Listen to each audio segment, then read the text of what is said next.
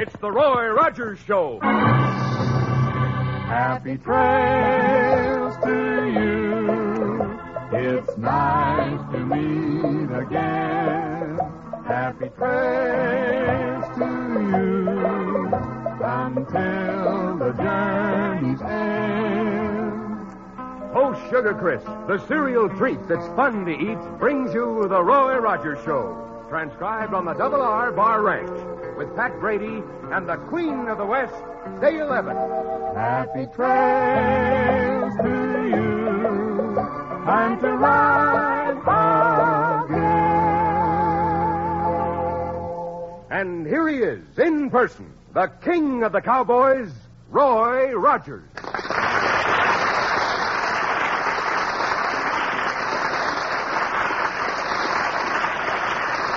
Well, howdy, folks.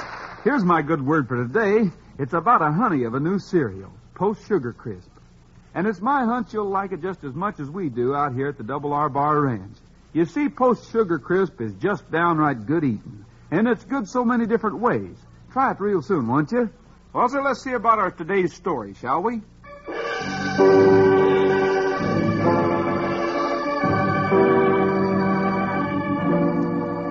Paradise Valley feels like celebrating today. Young Fred Apt has recovered from that accident he was in. And more, the insurance company awarded him a good sum of money. So now he can buy a ranch. That's what Fred has always wanted. And everybody's pulling for him. Don Waters and his foreman, Burma Blum, are especially happy for him.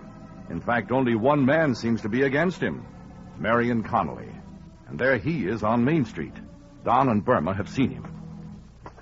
You stop up here by the general store and wait for me, Burma. Nothing doing, Mr. Waters. You may have trouble with Connolly. If you do... If I do, you want to be on the sidelines. You can't afford to be around trouble. Yeah, I see what you mean, boss. Okay, I'll wait, but I'll be here if you need me. Conley, Huh? What do you want, Don? I'd like to talk to you for a minute. Yes? What about? About Fred Apt. Some other time. I'm rather busy this Now, Conley, and here. There's been rumors that you're trying to get Fred's insurance money by palming off High Hope Ranch on him. Watch what you're saying, Don. I want to talk plain. The High Hope is worthless land, every square foot of it. You're just... Fred didn't work for his money. He got it for nothing. Why shouldn't it be fair game for anybody who can take it? Why, you... No. I didn't mean that. Fred got the money because he isn't able to work like other men. He won't ever be able to work like other men. And I don't propose to stand by and see him cheated. I'm going to offer him decent property for his money. Property that'll give him a living. Listen to me, Don. Now, you listen close. You kill this deal of mine, and you won't live. I've had my say, Conley. I'll see you later. Come back here, Don. Haven't time now. I'm a busy man. Oh, Burma, I'd like you to take the supplies on back to the missus alone. Sure, boss. Look, it's not my place to tell you what to do, but if I was you, I wouldn't interfere with Connolly. He's mean. Somebody has to interfere, Burma. All right, you take the supplies on home. I'll ride over to Squaw Creek and see Fred before Connolly can complete his deal.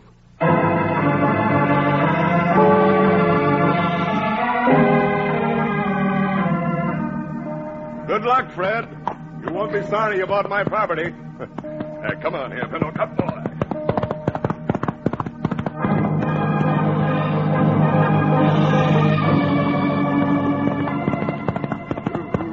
Easy here, Pinto, easy. No use hurrying on a mountain trail. Easy. Whoa, boy, whoa. Somebody's trying to get me. Whoa, look out. Look out, we're going over the edge.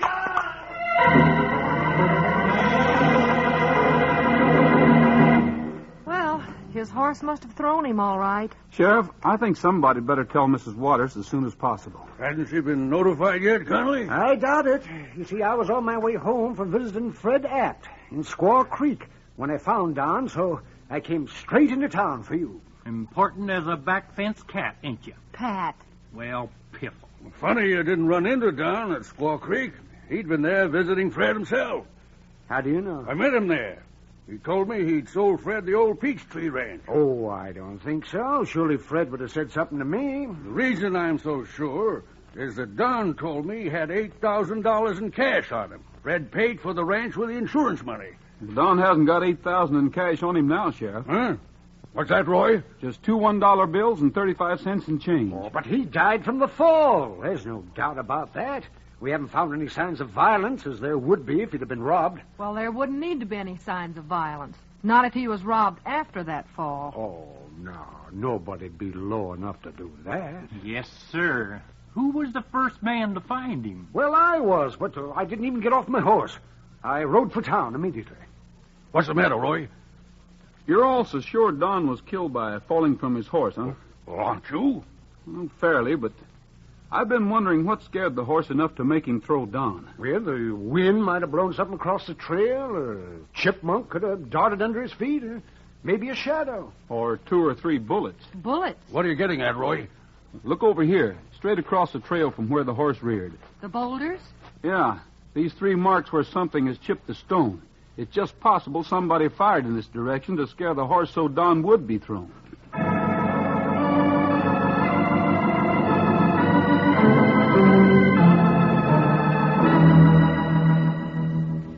You'll have to excuse me. It's hard to talk after hearing a thing like this. We won't bother you much longer, Mrs. Waters. One thing we would like to know, though, did Don have any enemies? Well, if he had, he didn't say anything about them. He was the kind of a man who never bothered his family with worry. I didn't even know he'd ridden over to see Fred. All he said was that he and Burma was going to Mineral City for supplies. Burma is your foreman. Burma Blum.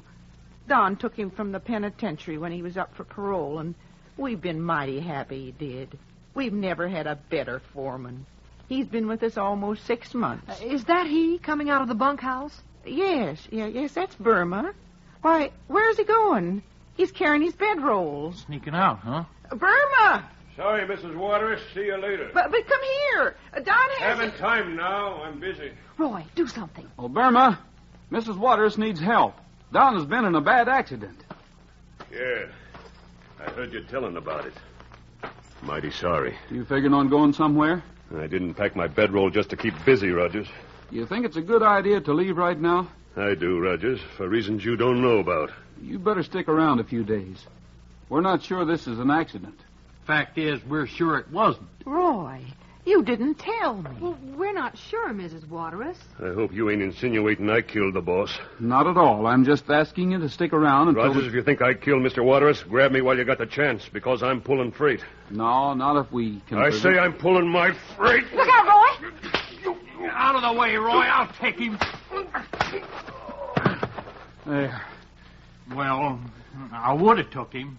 Only you always got to do everything in such a rush. Roy, I wish you hadn't done that. Well, I couldn't very well help myself, Mrs. Waters. Come on, throw him into Nellie Bell's back seat, and I'll take him into jail. Nellie Bell and me's carried worse stuff. We haven't any reason to take him to jail, Pat. Not yet, anyway. Well, do you have to have a reason? He'll come to in a few minutes. When he does, we'll find out why he's in such a hurry to leave, and that may give us our reason.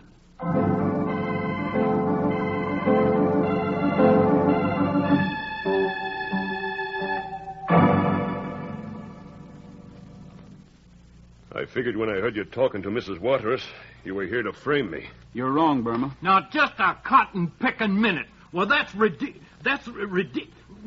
That's silly. Roy Rogers never framed anybody in his whole life. Well, anyway, I knew I couldn't stay here or there'd be trouble. I'm on parole from the penitentiary. I've got a record for robbery. Why, they didn't even know about your record, Burma. You'd be in real trouble if you left. Yes, a parolee has to stay where he's put. Oh, the law would find me sometime. I knew that. But the boss has been on the level with me. He gave me a chance when nobody else would. I figured it's my job to get the hombre who killed him. I still figure it that way. Well, it's everybody's job, Burma. Not just yours. But it's mine in particular. And mine. What were you planning to do first, Burma? Having a settlement with Marion Connolly. The boss and him had trouble in town this morning. Connolly wanted to sell High Hope Ranch to that fellow who had the accident. Fred Apt? Yeah. The boss wouldn't stand for it. He told Connolly right to his face. He warned the boss not to interfere if he wanted to live. I guess Connolly forgot to mention that to us. I'm not lying, Roy. Well, it adds up. The sheriff met Don in Squaw Creek, and Don said he'd sold Fred some property. Nellie Bell, Better start your generator. We're leaving. Well, wait a minute, Pat. Burma, just so you're in the clear, do you mind telling us what you did with yourself all day? Well, I brought the supplies home like the boss told me. After I got here, I worked on the water pump. Didn't finish till about half an hour ago. You can check if you want to. See that it's fixed. Well, that won't be necessary. You stay on the ranch and keep out of trouble, and we'll... What about Connolly? What about the boss? We'll handle that. Your only concern is to keep away from trouble yourself. The boss was awful good to me. Well, you keep out of trouble. We don't want a killer running loose any more than you do. And you can depend on it. We'll take the man who's guilty.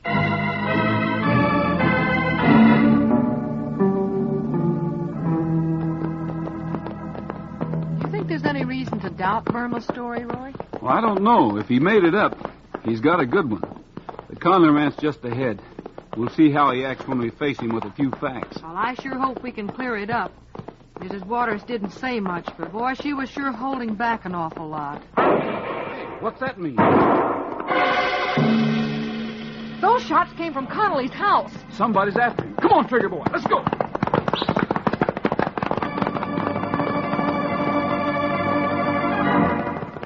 Roy, Dale, and Pat turn into the lane, and as they approach the ranch house, they see Connolly standing in the doorway, terrified. In front of him, not 20 feet away, is Mrs. Waters, a rifle in her hand. Whoa, Trigger. Oh, easy, Buttermilk. Oh, Nellie Bell, turn off your gas. Save me, Roy! She wants to kill me! Put that gun down, Mrs. Waters.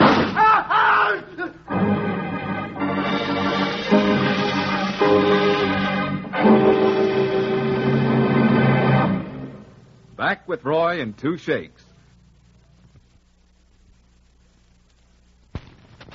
Let's greet his pals, Handy, Dandy, and Candy, the 3 honey bears on the front of every package of Post Sugar Crisp.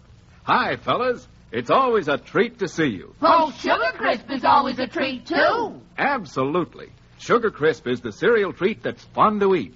This cereal is really different. Wholesome puffed wheat with a delicious candy coating of sugar and honey. And the 3 Sugar Crisp bears say that Sugar Crisp is fun to eat 3 different ways. It sure is. First, as a cereal, it's dandy. Sugar Crisp is just sweet enough. You don't need any sugar. For a marvelous breakfast treat, just pour on milk or cream. Boy, Sugar Crisp is great for snacks whenever you're hungry. Check. Sugar Crisp is really a treat anytime. And you can eat Sugar Crisp like candy right out of the box. How right you honey bears are. Sugar Crisp is good any way you eat it.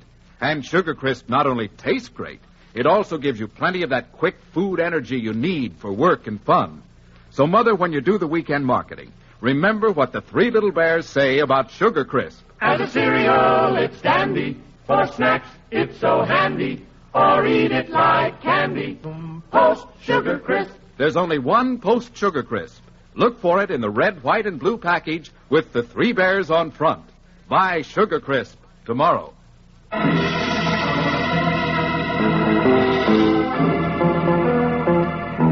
Roy, Dale, and Pat arrive at Connolly's ranch to find Don's widow already there, gun in hand, determined to kill Connolly. Roy leaps from Trigger's back, starts toward Mrs. Waters.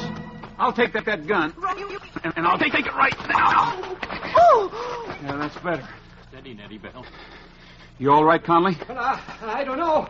I don't know. She tried to kill me. And I'll do it, Mr. Conley. I've been stopped for now, but I'll kill you before I'm through. The same as you killed Don. Dale, come here a minute, will you? Sure thing, Roy. Keep the gun, Roy. Don't let her have it. Why, Mrs. Waters, look here. You don't want to do anything like this. Oh, I know he killed Don. You all right, Conley? Walk over this way. You don't know that he killed Don. Oh, I'm sure of it. I'm just as sure as if I'd seen him do it. There couldn't have been anybody else. Here, now, watch her, Roy. You haven't any proof, though. And even if you had, it's the law's place to punish, not ours. He killed Don. I'm going to kill him. Hey, Roy, that woman is going to be locked up. Nobody's safe while she's on the loose in her present state of mind. Come on.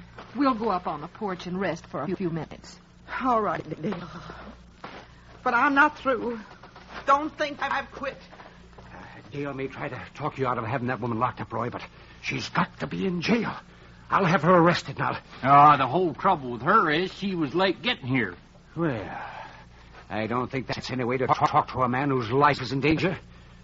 Now, Roy, You better do something. Conley, at least 2 people will think you've killed Waters. But you and I know he died in an accident. I understand you and he had a quarrel this morning. Is that right? Well, we had a slight disagreement, but friends as close as Don and I couldn't actually quarrel. Burma Blum, he's Don's foreman, and Mrs. Waters think different.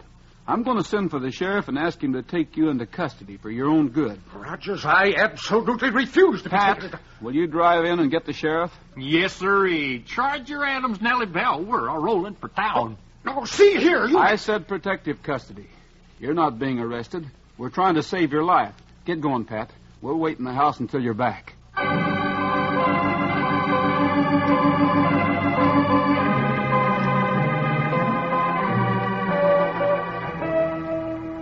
If you want me to stay until the sheriff comes, I will, but I'm all right. Dale pointed out to me how Don was always a man who believed in the law. What is it, Roy? Well, there's a gang of some kind coming up the lane. I don't like the looks of them. Boy, sure enough. That's Burma Blum in the lead. Burma? Roy, you said he believed I killed Don. Let's see. What? It is Burma. And riders from all over the territory. They've come for me. Roy, do you think we can handle them? Don't let them kill me. Don't let them kill me. Now, get in the closet, Conley. Hurry. Stay there. Don was my friend. Why, it's wrong to blame Keep out of sight. They're coming up the steps, Roy. You and Mrs. Waters better get back out of the way, too, Dale. Well, if there's any trouble, I'm with you. Hold on here. Wait a minute. What is all this? We've come for him, Rogers, and we're taking him. Who are you talking about? Don't stall me. I know what'll happen to me for doing this job, so I haven't much to lose. All I care about is getting Conley before I'm caught. If it's Conley you're looking for... You know it's Conley. Bring him out. These fellows with me, some of them work for the boss. They all think like I do, that the boss was the best man in the world. And we're not turning back until we have attended to the man who killed him. Burma! Don't put yourself in danger, Miss Waters. I don't want you to do anything like this, Burma. Well, somebody has to do it. The boss is dead. Don't you think I know that better than any of you? Well, his killer's running free. The boss... If there is a killer, the law will take care of him. Oh, the law. But before anything else, we have to prove that Don really was killed. No, wait. I know how you feel. I feel the same way, only more so. The boss has been my whole life for almost 18 years. If there is a killer, we have to prove it first. We'll prove it.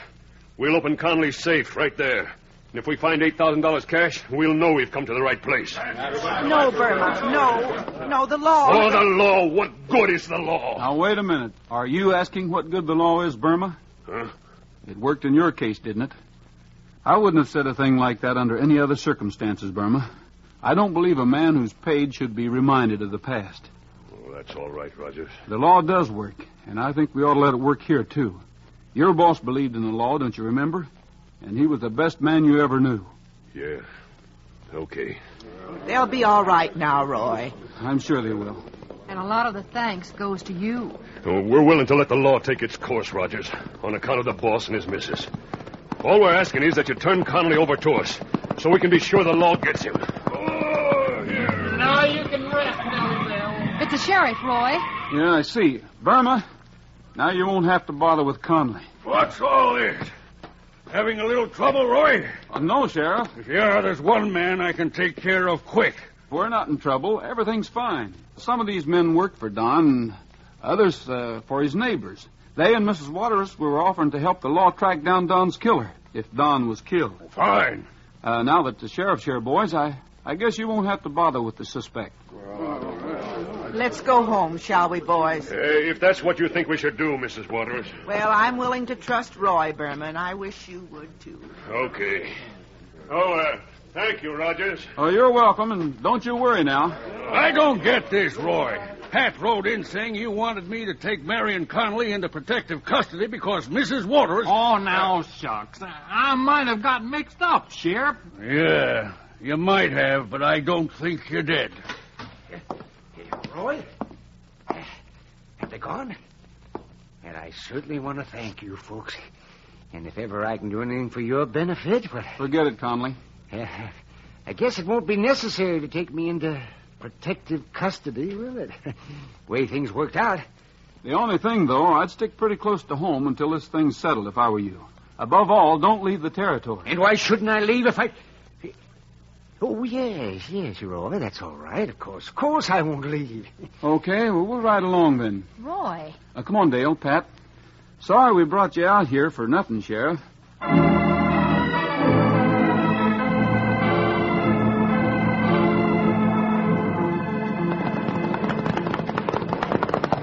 All right, pull in your horses. Easy, Buttermilk. Oh, Nellie Bell. Oh, steady, Trigger. I couldn't explain back there in front of Conley, but he's not cleared yet. Well, I wondered. Well, he knows he's under suspicion, and if he's guilty, he'll probably take off within the next couple of hours. The sneak. Sheriff, you go on over and watch the entrance to his ranch. He may leave earlier than I figured. Sure, Roy. Dale, Pat, we'll slip back to the house and check on our friend. When the sun goes down, he'll probably go into action.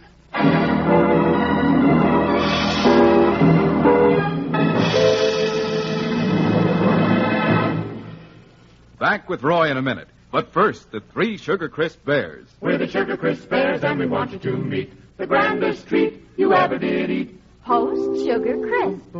As a cereal, it's dandy. For snacks, it's so handy. Or eat it like candy. Post Sugar Crisp. Yes, Post Sugar Crisp is the new delicious cereal. You see, Sugar Crisp is made of nourishing, wholesome puffed wheat, coated with pure honey and sugar. So enjoy it as a cereal.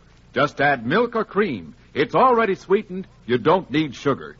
And Sugar Crisp is a grand between-meal snack, too. It's rich in food energy. Or eat it like candy right out of the box. This honey of a cereal is good any way. So buy Post Sugar Crisp in the red, white, and blue package with the 3 bears on it.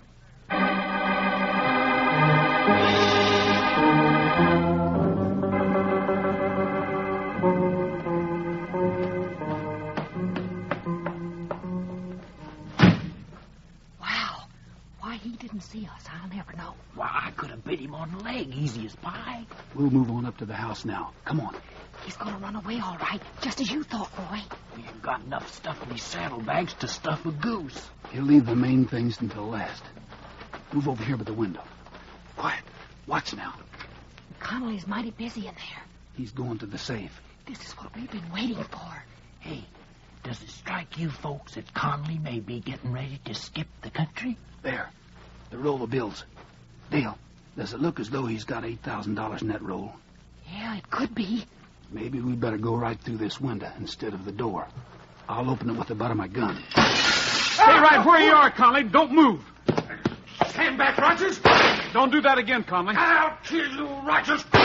I'll kill you just like I killed Don Waters. Let that gun alone. Don't try to pick it up. I didn't mean that, Roy. I didn't mean to say I killed Don. He and I were the best of friends. Just raise your hands and keep them raised. I'll take that money for the time being. There's $8,000 here, is there? Yes. Well, no. Well, there could be. I'm not sure.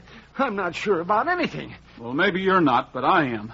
Dale, Pat, come on in. We've got the killer. And I think he'll write out the confession he just made to me in private.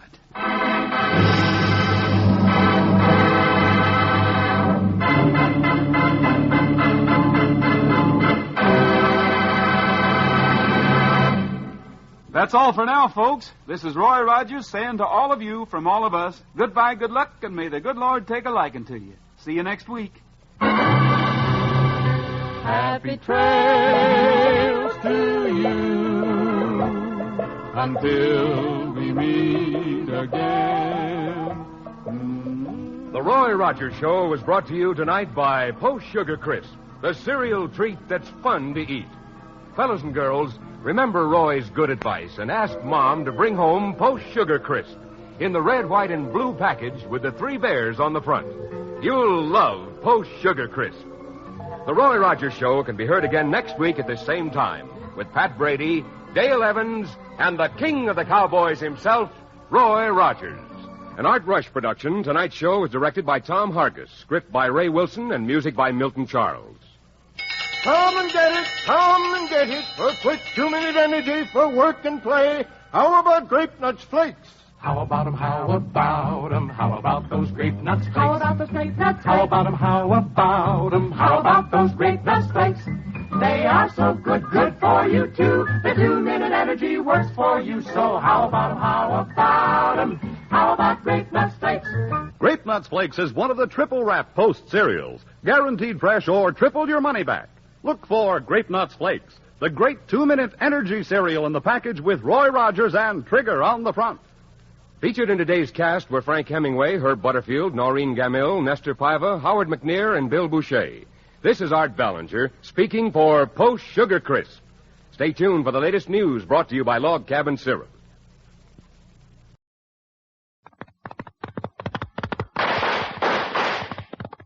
It's the Roy Rogers Show.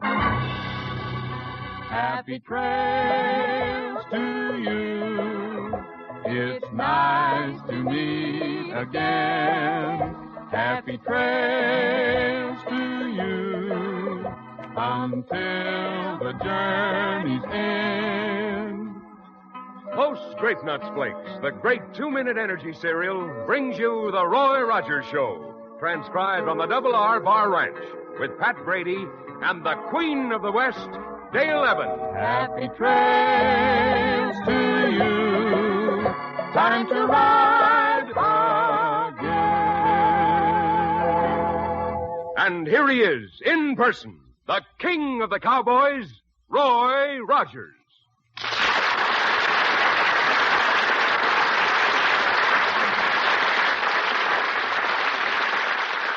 Well, howdy, folks. You know, being a cowboy, you need lots of energy. That's why Grape Nuts Flakes is the cereal I like for strength and energy. Just 2 minutes after you eat a big bowl full, that whole wheat energy starts going to work for you. Try Grape Nuts Flakes, buckaroos. They're great. And now, our story for tonight is about Indians.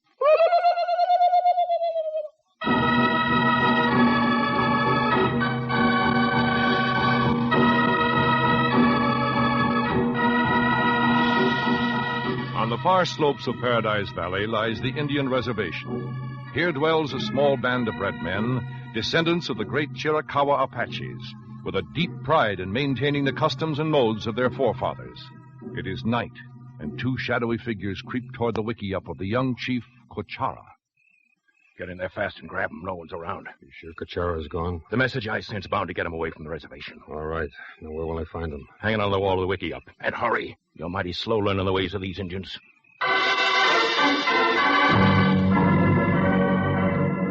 And the next morning in the sheriff's office in Mineral City, Roy Rogers and Dale Evans hear damaging evidence against one of their most trusted friends. Roy and Dale, I'm sorry, but if Cochara won't say anything in his own defense, I have to keep him locked up. I understand, Sheriff. Cochara, my friend, you've told us that you were in the Oak Glades this morning. Now, I know you weren't there to shoot deer. Cochara did not go there to kill deer, Nantan Rogers. The arrows that killed the deer were your arrows, Cochara. You don't deny that, do you? Cochara does not deny that, Mr. Mills. You better not lie, you know. Mr. Mills, you're an Indian agent, and you ought to know that the Apaches do not lie. That's right, Mr. Mills. Cochara always tells the truth like his forefathers did. Look, Rogers, I'm trying to protect him. But if Cochara and his tribe are going to kill deer out of season, both on the reservation and in the Oak Glades Game Preserve, I've got to report it. My men have found dozens of dead deer in the last couple of weeks.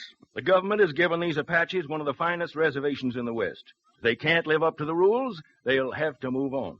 Sheriff, you and I have both known Cochara for years, and I want you to release him into my custody, at least until Mr. Mills' report reaches Washington. Well, I don't see anything wrong with that, Sheriff. The evidence is entirely circumstantial. I don't know, Sheriff. Wait a minute, Mills. If Roy will be responsible for Cochara, I'm going to let him go for now. I appreciate that, Sheriff. I want a day or so to look into this deer-killing situation. Come along, Dale, Cochara. You're sticking your neck out, Rogers. I know these Indians pretty well. In a lot of ways, you don't seem to, Mr. Mills. Sheriff, you know where you can find me. Sure, Roy, but remember, my duty comes first. Well, of course it does, Sheriff, and duty and justice go hand in hand, too. Say, Cochara, there was something you didn't want to tell the sheriff and Mills. Yes, Cochara. There's a story behind the deer that were killed by your arrows. What is it? It is not important. Cochara thinks only of the trouble of his friend, Nantan Rogers. My troubles? What? Why did you send for me last night, my friend? Why did you ask me to meet you in the Oak Glades? Send for you? What are you talking about? Your message was delivered by one of the children of my tribe. I waited for you in the glades until the stars faded. Then I set out to find you. As I passed through Mineral City on my way to your ranch, the sheriff's men arrested me. You got a message which was supposed to come from Roy? Cochero, why didn't you tell the sheriff and Mr. Mills this story? Nantan Rogers is my friend. My tongue is silent until I know he wishes me to speak. Cochero, you're a real friend. But someone is out to get something. The message was not sent by you? You bet it wasn't. Roy, what's behind this? Well, I don't know. I'm going to find out. Cochero, I want you to go back to the reservation and see that everything's all right there. Pat Brady and I are going to head for the Oak Glades.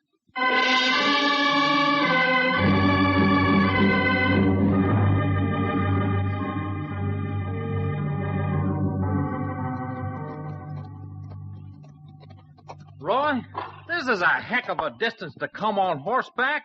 The saddle ain't near as comfortable as Nellie Bell's seat.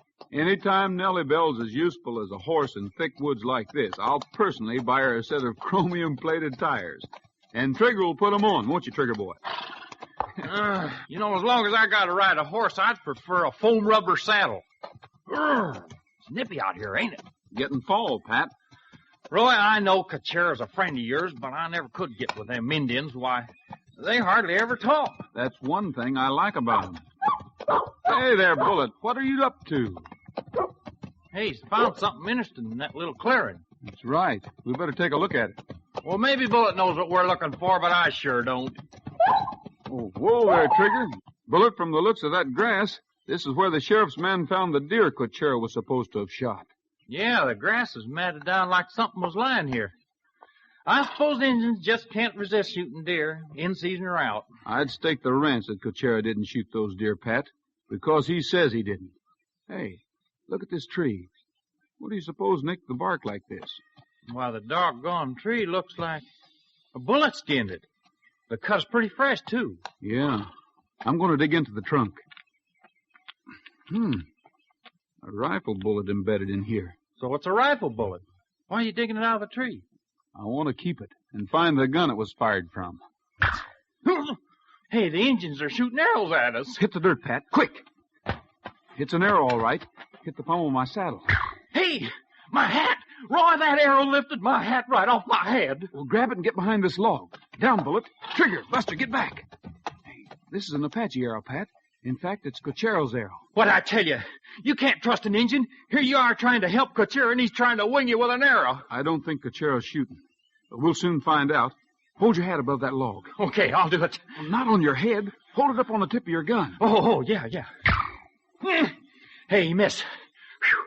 I might just as well have had my head in it. Cochero wouldn't miss like that, Pat. Try it again. Okay. I don't see what for, but... Oh, hey, he came closer that time. Let's see. That's 4 arrows. Hold your hat up once more. Roy, what are you trying to prove? This is my brand new cowboy straw hat. Well, go ahead. Hold it up. Wow. Roy, he practically re-blocked it that time. Okay, now. Stay where you are, Pat. Where are you going? Just crawling over so this big tree's behind me. This time I'll risk my hat. Hey, Roy, a hole right through your lid. And a rifle bullet in the tree. Open fire in that direction, Pat. Keep shooting. I need cover while I dig this bullet out. Well, I'm glad we're fighting back anyway. Keep shooting, Pat. I'm getting the bullet. Roy? Hey, Roy, listen to that. You hear hoofs? Yeah, I do. I'll have this bullet out in a second. There. Well, hey, whoever it was, he's sure getting out of here in a hurry. Well, let's go after him. No, that can wait, Pat. I want you to ride back to town and get a look at those deer. And find out for sure whether they were killed with arrows or rifle bullets. What are you going to do? I'm heading for the Indian village. I want to talk to Cochero some more, because I know he wasn't shooting at us just now. How do you know that? When I saw Cochero in town, his arrow quiver was full. Roy, I don't get this at all. Cochero always carries 7 arrows in a quiver. No more, no less. And our friend may have used 2 arrows on the deer this morning, because he changed to a rifle after trying 5 on us.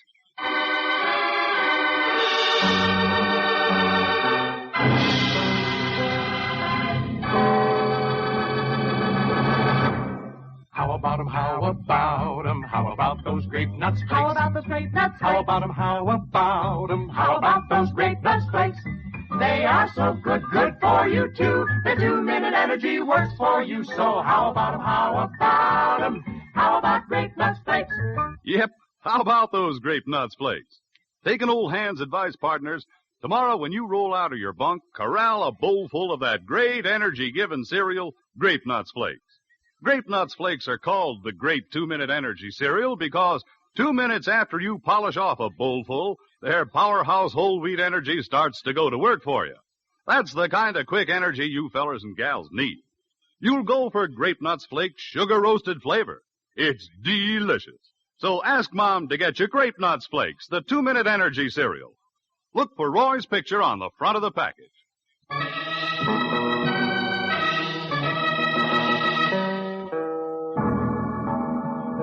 The Indian tribe, led by Roy's friend Coachara, is in danger of losing its beautiful Paradise Valley reservation when evidence seems to show that they're killing deer in the adjoining game preserve. While investigating, Roy and Pat are attacked by an unseen marksman with a bow and arrow. And when the sniper switches to a rifle, Roy sends Pat back to Mineral City for further investigation, while he and Trigger and Bullet go to the Indian village. Coachara found that quiver of arrows had been taken from his wickiup, Nantan Rogers. He started again for Mineral City to tell you. How long ago did he leave, Natonka? As the sun reached top of the heavens. Tell me, Natonka, have any strangers been in your village lately? One came to us at Moon's first crescent. He was good man, for Mr. Mills brought him. Oh? What was his name? Nantan Mills called him Edwards.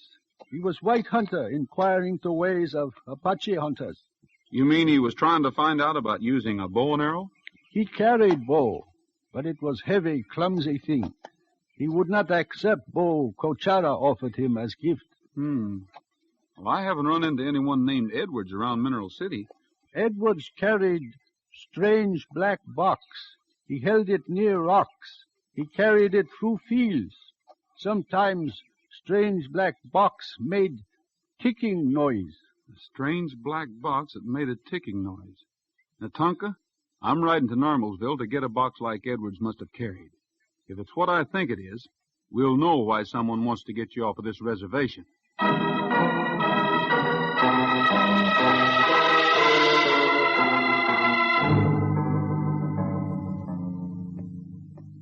There you are, sir. Hope the steak's done the way you like it. Oh, this looks splendid.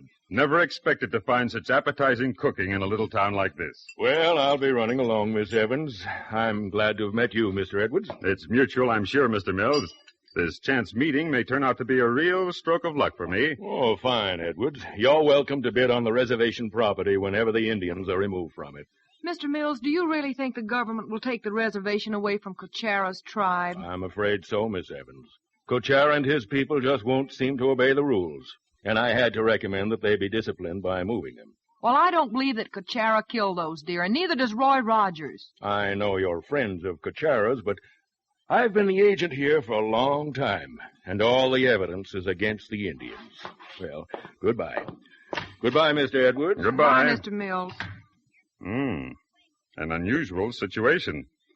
An unusual situation indeed. Well, I wouldn't get my hopes up about buying the reservation, Mr. Edwards. Well, I'm putting in a bid at any rate. It's just the sort of property I want. You see, I'm a sportsman, Miss Evans. I've made a career of big game hunting. I suppose you've hunted all over the world. Oh, I should say so. Tigers, elephants, lions, elk. Say, have you ever tried hunting with a bow and an arrow like the Indians do? No, that's something I haven't tried. A gun's quicker, you know. Yes, I suppose it is. Dale, whoa, where's Roy? Why, isn't he with you? No, he sent me on an errand about noon. He went on to the Indian reservation. Gosh, he ought to be back by now. It's 4 o'clock. Yeah, almost time for you to go to work. Why don't you put on an apron and finish waiting on Mr. Edwards here while I get things ready for the supper rush? Oh, sure, Dale. Sure. Anything I can do for you, sir? No, I'm getting along fine, thanks. Mr. Edwards here is a big game hunter, Pat. He hopes to settle down around here. Well, that's fine.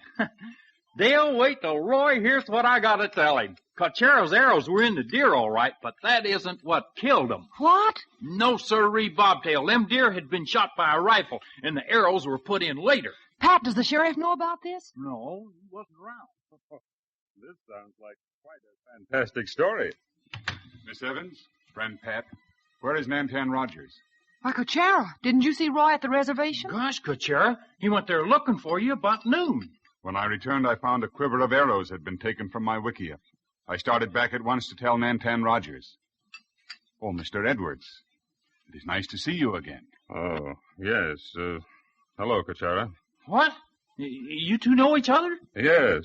Yes, I've seen Kachara before. Mr. Edwards honored my tribe with a visit some weeks ago. The Indian bow which you would not accept as a gift, it is still yours, Mr. Edwards, if you wish it. Bow? What are you talking about? Mr. Edwards is an archer, but his bow was clumsy thing, fashioned in white man's factory. Mr. Edwards, I thought you told me you'd never shot a bow and an arrow. I haven't. The Indian's mistaken. Well, golly, that thing's sticking out of your jacket pocket. Ain't that one of them leather wrist guards archers use? All right. I'm a real expert with this rifle. Now, hands up, all of you, and into the back room. Hey, wait. Come on. I'm not fooling. Mr. Edwards, you stole Kachara's arrows and you shot those deer. Yeah, and you're probably the muzzler that was slinging arrows at Roy and me this morning. Maybe I was. Well, nothing's going to keep me from getting that reservation. Well, you ain't going to get it. I don't know what your game is. Quiet. Be calm, friend Pat. I have just told Nantan Mills of the stolen arrows. He will protect my people. You might as well put that gun down and give up, Mr. Edwards, because here comes Mr. Mills now, and he's a government agent. Don't move, anyone. What's going on here? Hey, this feller with a gun on us is plotting to steal a reservation, Mr. Mills. Yes, and we've got all the evidence. Put him under arrest, and we'll tell you the whole story. Back up a couple of steps, Edwards. You're too close to cover these meddlers properly. Mr. Mills! We'll have to get rid of him, Mills. I told you you'd get in trouble showing your face in town, Edwards. All right, I made a mistake. But we've got to work fast now. Yeah, and I know the perfect way. Kachara kills these two with his bow and arrow. In the struggle, they shoot and kill him. Load him in the jeep outside, Edwards. Take him to the reservation. That won't work, Mills. Roy Rogers is at the reservation right now. All right, Edwards. Make Brady drive you to the top of Secret Mountain. That's on the reservation. Rogers sure isn't going to see anything that happens up there. Secret Mountain? That is not on the path Nantan Rogers would take back to Mineral City. Now get moving, Edwards. And if any of them give you any trouble, shoot them. I have a sealed bid on the reservation in your name. As soon as I see that it's filed legally, I'll join you and we'll take care of the troublemakers.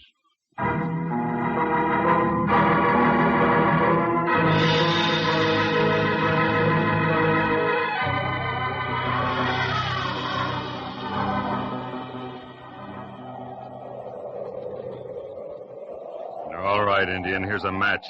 Now get that fire going. It's cold. Yeah, you should squawk, Edwards. You can at least move around. You got me and Dale tied hand and foot. Yes, you're a brave man, all right. After the Indian gets the fire going, I'll tie him up again. No funny business now, Indian. Coachella gave his word he would not escape. The fire will make Miss Evans more comfortable. Sure. Might as well be comfortable. You're not going to last long. I see Mills's horse starting up the trail now. Well, he better hurry up because it'll be dark in about 15 minutes. And the way you handle a bow and arrow, you'll have enough trouble shooting us in the daylight. Never mind, Brady. At the range I'm going to use, I can't miss. Confound you, Indian! Can't you build a fire that doesn't smoke? With the proper wood, the fire would not smoke. You think I'm going to move to the other side so I can't watch the three of you? You're very much mistaken. Well, all right, put up with the smoke then. We're not complaining. No, we're not. Much, anyway. Take your jacket off, Indian. Stand over here and fan that smoke away from me. Coachara will do it. A little farther away from me. I'm onto your tricks. You're not going to toss that jacket over my head. Nellie Bell had to pick today not to run out of gas. Take a last look at the Jeep, cowboy, because in another few minutes, you and the lady and the Indian will never see anything again.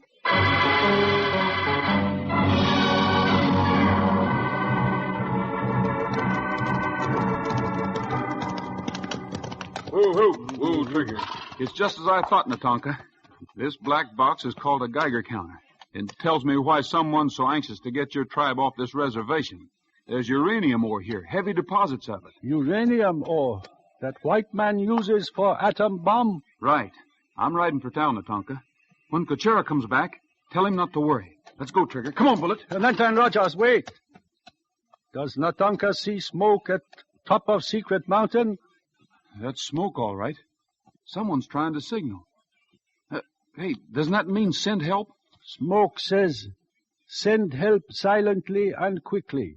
It is Cochara's signal, Nantan Rogers. Tonka, I want to borrow your bow and a quiver of arrows. Trigger can get me there quickly, and Bullet and I can be pretty quiet when we have to.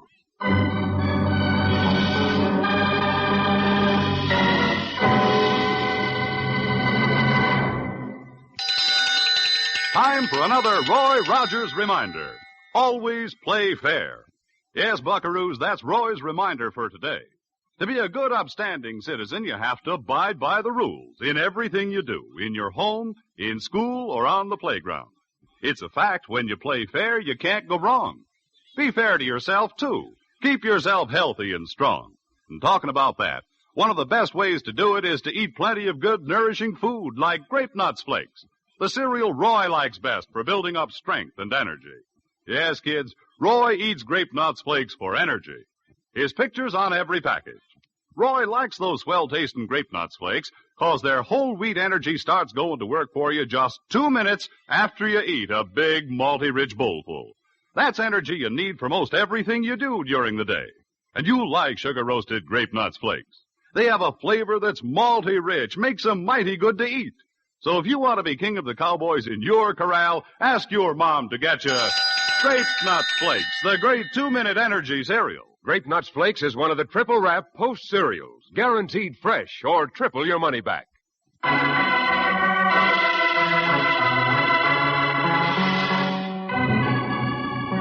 Cochera's smoke signals reach Roy from the top of Secret Mountain. But Len Mills, renegade Indian agent who has plotted with Roland Edwards to steal the reservation, arrives to silence forever the only tongues that know of his perfidy. Well, come on, Edwards. Let's get this thing over with. Don't untie Brady and the girl till later, Mills. This way they can't wiggle, and I'll be sure to get them with 1 arrow apiece. I must say you're a poor excuse for a big game hunter. Maybe, but I'm a good uranium prospector. Uranium? What? Sure. The reservation is loaded with uranium-bearing ore. Edwards, get Cochera's bow and arrows ready. I'll handle the gun. What, my rifle? No, I'll use Brady's gun. Come on, let's go. There is no hope now, my friends. I am sorry. I'm sorry, too, Cochera. Goodbye, Dale. I'm sorry I was late for work so often. Say, his bow handles fine. I'll count to 3 and we'll fire. 1. Oh! Edwards, what's the matter? Something got me. My wrist. An arrow. Oh, my hand! Edwards, it's the Indians. No, it's not the Indians, Mills. Bullet, take that big guy. Hey, get that dog off me! Mills, I don't know your part in this, but anyone who's ready to fire on 3 helpless people has a thrashing. He sure has, Roy. Get him. Rogers, no, don't. You're making a mistake. I don't think I am. Not half as big a mistake as you made.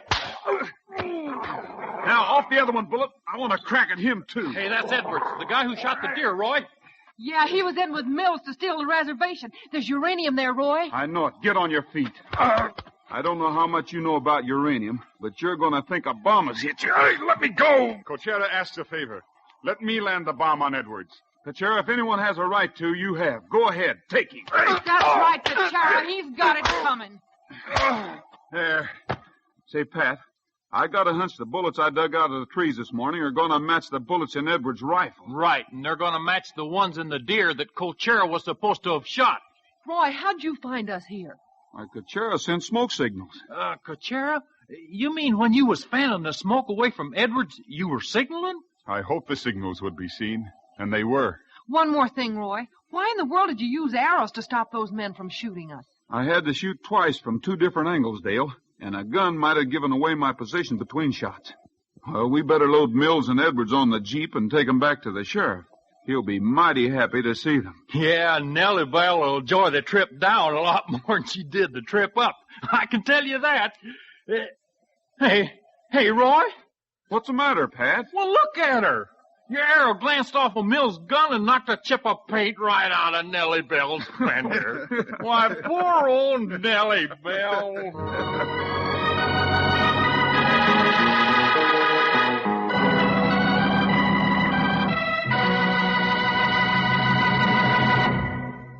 That's all for now, folks. This is Roy Rogers saying to all of you from all of us, goodbye, good luck, and may the good Lord take a liking to you. See you next week. Happy trails to you until we meet again. The Roy Rogers Show was brought to you tonight by Post Grape Nuts Flakes, the great 2-minute energy cereal. Grape Nuts Flakes is the cereal Roy likes best for strength and energy. Look for the picture of Roy and Trigger on the front of the package. The Roy Rogers Show can be heard again next week at this same time with Pat Brady, Dale Evans, and the king of the cowboys himself, Roy Rogers. An Art Brush production written and directed by Fran Van Hartesveld with music by Milton Charles. Remember what Roy Rogers says, Post Sugar Crisp is the cereal treat that's fun to eat. Roy's right, fellas and gals. As a cereal, it's dandy, with milk or cream. For snacks, it's so handy, or you can eat it like candy right out of the box. Post Sugar Crisp is excitingly new, deliciously different. Nourishing puffed wheat, candy coated with honey and sugar. Ask Mom to get Post Sugar Crisp in the big red, white, and blue box with the 3 bears on the front tomorrow. Featured in today's cast were Frank Hemingway, Herb Butterfield, Charles Seal, Ken Peters, and Frank Gerstle. This is Art Ballinger speaking for Post Grape Nuts Flakes. Stay tuned for the latest news brought to you by Log Cabin Syrup.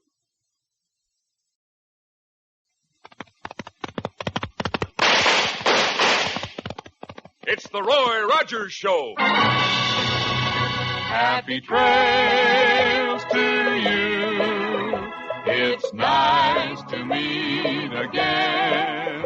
Happy trails to you until the journey's end.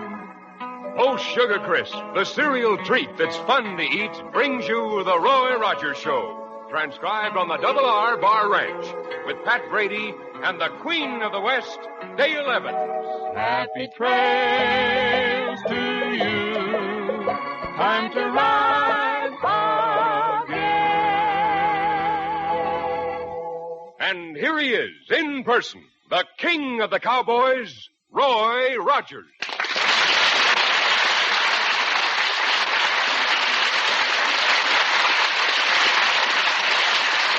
Well, howdy, folks. Here's my good word for today. It's about a honey of a new cereal, Post Sugar Crisp. And it's my hunch you'll like it just as much as we do out here at the Double R Bar Ranch. You see, Post Sugar Crisp is just downright good eating. And it's good so many different ways. Try it real soon, won't you? Now, let's see about our story for today.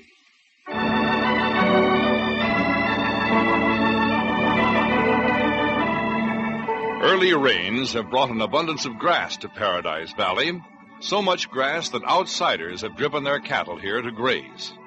These men, away from their home ranches, surrounded by strangers, have worked out laws of their own, hard, strict laws, but to them a very real way of administering justice. Among these cowboys is an older man, Lee Fox, and his younger sidekick, Lynn Dean. You'll have to do this for me, Lee. Don't forget, Dad was your partner. You promised to look after me. You promised, Lee. And I've tried. For almost 20 years I've tried. I want you to change clothes with me. Change clothes? Outfits, horses, everything. You take mine, I'll take yours. Oh, I see. Then the man who has the job will follow the wrong one. I'll have a chance to live. It's the only way, Lee. They'll follow you instead of me. Yeah? Oh, don't worry about yourself, Lee. Everything will be all right. They'll make sure before they do any shooting. They'll see it's you before they pull the trigger. The older man rides all day. At dusk, hungry, dirty, tired, he turns into the lane leading to a ranch house, the Double R Bar Ranch. He knocks at the door.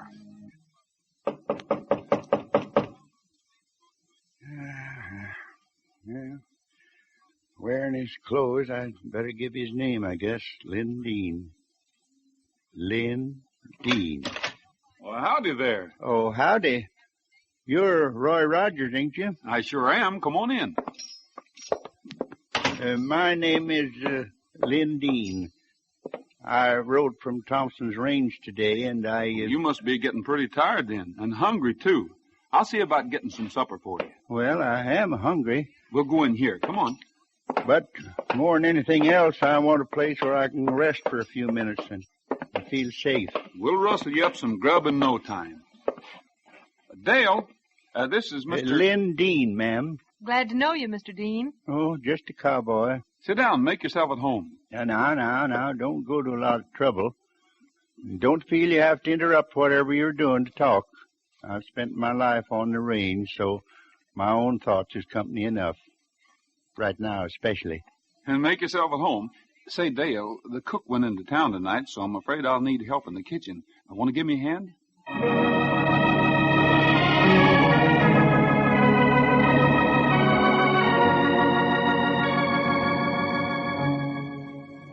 Roy, don't you think we should go in there with him? I reckon he'll come in here when he's finished eating. He's as much as told us he'd rather be alone. Yeah, I know he did, but he seems so downcast. Yeah. Well, we won't let him leave without trying to help him. Howdy there, Roy. Well, howdy, Pat. Hi, Pat. Hey, wait a minute. What's all that stuff? The darn things. Looks to me like you've been working on that Jeep again. Yeah, and sometimes I think that Nellie Bell is more bother than she's worth. What happened this time? I spent the whole darn evening tearing her apart and putting her together again, and she still won't run. Well, what's this stuff you brought in? Oh, just some of the parts left over when I got her put back together. I get so aggravated with her. I'm just... Am I interrupting? No, not at all. Come on in. Mr. Dean, I want you to meet Pat Brady. Glad to know you, sir. You folks have been more than kind, and You're not leaving already. Well, I should say not.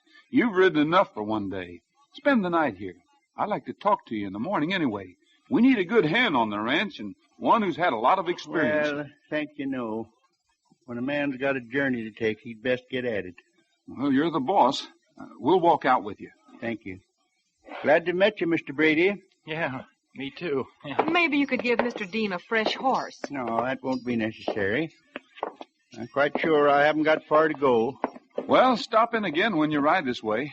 You folks will never know how much good being here for this hour did to me. Give me a chance to sum things up and make a decision. Well, good night. Good night, Mr. Dean. Good night. He's got big troubles, Roy. I know he has, but he didn't seem to want any help. Before I go back to the cafe, I'd better have another word with Pat. That shot came from right outside. Hurry! It may be Mr. Dean. Not another soul out here. Nobody. How bad is he hurt, Roy? Pat, bring me a flashlight, quick. What do you think? Well, there seems to be a pulse. You better get hold of the doc and the sheriff. I'll see what I can do for Mr. Dean.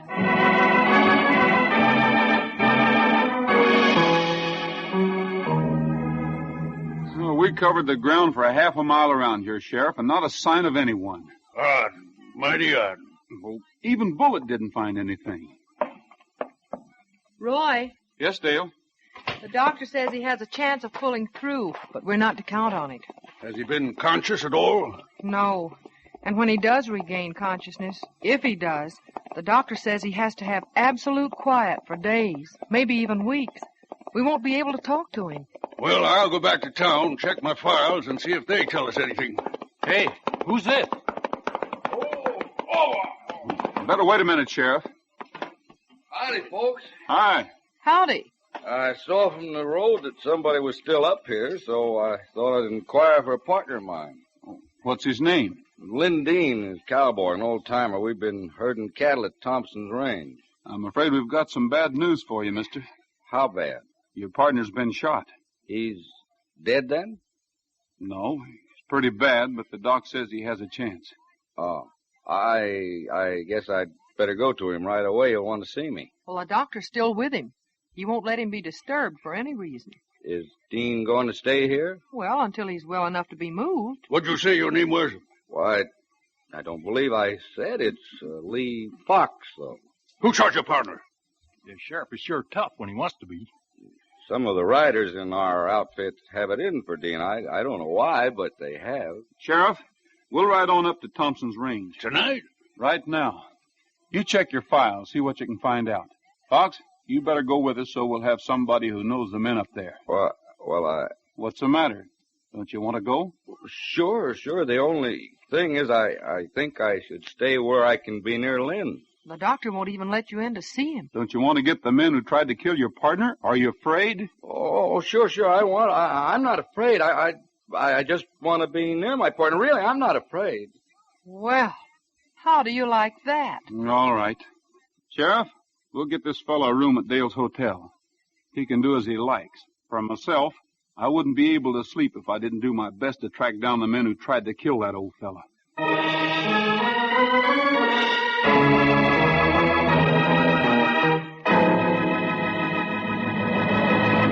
You know, Roy loves animals. And here are 3 of his animal friends that everyone loves. The 3 Sugar Crisp Bears from the front of the Post Sugar Crisp package. Hello there. Got a word for the folks? We've got 3 words. Try Sugar Crisp. Wise words. Sugar Crisp is the cereal treat that's fun to eat. It's made of nourishing puffed wheat and candy-coated with sugar and honey. And you'll love it 3 different ways, like the little bears say. As a cereal, Sugar Crisp is dandy. It's just sweet enough. You don't need sugar. Just pour on milk or cream. And for snacks, Sugar Crisp is so handy. Any time of the day or night. Right again. And you can eat Sugar Crisp just like candy, right out of the box.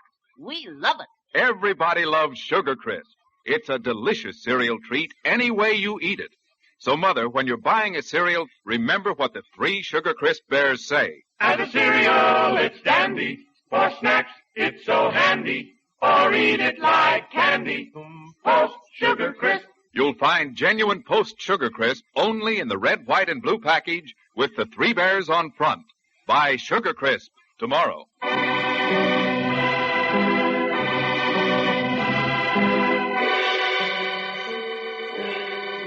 By riding hard all night, Roy, Dale, and Pat arrive at Thompson's Range just after dawn. They locate a herd of cattle, then a range camp, and go over to talk with the cook who's preparing breakfast while the riders get ready for their day in the saddle. You wait here, Trigger. Come on, Dale. Pat, you too, Bullet. Well, I'll bet Bullet is tired. And so is Patrick Aloysius Brady. Well, who wouldn't be happen to ride a horse? That Nellie Bell breaking down at a time like this. Good morning. Howdy, strangers. You're welcome to eat as long as you help fill the wood box. There's the axes. We may take you up on that. Plenty of time to chop before breakfast's ready. No stick more than 16 inches long. The lady can wash dishes. I'd rather chop wood if it's all the same to you. Say, do you happen to know a man by the name of Lynn Dean? I've heard the name. He work for this outfit? Maybe. Well, does he or not? Partner, a cook's a busy man. If you'd like to be useful, there's a spring 20 rods that away. And here's a water bucket. But if you'd rather go on gabbing, talk to them fellas. Roy looks behind him. 3 men have come up. Cowboys, hardened by weather, by the sun and wind and rain. They stand grimly silent, their hands at their sides. 4 others, not far away, are walking toward the chuck wagon. Easy, Bullet. Easy, boy. There's nothing to worry about. This your whole outfit? There's 3 more. Wells Hobbler and Tom Hill. They're still night riding with the herd. And 1 other man who's on the trail. There's some strangers here, boys. They want to know about Dean. What do you think we ought to tell them? Maybe it would help if I told you what I know first. Watch out, Roy. Do you know that Lynn Dean is an ornery skunk, partner? Just remember, you said that. Do you know that he's a thief who'd rob a dead man, then sneak away under cover of night? No, I don't. Well, the boys and I do. We had Dean setting up with one of the outfit, a man who was sick. Dean was to tend him through the whole black night. When the sun rose next morning, we went to relieve him. He'd gone. The sick man was dead. Oh, the sick man's death was natural enough, but the way his saved-up wages had disappeared wasn't. Them wages had gone with Lynn Dean. That's hard to believe. Tell you how true it is. His pal, a man who'd been riding with him for 20 years, was so ashamed he left camp before the sun come up. He couldn't face us. Was the pal's name Lee Fox? You from the law, partner. Unofficially. When we're strangers in a territory and without law officers of our own choosing, we take care of our own. How? We hold a meeting. Figure what ought to be done to a man who's gone bad. Then we draw lots. Whichever one of us loses in the drawing deals out the punishment. But we stand by him, lawman. He was doing our bidding. We stand by him. Len Dean was shot. We expected he would be. One of you men here did it. No, it wasn't any of us. We'll talk to your 2 night riders then. And it wasn't our night riders. Then it has to be the man on the trail. Well, starch my socks, bet it is. Hold it, partner. All 3 of you. Don't move. Hands slip to belts. Fingers close over gun butts and remain there. A grim-faced cowboy stares silently at Roy, Dale, and Pat within their circle. No man makes any other sign save the cook. The cook has become the leader. We're on your side, partner, 'cause we believe in the law, too. If we didn't, we wouldn't have made our own.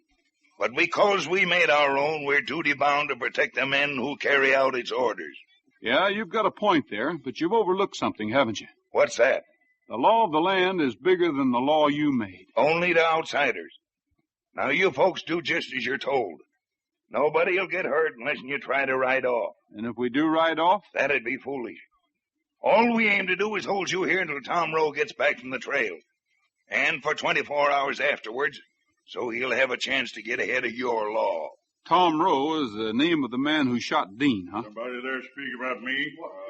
Well, I'm glad you're back, Tom. And I haven't been much of any place yet. You've been far enough to connect up with Len Dean. Who are these hombres? Lawmen who come to get you for shooting Dean. Yeah, a little early. I didn't shoot Dean yet. Well, he's sure been shot. Well, not by me. I started out to get him, and my horse threw me. I've been lying on the trail most of a day and night, coming to, I guess. Then you won't mind coming back with us and clearing your name. He says he didn't do it.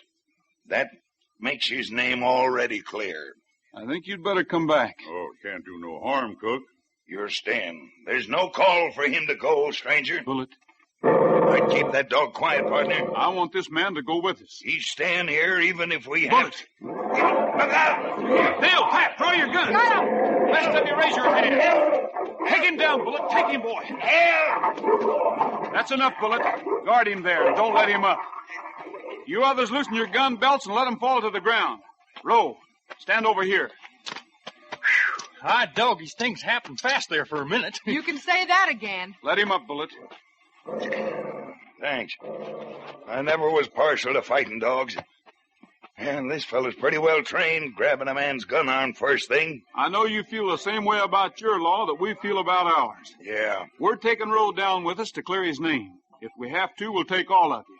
But there's no need of that if you give us your word not to interfere. Well, it can't hurt for me to go. I didn't shoot anybody. How about it, Cook? You believe in the fairness of the law, and so do we. We'll take your word. Okay, we'll give it. How about a little chow before you go? The wood box needs filling, though. There's the axes. Fine. We are hungry after riding all night. Let's grab an axe and go to work, Pat. The former enemies eat together, each with a deep respect for the other. When the meal is over, Roy, Dale, and Pat take Tom Rowe and begin the long day's ride to Mineral City. About dusk, they reach the Double R Bar and stop at the ranch house before going into town.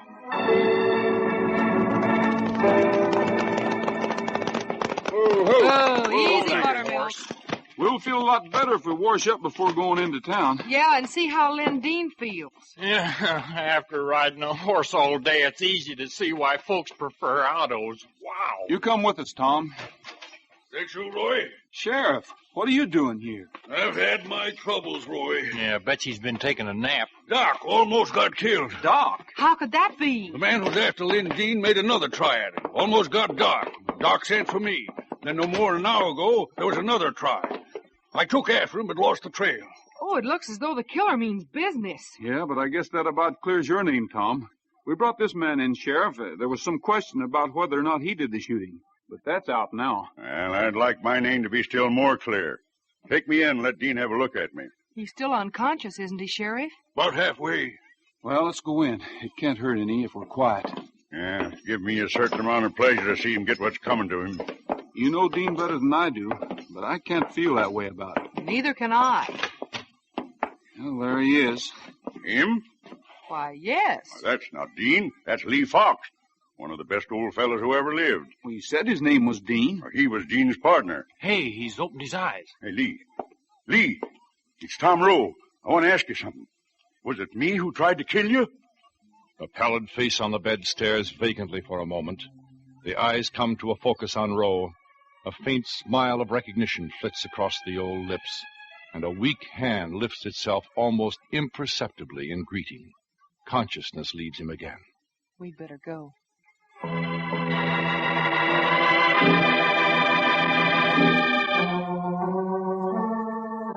Those clothes and that outfit in the other room, where'd they come from? They're his. He had 'em when he dropped in for supper. But they're not his. They belong to Dean. How could that be? And I don't know. They were partners. The old fellow practically raised Dean. Looked after him like he was a son. Every time Dean got into trouble, the old man just about cracked up. Did the old man know about this latest trouble? Well, I imagine so. Sure he did. Say, could they have changed places so Dean could get away? Dale, that's it. Pat, get Bullet. Let's try to put him on that young fella's trail. They switched clothes and outfits so Dean would have a chance to get away. Switched names even. But I don't see you. And Dean tried to kill the old man and go scot-free under the old man's name of Lee Fox. Come on, Bullet. His first shot didn't do it. He's been coming back to finish the job. Here's Bullet, Roy.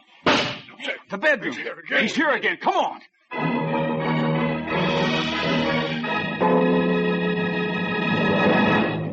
We'll be with Roy in a second. First, listen to this cheery melody. We're the Sugar Crisp Bears, and we want you to meet the grandest treat you ever did eat.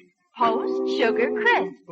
As a cereal, it's dandy. For snacks, it's so handy. Or eat it like candy. Post Sugar Crisp. Yes, Sugar Crisp is a honey of a new cereal. And the 3 Sugar Crisp Bears are right. It's wonderful 3 different ways. As a cereal, it's already pre-sweetened. You won't need sugar, just milk or cream. And Sugar Crisp is the perfect between-meal snack. Or eat it like candy right out of the box. Made of nourishing puffed wheat, it has a candy coating of energy-rich sugar and honey. That's why Sugar Crisp is so good. Buy Post Sugar Crisp in the red, white, and blue package with the 3 bears on it tomorrow.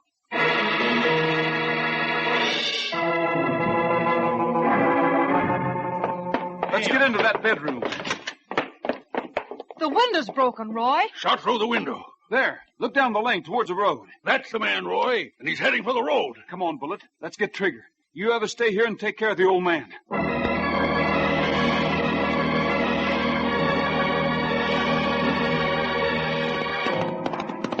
Come on, Trigger. After him. We've got to catch that man.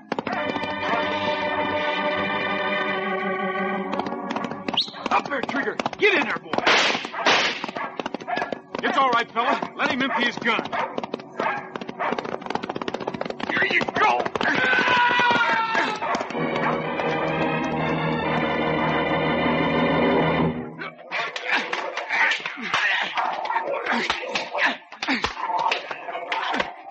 Yeah, that'll quiet you for a while. Whoa, Stand around here. You can't do anything. You tried to kill the old man. Don't deny it or I'll work you over again. There, that's Lindeen, Roy. I'll take care of him right now. No, don't let him kill me. I'll confess.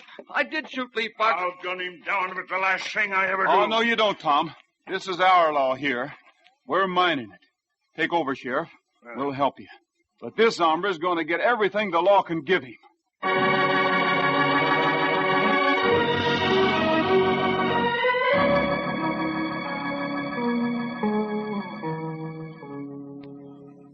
Yes, sir. You know, I had a really big idea, and it worked out fine. Nellie Bell has a sister. Whoa, now. Take it easy. Sister? Another Jeep? Well, you know all them parts I had left over when I put Nellie Bell together again the last time? Yeah. Well, I took a few more, and I started building another Jeep. And the first thing you know, I had a whole one. Oh. And it runs just fine. And hey! What's the matter? Hey, where's Nellie Bell? She was standing right there. Well, she's still there. No. That's the new car I just built. That looks like Nellie Bell. Well, naturally. They're sisters. I took... Oh, Roy. You know what I think I done? Oh, I'm afraid I do. I took so many parts from Nellie Bell to build her sister. There ain't none of her left. All I did was tear Nellie Bell down and build her up again. Oh, Pat. Just hold everything, Pat. You're young. You'll learn. Why, I wouldn't be surprised if you learned enough to go back to a horse in another 10 years.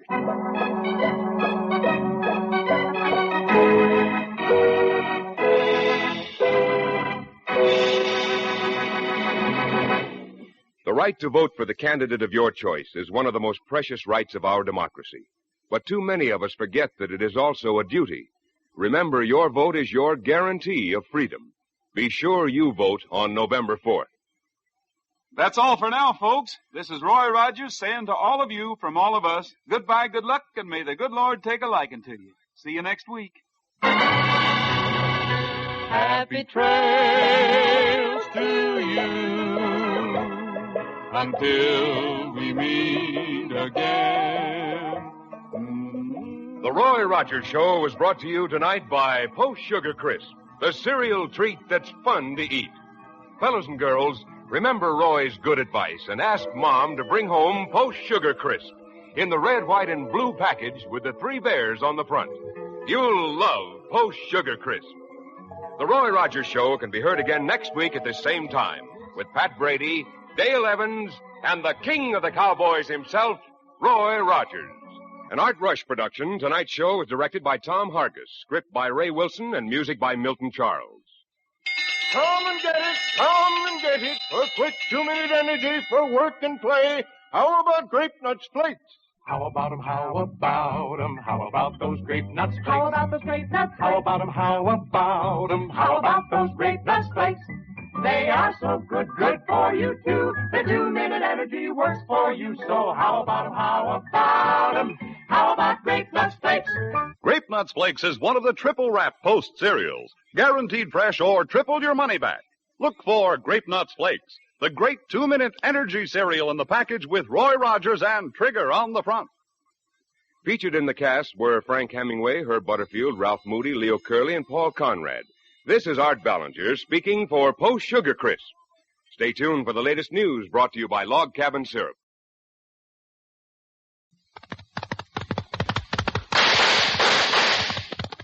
It's the Roy Rogers Show. Happy trails to you.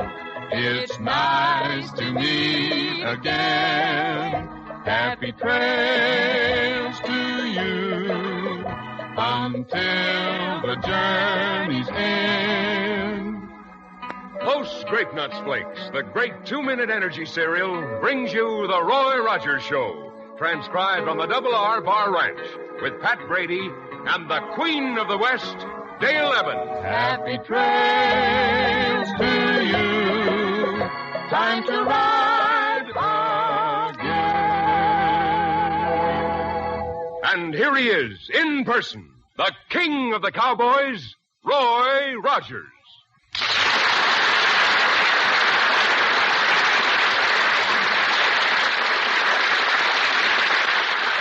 Well, howdy, folks. You know, being a cowboy, you need lots of energy.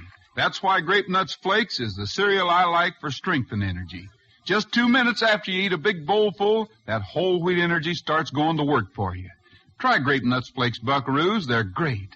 And now, seeing it's the night before Halloween, well, just listen.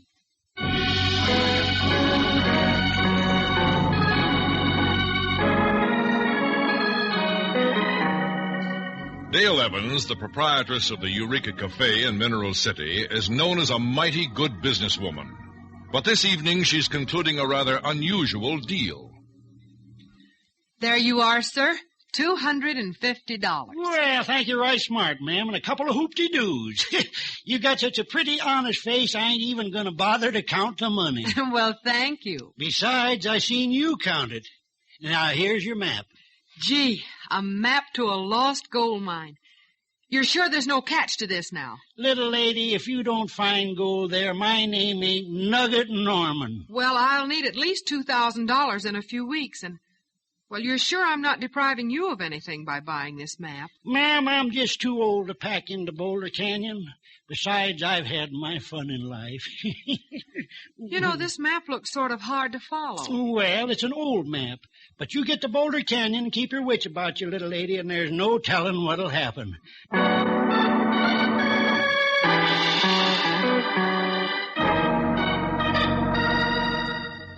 Pat, did you ever hear of anything like it? I sure did, Roy. What are we laughing at? Well, Dale's fallen for one of the oldest petty larceny tricks in the whole West. She bought a map to the Halloween gold mine. The Halloween gold mine? The one that wails? Oh, sister. I fail to see what's so funny. No kidding, Dave. Haven't you ever heard the story of the Halloween mine in Boulder Canyon? No. Tell her, Pat. I just haven't got the heart.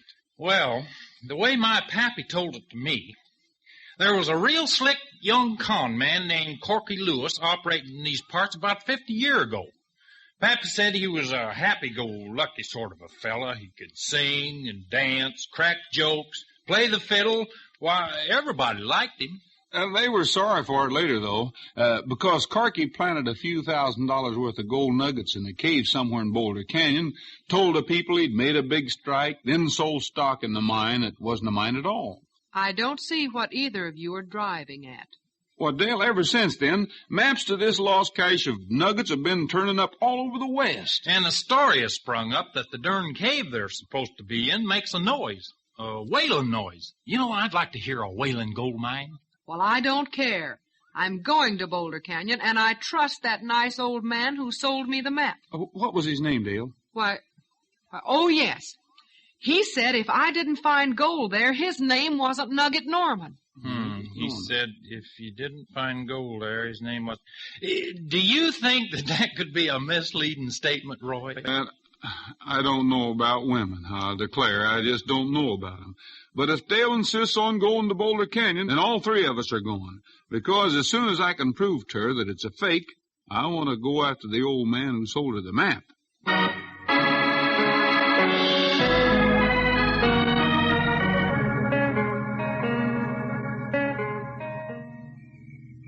This campsite will work out fine.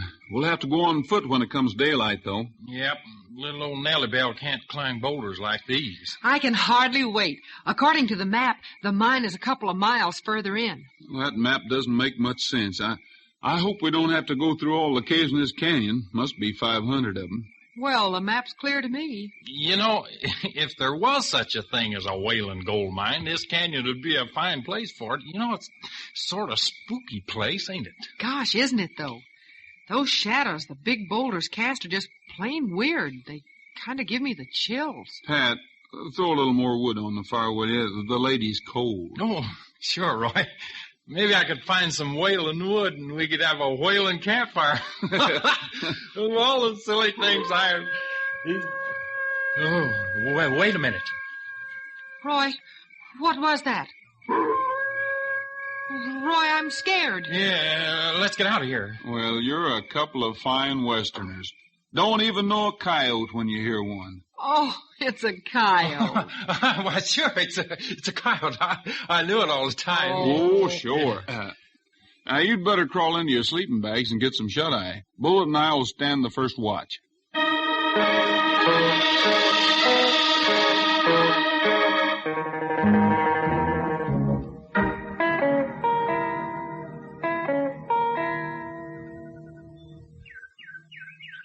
Imagine Roy and Dale chasing off down that canyon, following that silly map and leaving me here.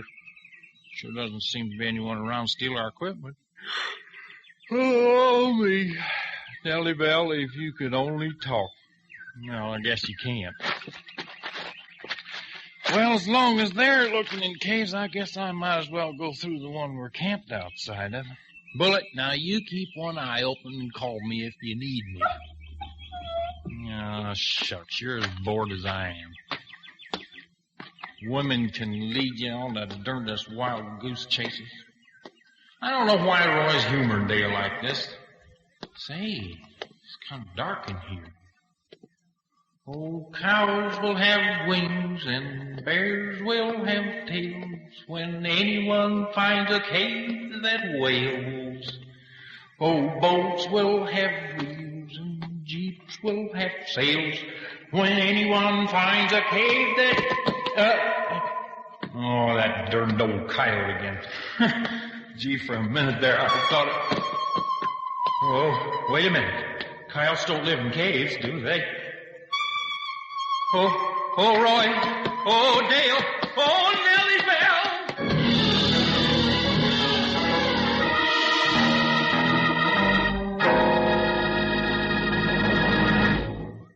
Well, this adventure's mighty exciting, hey, listeners? And here's something every bit as exciting. The new Roy Rogers King of the Cowboys pop-out trading cards, offered you by Post Cereals, free of extra cost. There are 36 different pictures in this wonderful series. Real-life pictures of Roy, Dale, Trigger, Bullet, and Pat in exciting action. And here's why these cards are so extra special. You see, the main part of each picture pops right out, easy as you please. You have lifelike two-dimensional figures that stand up by themselves. Great for decorating your room or club headquarters. And don't forget, you send no box tops, no money. These Roy Rogers cards are free of extra cost. At your grocer's, just look for the trading card packages of these famous Post cereals. Crinkles, Raisin Bran, Grape Nuts Flakes, Bran Flakes, Sugar Crisp, and Post Toasties. Each package brings you one of these wonderful cards. Imagine the terrific display you'll have with all 36. So hurry. Be the first in your gang to get your Roy Rogers King of the Cowboys pop-out trading cards. Get a good supply of your favorite Post cereals tomorrow and start collecting and swapping your Roy Rogers cards right away.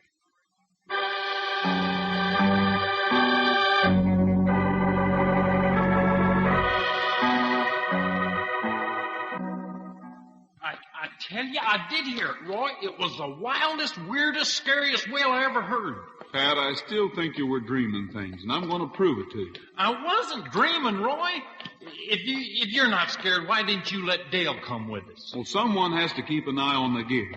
If you'd done that this morning, we wouldn't be wasting our time. I can't see where I'm going, Roy. Why don't you keep the flashlight on? Why didn't you think to pack more than one flashlight? We'd better save the batteries in case we really need it. Uh-oh. Hey, I tripped over something, Roy. Ouch, my toe. Well, there's probably one rock on the floor of this cave, and you have to stumble over it. Roy, this ain't no rock. It's a sack or something. What? Let's see. It's right down by my foot. Shine the flash on it. It's a sack. I'll get the darn thing open. Hey, look, Roy, a lot of little rocks. And, hey, they shine. Let's see one of those things. Pat, these are gold nuggets.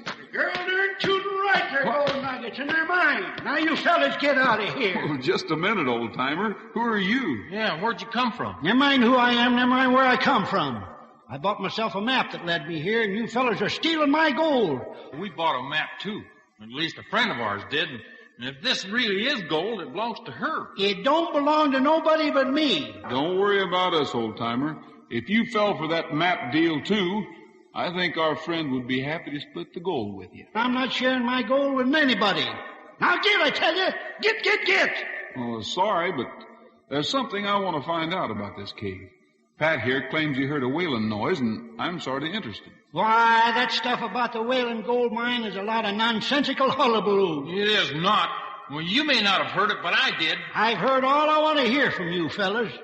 Are you going to get, or am I going to have to get help? Well, I guess you're going to have to get help, because if this is the Wailing gold mine, I aim to find out what makes it wail. Yeah, you bet. Me too. All right. But don't say I didn't warn you. And mind you leave my gold alone. Well, don't worry about the gold, old-timer. It'll be here when you get back. It better be. Well, what do you think of that, Roy? The old fella probably bought a map, too, and just happened to stumble on this cave like we did. Those nuggets. Do you think they're the ones that confidence man planted here years ago? Could be. The sack was pretty old. Now, were you this deep in the cave when you heard the wail? I don't think so. It scared me so, it surprised me so that I don't rightly remember. Well, come on, then. Let's look in a little farther.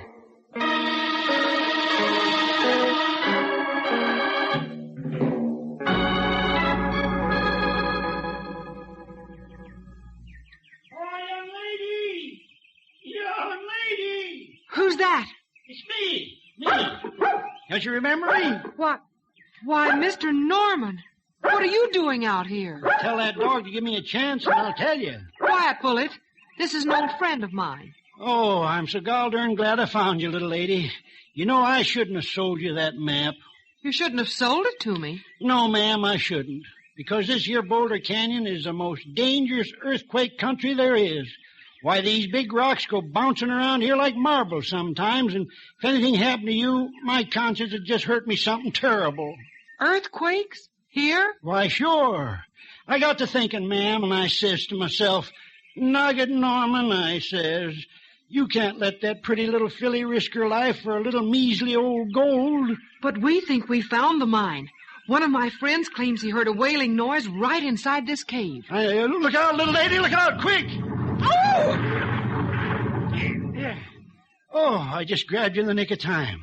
Bullet, are you all right? Look out, there comes another one. Oh, now, you see what you're up against? Gosh, I'm afraid I do. I'll tell you what, young lady, you better get in that cave and find your friends and get them out of here. I'll be waiting for you, and I'll give you back the money you paid me for the map. Yeah, I guess I'd better. Yeah, you better. This particular earthquake may last a few minutes yet, and you'll be safe in the cave. Better take your dog with you, too, so he'll be safe. But what about you? Will you be all right? Oh, sure. I can take care of myself. Done it for a good many years now. Now, you run along, little lady, run along. Was he a little old man with a funny, high-pitched voice? I just told you, Roy. It was the same man who sold me the map, and he came all the way to Boulder Canyon to save my life. Well, I'm not so sure of that. Pat, it's got to be the same fellow we met here a while ago. Yeah, must be. Come on, we're getting out of here fast. Come on, Bullet. Yeah, now you're talking, Roy. But, Roy, he saved me from the rocks that fell in the earthquake, and besides, Bullet liked him.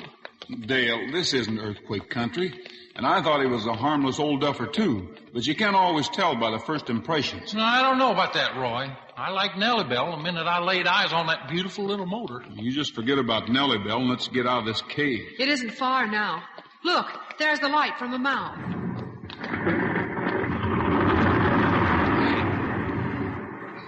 Oh, Roy, I can't see it now. Oh, what happened? Well, there's a rock across the opening of the cave.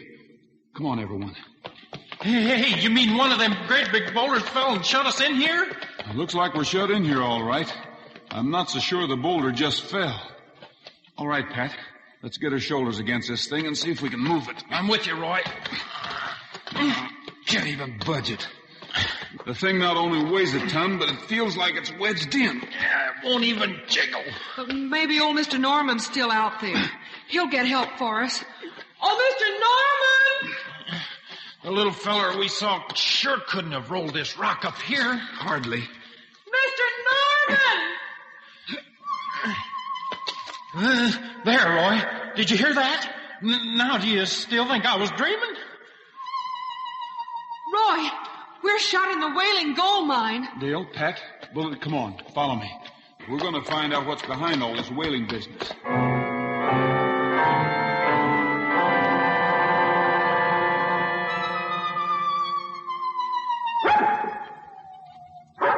Quiet, Bullet. Quiet, fella. Oh, Roy, we seem to be right on top of it. I'm scared. You know, Roy, I am too. Well, I was, but I'm not now. Look. Hey, there's a little hole in the top of the cave and the light's coming through it. That's right. Now look again. Can you see a cord leading down? Why, yes, I see it. Now, I'll turn on the flashlight and... Hey, what's that on the end of the string? Well, I'll be a busted cylinder head. It's a saw. A That's saw? Right. It sure is. A musical saw. That's the whale in the Wailing gold mine. Oh, Roy, gee, I feel better now. Someone sets it vibrating and drops it down. And the echoes of this big cave, well, that's all there is to it. Then somebody's got to be up there playing that darn saw. Right. And I'm getting an idea who it is. You're getting an idea who it is, eh? Well, aren't you smart? You came to see what you could see, and you saw a saw. Why, Nugget Norman, maybe you think this is a joke, but I don't. Well, you don't, hey? Well, I do. I told you two fellas that you'd be sorry if you stole my gold. We haven't touched your gold. Now, how did you get the boulder across the mouth of this cave? I told you I'd get help. Well, get some help and get us out of here. Well, I don't know. I trust the little lady, but I don't trust you two Jaspers. So I'll deal with the little lady. How about it, ma'am? Want me to let you out? Oh, of course we do. All right. All of you tie your guns on the string, and I'll pull them up with my saw. Are we going to do it, Roy? We haven't got much choice right now. All of them now, and no monkey business. All right. All the guns are tied on. Yeah, that's the ticket. Now up goes the string. Well, little lady, I guess when I come into your restaurant, you never heard of Corky Lewis's Wailing gold mine, had you? Look, let's save the talk till later. Yeah, that's what I say. You got our guns, and you can have the gold, and that ought to just about close the subject. Please, Mr. Norman, you promised you'd get the boulder moved. Yeah, I did at that. And I'm not one to go back on a promise to a lady. Only my name ain't Nugget Norman. You folks have had the honor of being outsmarted by the smartest fella in the West. I'm Corky Lewis.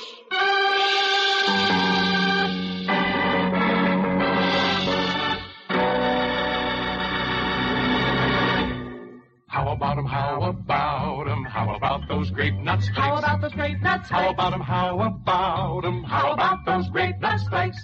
They are so good, good for you too. Their 2-minute energy works for you. So how about 'em, how about 'em, how about grape nuts flakes? Yep, how about those grape nuts flakes? Take an old hand's advice, partners. Tomorrow when you roll out of your bunk, corral a bowl full of that great energy-giving cereal, Grape Nuts Flakes. Grape Nuts Flakes are called the Great 2-Minute Energy Cereal because 2 minutes after you polish off a bowlful, their powerhouse whole wheat energy starts to go to work for you. That's the kind of quick energy you fellers and gals need. You'll go for Grape Nuts Flakes sugar-roasted flavor. It's delicious. So ask Mom to get you Grape Nuts Flakes, the 2-Minute Energy Cereal. Look for Roy's picture on the front of the package.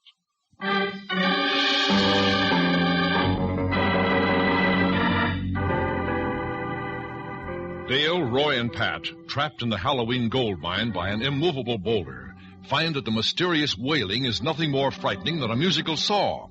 They find, too, that their captor, the old rascal who sold Dale the map, is none other than Corky Lewis, famous confidence man of earlier Western days. All right, Louie, roll it away. Who's he talking to? Well, he said he had help, but he's got to have more than one man to work like that. Well, Corky wasn't so tough to handle after all. Oh, of course he wasn't. I told you he was a nice old man. He just must have gotten off on the wrong foot somehow. I'll believe that when we're back in Paradise Valley.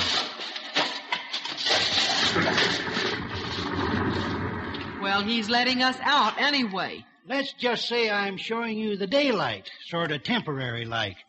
Now, don't none of you move unless you want to dance a jig to the tune of the lead from your own shooting irons. Come along, Louie. Roy, look. Hey, that's 3 men. That's 3 men all packed into one frame. There they are, Louie. The only people who ever found the gold I hid here 50 years ago. You want me to take care of them, eh, Mr. Corky? Yeah, not just yet, Louie, not just yet. Now, young lady, I've been giving your case a lot of thought. Well, put those guns down, little man. They're dangerous. You bet they are. To you. Well, now, I'll tell you. I've been making myself a real nice little living ever since I got out of prison. The way I've been doing it is I've been selling maps. The maps never lead any place, but somehow you folks got lucky and found the place I keep my gold. That's your gold, huh? You bet it is. I put it here 50 years ago, and it's paid me big interest ever since. I'd be glad to let the little lady go home, and I wouldn't even care to cause you fellas any harm. Only trouble is, you're onto my racket. And I'm too old to look for another job. Well, I'm just going to have Louie roll the boulder back and leave you here while I go on selling maps. Say, Corky, if you're going to keep on using that wailing saw, you ought to find a way to play it so you wouldn't have to pull it up and down. Want me to show you something? Well, what do you mean? You a musician? Sure, sort of. All right. What do I do? Give me a piece of cord. Give me a piece of cord, Louie. And remember, Rogers, your own guns are looking right at you every minute. Sure, I know. Here's the rope. Don't try no funny business. Yeah, go ahead, Rogers. Show me what you're going to show me. All right. You have the rope tied to one end of the saw so it just dangled down. Yeah. Now, if you'd tie the cord on each end, the way I'm holding it, why, then you could take it and snatch two guns right out of a man's hand. Hey, oh, my wrist. Louis, get him. Get all of them. Pat, grab those guns and grab Corky. Roy, look out! You snap guns away from Mr. Corky. I snap every bone in your body. Oh, boy. I know how to fight a big lug like you, Louis.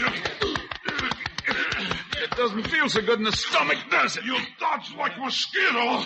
You'll hit like mule. You're getting him, Roy. He's dropping his arms. You bet, and we'll see what his jaw can take, too.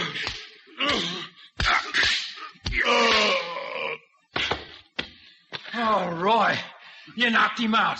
You knocked that big bruiser out. I was pretty lucky. Because if he had just been a little taller, I never could have reached his glass jaw. Rogers, I need a man like you on my staff. Why don't we forget this whole thing and talk business? I'm not listening to you, Corky. Nobody will listen to you again, except maybe your fellow inmates in prison. Now, Pat, we've got to figure out a way to get these fellows back to town. Well, Nellie Bell's a mighty sturdy old gal. Let's go. Now, wait a minute. Aren't you forgetting a certain bag of nuggets that belongs to me? I told you this trip wouldn't be a wild goose chase, and we all got what we came after. We all got what we came after? What do you mean? Well, you insisted on tracking down the man who sold me the map, and you did it. Huh? And Pat said he couldn't wait to find a gold mine that wails, and he found one. Huh? And I had a very special reason for wanting to get hold of a couple of $1,000. Thanksgiving is less than a month away, and I'm going to see that every poor family within 50 miles of Mineral City has the biggest turkey dinner they ever had. Pat, I don't know about women. I'll declare I just don't know about them.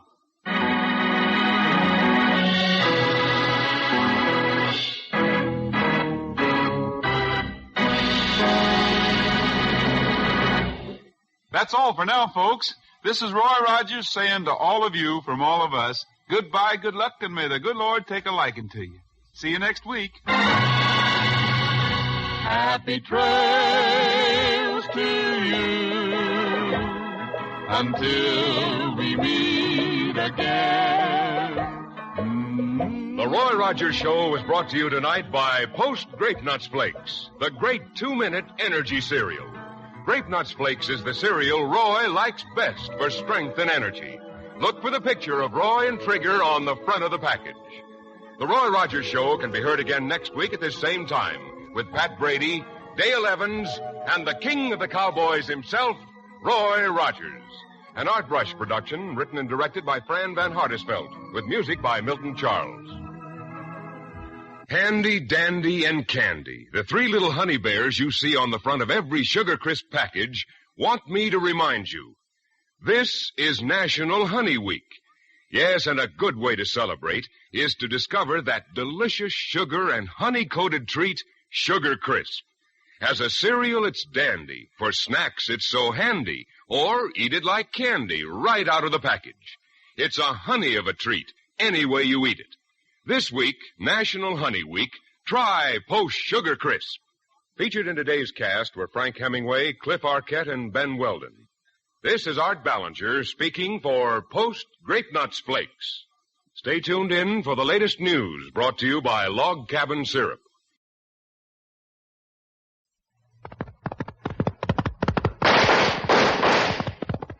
It's the Roy Rogers Show. Happy trails to you. It's nice to meet again. Happy trails to you until the journey's end. Post Sugar Crisp, the cereal treat that's fun to eat, brings you the Roy Rogers Show. Transcribed on the Double R Bar Ranch with Pat Brady and the Queen of the West, Dale Evans. Happy trails to you. Time to ride again. And here he is, in person, the king of the cowboys, Roy Rogers.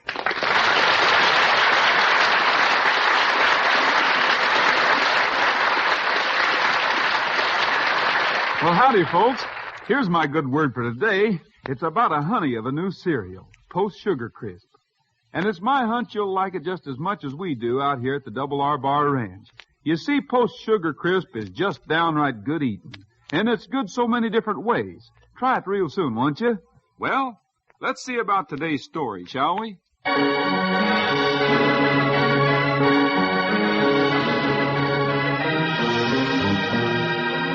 Almost since the West was first settled, there have been range wars between small farmers who came to till the land. Nesters, they're called, and cattlemen who demand the land be used only for grazing their herds. Until now, Paradise Valley has been free of such trouble, but during the last few years, more and more nesters have settled one rich portion near the foothills, and ill feelings are rising. A range war seems imminent.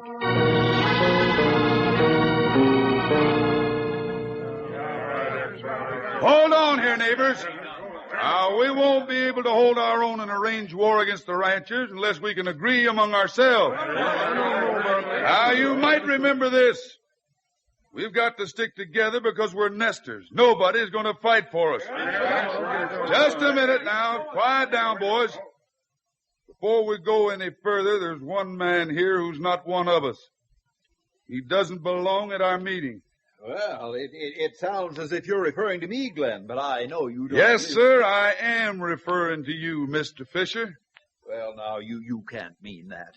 I am heart and soul with you nesters. Fisher, we've listened to you tell where your heart and soul is for longer than 6 months. We're awful sick of it. You're just another common, ordinary promoter who sides with anyone who'll butter his bread. And we know it. You sold us our land. You guaranteed we'd have no trouble with the ranchers. They'd welcome us, you said. Boys, now give me a chance to talk. I have a right to defend myself. Not here you haven't, Fisher. We're asking you to get out, and get out now. But I am with you, nesters, heart and soul. We're asking you to get out, Fisher. Very well.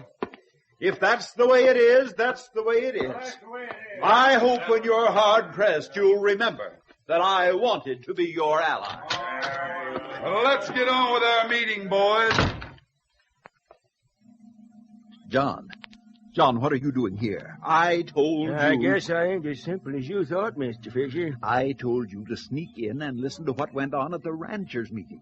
I said I'd take care of this nesters meeting. Yep, I know, but I went to the ranchers' meeting, and I even cornered a couple of them before the meeting, and I pretended I knew there was oil on their land and tried to get me and my doodlebug a job locating it. But that didn't cut no ice. When the meeting started, they kicked me right out. Yeah, the joke's on you, Mr. Fisher. You thought everybody figured me to be a harmless old coot and had let me stay, but they didn't. My plan didn't work with these nesters either. Well, we'll just have to keep working. Where's your truck? Right down at the end of the lane. You go down there and wait. I'll get on my horse and meet you. Yeah, then what? We'll keep this war going. That's the important thing, to keep the war going, so the ranchers and the nesters don't have a chance to get together in a friendly meeting. They'd be apt to settle their differences, and I can't afford that.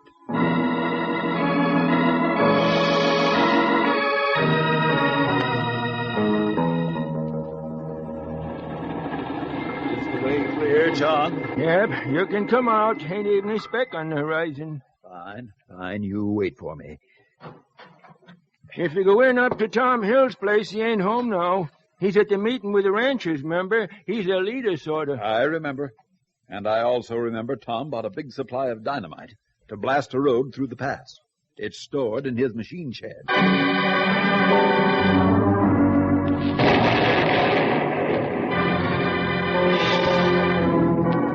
The night sky is torn with the sound and flames of the explosion. The building and all the machinery in it are demolished. Tom Hill, the owner, is also the leader of the ranchers. And to him, this is obviously more work of the nesters. The only question now is, how soon can he destroy every nester in the valley? Morning comes. The sheriff hurries along the street, up to the Eureka restaurant. Roy, I'm glad you're here. Hi, Sheriff. Hi, Sheriff. I need help, and I need it fast. Thinking about that accident out at Tom Hill's place? The ranchers are out there, and they're organizing to raid the nesters. I figured it'd be something like that. Yes, we were just talking about it. Where's Pat, Dale? He's out back, working on his Jeep, Nellie Bell, I suppose. Better get him. You better ride along too, Dale. I can't say as I blame the ranchers for feeling as they do, but there's no evidence whatsoever that the nesters did this. Well, even if there was, you can't have people taking the law into their own hands. Pat, come on, we're riding. Well, can you wait a minute, Roy? I'm putting a set of double-decker triple sonic spark plugs on Nellie Bell. Forget the spark plugs. If Nellie Bell won't run, then grab a horse. Bullet, come on, boy. We'll need all the help we can get.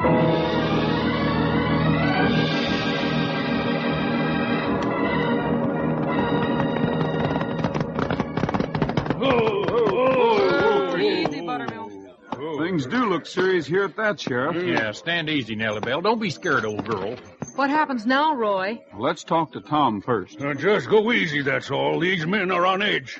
Hi, Tom. Sorry to hear about what happened. And I'm sorrier than you are. I'd hoped we could get together with the nesters and work things out. But it looks as though they want to play rough. Well, the sheriff said there's no evidence to indicate the nesters had anything to do with this. No evidence? Quiet, Bullet. Tom, you're a reasonable man. You don't want bloodshed any more than I do. No, but And I don't want to see ranch property destroyed any more than you do. So what about it? I'd like you fellas to give us a half a day to scout around and see what we can dig up. Well, that's okay with me if it is with you boys. But when the half day is up, we're going after them, even if you haven't found any evidence. Come on, Dale. Pat, we're riding. Okay, Roy. Pat, you take Bullet in Nellie Bell. You bet. Roy, I'll stick here. Keep on looking. That's a good idea, Sheriff. Where to now, Roy? The Nesters' territory? Yeah, but I want to stop in town on the way and ask the merchants to quit selling guns and ammunition until this is over. Roy? Oh, howdy, John. I didn't see you. Oh, I travel all over, locating oil fields with my doodlebug, you know. Did I hear you say you was heading for town? Well, yes. I can take you in my truck if you want. It's faster than a horse. Not faster than Trigger. And if Roy ever gives up Trigger for an auto, he'll ride Nellie Bell. Now, Pat. Thanks just the same, John. The idea asking you to ride in a catastrophe like he's driving. He's headed out to see the nesters, all right, Mr. Fisher, but he's going into town first. You hop in your truck and get to Glenn DeBonna's place before Roy does. Tell DeBonna that Rogers wants to lead the nesters into a trap where the ranchers will take them. Yeah, sure. And that way we'll keep the war going, won't we, Mr. Fisher?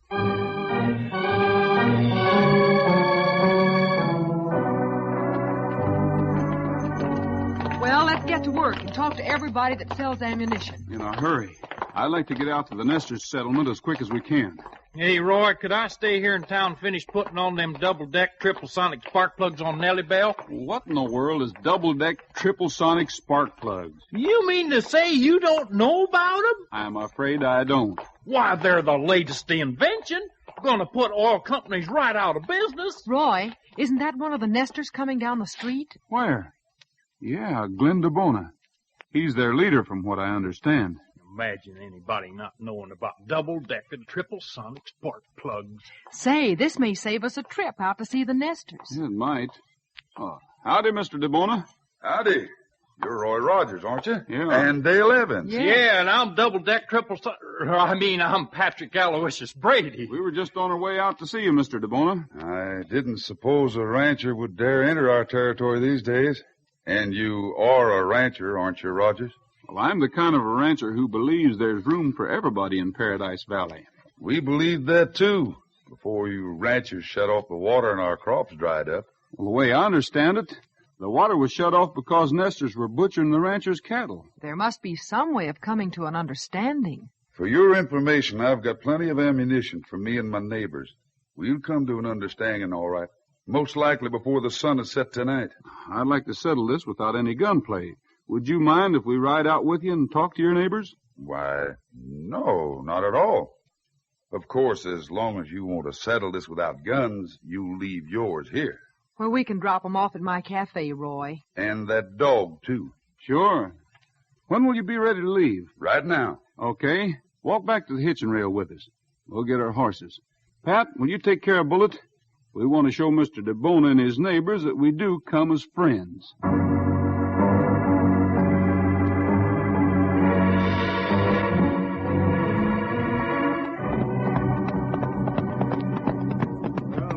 right, get off your horses. You were sure right when you said your neighbors would all be here, Mr. DeBona. They look as though they're on the warpath, too. Steady, Nellie Bell. Nobody's going to hurt you. This way, Rogers. All right, fine. Come on, Dale, Pat. Hey, maybe you'd better explain why we're here, Mr. DeBona, in case one of your neighbors gets any wrong ideas. I'll take care of things. Roy, are you sure everything's all right here? I hope so. Right here. Well, here they are, folks. What John Gollick told us was right. And they were mighty anxious to come on out, especially Rogers. Hey, just a second, Mr. DeBona. I don't get this. Maybe you don't, but we do. Roy, this is a trap. We came out to see if we couldn't make peace. Don't give us that stuff, Rogers. You came out here to see if you couldn't arrange a meeting between us and your rancher friends. Well, that's exactly it. And when we get to the meeting, your rancher friends intend to overpower and run us out of the valley. Where did you get any such crooked ideas We can there? prove it. John Garlick is here. Come on, John.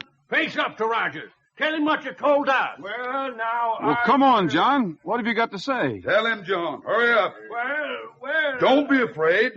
Yeah, well, I get around quite a lot on account of my doodle bug. It locates oil fields. Cut it short. Get to the point. Yeah, the point is, the ranchers asked Roy to come to you and arrange a meeting over in the ranchers' territory. When you folks got there, the ranchers was going to ride in and wipe out the whole bunch. Why, you lying no-good lizard. Pat.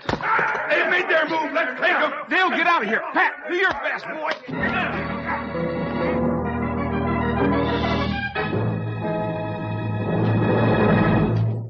Well, this adventure's mighty exciting, hey, listeners? And here's something every bit as exciting. The new Roy Rogers King of the Cowboys pop-out trading cards, offered you by Post Cereals, free of extra cost. There are 36 different pictures in this wonderful series. Real-life pictures of Roy, Dale, Trigger, Bullet, and Pat in exciting action. And here's why these cards are so extra special. You see, the main part of each picture pops right out, easy as you please. You have lifelike two-dimensional figures that stand up by themselves.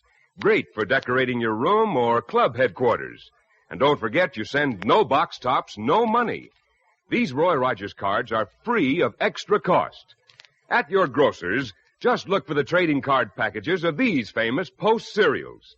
Crinkles, Raisin Bran, Grape Nuts Flakes, Bran Flakes, Sugar Crisp, and Post Toasties. Each package brings you one of these wonderful cards. Imagine the terrific display you'll have with all 36. So hurry. Be the first in your gang to get your Roy Rogers King of the Cowboys pop-out trading cards. Get a good supply of your favorite Post cereals tomorrow and start collecting and swapping your Roy Rogers cards right away.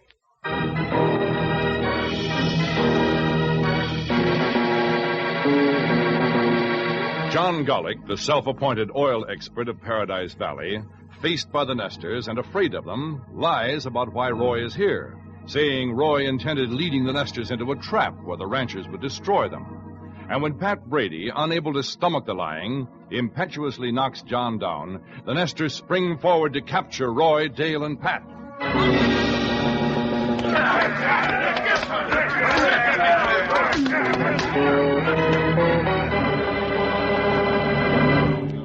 All right, boys. We got them. But now that we got them, where do we go with them? We'll tie them up and dump them out somewhere and let the ranchers find them. That'll show the ranchers how much we think of them and their Mr. Roy Rogers. John, you're not taking sides as far as I can tell, so we'll throw Rogers and his friends in the back of your old truck. You drive them back to where they belong. Hey, now, wait a minute, though. I'm just a lone man, and I'm not very strong. What if they should get loose? They won't get loose the way the boys are roping them. But what if they should? Somebody ought to go with me. Besides, I won't be able to dump them out of the truck by myself. I'm not strong. Hey, Glenn, Charlie Fisher just rode up. Why not send him along with John? Boys, no, now listen to me. I'm in the land business. I can't hope to sell land if I take sides. Fisher, you're riding back with John. We'll give you a chance to prove how much you're on our side. Throw these three on the floor behind the seat.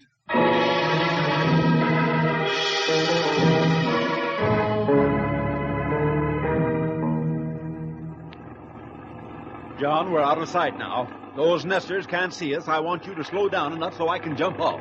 These people are still knocked out. No, Mr. Fisher, you're not going to leave me here with them. Rogers can't get loose. You saw how well the boys tied him and his friends.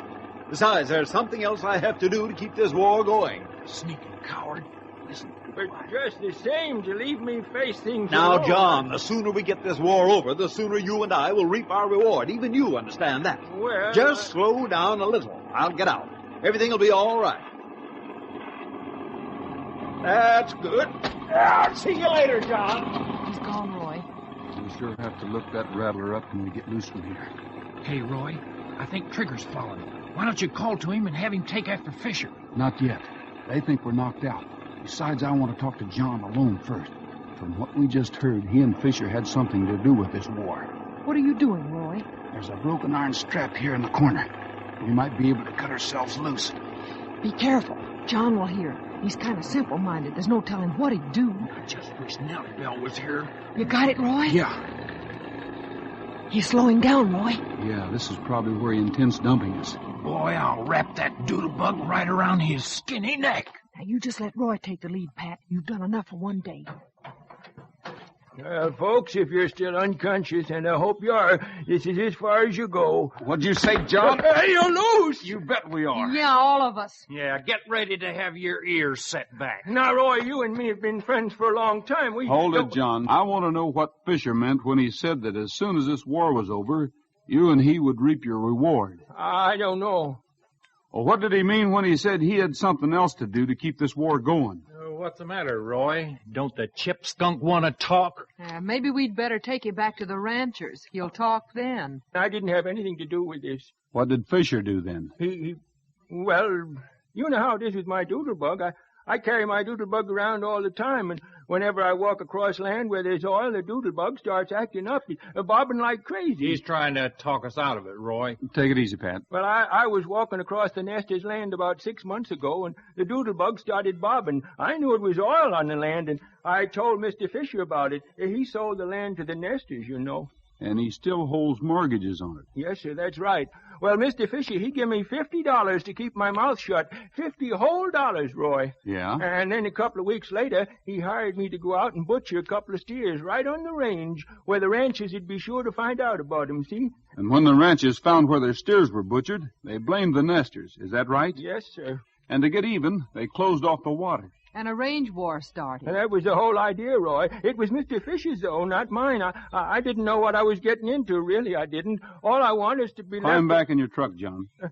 What are we going to do? We're going to turn you over to the sheriff. But I didn't do nothing. It was Mr. Fisher. The sheriff will want to talk to you anyhow. Come here, Trigger. Come on, boy. What about Fisher, Roy? We'll bring Bullet out to where he jumped off the truck. Bullet will pick up the trail, and we'll have Mr. Fisher behind bars within a very few hours.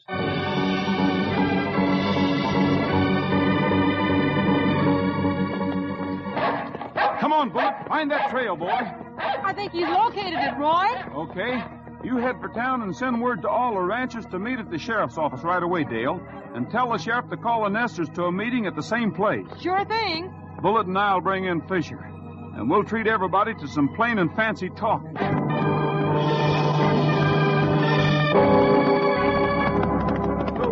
Whoa, Trigger. Easy, fella.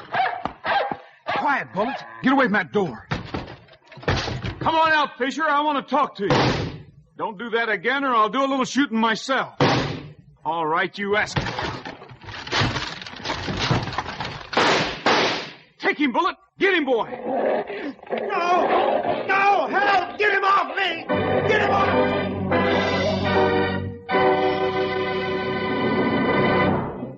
Back to Roy in just a minute. But right now, let's hear from Handy, Dandy, and Candy, the 3 Sugar Crisp Bears. We're the Sugar Crisp Bears, and we want you to meet the grandest treat you ever did eat. Post Sugar Crisp. As a cereal, it's dandy. For snacks, it's so handy. Or eat it like candy.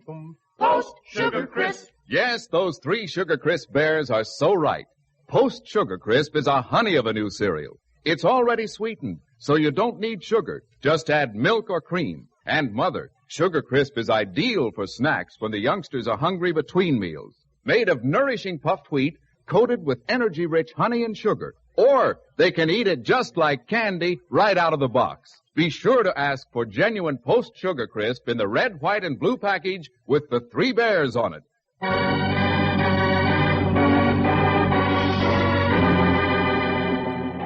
Get him off me! Get him off! Help! That's enough, boy. Get to your feet, Fisher. Suppose you tell me why you started shooting when I said I wanted to talk to you. You didn't identify yourself, Roy. There's no use trying to fool me, Fisher. You own the mortgages on the farms those nesters bought, don't you? Why, yes, but what's that got to do with... And if the nesters got into a war with the ranchers, they couldn't pay off the mortgages. Their land would go to you. Oh, now, let's not insinuate that I'm not insinuating. I'm telling you the facts. And we got those facts from that dupe of yours, John Gollick. Oh, now, I can explain everything, Roy. John isn't very bright. You can explain when we get back to town. The ranchers and the nesters will be there. And maybe they'll be glad to hear your explanation.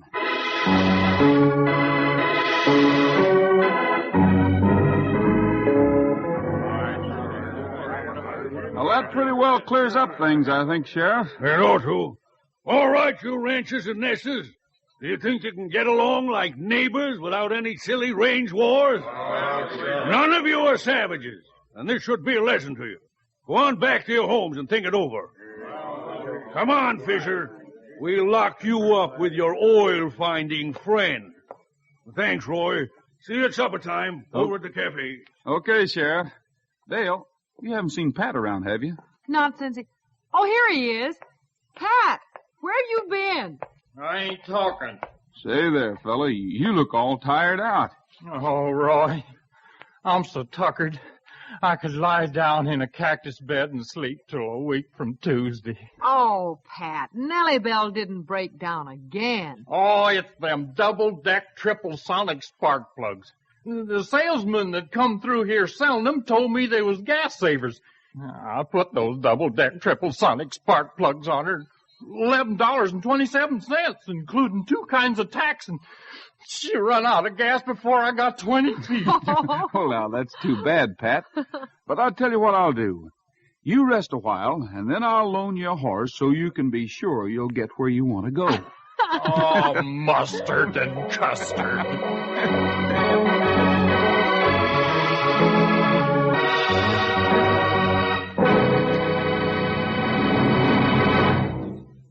Once a year, one contribution, but many, many benefits. That's your community chest, serving the health, welfare, and recreational needs of the place in which you live. Serving, too, our servicemen and women, both here and abroad. Give enough for all the services provided by your community chest. That's all for now, folks. This is Roy Rogers saying to all of you from all of us, goodbye, good luck, and may the good Lord take a liking to you. See you next week. Happy trails to you until we meet again. The Roy Rogers Show was brought to you tonight by Post Sugar Crisp, the cereal treat that's fun to eat. Fellows and girls, remember Roy's good advice and ask Mom to bring home Post Sugar Crisp in the red, white, and blue package with the 3 bears on the front. You'll love Post Sugar Crisp. The Roy Rogers Show can be heard again next week at this same time with Pat Brady, Dale Evans, and the king of the cowboys himself, Roy Rogers. An Art Rush production, tonight's show is directed by Tom Hargis, script by Ray Wilson, and music by Milton Charles. Come and get it, come and get it, for quick 2-minute energy for work and play. How about Grape Nuts Flakes? How about 'em, how about 'em, how about those grape nuts flakes? How about those grape nuts flakes? How about 'em, how about 'em, how about those grape nuts flakes? They are so good, good for you too. Their 2-minute energy works for you. So how about 'em, how about 'em, how about grape nuts flakes? Grape Nuts Flakes is one of the triple wrap Post cereals, guaranteed fresh or triple your money back. Look for Grape Nuts Flakes, the great 2-minute energy cereal in the package with Roy Rogers and Trigger on the front. Featured in our cast were Frank Hemingway, Herb Butterfield, Joe Bradley, Charles Seal, Parley Bear, and Bill Green. This is Art Ballinger speaking for Post Sugar Crisp. Stay tuned for the latest news brought to you by Log Cabin Syrup.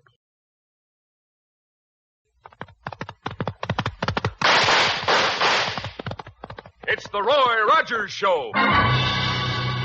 Happy trails to you. It's nice to meet again. Happy trails to you until the journey's end. Post Grape Nuts Flakes, the great 2-minute energy cereal, brings you the Roy Rogers Show, transcribed on the Double R Bar Ranch, with Pat Brady and the Queen of the West, Dale Evans. Happy trails to you. Time to ride again. And here he is, in person, the King of the Cowboys, Roy Rogers.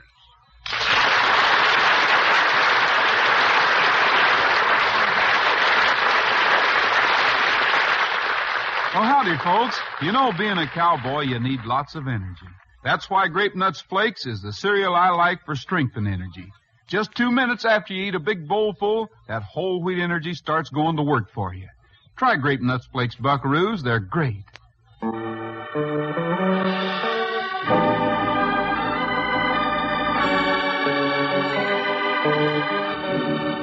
Paul Roberts, 75 years old, but still erect as a western pine, is the richest rancher in Paradise Valley. Stern, reserved, taciturn, Roberts is admired by his neighbors for his unfailing honesty. But today the old pioneer has dropped his reserve, for the noon bus has brought to Mineral City someone Roberts has not seen for 14 years. And now in the Eureka Cafe... Hey, Lefty, when you used to toss the ball around in our sandlot games, we all knew you were good, but we never figured one of our local boys would get up to the big leagues. Well, it was just a means to an end, Roy. I couldn't have finished my medical education without the help baseball gave me. And to think that I objected to your career. I think we parted over it. I'll never forgive myself, son. That's all forgotten now, Dad. I've come back to the Saddle Rock spread, and this is where I'm going to stay. Well, I think it's just wonderful for both of you. You've earned a rest, Mr. Roberts, after building the Saddle Rock up to the wonderful ranch it is. And if Dr. Roberts has any time left over, well, another doctor's always welcome in Paradise Valley. Oh, I'm going to give up medicine entirely. What? You bet, Roy. Dad's ranch will keep me plenty busy. Not my ranch, son. Yours. And we'd better leave now and go to the bank and to the lawyers. When you ride through the gates of the Saddle Rock this afternoon, I want it to be legally yours. Well, that's fine, Dad.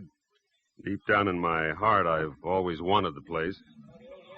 Well, who's the cowhand in the beat-up Jeep? Well, that's Pat Brady, Lefty. You remember him, don't you? Oh, Pat Brady. Sure.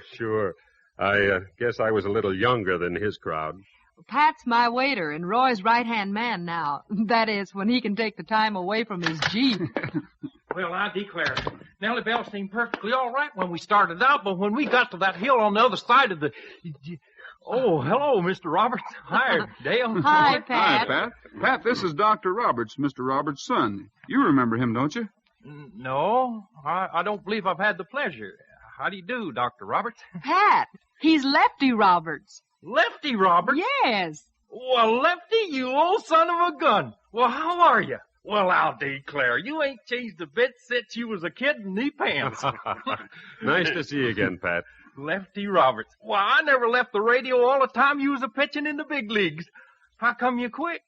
You're still young and you look awful big and strong. My son used baseball as a stepping stone to a medical career, Pat. Oh, I'm mighty proud of him. Well, that sure isn't hard to see. You mean you're a doctor now, Lefty?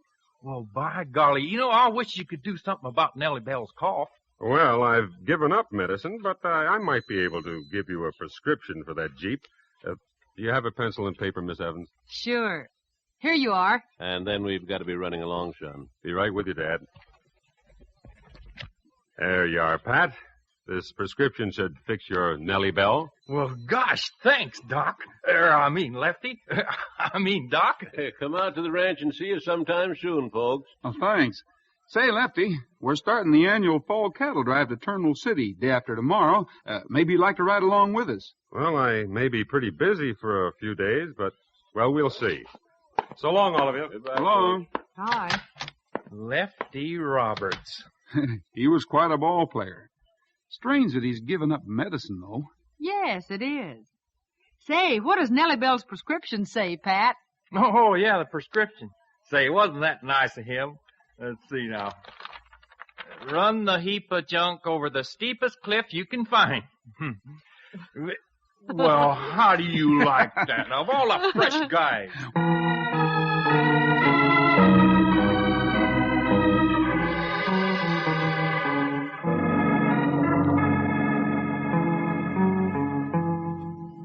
Remember, son, the ranch is yours now. Lock, stock, and barrel, and you're the boss.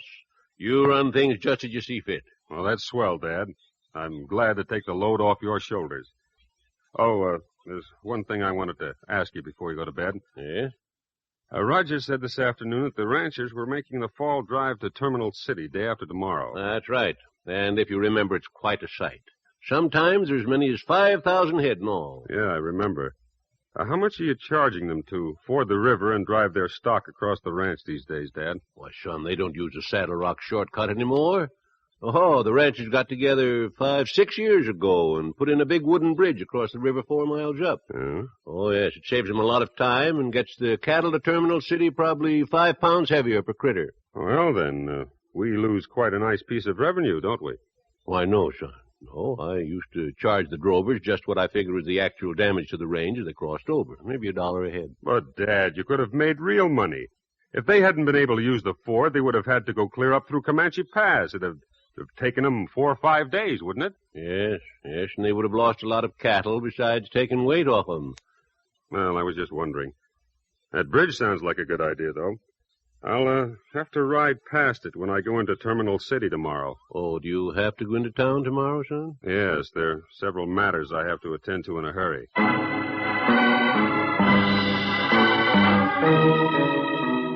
If that's the way you want it, I'm sure I have a buyer for you, Dr. Roberts. Sure. I don't mind taking a loss as long as it's strictly a cash deal. The Saddle Rock's a mighty valuable piece of property. Well, Dad's tired of it, and I wasn't cut out to be a rancher.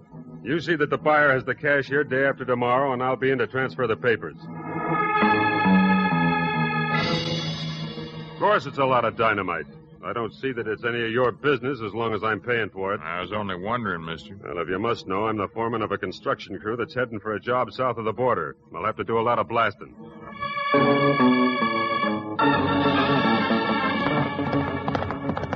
Now, whoa there, boy. Whoa. Steady now, you big bruiser. This won't take me long. This seems to be the main beam. Set one charge here. And the one on the other side. There. So we'll just light this one.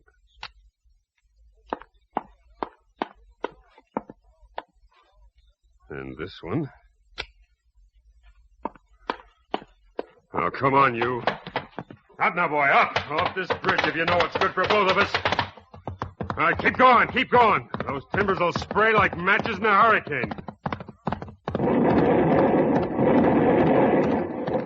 There. That does it. Now we'll see if these yokels can get their 5,000 cattle to Terminal City without using my ford and crossing my ranch. At $50 a head, that's $250,000 that I hadn't even counted on.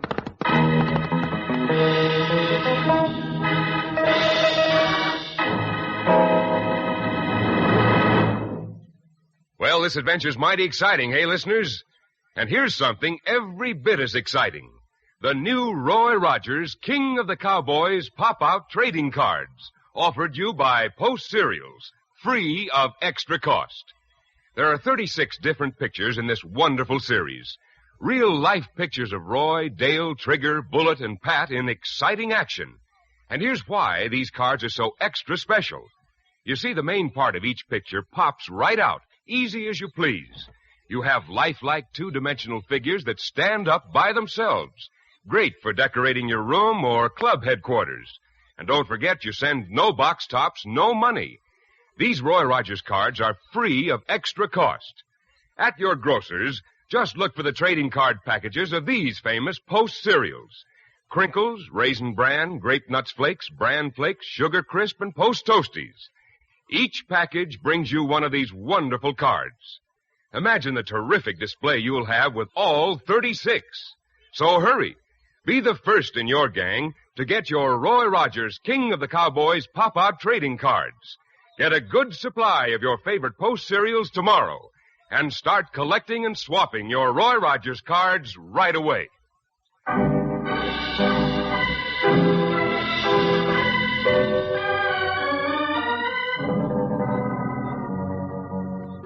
You'll have to take your herd across at the Saddle Rock Ford, Fred. It'll take weeks to build this bridge again. It certainly is a mess, isn't it, Roy?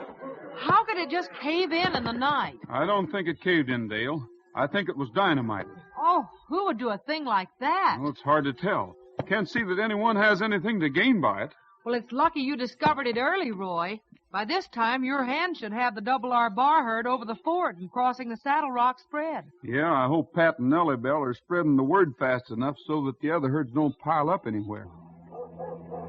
Hey, Roy! Dale! There's trouble ahead! Whoa, Nellie Bell! Hey, Pat! What are you and Bullet so excited about? Quiet there, Bullet. Oh, boy, I'm upset. Bullet's upset. And we got reason to be. You know, there must be 2,000 head of cattle waiting on this side of the ford, and Lefty Roberts won't let 'em cross. What's this? Well, the ranchers have offered to pay 'em for crossing like they used to, haven't they? Listen, they didn't even get a chance to offer. Lefty beat 'em to the punch, and he wants $50 a head. $50 a head? Why, that's ridiculous. There's not that much profit in a steer. Pat, you're sure Lefty isn't just kidding? He may be kidding, but he's got 4 or 5 men armed with rifles backing him up. We'd better get up there pronto and see if we can straighten out the trouble. You know, the cattle is awful restless and the ranchers is awful mad. You know, they're talking about shooting it out with Lefty's men and going through anyway. Oh, no, we can't let that happen. No, shooting wouldn't solve anything. If Lefty Roberts doesn't know any more about the code of the West than to try to take advantage of his neighbors, well, we'll just have to explain things to him.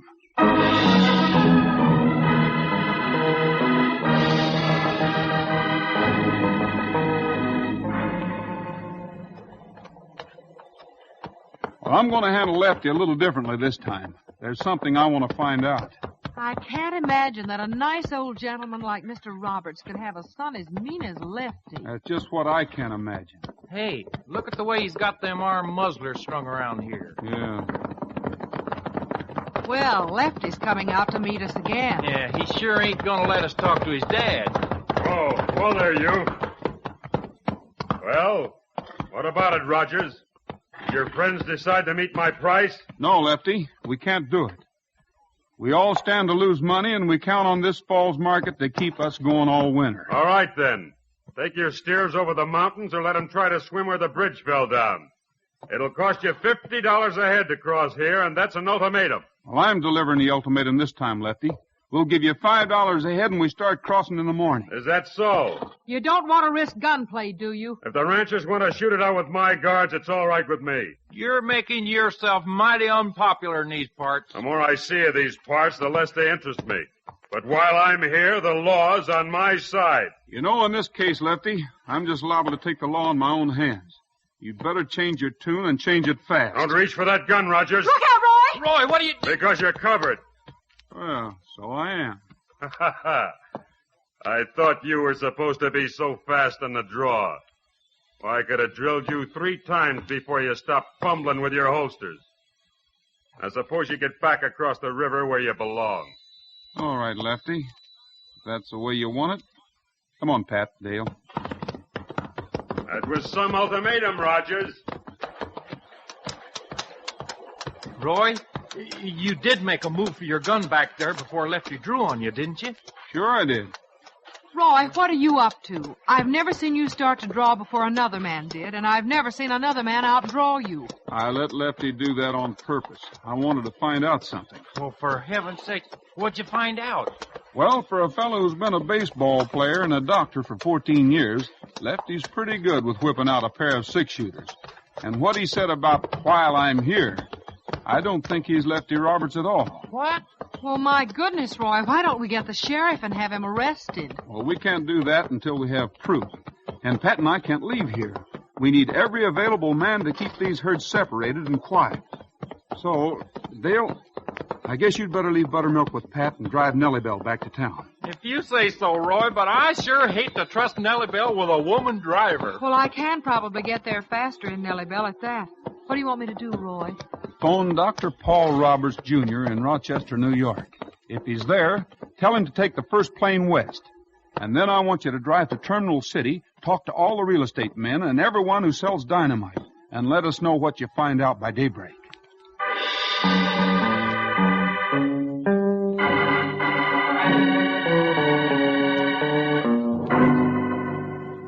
But it's true, Mr. Roberts. I talked to your son by phone. The man here is planning to sell your ranch, and there's plenty of evidence that he dynamited the bridge. But he looks like my boy, and he remembers everything I've written him since he left home 14 years ago. This man struck up an acquaintance with your son years ago because they looked so much alike. He's practically been his shadow ever since, and all that time he was just working to steal this ranch from you. The real Lefty will explain it all to you when he gets here today. Then we're up against a dangerous man.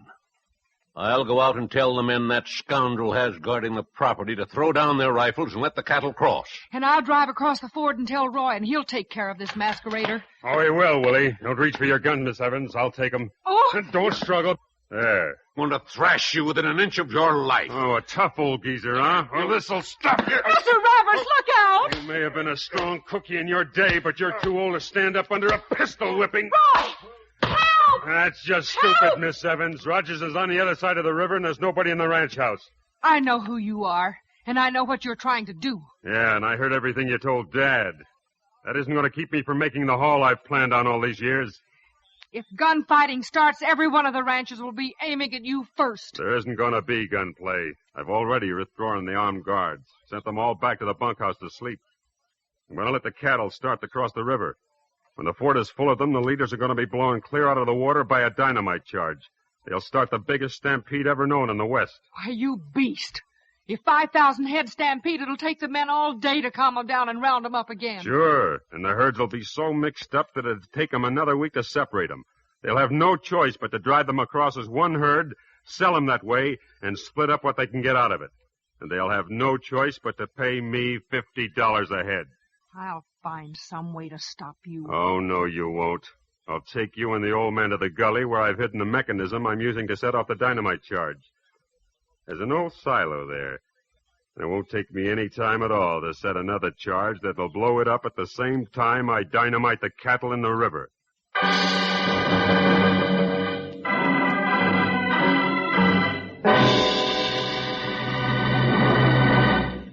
How about 'em, how about 'em, how about those grape nuts flakes? How about those grape nuts flakes? How about 'em, how about 'em, how about those grape nuts flakes? They are so good, good for you too. The 2-minute energy works for you. So how about 'em, how about 'em, how about grape nuts flakes? Yep, how about those grape nuts flakes? Take an old hand's advice, partners. Tomorrow when you roll out of your bunk, corral a bowl full of that great energy-giving cereal, Grape Nuts Flakes. Grape Nuts Flakes are called the Great 2-Minute Energy Cereal because 2 minutes after you polish off a bowlful, their powerhouse whole wheat energy starts to go to work for you. That's the kind of quick energy you fellers and gals need. You'll go for Grape Nuts Flakes sugar-roasted flavor. It's delicious. So ask Mom to get you Grape Nuts Flakes, the 2-Minute Energy Cereal. Look for Roy's picture on the front of the package.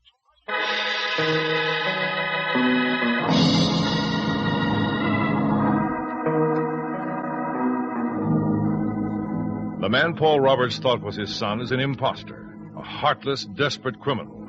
And as the first streaks of dawn flecked the eastern sky, Roy and Pat once more crossed the ford onto the Saddle Rock Ranch, the milling cattle behind them, restless and eager to start their journey.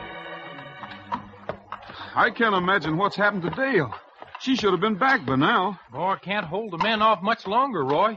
Well, Lefty's evidently called off his guards for the time being at least.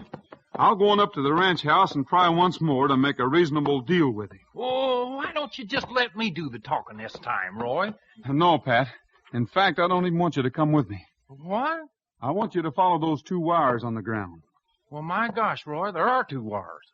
Hey, they come right out of the river and seem to lead off over that little hill yonder. Now, what would a couple of wires be doing there? Well, I don't know, but we'd certainly better find out. And after the experiences you've had with Nellie Bell, you qualify as an expert on wires. Oh, Dale's got Nellie Bell. Oh, Jiminy gracious. I hope nothing's happened to her. Well, I hope not, too. Only I'm talking about Dale. I'll get going, Pat. Up, Trigger. Come on, Bullet.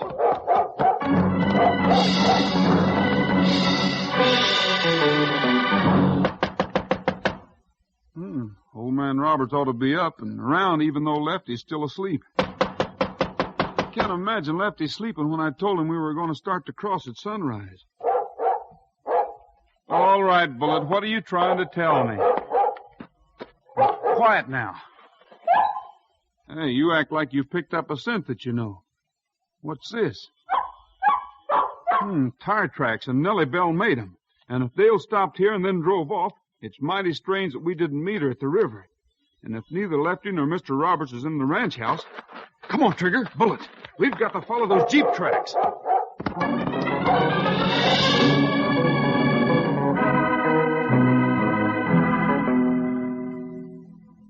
Now, you just stay there, Buttermilk. As long as I'm off you, I'm more comfortable following those wires afoot. Gall darn, the boys must have decided to start the cattle across. Sure hope Roy makes a deal with that there Lefty feller before he calls out his army. Golly, this hill's kind of steep. There. Hey, what's that guy doing in the gully? My gosh, it's Lefty Roberts. And hey, there's Nellie Bell, parked over there by that old silo. Hey, Lefty, what are you up to? Oh, it's you, Brady. Who gave the order for those cattle across the river? I don't know, but maybe they just started going of their own accord. Roy Rogers is looking for you. He is he? Well, he's too late. What do you mean he's too late? Hey, what are you doing with that wooden box with a plunger on it? I'm pressing the plunger and I'm dynamiting those cattle right out of the river. Oh, you better not do it, Lefty. Here comes Roy. He's still too late because here goes. Roy, hurry up! Whoa there, Trigger. Hey, what's happening, Pat? Roy, see that thing that the Lefty's got down there? That's a box to set off a dynamite charge in the river, and he's just pressed the plunger. Hey, he's blowing up the cattle. Well, he was trying to, all right, only I cut the wires. Good boy, Pat. And now I'm going to cut down Lefty. Hey, Roy, look at Bullet. He's heading straight for that old silo, and Lefty's drawing his guns. Stay where you are, Rogers, or I'll drill you. With what? Roy, you knocked both them pistols right out of his hands. See what's in that silo, Pat? I'm going to take care of Lefty. I don't need guns to handle you, Rogers. Come on. Oh, so you lead with your left hand and punch with your right. You're not a southpaw after all. Maybe I'm not, but I can punch you silly. Better men than you have tried it. Now let's see how you take it, boy. Now, we're going to find out who's in that silo. And then we're going to find out just who you are. Because I know for sure you're not Lefty Roberts.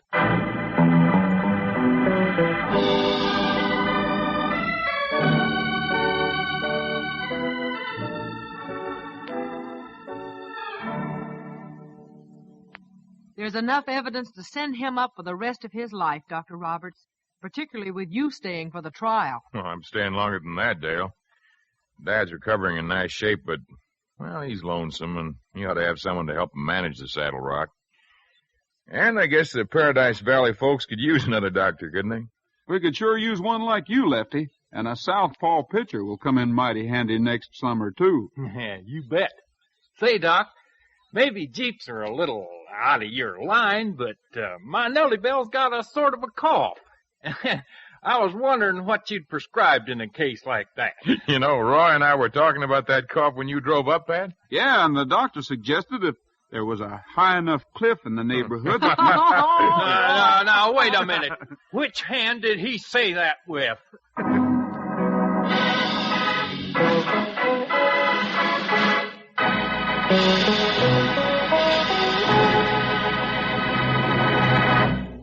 That's all for now, folks. This is Roy Rogers saying to all of you from all of us, goodbye, good luck, and may the good Lord take a liking to you. See you next week. Happy trails to you until we meet again. The Roy Rogers Show was brought to you tonight by Post Grape Nuts Flakes, the great 2-minute energy cereal. Grape Nuts Flakes is the cereal Roy likes best for strength and energy. Look for the picture of Roy and Trigger on the front of the package. The Roy Rogers Show can be heard again next week at this same time with Pat Brady, Dale Evans, and the king of the cowboys himself, Roy Rogers. An Art Rush production written and directed by Fran Van Hartesveld with music by Milton Charles. Remember what Roy Rogers says, Post Sugar Crisp is the cereal treat that's fun to eat. Roy's right, fellas and gals. As a cereal, it's dandy, with milk or cream. For snacks, it's so handy, or you can eat it like candy right out of the box. Post Sugar Crisp is excitingly new, deliciously different. Nourishing puffed wheat, candy-coated with honey and sugar. Ask Mom to get Post Sugar Crisp in the big red, white, and blue box with the 3 bears on the front tomorrow. This is Art Ballinger speaking for Post Grape Nuts Flakes. Stay tuned for the latest news brought to you by Log Cabin Syrup.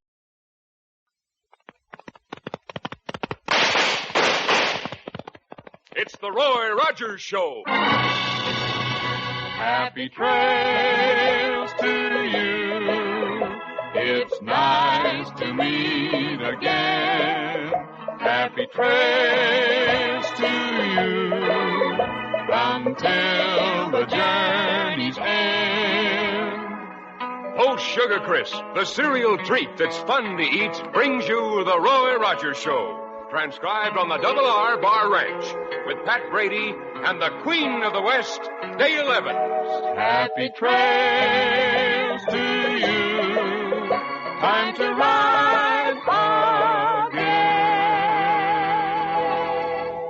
And here he is, in person, the king of the cowboys, Roy Rogers.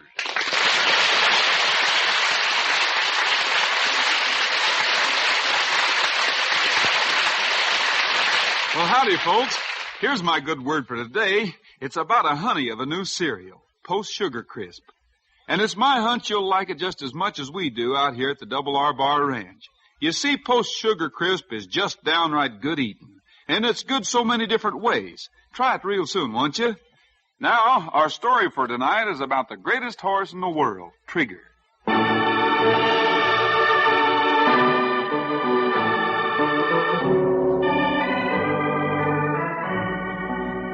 It is late afternoon in Mineral City. Dale Evans and Pat Brady are holding down a deserted fort in the Eureka Cafe as Roy Rogers and Trigger and Bullet come down the main street and stop at the hitching rail outside. Look, Pat, Roy just holds his hand up and Trigger stands perfectly still at the hitching rail. Yeah, Trigger's quite a horse. Of course, now with Nellie Bell, I just stop the motor and she stays where I'll leave her. Yeah, and sometimes you don't even have to stop her motor. It stops by itself. Well, howdy, Dale. Hi, Pat. Hi, Roy. You got in town early today. Glad to see you, Roy. Business is pretty slow. Well, if you want to rustle me up a sandwich, the rush is on. Hi there, Bullet. There wasn't much to do around the R Bar today, either. I've been putting Trigger and Bullet through their paces. You certainly spend a lot of time training those animals, Roy. Well, they have to be kept on their toes, Dale. Both Trigger and Bullet learn things mighty quickly, and the more you work with animals, the more they catch on to sort of thinking for themselves. You know, that's the nice thing about a Jeep. You don't have to teach it anything, and you don't have to worry about it thinking. I've been working on hand signals with Trigger. You know how he comes to me at 1 whistle and goes away at 2 and kicks out his heels at 3? Yes. Well, I've been teaching him to do the same thing on 1, 2, and 3 waves of the hand. Well, did you teach Bullet anything new? Nothing in particular. We sort of reviewed the commands he knows. Bark, Bullet. Now, growl, Bullet. Grab Roy's gun rest, Bullet. Bullet doesn't do that on anyone's command but mine. And I don't ask him to do it unless it's absolutely necessary, Pat. Well, didn't you teach him anything new, Roy? Well, come to think of it, I did. Say, get me a pound of hamburger and I'll show you. Okay. Shucks, when I was a kid in Twistin' Bronc Falls, I had a little terrier-type poodle shepherd that could carry a package of pork chops home from the meat market and never even touch 'em. Now, is that what you taught Bullet? Well, not exactly, Pat. You just watch. Here you are, Roy. The Eureka Cafe's special ground round. All right. Thanks, Dale. Bullet learned this trick in no time at all. You see this hamburger, Bullet? All right, I'm going to put the plate down on the floor. Now, Bullet, eat it. Well, Roy Rogers, of all the ridiculous things I ever saw, that will cost you exactly $1. All right. You said things were slow, so I thought I'd drum up some business for you. Wow, I never saw a bigger moving van. Yeah, it's one of those transcontinental jobs, I guess. Z. Carney. We haul anything, anywhere. Those are a couple of big men. I hope their appetites go with their size. The truck's pretty well loaded down. There's so much furniture on it, they can't even get the tailgate closed. I take it this is the leading eating establishment in this town? Well, it's practically the only one, but it's a mighty good one. All right, we'll take a chance. Bring us anything you got, just so it's the best in the house. Hey, that dog doesn't bite, does he? Only if you happen to be a pound of hamburger. Well, a couple of nice steaks and some home-fried potatoes and salad suit you? Why, sure. Make mine medium rare and my partner's medium well. Fine. Give them some silverware and water, Pat. Oh, yeah. Yeah, sure. Why don't you sit down, Hank? That dog wouldn't hurt anyone, would he? Oh, of course not. He wouldn't hurt a flea. Of course, he hasn't got any to hurt. That's a pretty good one, cowboy. Come on, Hank. The dog won't hurt you. Well, all right. Just don't like to take a chance. I'll put him outside if he bothers you. Come on, Bullet. You keep Trigger company. Hey, you fellas are a couple of long-distance movers, aren't you? That's right. That's our game. We were just driving through town. We saw that good-looking horse out in front and decided we were hungry. In fact, we're kind of sleepy, and if there's a hotel in town, we might rest up until later tonight. Who's that horse belong to? It's my horse. And what's he got to do with it? Oh, nothing. He's just a magnificent animal, that's all. He attracted our attention to this establishment. By the way, I don't think I caught your name. It's Roy Rogers, and the fellow who still hasn't gotten your silver is Pat Brady. Well, I'm glad to know both of you. I'm Ziggy Carney. My talkative partner here is Hank Yeagley. Howdy. Glad to know you. Yeah, sure are. If we ever decide to move, we'll get in touch with you. Say, those are a couple of fancy-looking guns you're packing, Mr. Carney. Yes, sir. It's mighty flashy artillery. When I handle them, they're flashier yet. You never know what you'll run into on a long trip, you know. Ziggy's a trick shot. That's right. I'm one of the best in the world, if I do say so myself. But I don't imagine you two are interested. Oh, sure we are. But I'll bet there's a certain fella right in this town who could shoot rings around you. I'll cut it out, Pat. Oh, is that so? Brady, I bet I could show you a feat of fancy marksmanship that you've never seen before. You could? What is it? I'll bet I could shoot a bullet in one of your ears and have it come out the other without touching a thing. Why, anybody could do that. Now, just a cotton-picking minute. Hey, Pat, if my sandwich and these fellas' steaks are ready, this might be a good place to quit discussing guns. Yeah, maybe you're right, Roy. If I got mad at those two fellas, I'd sure feel sorry for them. Your friend can't take a joke, huh, Rogers? Let's just forget the whole thing. Hello, Roy. Howdy, Sheriff. Say, what are you looking so glum about? I've got reasons. If I were you, I wouldn't leave Trigger standing outside without tying him to the hitching rail. Trigger wouldn't budge from there unless I gave him the word. Yeah, but there's horse thieves in the neighborhood. A valuable Arabian was stolen in Hollow Wells late last night. No fooling, Sheriff. Well, whose horse was he? Mine. What are you laughing at? Oh, nothing. It just struck me funny. An officer of the law having his horse stolen. There's nothing funny about it. Say, weren't you two fellas in the Gold Mine Cafe in Hollow Wells last night? Sure we were. What of it? Well, maybe you know something about my horse. Now, let's not be silly, Sheriff. We're a couple of long-distance moving men. Hollow Wells is only about 15 miles from here, Carney. If you were there last night, it certainly took you a long time to get to Mineral City. We passed through Hollow Wells going another way. Had a load for Frisco. We delivered it, picked up another, and headed south again. Not that it's any of your business. I suppose not. Thanks for the explanation. Just the same, you left that cafe before I did, and when I came out, my horse was gone. I guess you wouldn't mind if I searched that moving van of yours. Go ahead. Only get yourself a warrant first. When you come back, you better bring a couple of strong deputies. Because Hank and I ain't going to take that furniture out and put it back again for any Hicktown cop. Come to think about it, your truck was loaded clear full last night. I guess you didn't steal my horse after all. That's more like it, eh, Ziggy? Why, sure. If we was horse thieves, we'd have better taste than to steal anything a small-town sheriff would ride. We'd grab something like that horse of Rogers. Sheriff, if you want to get your car, I'd be glad to go to Hollowell's with you and look for evidence. And that's what I was going to ask you to do, Roy. It was too dark to look for tracks last night, and I've been so busy all day I haven't had a chance to go back. But maybe we can still find something. Good. I'm going to eat a sandwich if Pat ever gets around to bringing it in, and I'll leave Trigger in the old barn behind the cafe for the night.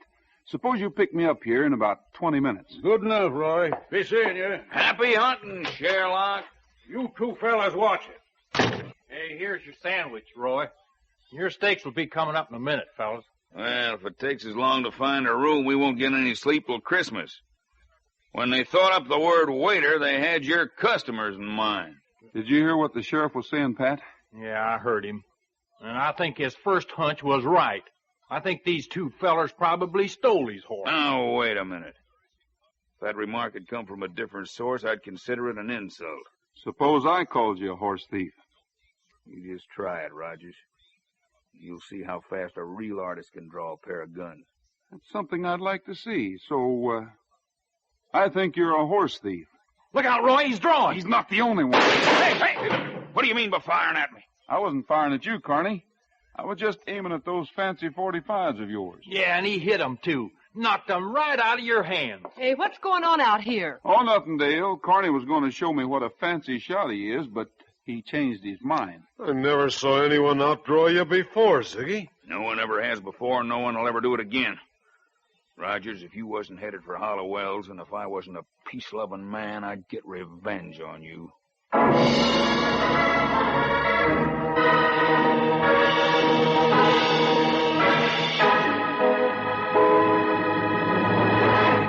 Well, this adventure's mighty exciting, hey, listeners? And here's something every bit as exciting. The new Roy Rogers King of the Cowboys pop-out trading cards, offered you by Post Cereals, free of extra cost. There are 36 different pictures in this wonderful series. Real-life pictures of Roy, Dale, Trigger, Bullet, and Pat in exciting action. And here's why these cards are so extra special. You see, the main part of each picture pops right out, easy as you please. You have lifelike two-dimensional figures that stand up by themselves. Great for decorating your room or club headquarters. And don't forget, you send no box tops, no money. These Roy Rogers cards are free of extra cost. At your grocer's, just look for the trading card packages of these famous Post cereals. Crinkles, Raisin Bran, Grape Nuts Flakes, Bran Flakes, Sugar Crisp, and Post Toasties. Each package brings you one of these wonderful cards. Imagine the terrific display you'll have with all 36. So hurry. Be the first in your gang to get your Roy Rogers King of the Cowboys pop-out trading cards. Get a good supply of your favorite Post cereals tomorrow and start collecting and swapping your Roy Rogers cards right away.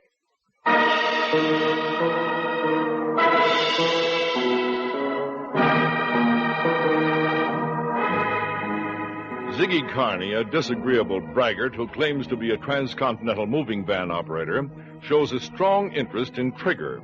The sheriff reports that his own horse has been stolen, and although Carney's alibi satisfies the lawman, Roy Rogers has some doubt. Now in Hollowell's, Roy and the sheriff are going over the ground where the sheriff's horse disappeared. But, Roy, how are we going to know whether the tire marks around here are the marks from Ziggy's truck? Well, I took a good look at the tires and the tracks they left in Mineral City before we drove over here. Gee, I never would have thought of that. You know the hoof marks of your own horse, don't you? Oh, sure. I always have his shoes made with the imprint of a star in the toe plates. I figure he's the sheriff's horse. And... Sheriff, you're quite a fella. Now, you look for those star prints, and I'll see if I can find the marks of Ziggy's tires among these others. There ain't been many horses back here. What the word don't seem to have been shot at all. Oh, keep looking, Sheriff. Hey, here are the tire prints we're looking for. Ziggy's truck was parked here all right. By golly, Roy, here's the marks of my horse's shoes. All right. Look closely now. Let's see. You're 12 feet away from me, and if Ziggy loaded your horse on his truck, the track should lead over towards these tire marks. No, they seem to come from the hitching rail right to this point. And there are no marks of any kind where they stop and disappear. Well, that's strange. Guess we're howling up the wrong cottonwood, Roy. If they loaded the horse on that moving van, they would have to load him from the back. Hey, let me take a look at those prints, Sheriff. Here they are, Roy. Just plain hoof prints. Well, I shouldn't have said just plain, because they got my private star in them. But you see how they lead up to here and don't go any farther? Let's see. From the direction they're coming, the horse would have been walking parallel to the side of the moving van. Look here, Sheriff. There is another mark. Sure, but that ain't nothing. Looks like somebody had a 2x4 about 4 feet long right on the ground. Well, that could be the mark of the ramp lowered from the side of the truck. I'm convinced now that Ziggy and his partner stole your horse, Sheriff, and I think I know just how they did it. Huh? Well, they have a compartment built at the front of the van, right behind the driver's cab. One of the side panels must be hinged so they can lower it, and it forms a ramp. Well, Jiminy Ned, Roy. Then all we got to do is get back and confiscate their truck and take my horse off it. Well, it won't be that easy, Sheriff. They've undoubtedly disposed of your horse by this time, and we might dismantle the whole truck without finding the secret switch they used to lower the panel. Well, we can't make a case against them without evidence. And I aim to get that evidence. That's why I left Trigger in the barn behind the Eureka Cafe, and that's why I let Ziggy and his partner know exactly where he was. Now let's get back to Mineral City, and we'll see what happens when it gets dark.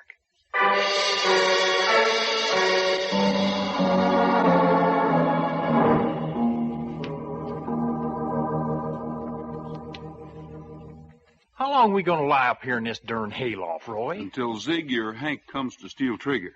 It's 10 o'clock.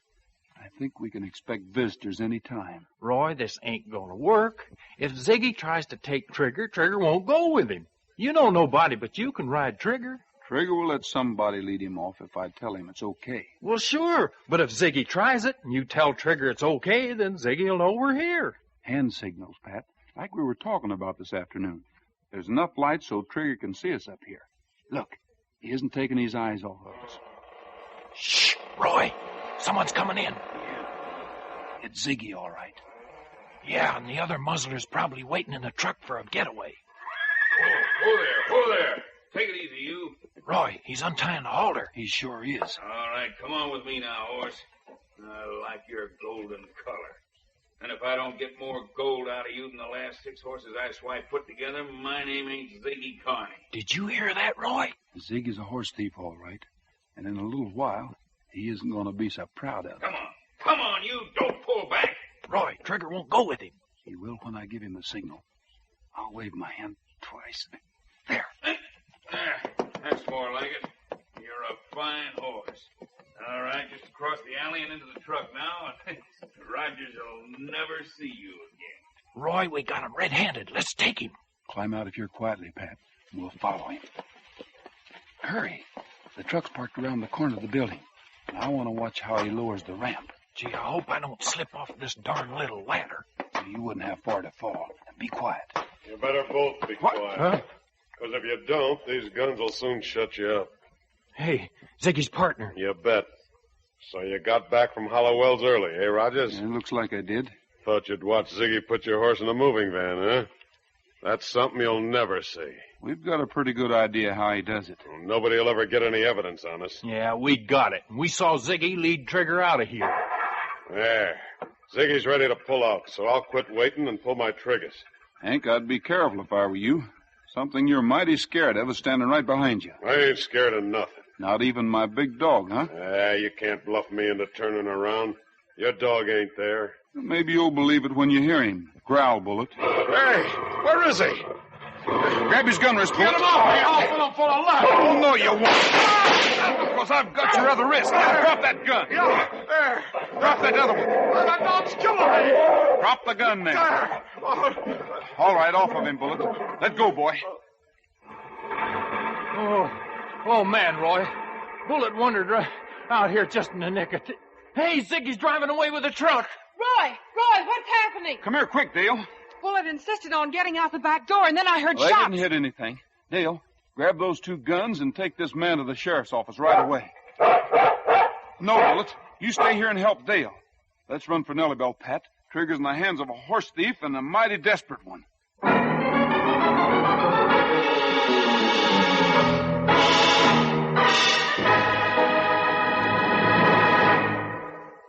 We'll return to Roy in a moment. But first, let's listen to the 3 Sugar Crisp Bears. We're the Sugar Crisp Bears, and we want you to meet the grandest treat you ever did eat. Post Sugar Crisp. As a cereal, it's dandy. For snacks, it's so handy. Or eat it like candy. Post Sugar Crisp. Those 3 Sugar Crisp Bears really know a good thing when they taste it. Sugar Crisp is the cereal treat that's fun to eat. That's why it's fast getting to be America's favorite cereal. You see, Sugar Crisp is already sweetened with honey and sugar, so you'll just eat it with milk or cream. And it's so handy for snacks anytime you feel like sitting down to some good, nourishing eating. Or eat it just like candy. Get genuine Post Sugar Crisp in the red, white, and blue package with the 3 bears on it. It's a honey of a new cereal.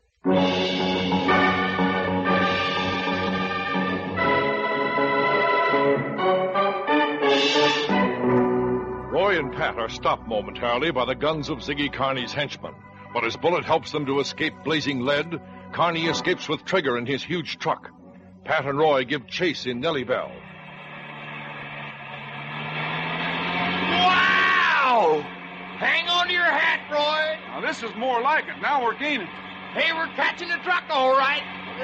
What are you going to do, Roy? Shoot out his tires? No, I can't risk having Ziggy lose control of the truck, not with Trigger in it. We've got to take a long chance, Pat.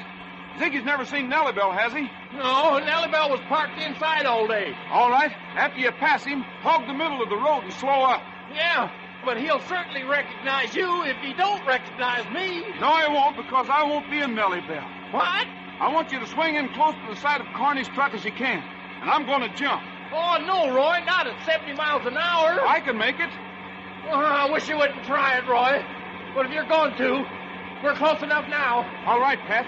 Hold her steady now and don't swerve. Here I go. Roy, you made it. You made it. Give her the gun now, Pat. Go past this truck and stop it. And I'll stop Ziggy Carney.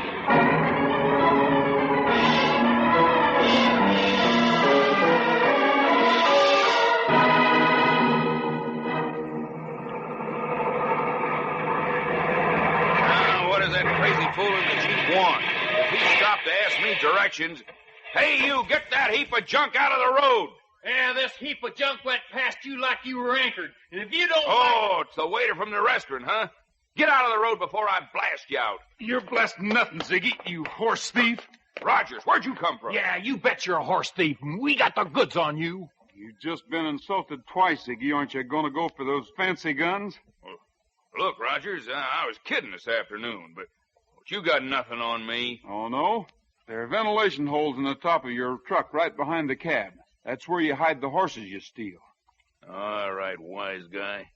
Show me your search warrant and then go ahead and unload 4 tons of furniture. That's the law. Maybe we haven't got a warrant. And maybe we don't need one. My horse is on that van. You think so? Go ahead, find out. You know what steps are necessary. You bet I do, and they're simple. Trigger! Hey, quiet in there, you fool horse! Horse, eh? Well, that's more than I can take. Look out, Roy. He's going for his guns. But he's not getting them. Because I'm there first. Let go, Rogers! Pat, get these pop guns and then find the button or switch that'll let down the truck panel.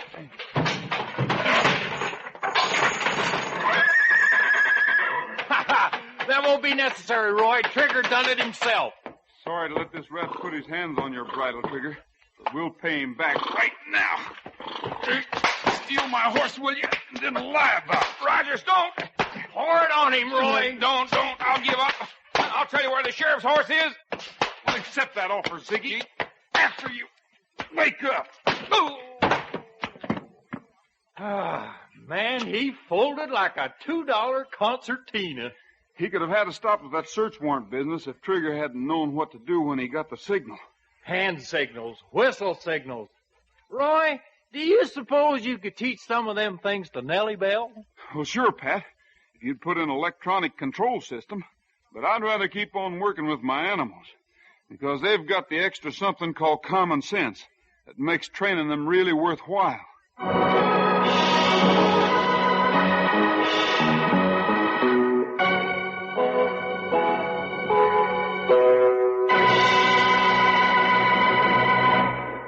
That's all for now, folks. This is Roy Rogers saying to all of you from all of us, goodbye, good luck, and may the good Lord take a liking to you. See you next week. Happy trails to you until we meet again. The Roy Rogers Show was brought to you tonight by Post Sugar Crisp, the cereal treat that's fun to eat.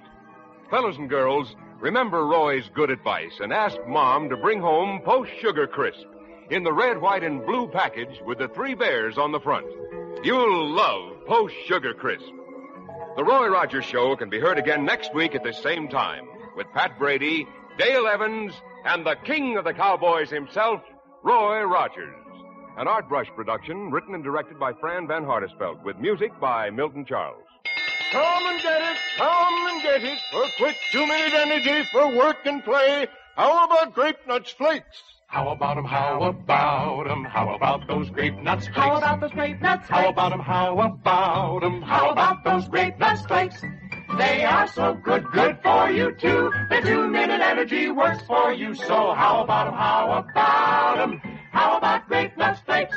Grape Nuts Flakes is one of the triple wrap Post cereals, guaranteed fresh or triple your money back. Look for Grape Nuts Flakes, the great 2-minute energy cereal in the package with Roy Rogers and Trigger on the front. Featured in our cast were Frank Hemingway, Herb Butterfield, Herb Vigran, and Ben Weldon. This is Art Ballinger speaking for Post Sugar Crisp. Stay tuned for the latest news brought to you by Log Cabin Syrup.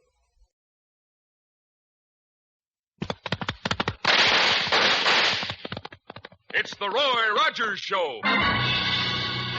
Happy trails to you. It's nice to meet again. Happy trails to you until the journey's end.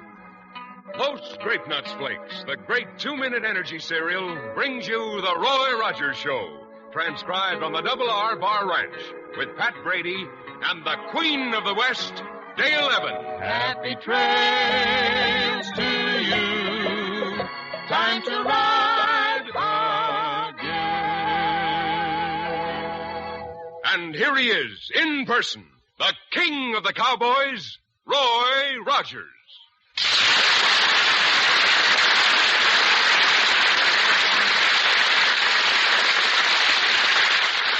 Well, howdy, folks. You know, being a cowboy, you need lots of energy. That's why Grape Nuts Flakes is the cereal I like for strength and energy. Just 2 minutes after you eat a big bowl full, that whole wheat energy starts going to work for you. Try Grape Nuts Flakes, buckaroos. They're great. And now...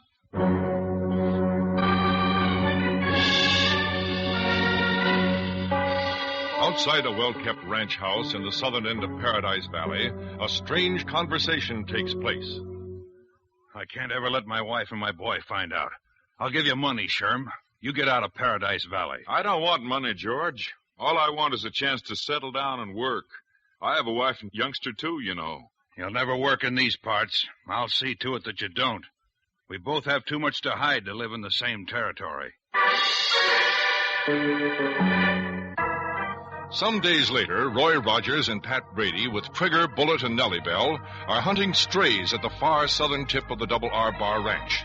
They come upon 2 youngsters glaring at each other and about ready to square off when our friends interrupt them. All right, kids. If you don't want to tell me what the fight's about, why don't you shake hands and forget the whole thing? I don't want to shake hands with him. Always bragging just because his father can fly an airplane. Oh, I'm taking my horse and riding home. And I'm not shaking hands. Oh, don't be so stubborn, Pete. I should think you'd be glad to have a friend your own age in the neighborhood. Oh, he's no friend of mine. He hasn't got a horse, and he lives in that dirty old shack down by the arroyo. Get up. And on top of that, his father's an ex-convict. Why, you... I'll get you for that the next time I see you. I don't want to see you. Stay away from me. Hey, just a minute, son. You're new around here, and young Pete Adams certainly wasn't very nice. But you know something? What? Neither Pat nor I heard a word he said when he rode away. I don't care if you heard it or not. Guess it doesn't even make any difference anyway. Guess nobody'll ever let my dad alone. Well, now, folks in Paradise Valley are mostly mighty neighborly. I bet me and Roy could introduce you to some kids you'd have a lot of fun with. Sure, we aim to make all strangers feel at home. I'm Roy Rogers, and this is Pat Brady. And we can use an extra hand to look for strays. While we're working, you can tell us all about yourself. Will you pay me? I don't like to ask it, but my folks need money pretty bad. Why, sure we'll pay you. And maybe there's something else we can do to help. First off, what's your name? Don Alexander. Don? All right, Don. Now, would you rather ride in that Jeep with Pat or up here on Trigger with me? Nellie Bell's a sight more comfortable, Don, I'll tell you that. Gee, never rode in a Jeep before, and I never saw such a beautiful horse. I'll tell you what. Why don't I ride part way with Pat and part way with Roy, and then walk part way with this swell dog? Don, you're a born diplomat. Let's go.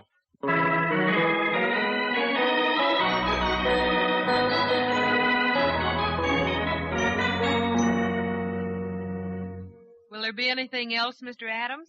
No, thanks, Miss Evans. I still think you're making a mistake in hiring an ex-convict, Rogers. I had a long talk with Sherm Alexander, George, and I'm convinced he's gone absolutely straight. Well, as I understand it, the term Alexander served in Kansas was for stealing cattle. He'd be the last person in the world I'd hire as a ranch hand. Well, you didn't hire him, George. I did. And I'm going to see to it that he has another chance. All right, Rogers.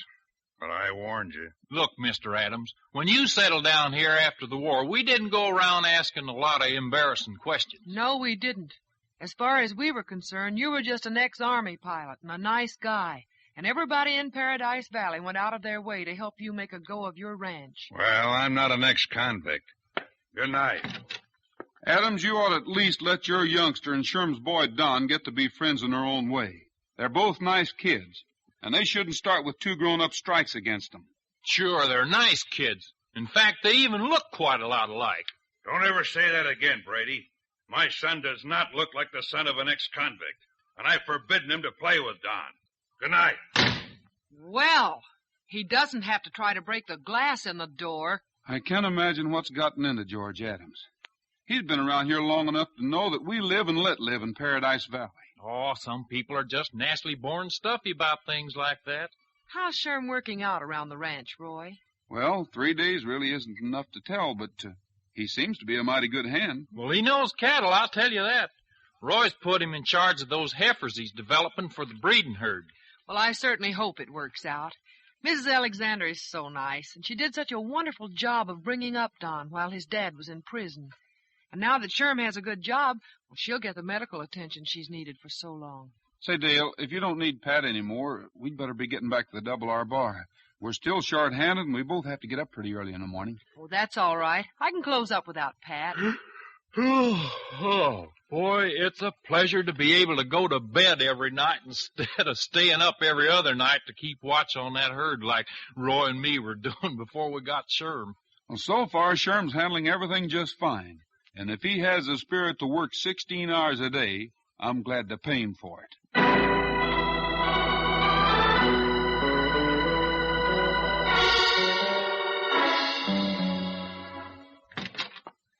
Hey, Roy, I just talked to Sherm, and he says that 2 of those purebred heifers were missing this morning. What? Well, those were valuable animals. Let's go out and help Sherm look for signs. Well, Sherm says he's been looking since daybreak. He claims that there ain't no tracks leading away from the herd at all.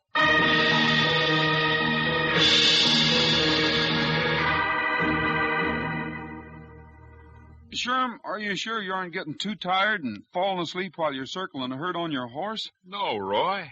I haven't closed an eye in the past 3 nights, I'm sure. Yet 1 or 2 of the herd have been missing about every morning. I guess it looks pretty bad for me. Listen, I don't want you to even think about that, Sherm. We talked the whole thing out, and you told me you've gone straight, and I believe you. I just can't understand how the heifers get out of the herd without leaving any tracks.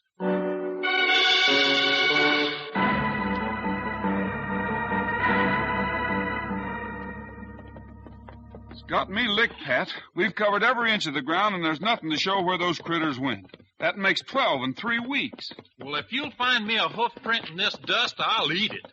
And I've been looking so hard that I ain't even noticed I was on horseback instead of in Nellie Bell. Well, you can track much better on horseback than you can from a car. The trouble is we can't find any tracks. Hey, Roy! Roy, Pat! I've got to see you a minute. Ooh, there, fella. Ooh. Hey, Don, you ride that horse Roy gave you like he was born on him. Yeah, you came snorting up here like... Why, Don, what's the matter? Roy, I shouldn't come to you like this, but I just gotta. Mom's so upset. She's real sick again. And Dad said it just wasn't any use, and he's gone. Gone? What do you mean? Listen, Don, I sent your dad home at midnight to sleep. He's been working way too hard. Can't stay in Paradise Valley anymore, Roy. Dad said he'd send for Mom and me when he found a safe place again. But he was so discouraged when he left that I just gotta go out and find him right now. Look, Don, there's something mighty wrong, and whatever it is, we want to find out and get started to fixing it up pronto. Now tell us just what happened. You don't think my dad's been stealing your cattle, do you, Roy? Why, no, of course I don't. Well, when Dad woke up this morning, I took him outside to show him a new trick I taught my horse.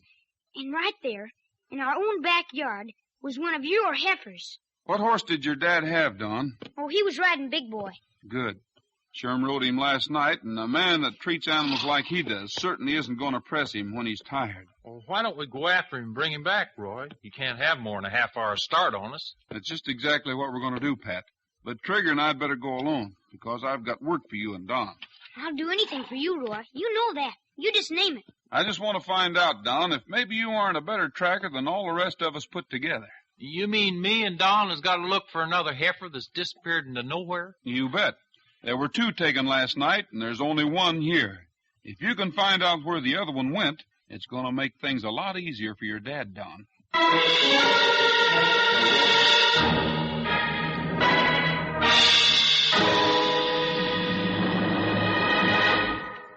How about 'em, how about 'em, how about those grape nuts flakes? How about those grape nuts flakes? How about 'em, how about 'em, how about those grape nuts flakes? They are so good, good for you too. The 2-minute energy works for you. So how about 'em, how about 'em, how about grape nuts flakes?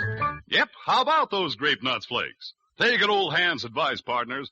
Tomorrow when you roll out of your bunk, corral a bowl full of that great energy-giving cereal, Grape Nuts Flakes. Grape Nuts Flakes are called the Great 2-Minute Energy Cereal because 2 minutes after you polish off a bowlful, their powerhouse whole wheat energy starts to go to work for you. That's the kind of quick energy you fellers and gals need. You'll go for Grape Nuts Flakes sugar-roasted flavor. It's delicious. So ask Mom to get you Grape Nuts Flakes, the 2-Minute Energy Cereal. Look for Roy's picture on the front of the package.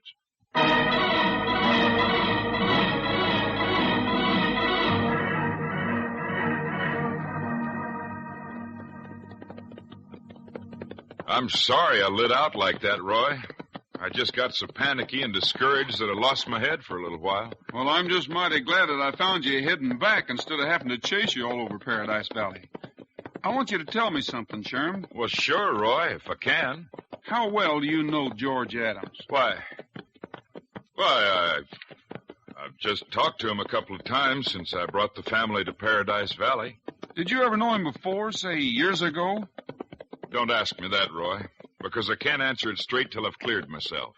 All right, Sherm, if that's the way you feel. And to clear myself, I got to find out who's rustling your cattle and how they're doing it.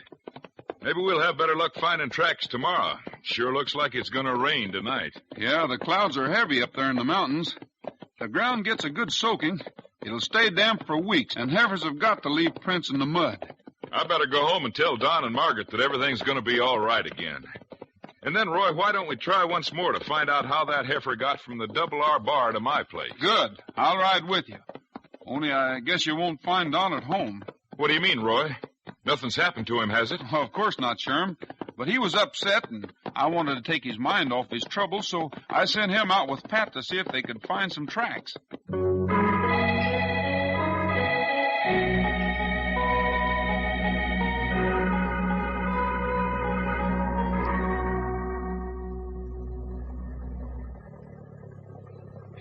we'd be better off on horseback, Pat. Yeah, I think we get a fine view of things from Nellie Bell. Hey, look up there at the sky. It's gonna rain. I'm not looking at the sky. I'm keeping my eyes on the ground. Hey, Pat, do they have tornadoes around here? Why, no. We sometimes have some mighty strong zephyrs, though. It didn't blow hard last night or any time today, though, did it? No. Why? Well, when we used to live in Kansas, we had tornadoes and what they call whirlwinds. They left a track on the ground just like the one that's leading down this arroyo. Well, I've seen some whirlwinds in my day, too. You know, I've been all over, you know. Say, Don, it does look like a whirlwind trail. You think we ought to follow it? Well, it might be interesting. We sure haven't seen any heifer tracks. Of course, it'd be silly to think that a whirlwind could pick up a 500-pound heifer and blow it away, wouldn't it? Yeah, that'd be awful silly. Hey, look way up there, Don. One of them helicopter things. Pat, Roy gave me a job to do. And you can go steering up the sky if you want to. But I'm going to keep my eyes on the ground. Just keep heading down the arroyo. I'll spot the trail and tell you whether to steer right or left.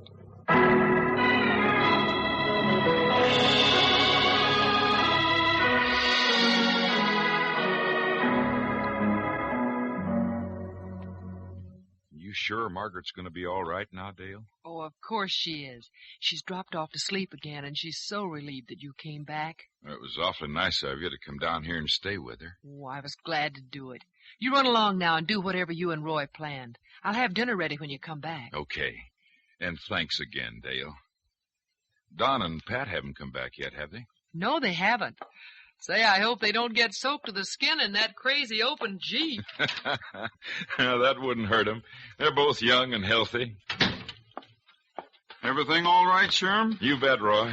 That Dale's a wonderful girl. I'll go along with you there. I guess Pat and Don are in Nellie Bell. Yeah. I noticed they left their horses here, and I can see the tire marks leading away towards the wash.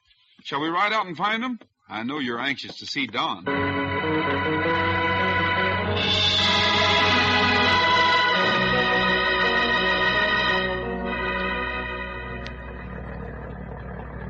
Boy, oh boy, wait till we tell Roy about this. 3 of his heifers grazing up there on the mesa. But I still don't see how they get them to the mesa without leaving tracks. Wasn't it lucky we followed that whirlwind trail? Oh, it sure was. I knew Nellie Bell was more practical for tracking than a horse. Hey, do you think it's a good idea to go back the same way we come? I didn't notice before how steep the sides of this arroyo are. Well, it's the quickest way. I guess you're pretty anxious to see your dad, aren't you? I sure am. I just hope Roy found him. Oh, Roy found him all right. Don't you worry about that. Hey, what's that noise, Pat? Oh, that's just Nellie Bell's motors. She ain't the quietest old gal in the world, but she's sure a good one. No, I don't mean that. Don't you hear sort of a rumbling? Oh, I hear thunder now and then. No, this is different. Hey, stop Nellie Bell for a second. Okay. There. And now you hear it? Yeah. Hey, we gotta get out of here. That's a flash flood. A flash flood? Boy, you said it. A sheet of water comes rushing down from the mountains like an express train, and it could sweep through this arroyo like this in seconds. Come on, Nellie Bell. Hey, Pat, look behind us. There's a sheet of water rolling down. Oh, my golly. It ain't 300 yards away. Come on, girl. Get started. Oh, come on, Pat. We better run for it. Yeah, I guess we better. Come on. Hey, if we can just scramble up the banks. Well, we'll try it, Don, but they're awful steep. No, we can't make it here. It's almost a sure cliff. Well, down, boy. I'm going to pick you up and swing you across my shoulders. Now, don't you worry. We're going to get out of this somehow. I hope.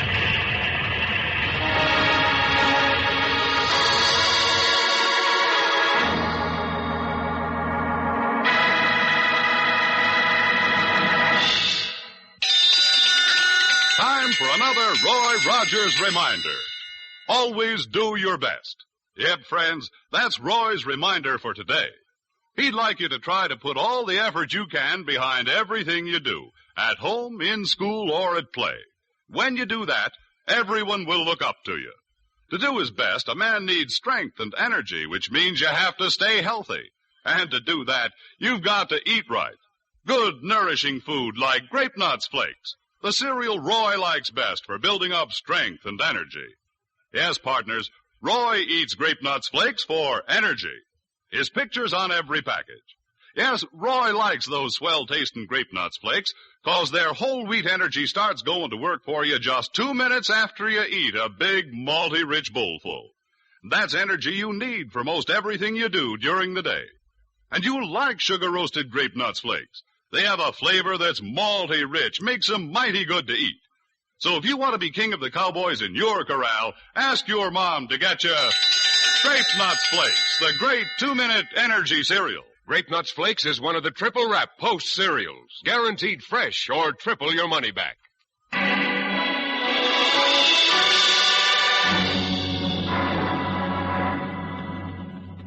I don't like the looks of this weather, Sherm. There's a cloudburst over the mountains. I know, Roy. Jeep tracks still lead down this arroyo.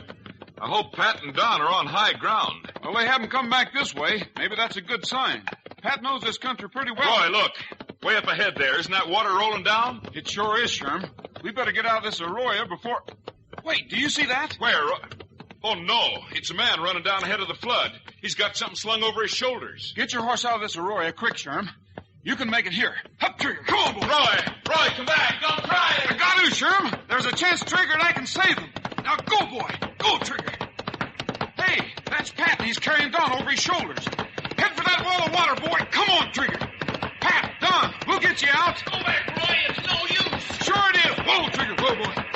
Hey, I've got Don. Jump up behind me here quick, Pat. Gosh, Roy, Okay, I'm up. Now dig in, Trigger. Go, boy.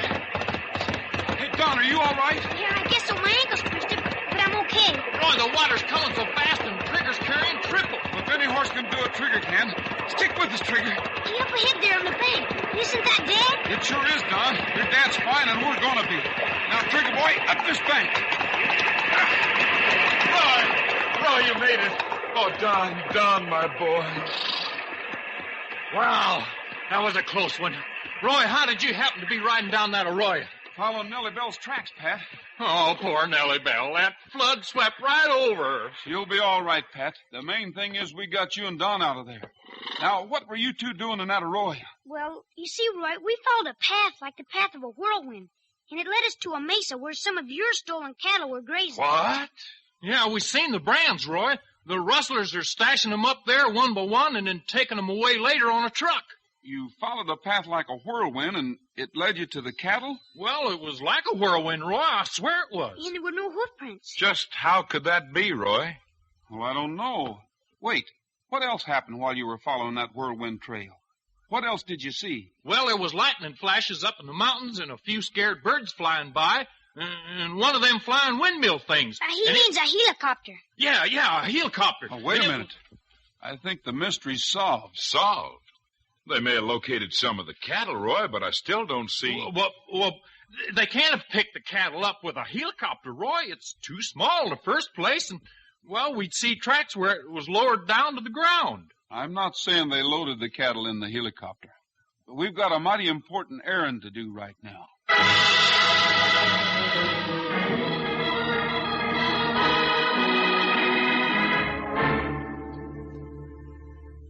Now, Rogers, what's all this about?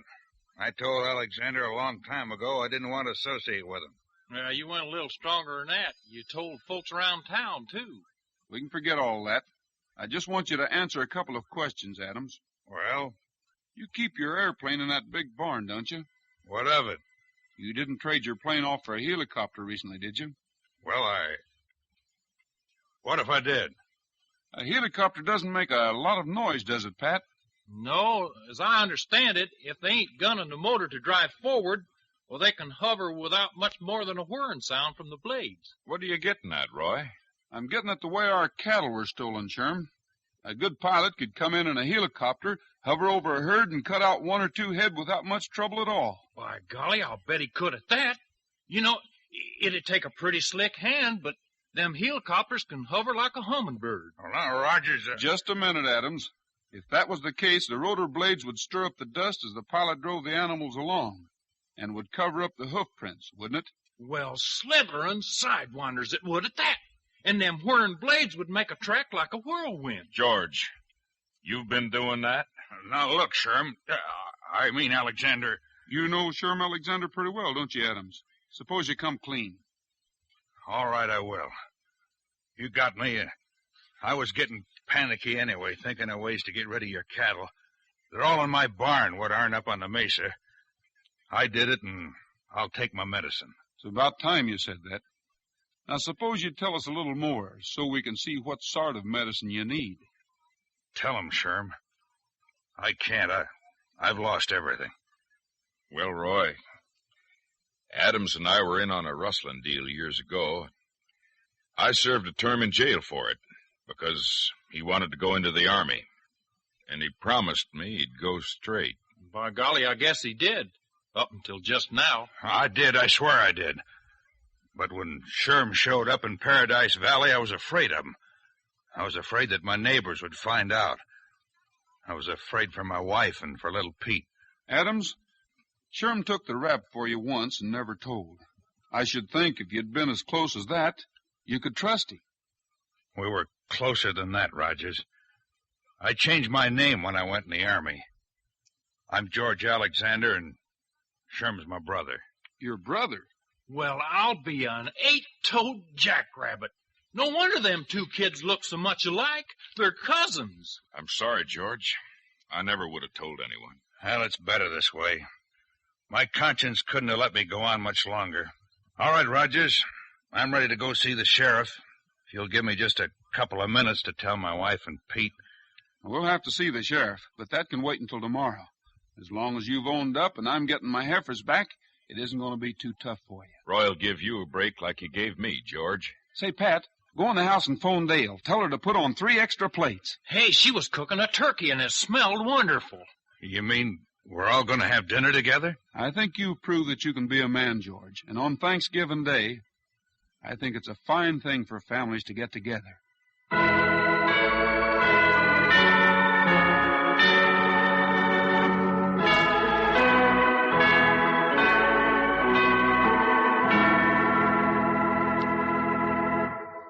That's all for now, folks. This is Roy Rogers saying to all of you from all of us, goodbye, good luck, and may the good Lord take a liking to you. See you next week. The Roy Rogers Show was brought to you tonight by Post Grape Nuts Flakes, the great 2-minute energy cereal. Grape Nuts Flakes is the cereal Roy likes best for strength and energy. Look for the picture of Roy and Trigger on the front of the package.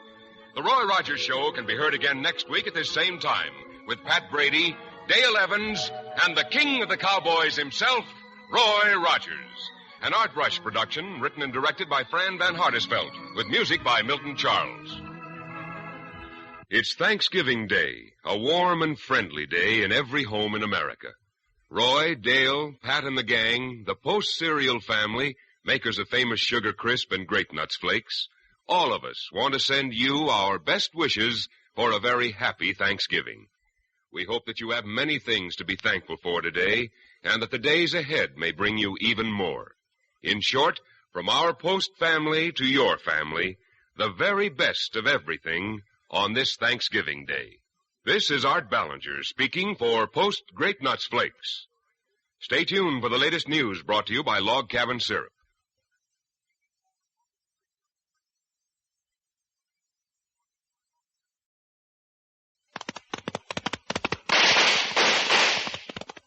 It's the Roy Rogers Show. Happy trails to you. It's nice to meet again. Happy trails to you until the journey's end.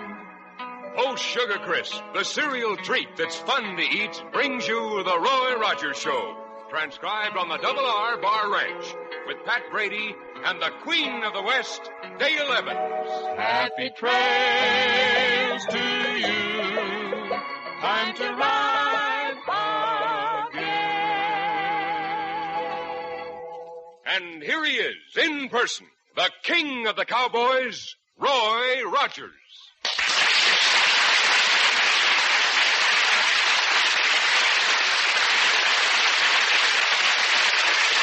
Howdy, folks.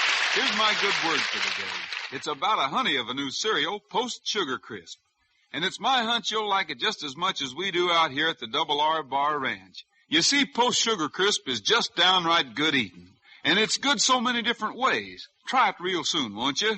Now, tonight, we'd like to tell you about how Dale and Pat and I solved an old mystery. We call this story The Last Stagecoach.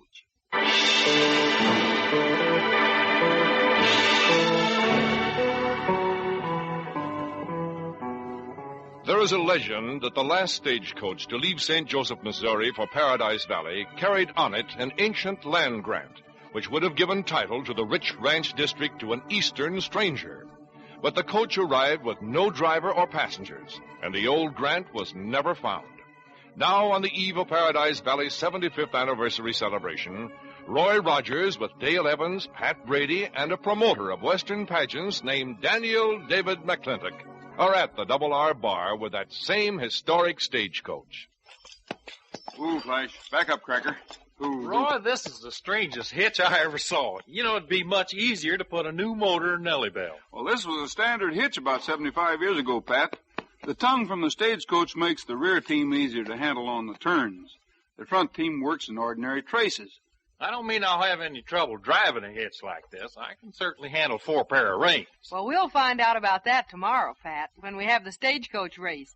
The race is a wonderful idea, Mr. McClintock. I hope so. I'm just happy that you and Roy made it possible for us to get this historic stagecoach from the Western Museum at Zenith. You know, I've tried for years to get them to loan it to me for these Pioneer Days pageants, but I've never had any luck before. Well, we know the museum folks pretty well, Mr. McClintock. Yes, and this particular stagecoach is so much a part of the legend of Paradise Valley that it's going to add a real touch of color to our 75th anniversary celebration. Just think, if passengers had gotten through on its last trip, Paradise Valley might have been owned by 2 Eastern families. Oh, shucks. I don't take much stock in the story of the Spanish land grant. Anyway, Pat, it's lucky that the old land grant paper never was found.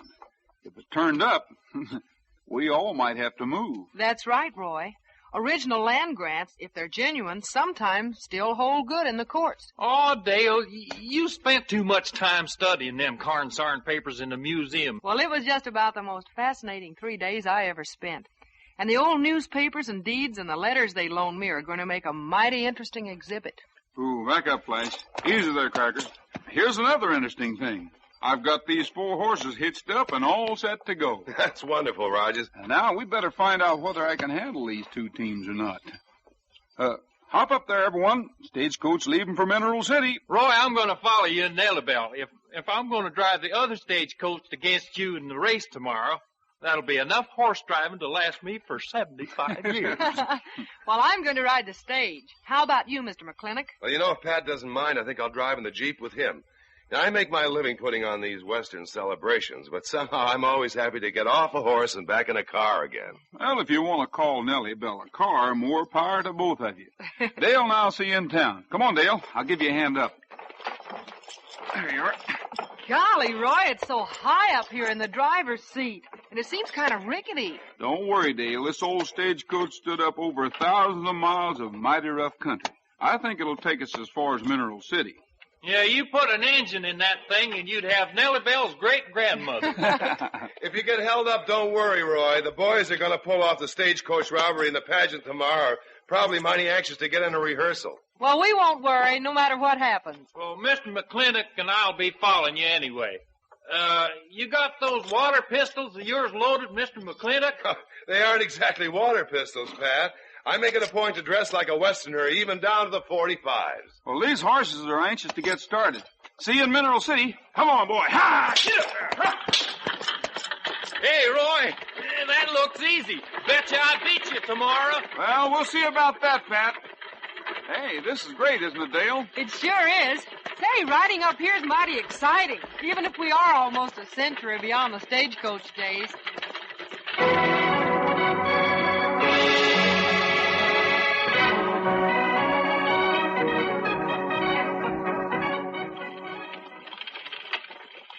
Would you like to take the reins a while, Dale? Sure.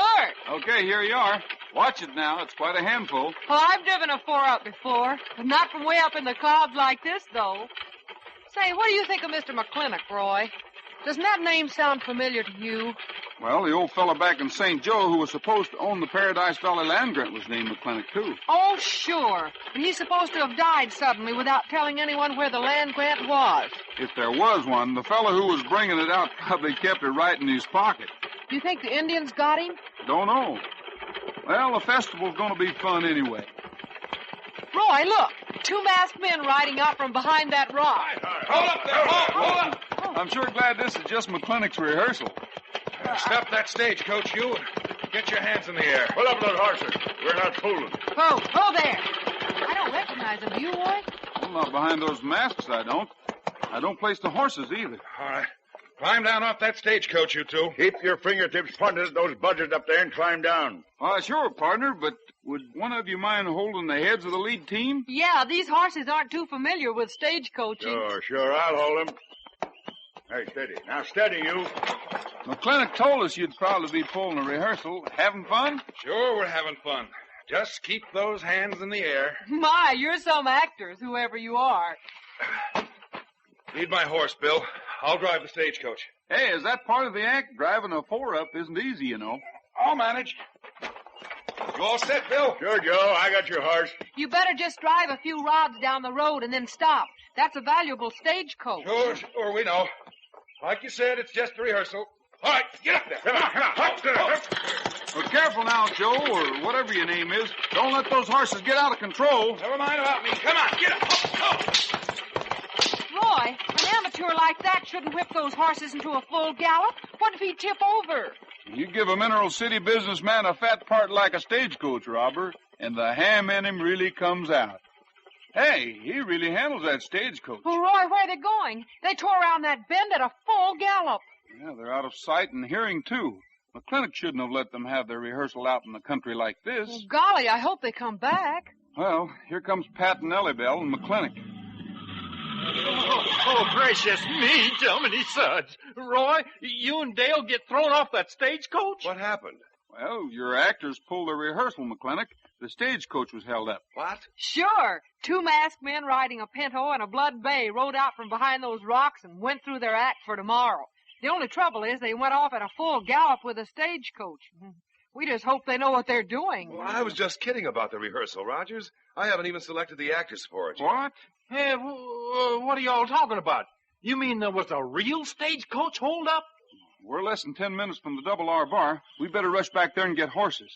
They may not stick to the roads. Yeah, that's a good idea. They can't take the stagecoach anywhere without leaving tracks, and Trigger and Buttermilk can follow them just as quickly and a lot more quietly than Nellybelle could. Well, if we expect to follow them quietly, do you think it's wise for all 4 of us to go? No, I think Dale better hurry back to town and give the description of the men to the sheriff. Good. I'll go with her. No, Mr. McClintock. I'll take full responsibility for the stagecoach, but I think you'd better ride with Pat and me.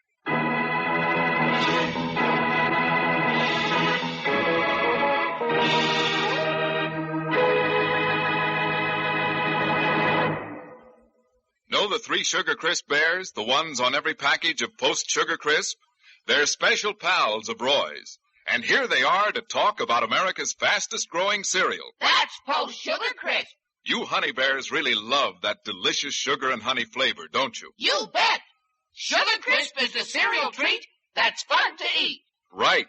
And you'll enjoy eating Sugar Crisp 3 different ways. Handy, Dandy, and Candy can tell you that. Sure. As a cereal, Sugar Crisp is dandy. For snacks, it's so handy. Or eat it like candy, right out of the box. Yes, you'll love Sugar Crisp.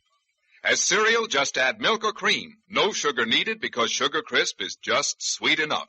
For snacks, Sugar Crisp is quick and easy to fix whenever you're hungry. Or eat it right out of the box like candy. It's the grandest treat you ever did eat. Like the honey bears say. As a cereal, it's dandy. For snacks, it's so handy. Or eat it like candy. Post Sugar Crisp. Tomorrow, buy genuine Post Sugar Crisp in the red, white, and blue package with the 3 bears on front.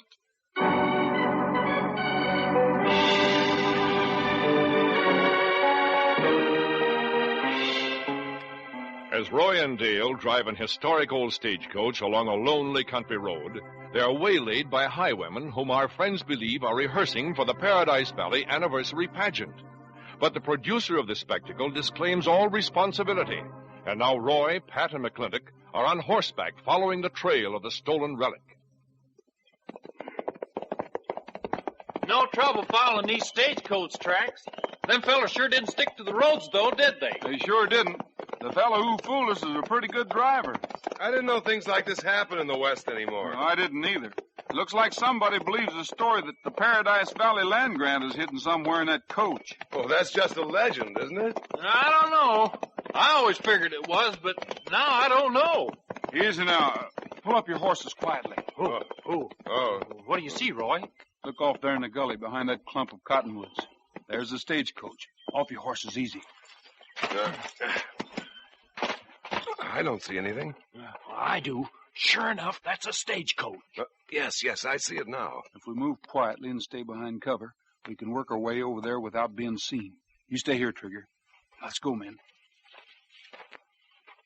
Sure they can't see us, Rogers? They're too busy with that stagecoach to be looking very hard. Yeah, Roy and me have snuck up on criminals like this dozens of times. Look out, Rogers. They see us. McClintock, what's the idea of firing like that? They saw us. The one with the rifle was drawing a bead on us. Well, he ain't drawing a bead now. Both of them's on their horses, and look at them go. You shouldn't have done that, McClintock. The first thing we learn in the West is not to get panicky. I was only trying to protect us. Roy and I can protect ourselves pretty well without having a tenderfoot louse things up. Never mind, Pat. The stagecoach is down there, and that's the main thing. If those two men stick to the mounts they're riding, they shouldn't be too hard to find. Now let's get down there and see what they've wanted with that stagecoach.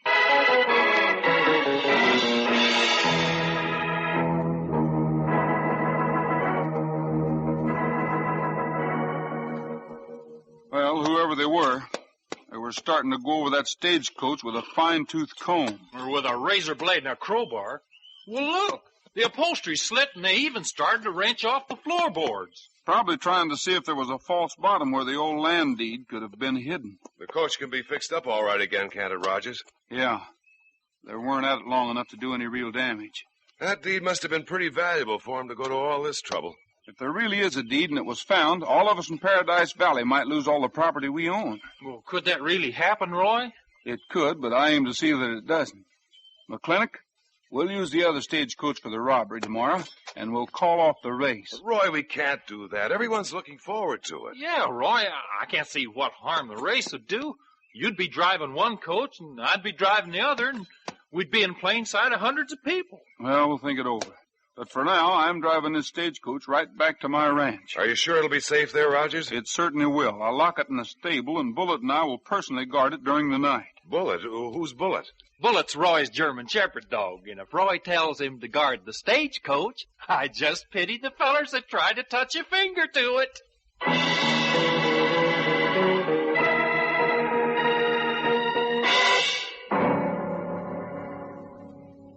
It's no use, McClintock.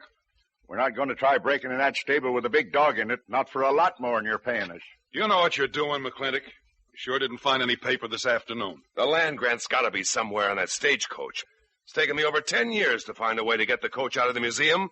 I'm not letting this chance slip by. Maybe you can figure some way to hijack the stagecoach when they ship it back to the museum. That won't be necessary. I've talked Rogers into holding the race after all. And when it's over, that stagecoach is going to have to be completely rebuilt. How do you figure that, McClintock? The road they're using leads straight out of town to a place called Frederick's Rocks.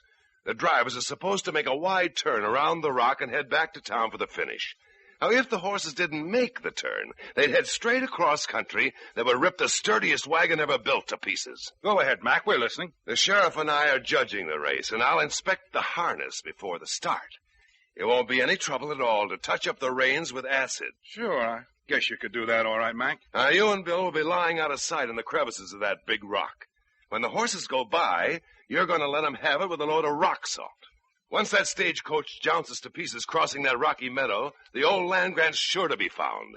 And once it's found, we have a clear legal case. I will collect hundreds of thousands of dollars from these yokels in Paradise Valley. Either collect from them or throw them off their ranches.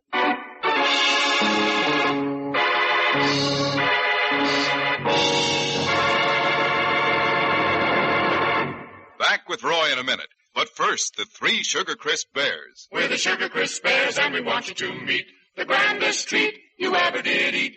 Post Sugar Crisp. As a cereal, it's dandy. For snacks, it's so handy. or eat it like candy. Post Sugar Crisp. Yes, Post Sugar Crisp is the new delicious cereal. You see, Sugar Crisp is made of nourishing, wholesome puffed wheat, coated with pure honey and sugar. So enjoy it as a cereal. Just add milk or cream. It's already sweetened. You don't need sugar. And Sugar Crisp is a grand between-meal snack, too. It's rich in food energy. Or eat it like candy right out of the box. This honey of a cereal is good any way. So buy Post Sugar Crisp in the red, white, and blue package with the 3 bears on it.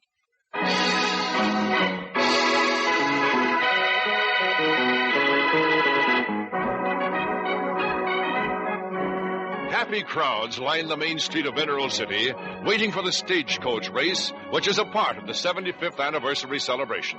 Atop one coach are Roy Rogers and Dale Evans, the reins in Roy's hands leading down to 4 eager horses. Mounted on the fabled last stagecoach, also ready to leap out behind a spirited 4-horse team, is Pat Brady. And at the sound of the starter's gun...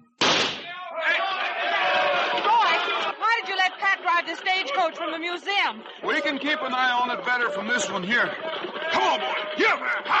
Tricker's running right alongside us. What are you planning, Roy? I'm trying to be ready for anything anyone else is planning. Pat's got his horses going like Sam 60. We won't try to pass him until after we make the turn at Frederick's Rock and head back to town. Frederick's Rock. That's the only place along the course where there won't be a lot of people. If anything's going to happen to Pat's stagecoach, it'll happen there. Hey, look behind us, Dale. Are the sheriff and McClintock following us? Yes, they're keeping up. Hold on there, boy. Ha! Pat's got better horses than we do, Roy. Do you think we can catch him after we make the turn? Well, winning the race isn't the most important thing, Dale. Watch carefully now. We're getting close to Frederick's Rock. Right.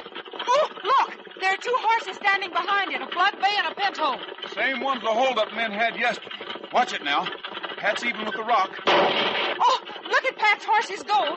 Boy, they're not making the turn. Dale, Pat can't handle them. They're getting out of control. Oh, Roy, look at Pat's reins. They're dangling loose, and his team's plunging right across that rocky meadow. Trigger, come up alongside, boy. Grab the lines, Dale, and drive these horses. Trigger and I've got to help Pat. I've got him, Roy. I'll manage somehow, but... Oh, no, Roy, don't jump. Oh, I'm all right. Trigger knew what to do. Now go, boy. Come on, Trigger. Get him. We've got to catch that stagecoach, Trigger, and Pat's got to hang on until we can catch up with him. Come on, boy. Hey, Pat! Pat, are you all right? Yeah, the reins fell apart, Roy, and these horses have gone loco. I'll ride out and jump on the lead team, Pat. You jump for the rear team. We can stop them once we get their heads. I can't make it from here, Roy. Jump down on the tongue first, then climb out on the tongue and grab the horses' heads. All right, Roy, I'll try. Here goes. Now, Trigger, just a little bit more now, boy. Right, go! Ho, ho! Hold up there, you. Ho! Pat, are you all right? Yeah, I'm all right. With that darned old rotten wooden tongue. Whoa there. Whoa, easy, boy, easy. When we passed Frederick's Rock, my horses took off like they had carburetors, and the reins fell apart in my hands. And when I jumped down on that tongue of the stagecoach, well, the darn thing split like a lightning-struck oak, and... Hey, look at this. What's wrong, Roy? Well, look. Here's why that stagecoach tongue cracked under your weight. The thing's hollow. Well, sputtering spark plugs, it sure is. Well, you'd think they'd make a wagon tongue out of a solid piece of wood, no matter what... Oh, and look here, Pat. Hey, there's a bunch of rolled-up papers inside of it. Oh, thank goodness for me. Oh, Roy, that was great. Pat, are you all right? Sure, I'm all right, but I ain't never going to ride on nothing but Nellie Bell again. Roy, that was marvelous work. McClintock and I were riding right behind you. Great work, man. I was afraid the stagecoach would be battered to pieces. It practically was. The tongue split like killing when I jumped on it. Yeah, and look what was hidden inside the stagecoach tongue, Sheriff. A roll of old papers. Roy, let me see those. That's what we've been looking for. Could those be the old Paradise Valley land grants? Let me see. This one's written in Spanish, and it's signed by King Philip IV. This is the land grant, all right. What are these other papers? This one's dated in St. Joe, Missouri, in 1877. Why, it's a legal paper proving that the heirs of the men to whom this grant was originally issued were a couple of fellows named McClintock and Emery. Oh, wait, are you sure? Yes, the sheriff's right, Roy. That's what these papers are. Then the legend of the last stagecoach is true after all. It certainly is, Rogers. And I can prove that I'm the only living heir of the D.D. McClintock who sent Emery out to file this land grant 75 years ago. What? That's right. And before long, I'll be the sole owner of Paradise Valley. Now, just a minute, McClintock. The way you went about getting possession of these papers won't help you any in court. What do you mean, Rogers? Sheriff, there were 2 horses at the base of Frederick's Rock, a blood bay and a pinto. If we go back and arrest their riders, I think we'll find that they were hired by McClintock to hold up this stagecoach yesterday and to cause the runaway today. I don't understand, Roy, but you always know what you're about. Let's go after them. Look out, everybody! Mr. McClintock, put those guns down. But I thought I saw someone So right... that's it, McClintock. You were firing warning shots to tell your stooges to run for it again. Yeah, you fired twice like that yesterday when we was sneaking up on the stagecoach. You got me wrong. No, you don't, McClintock, because I got those guns. Sheriff, we'd better put McClintock under arrest first. Now, look, Rogers, suppose I do spend a year or 2 in jail. When I come out, I can still bring suit against everyone who thinks he owns a piece of land in Paradise Valley. I can throw every one of you out of here. These papers prove it. Your case will be thrown out of court so fast it'll scare you, McClintock, because this land grant is nothing but a forgery. A forgery? Well, you don't know what you're talking about. You bet I do. Your ancestors were evidently no more honorable than you are, McClintock, and no smarter either. What do you mean? You remember when we were talking yesterday how Pat was teasing me about spending 3 days in the museum at Zenith? Listen, if this land grant were genuine, it would have to be signed by the King of Spain before the year 1654. Of course, and it is. The date is right on the document. That may all be, but the parchment paper this document is inscribed on was made in the United States of America in the year 1872. What? Look at it through the light. The watermark proves it. The date's in code, but that code is so well established that it'll stand up in any court in the land. Hey, Dale, that's wonderful. Well, if that's the case, we'll just take this McClintock fella. Look out, Roy, he's breaking away. Get away from me, Rogers. I've got another gun here, and I'll use it. Oh, no, you don't, McClintock. Now, if I can stop the runaway stagecoach, I can certainly stop a phony like you. Don't, Rogers. I didn't know it was a forgery. I'll tell you who the other men were. You don't have to tell us any more, McClintock. We know all we want to know. Oh, Roy, here come all the people in town. Oh, my gosh, we never did finish that stagecoach race. Steady there, folks. Steady. Everything's all right. There was a little trouble here, but we can go right on with the celebration. You bet we can, and thanks to you, Dale. The folks in Paradise Valley have more to celebrate than they ever dreamed of.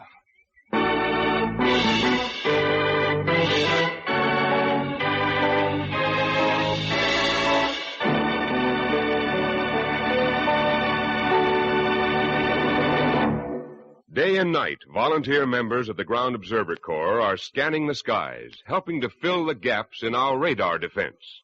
Thousands more volunteers are urgently needed now. Sign up for the Silver Wings of the Ground Observer Corps and help defend America.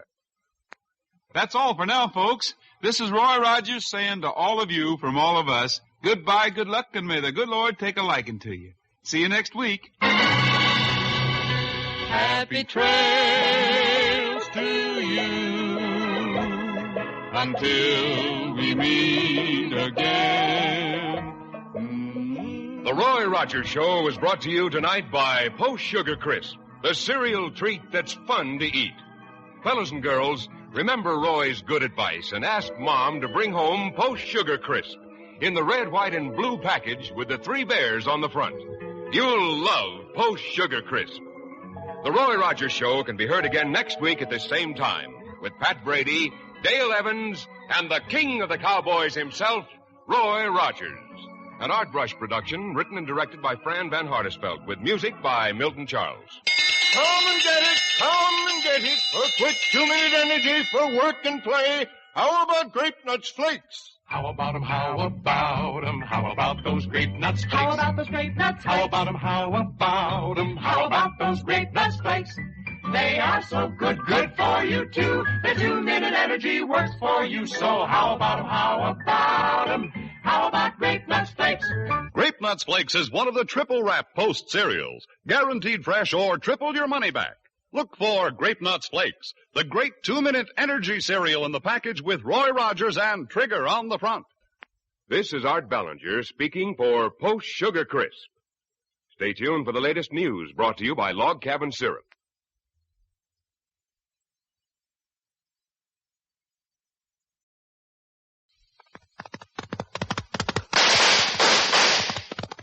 It's the Roy Rogers Show.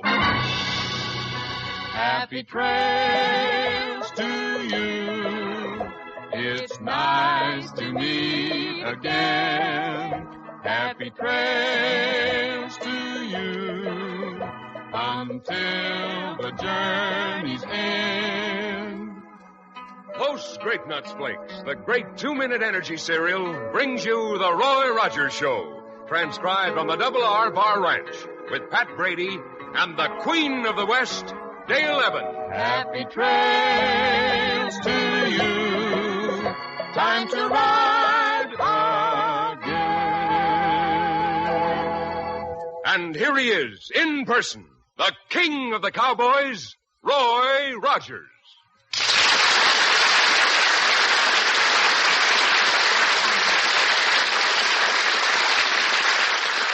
Well, howdy, folks. You know, being a cowboy, you need lots of energy. That's why Grape Nuts Flakes is the cereal I like for strength and energy. Just 2 minutes after you eat a big bowl full, that whole wheat energy starts going to work for you. Try Grape Nuts Flakes, buckaroos. They're great.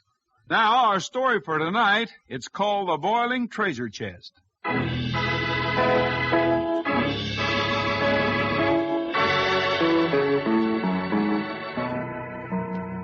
At the far northern end of Paradise Valley, where the majestic Starlight Mountains slope down to meet the stark, rocky shapes of Crater Canyon, there's a tiny settlement of squatters. These few families live apart from the rest of the world, coming in contact with civilization only at times of sheer necessity. But vague rumors of gold and of trouble have reached Mineral City, and as Roy, Dale, and Pat ride to investigate, a grim scene is taking place behind the door of one of the rough-hewn cabins. This is only one sack. Where's the rest of the gold dust? There isn't any more. Get out of here now. Mrs. Clark told you that's all. I know Ernie Clark made 3 trips to the mountains with the others this year, and I know what he found. We can't argue with a pair of 45s, Mrs. Clark. If there is any more, you'd better... Wait. I hear something. Look out the window, Mrs. Clark. What do you see? No funny business now. There's dust and 3 riders coming. We didn't send for help, mister. We didn't know... Quiet. I'm leaving for now. Don't try to take the gold out of this cabin. I'll be back, and if you're not here, I'll find you. I swear I'll find you. I want every grain of dust Ernie Clark has panned.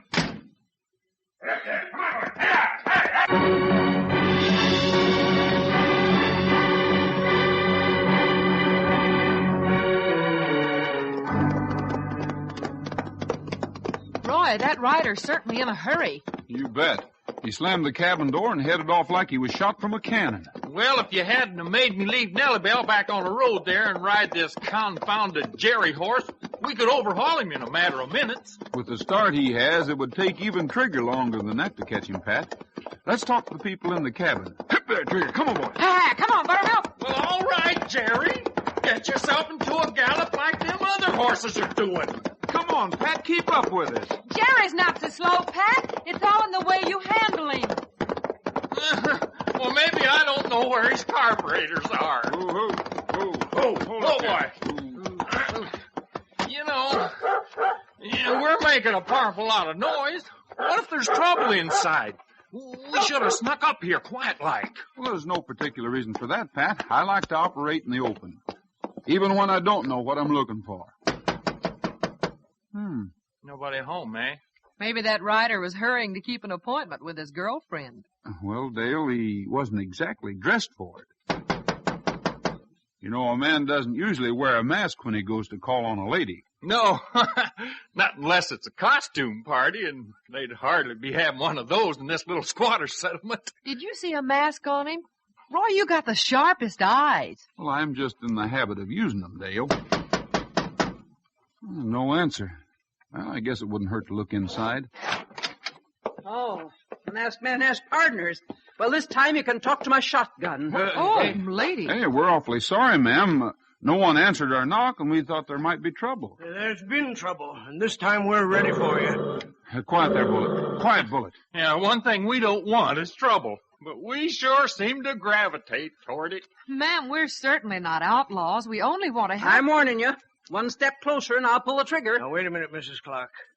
Mister, aren't you Roy Rogers? That's right. I run the Double R Bar Ranch down near Mineral City. And these are my friends, Dale Evans and Pat Brady. But the masked man said he'd be back. He's all right, Mrs. Clark. Well, if Mr. Oborn says The so. sheriff asked us to ride up here just to make a sort of check on things, and I guess it's pretty lucky we've come. I ain't so sure about that. Lady, would you mind putting down that shotgun? Yeah. Yes, I'm sorry. Suppose you tell us what happened. Pat and I have been deputized, and we all want to help you. I'm Willis Oborn, Mr. Rogers. I'm a friend of Mrs. Clark and her husband, his partners. A masked bandit broke into the cabin and took... is it all right to tell him, Mr. Oborn? I think so, Mrs. Clark. We've heard about Roy Rogers, even way up here. You can certainly trust us, Mrs. Clark. What did the bandit take? He took some of the gold. Gold? Yes, the men in our settlement have found little gold in the mountain streams. They've been panning it for 2 or 3 weeks at a time, while the weather's good, bringing the dust down, dividing it, and then going back for more. But while they've been away this last time, every cabin in the settlement's been rifled by the masked man. Don't you go up to the mountains to pan gold with your neighbors, Mr. Oborn? Well, I did, Rogers, but this trip I couldn't. You see, my hand isn't much use to me right now. I scalded it very badly. Yes, I see. It's all bandaged up. Boy, it sure is. Well, you could practically hide a gold panning outfit in that big bandage. Well, a bandit doesn't have much of a start on us. Say, Pat, let's go after him. Oh, would you? Dale, you better stay here with Mrs. Clark. The bandit threatened to return, and from the looks of Mr. Oburn's hand, you might be better in an emergency than he would. Oh, I would have been all right, except that he took us by surprise. I know, Mr. Oburn, but Dale's a mighty handy person to have around. Let's go, Pat.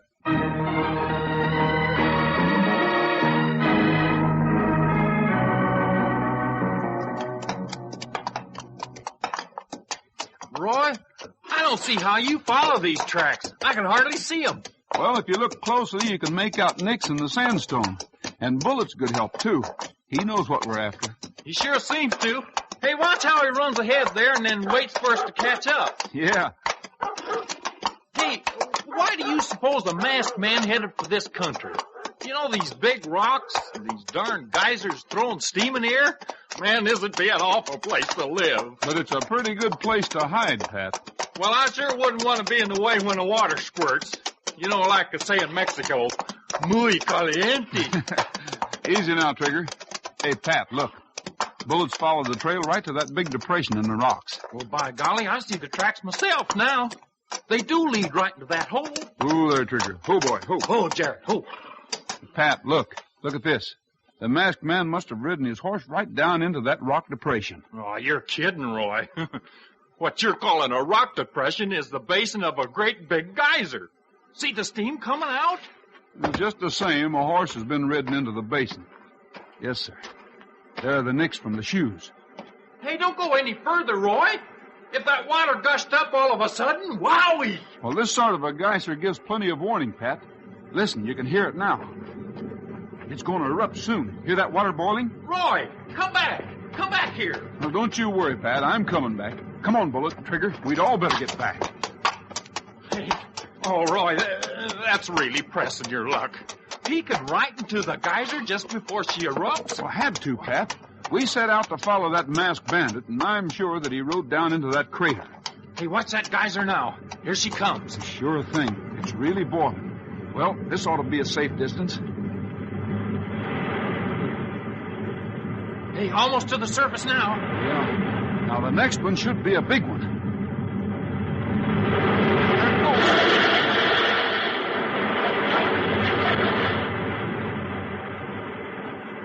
Suffering scallywags. Wow, she boiled up 50 feet in the air. Hey, you really think the bandit was down in that hole, Roy? Well, I'm sure he went down there. Then no one has to worry about him anymore. His goose is cooked. Or I should say boiled. Somehow I don't think so, Pat. A lot of gold's been stolen. And the masked man told Mrs. Clark and Oburn that he'd be back. And I think we'd better head for that cabin fast.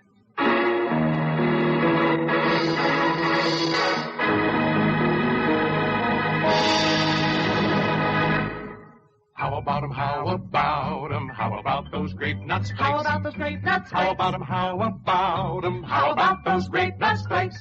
They are so good, good for you too. The 2-minute energy works for you. So how about 'em? How about 'em? How about grape nuts flakes? Yep. How about those grape nuts flakes? Take an old hand's advice, partners. Tomorrow, when you roll out of your bunk, corral a bowl full of that great energy-giving cereal, Grape Nuts Flakes. Grape Nuts Flakes are called the Great 2-Minute Energy Cereal because 2 minutes after you polish off a bowlful, their powerhouse whole wheat energy starts to go to work for you. That's the kind of quick energy you fellers and gals need. You'll go for Grape Nuts Flakes sugar-roasted flavor. It's delicious. So ask Mom to get you Grape Nuts Flakes, the 2-Minute Energy Cereal. Look for Roy's picture on the front of the package.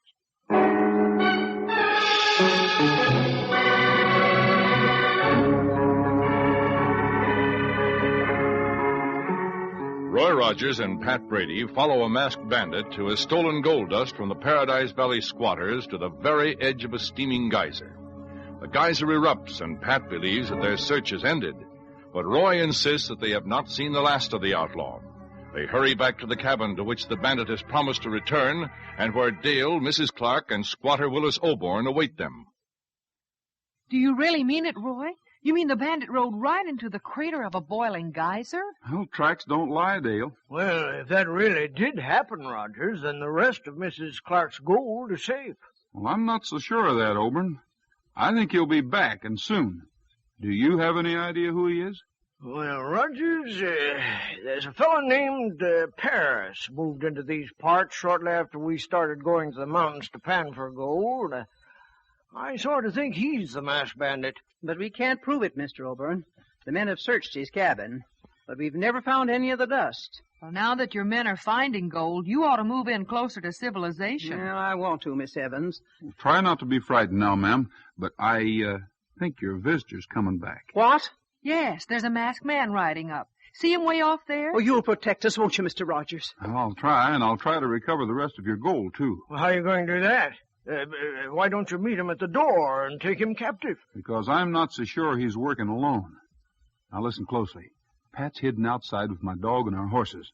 Mrs. Clark, you and Mr. Oborn stay here.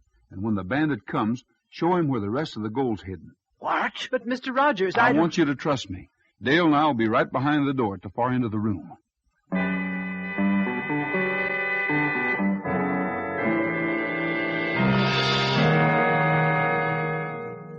I told you I'd come back. This time I want all the dust. I think I recognize you, masked man. It'll go hard with you if you're who I think you are. That's enough of the gab. Tell me where it's hidden. I'll tell you one thing about myself. I got a mighty itchy trigger finger. You'd better tell him, Mrs. Clark. The gold is under the floor, under the fourth board from the wall. That's better. Now stay where you are. Don't move, either of you. I got eyes in the back of my head. Well, they're mighty poor eyes, fella. Straighten up and give me those shooting irons. What? Where did you come? Never mind where I came from. There, hold his guns, Dale. Right, Roy. I've got him. Now, let's see what you look like with your mask off. Right, Paris. There. Well, you were right, Mr. Oborn. I suspected you, Paris. We all did. I'll get even with you. You're not getting even with anyone right now because... Oh! There. He won't be out for long. I just clipped him a medium-sized one. If that's what you call medium-sized, Roy. Oh, man. Now, is there any place in the settlement to hold this man until we can get Pat's Jeep up here and take him back to civilization? Let me take charge of him, Rogers. My cabin's just across the clearing. Let me march him over there with his own pistols in his back. It'll serve him right. But your bandaged hand, Mr. Oborn. Are you sure you can manage? I can manage. I have a score to settle with this fella, too. Well, if you say so. Come on, you. Get up here. You're all right. Never thought I'd run into a trap. Never thought my old... Quiet, Paris. Get started. One false move and I'll use your own guns on you. Open the door for him, Dale. Sure, Roy. Go on now. Move along, Paris. I'm locking you in my cabin. Thank you for saving the gold, Mr. Rogers. But wouldn't it have been easier to have stopped him outside? Oh, I was so frightened. I'm sorry to have frightened you, ma'am, but I had a reason for handling it this way. A reason? What was it? Help! That's it. Right along, you horse. Hey, Mr. Oborn, what happened? Well, he made a fast move on me. Knocked me down. took his guns and ran. Trigger, come here, boy. Hey, Pat, get up here with the horses and bullet, quick. Good boy, Trigger. Hurry up, Pat. Here I am, Roy. Here's buttermilk, Dale. Mrs. Clark, Oburn, do you have horses? Yes, we do. Well, saddle up as quickly as you can and follow us. Dale, you and Bullet stick with them. Well, Roy, where are you going? To Crater Canyon. Hurry. Bullet will help you find the way. We'll go on ahead.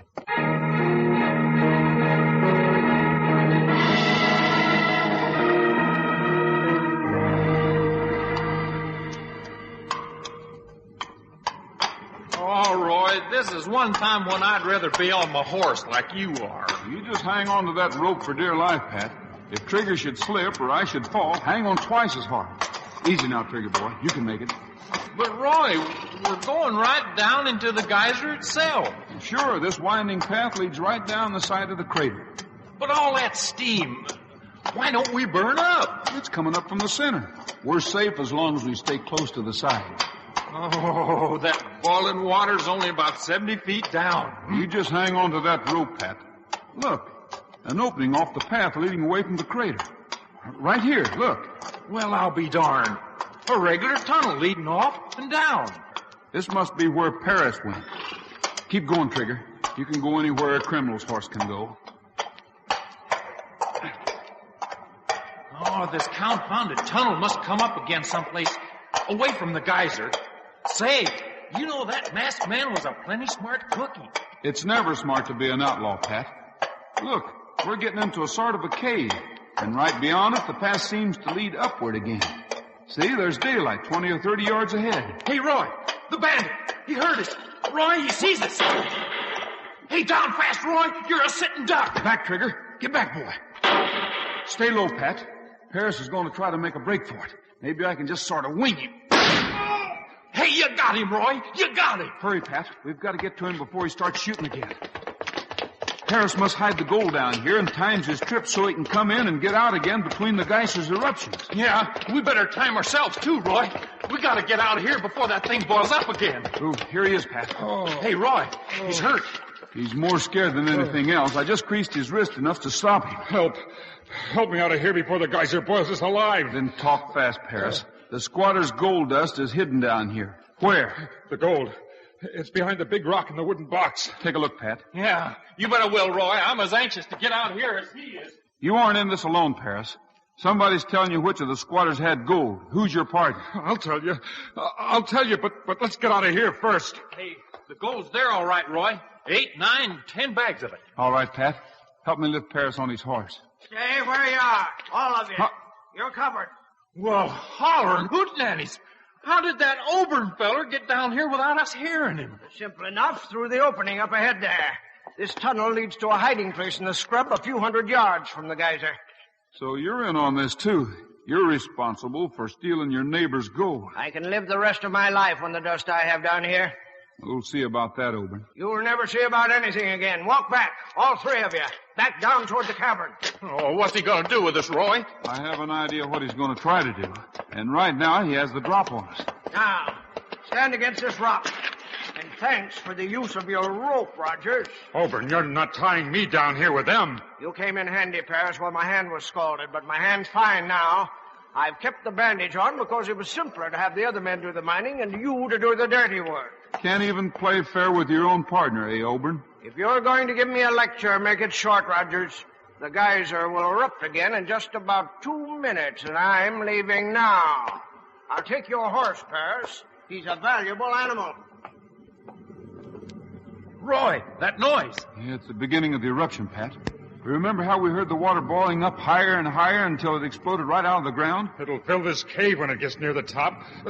Can't you do something? Roy, I can't budge these ropes. We're tied tighter than steers at branding time. Well, we're going to get out. My horse is still down here. Oh, what good will a horse do? The water will boil over us in 60 seconds. Trigger, come here, boy. Over here, Trigger. Trigger, my hands. The ropes, fella. Get them off. Get them off, boy. Get them off fast.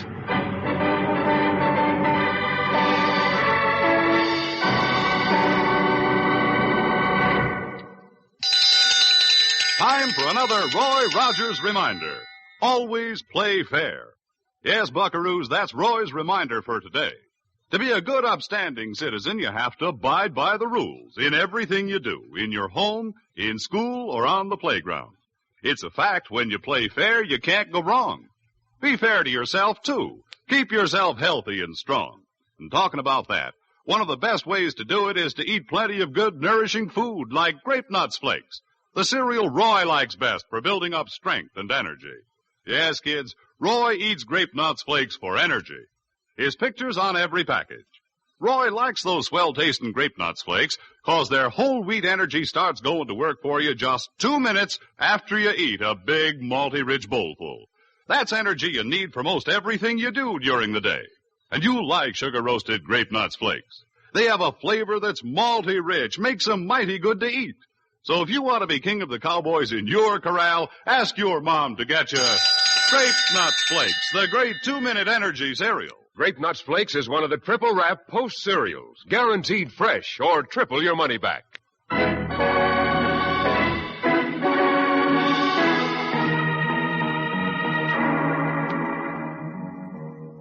Roy and Pat capture the masked bandit who has been taking the squatter's gold in a cavern off the crater of a steaming geyser.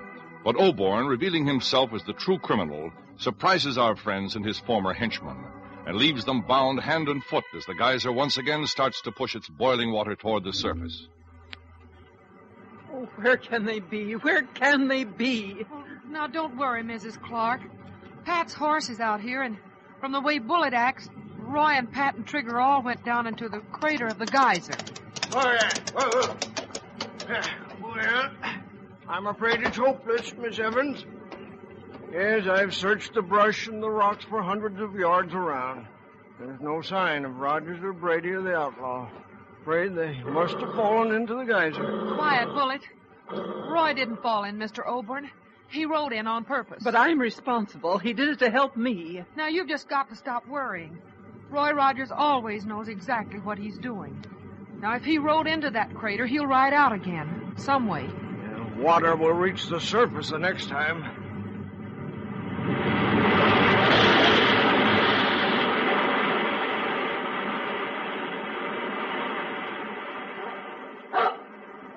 Roy, where are you?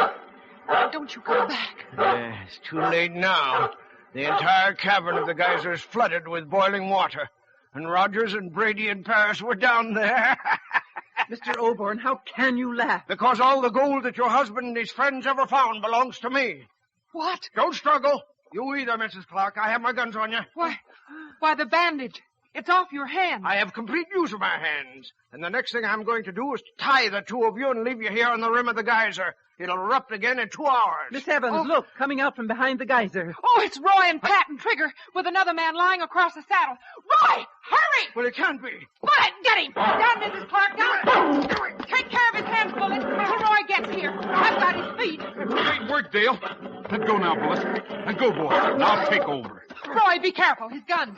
You've got 2 good hands, haven't you, Oborn? But I don't think you can hang on to those guns with them. Oh, my wrist! Takes care of the guns. Now let's see what happens to your jaw. Hey, don't finish him off before I get there, Roy. I want to crack at him, too. I'm sorry, Pat. He folded just a little too fast. When he comes to again, you can go to work on him because I think he has a little more coming. I don't think he'll be coming to very soon. You could scarcely call that last punch a medium-sized one. Well, your gold is safe, Mrs. Clark. Yours and all that has been stolen from your friends. We'll get it as soon as the cavern cools off. As soon as the cavern cools off? Well, what do you mean? Roy, where were you and Pat when that geyser erupted? If it hadn't been for Trigger, we would have been in a tunnel just off the crater. Well, here's your chance, Pat. Oburn's going to get up. Oh, no, he's just rolling over for another nap. Oh, darn. Well, I'll wait. Mr. Rogers, if Mr. Brady can't handle him alone, I'm a pretty husky old gal, you know. Oh, Mrs. Clark. I don't blame you. Well, I don't either. But you let the law handle Oborn in Paris. It's time you started enjoying life.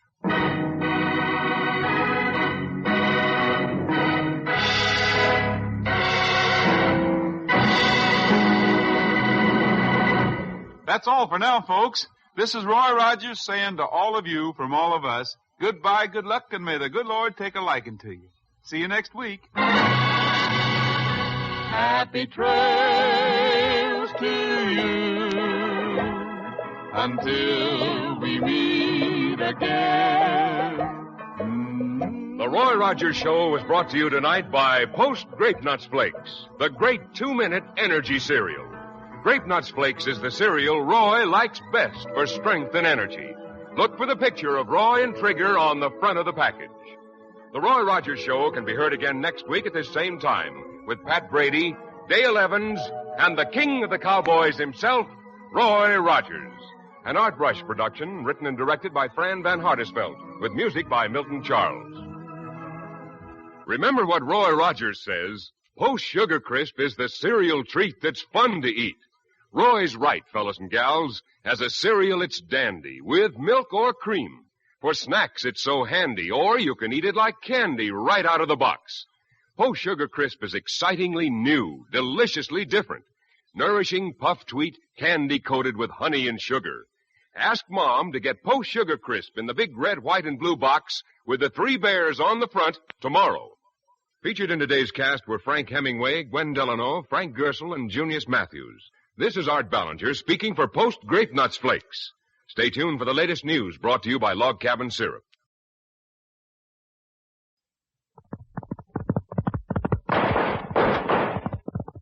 It's the Roy Rogers Show. Happy trails to you. It's nice to meet again. Happy trails to you until the journey's end. Post Sugar Crisp, the cereal treat that's fun to eat, brings you the Roy Rogers Show, transcribed on the Double R Bar Ranch, with Pat Brady and the Queen of the West, Dale Evans. Happy trails to you. Time to ride again. And here he is, in person, the king of the cowboys, Roy Rogers.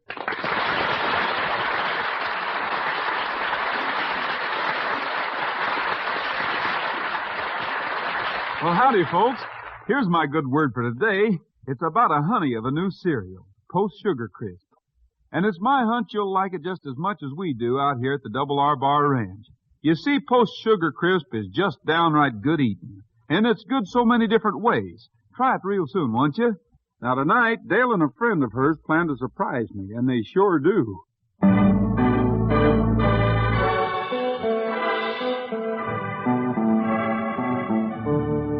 According to a cowboy's philosophy, when 2 women get together, it's pretty sure to end up in a conspiracy against the male sex. And you know, if you heard Dale Evans and her friend Katie Hart in the Eureka Cafe right this minute, you'd be likely to agree. Roy's jacket's in this bundle. He hasn't missed it yet, has he? Well, he hasn't had any reason to dress up for the past few days. I'm sure he doesn't know I sneaked it out of his wardrobe. Oh, the new one turned out slick as greasewood. Oh, good. It's the same white buckskin. It's embroidered just exactly like his old one. Now, when can you and Roy come over so I can give him his new jacket? Well, let's see. Roy said he'd be busy tomorrow getting some stock ready to take into terminal the day after. He'll be back from terminal early, though. How about Wednesday night? Swell. We'll have a wingding. And, hey, bring Pat along for me. Pat? Say, what'll Jack Waddell think? Who gives a hoot what he thinks? He's just my foreman. But he's certainly jealous of Roy. Oh. I made him model the jackets while I was making the one for Roy. He hit the ceiling.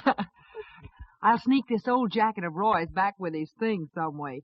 And I'll guarantee you that when he gets the new one, it'll be a complete surprise.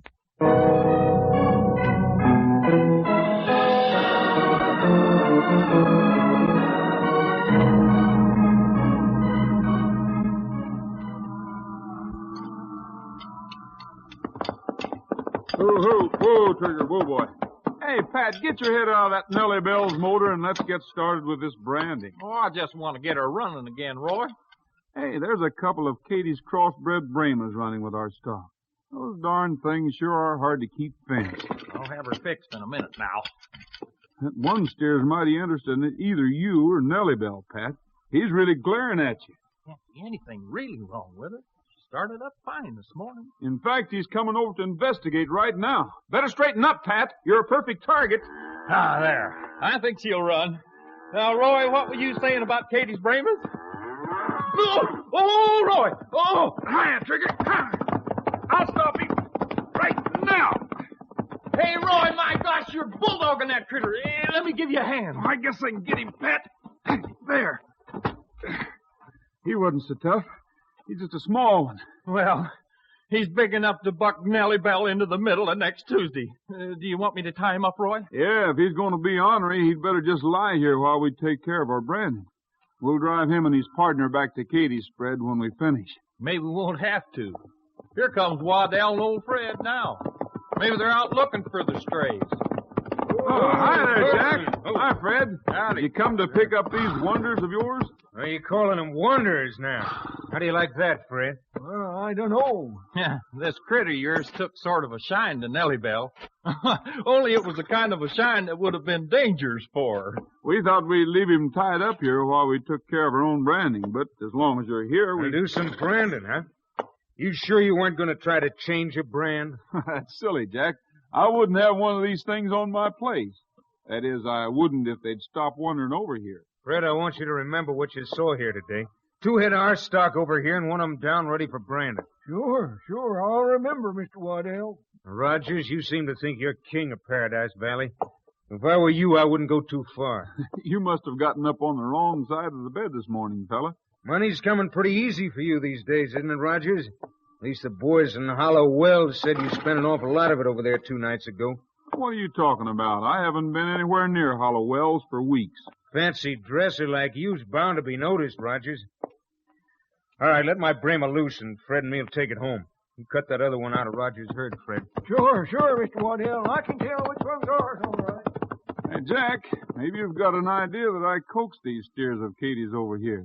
If that's what you think, I'd suggest that you talk to Katie before you do any more thinking. Yeah, I should say so. Katie and Roy's old friend. That's right. Now, here's your steer. I wouldn't take advantage of my friends if I were you, Rogers. I'm going to tell the sheriff what I saw here today. Maybe he'll be watching you, too, from now on. Hey, you steer, get on, get going.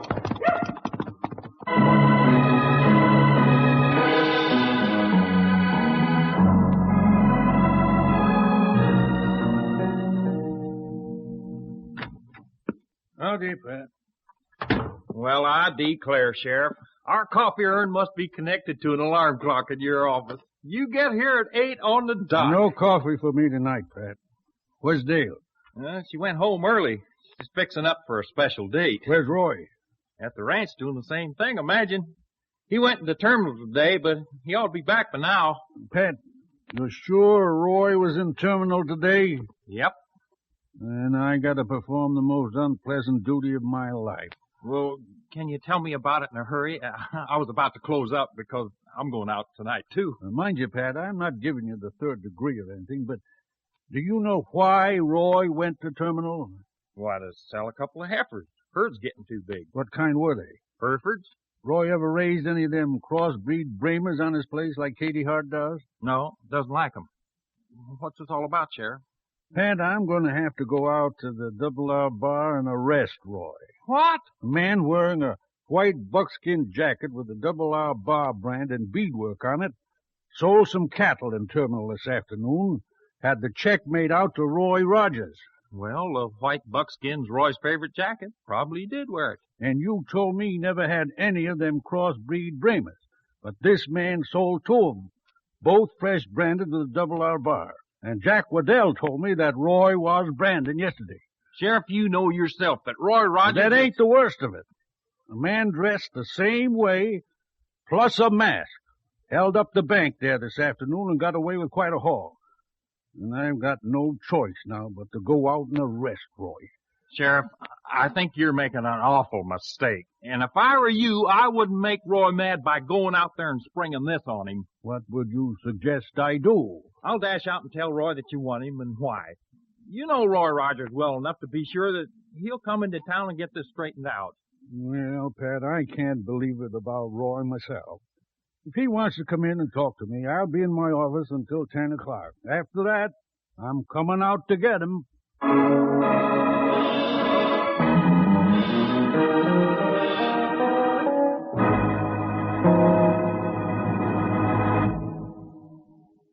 You know, Roy loves animals. And here are three of his animal friends that everyone loves. The 3 Sugar Crisp Bears from the front of the Post Sugar Crisp package. Hello there. Got a word for the folks? We've got 3 words. Try Sugar Crisp. Wise words. Sugar Crisp is the cereal treat that's fun to eat. It's made of nourishing puffed wheat and candy-coated with sugar and honey. And you'll love it 3 different ways, like the little bears say. As a cereal, Sugar Crisp is dandy. It's just sweet enough. You don't need sugar. Just pour on milk or cream. And for snacks, Sugar Crisp is so handy. Any time of the day or night. Right again. And you can eat Sugar Crisp just like candy, right out of the box. We love it. everybody loves Sugar Crisp. It's a delicious cereal treat any way you eat it. So, Mother, when you're buying a cereal, remember what the 3 Sugar Crisp Bears say. As a cereal, it's dandy. For snacks, it's so handy. Or eat it like candy. Post Sugar Crisp. You'll find genuine Post Sugar Crisp only in the red, white, and blue package with the 3 bears on front. Buy Sugar Crisp tomorrow.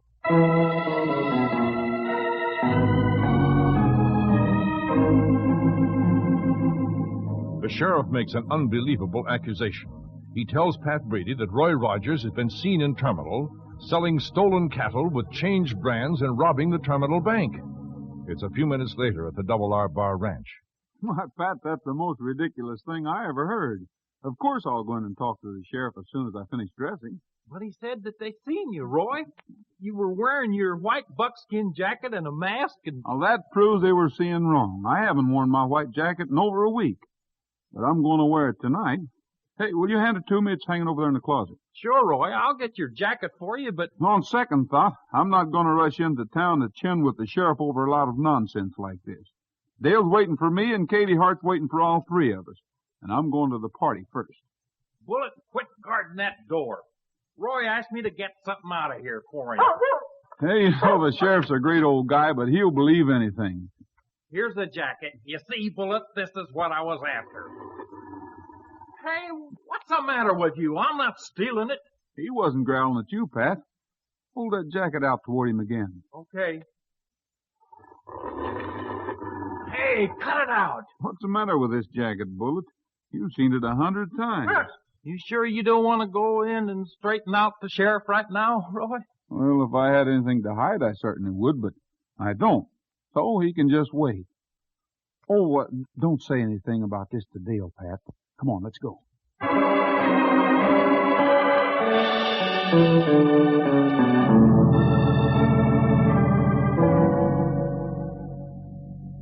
It's sure nice of you all to come over. It's wonderful to be here. I thought maybe we'd sing a few songs and have something to eat. And then later on, I've got a surprise for you, Roy. A surprise? Another one? Why, what do you mean, Roy? Roy, yeah, I told Pat not to mention it, and I guess I won't either.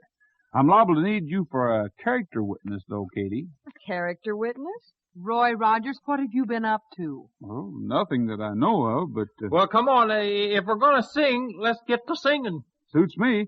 Oh, Katie, before we start, have you actually lost any of your cattle lately? Well, I'm not sure. Some of them are always wandering off somewhere. Well, Jack takes care of finding them. Excuse me, Miss Katie. Sorry to bust in on you like this, but the sheriff's on his way over here. I thought I ought to tell you. Hey, it ain't 10 yet. The sheriff's on his way over here? What in the name of Goshen for, Fred? Well, I called him.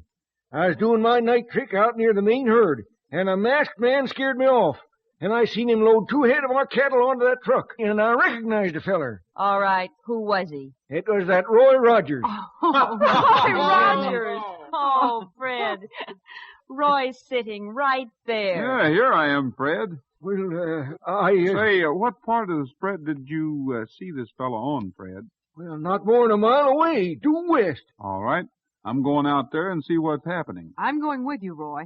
Trigger and Buttermilk are still saddled up, and Bullet's outside with them. Yeah, I'm going with you, too. So am I. Oh, no. You two stay here. There ought to be someone here to greet the sheriff when he comes. But, Roy, Never mind, Pat. I may tell Dale that little secret while we're riding. And when the sheriff gets here, he'll probably tell Katie. Well, come on, Dale. Let's go. All right, Roy, but you just better tell me what's happening. Fred, how can you come in here with a tale like this? Well, Miss Katie, Mr. Waddell told me to keep an eye on that Rogers feller. I was sure I seen him.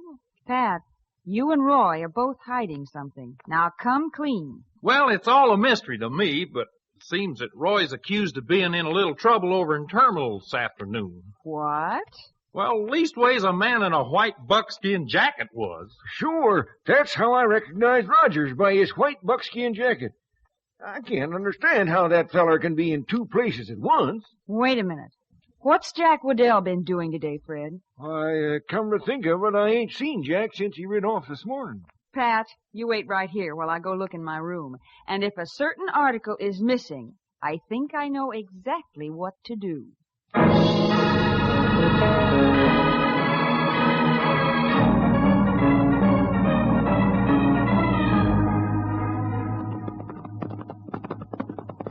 Roy Rogers, why didn't you tell me? The very idea of accusing you of that. I think it's kind of a joke, Dale, and I didn't want to worry you.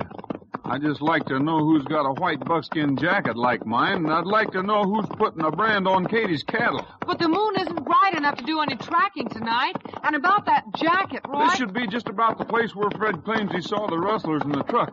Maybe we can... Rider! Stop around fire! The sheriff, where is he? Ooh, Trigger. Yeah, I can make out some horsemen up ahead. The sheriff must have a couple of deputies with him. Well, all right. Tell him it's us, and we might as well get this thing straightened out once and for all. Hey, you! Identify yourself! Now, you know the sheriff. If he sees me wearing this white buckskin jacket, I'll have to argue with him all night. When they go on to the house, we could come back here and maybe Bullet could pick up some tracks. Wheel Buttermilk around, get low in the saddle, and really dig out. All right, Roy. Gee, you know this is kind of exciting. All right, then. Walk your horses up here slowly and keep your hands in the air. Let's go, Dale. Come on, Trigger boy. Come on, Buttermilk. Hey, tiger there, halt! Keep going, Dale. We're with you. Hey! You'll just have to wait. Come on, Trigger.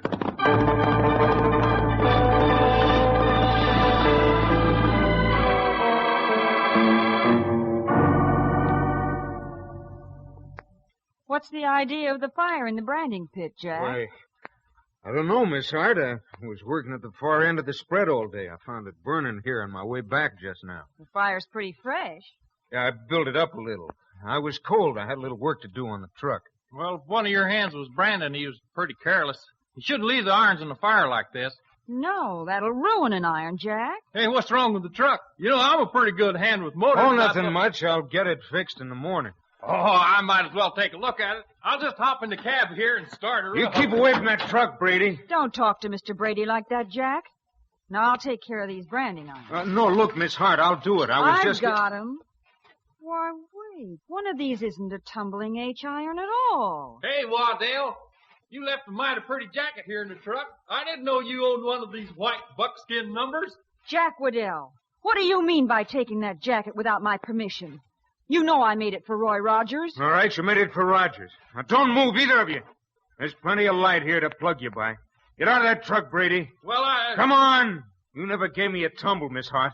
Now, maybe you think you got the goods on me, but it's too late. Get over here. I'll rope you and Brady together. Yeah, you robbed the bank at Terminal. You've been rustling Katie's cattle right along. Yeah, and I'm going to see that Roy Rogers takes a rap for it. Jack, you're out of your mind. You were pretty interested in this strange branding iron, Miss Hart. Well, when you put it on top of a tumbling H, it turns a brand into a double R bar. So that's how those steers of Katie's happen to be wearing the double R bar brand. I'm going to brand the two I got in the truck right now. I'll leave them on Rogers' spread, and then the three of us will start for somewhere. Where do you think you're going with us? I'll get rid of Brady, and then I'll get rid of you, too, unless maybe you'll forget this whole thing and start over with me. I got a stake now, and... Jack Waddell, how can you dare? Help! Help! Don't scream again, Katie. These irons are red hot.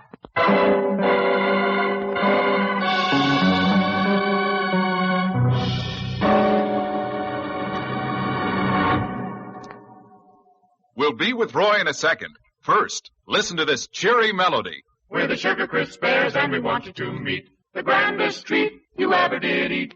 Post Sugar Crisp. As a cereal, it's dandy. For snacks, it's so handy. Or eat it like candy. Post Sugar Crisp. Yes, Sugar Crisp is a honey of a new cereal. And the 3 Sugar Crisp Bears are right. It's wonderful 3 different ways. As a cereal, it's already pre-sweetened. You won't need sugar, just milk or cream. And Sugar Crisp is the perfect between-meal snack.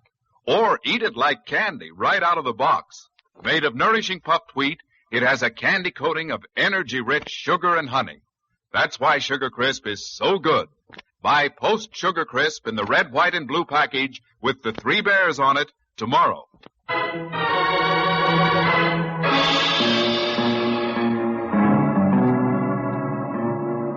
Hoo-hoo, buttermilk, we better leave the horses back here in the shadows and edge away up to the fire. Say, I hope Bullet knows what he's doing. He certainly insisted that we follow the trail he picked up. Bullet's been acting strange ever since I put this white jacket on. Roy, about that white jacket, you know... Shh.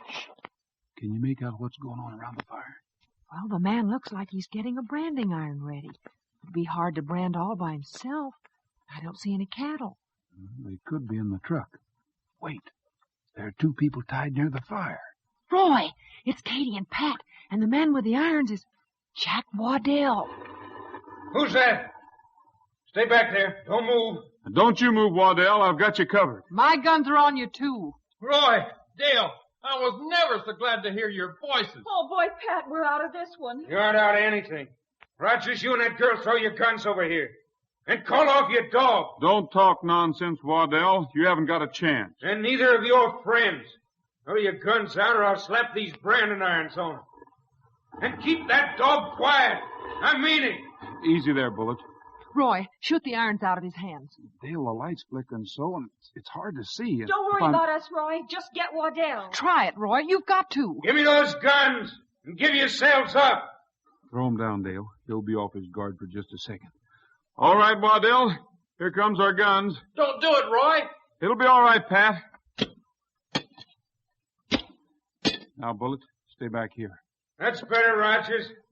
Now come on out with your hands up. Come on, Dale. I'll come out with my hands up, Waddell. But I won't keep you there. Roy, no! Them irons are white hot. Roy, careful. You're not as strong as I am, Rogers. I'll put a brand on you you'll never forget. Go ahead and try it. You're gonna drop those irons right back in that fire. Go on, drop them. Roy, you're getting him. You're getting him. Now. Roy, you did it. Now, Waddell, let's see who's stronger without weapons. I'll handle you any time, Rogers. Roy, be careful. You're so close to the fire.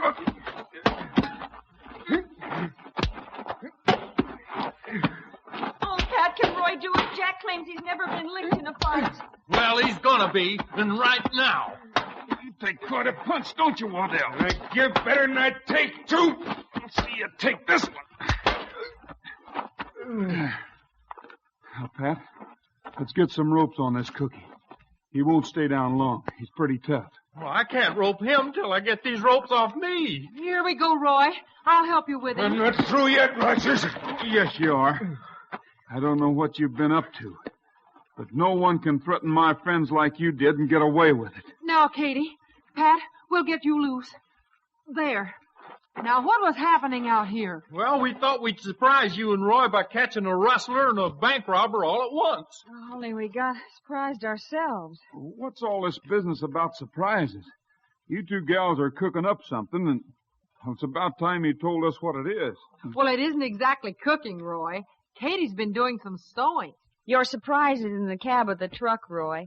I guess it isn't exactly brand spanking new anymore, but I sure hope you like it.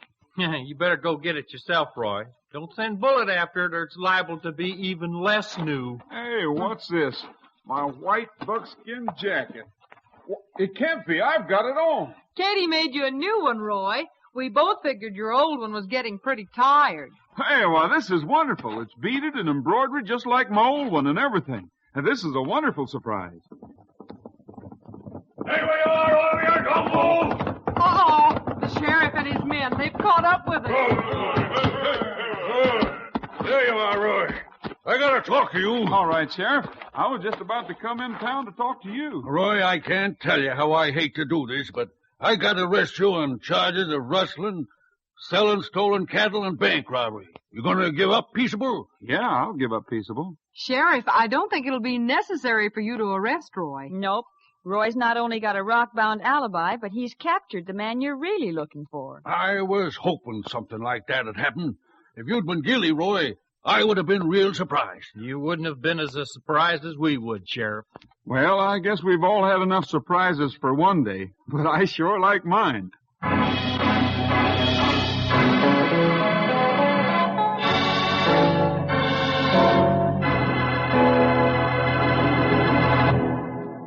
That's all for now, folks. This is Roy Rogers saying to all of you from all of us, goodbye, good luck, and may the good Lord take a liking to you. See you next week.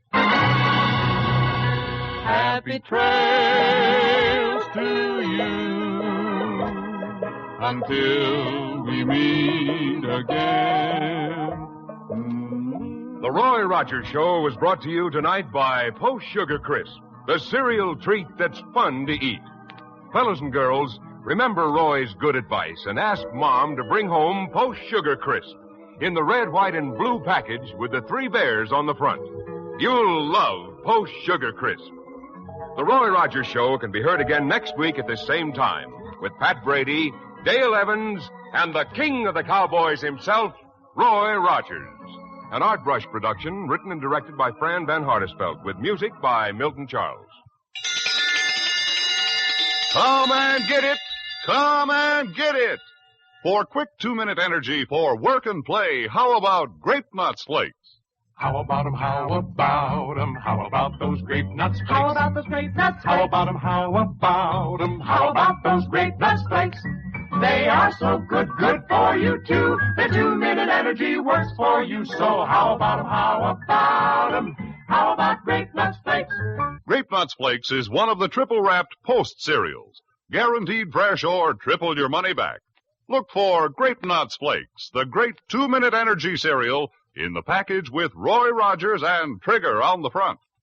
Featured in today's cast were Frank Hemingway, Herb Butterfield, Tom Holland, Tim Graham, and Katie Lee. This is Art Ballinger speaking for Post Sugar Crisp. Stay tuned for the latest news brought to you by Log Cabin Syrup.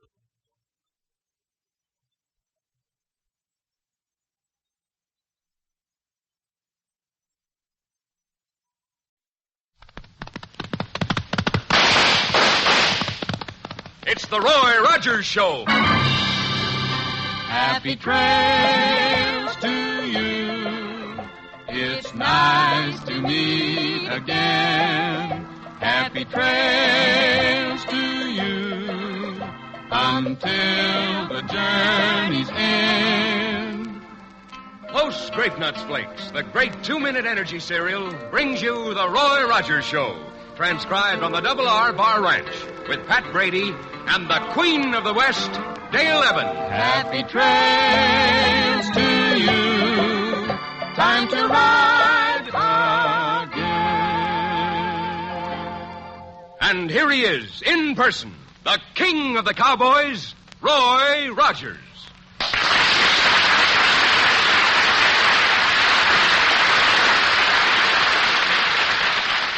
Well, howdy, folks. You know, being a cowboy, you need lots of energy.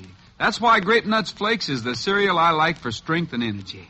Just 2 minutes after you eat a big bowl full, that whole wheat energy starts going to work for you. Try Grape Nuts Flakes, buckaroos. They're great.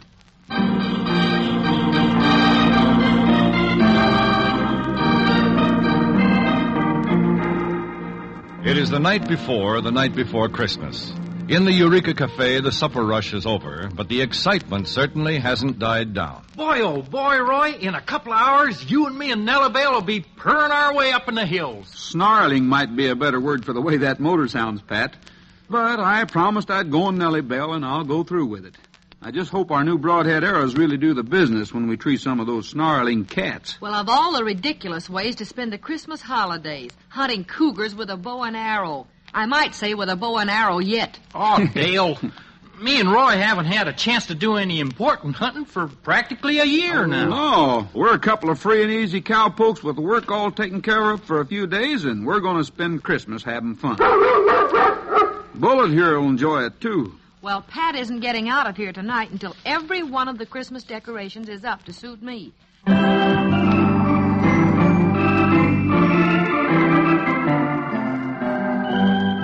And perhaps a block down the main street in the dim night light of the Mineral City General Store, there are two men with a rather different sort of holiday spirit. Hey, we're going to do all right around these parts, Long. This store had a rip-snorting Christmas rush. Must have been 900 in this till. We'll stuff it in your pockets, Daniels, and let's get out of here. Somebody patrols this alley every night, and I never did trust these Hicktown cops. Get used to 'em, Long. Get used to 'em. Hey, Duck, somebody's looking in the front door. Where? Oh, yeah. Get hold of your nerves, Long. That's nothing but a man and a kid doing a little window shopping. Window shopping? Nothing. The guy's motioning like he sees us, wants to talk to us. Come on, let's beat it. Not on your life. I got a lot to teach you about this racket, Long. We're letting him in. What? Certainly. We might as well pick ourselves up a handmade patsy. Oh, confound these spurs always getting in the way. Daniels, you're overdoing this rancher gag. You'll never learn to walk with spurs on. Yes, what did you want? Well, we just thought if the store was still open. Well, we're just passing through town. And the stuff in your windows is sure pretty. Well, I'm just closing up, but come on in. You wait for me out there, Jess. I won't be long. Okay, Daddy. When my little girl saw the dolls, I guess I'll surprise her. I might as well see that she enjoys Christmas a little. Look, son, my partner and I are late, and we're in a hurry to get somewhere. Why don't you just find what you want and leave the money? Prices are all marked. You mean you'd trust me? The way I look and everything? Sure. Well, I just want a small doll. I got just about enough to get us a place to stay tonight. Well, don't apologize, stranger. Oh, one thing. Go out the back door when you leave and close it behind you. The front door lock doesn't work that way. All right, Long, let's be on our way. That new gray horse of mine's been stomping and champing at the bit for the last 5 minutes. How do you like that? Maybe some people aren't so bad after all. I can't stand to see Christmas come. And I guess I can't let Jess know how I feel.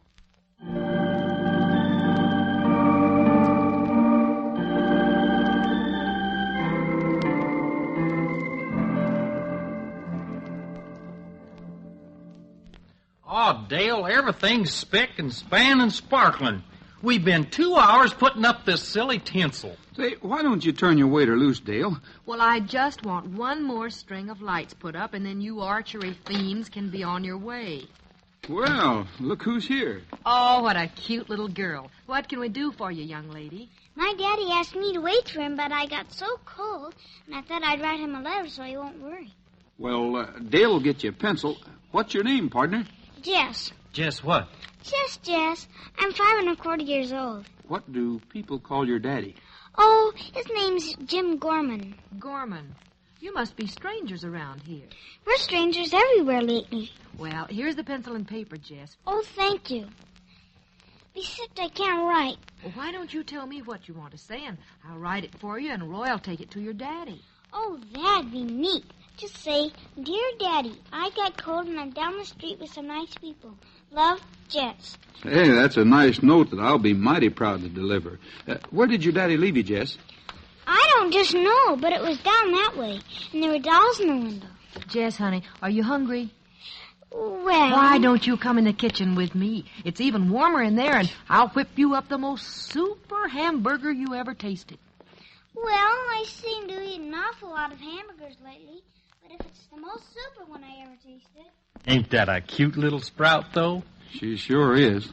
I wonder how a man could leave a kid like that just standing out in front of a store.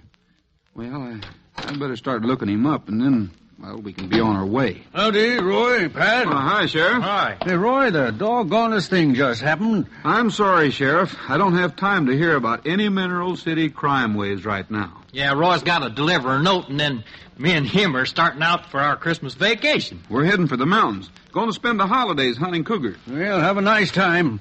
I can tell you about this fellow we caught robbing the general store after you get back. Sure, as long as you caught him, that's the main thing. It's a funny thing, though. My deputy was checking the alley, and he snatched this fellow red-handed coming out the back door. The deputy brought him down to jail, of course, and we searched him, and the only thing he had on him was a little doll and about $1.75 in cash. Wait a minute, Sheriff. What was the man's name? Oh, the name he gave us was Gorman or something like that, but I suppose he's using an alias. Roy, maybe I better close the kitchen door. Seems to me I feel a draft. Now, Sheriff, was there anything else special about this fella you was telling us about? Well, he's like to blow in his top there in the cell. Claims he's innocent, and that he left his little daughter waiting for him in front of the store. But I went down to check, and there wasn't anyone there. I took my pass key and checked inside, and sure enough, the cash register was as empty as a used eggshell. Pat, we don't have to start out on our hunting trip right this minute, do we? No, not right this minute we don't. Then why don't you sort of hang around here with Dale and that friend she has in the kitchen? I think I'll take a walk to the general store and maybe over to the jail with the sheriff.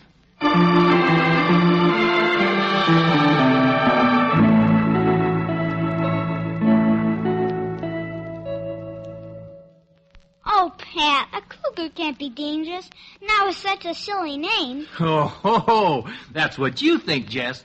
Believe me, if me and Roy didn't have our trusty bow and arrows, why, we wouldn't even dare go up in those hills. Oh, go on. Anyway, nothing could happen to you as long as Bullet was with you. I guess you told him that time, Jess.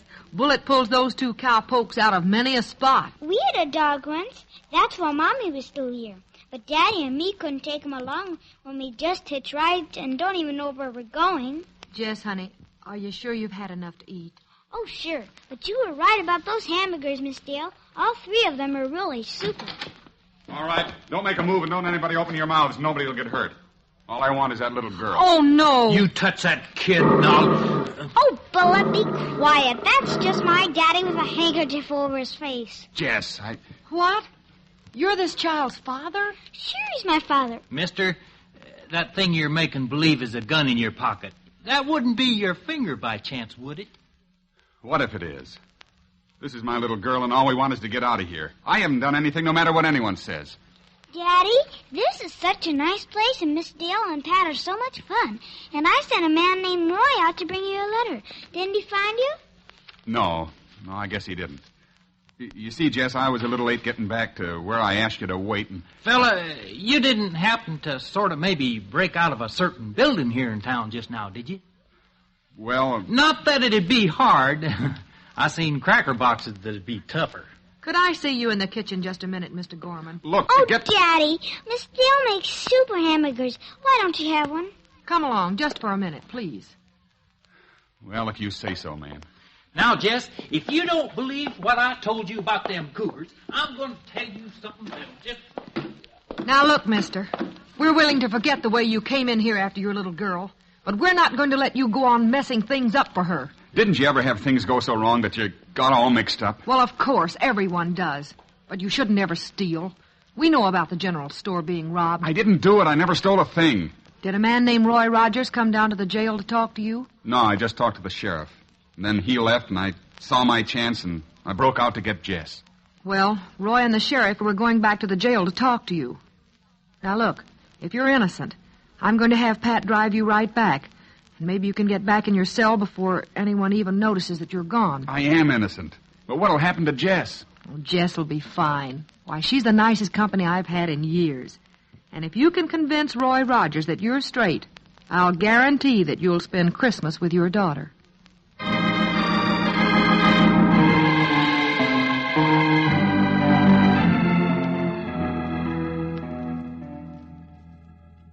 Shine your flashlight down here, Sheriff, around the hitching rail. We aren't getting any place, Roy. We poked around that store for more than a half an hour, and what do we know? Well, we know that we found a dollar bill lying on the cash register, and that Gorman had a 98-cent doll with him when he was arrested. And we also know that we found a piece of a spur in the store after it had been swept for the night, and that Gorman wasn't wearing spurs. Well, I know that, Roy. Now, look here. We also know that Gorman wasn't mounted. But there were two horses standing at this rail within the last couple of hours. One of them stood here calm-like, but the other one was an animal that, well, wasn't used to being tied. Well, how can you tell that? From the hoof marks. One of them was stomping all over the place. And if he happened to brush the rail a few times... Hey, here you are. Here's what I'm looking for. You find some horse hair? Sheriff, Have you heard about any gray horses being stolen lately? Not that I remember, but it'd be a simple matter to go back to the office and check all the reports. Good. We'll do that when we go back to talk to Gorman. And then, as soon as it's daylight, Pat and I have some work to do. Work to do? I thought you was going on a hunting trip. Didn't you say something about cougars? Well, the cats can wait for another few hours. First, I'm going to track a gray horse, and then I'll start worrying about cougar tracks.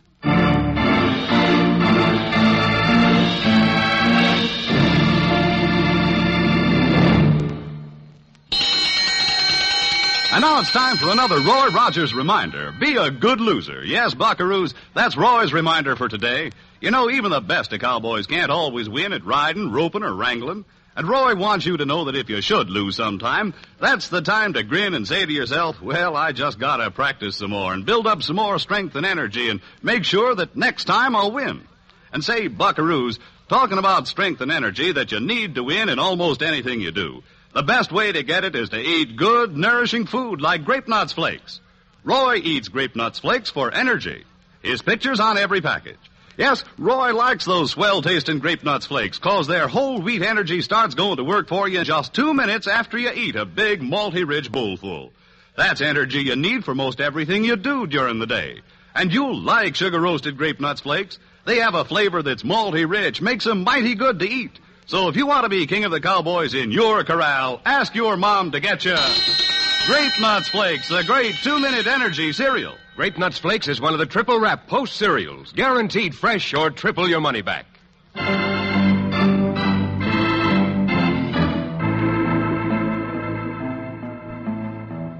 A wonderful little girl drops in on Roy, Dale, and Pat at the Eureka Cafe. A broken, confused man is accused of robbery. And the holiday hunting trip on which our cowboy friends were planning so excitedly seems to have suffered a further postponement, for it's the day before Christmas now. Roy, I hope this ain't a wild goose chase. Oh, it's too bad we couldn't pick up those tracks this morning. Yeah, if that shower hadn't come along. Well, we can't let an innocent man stay in jail if we can help it. Jim Gorman's all right, I'm sure. Yeah.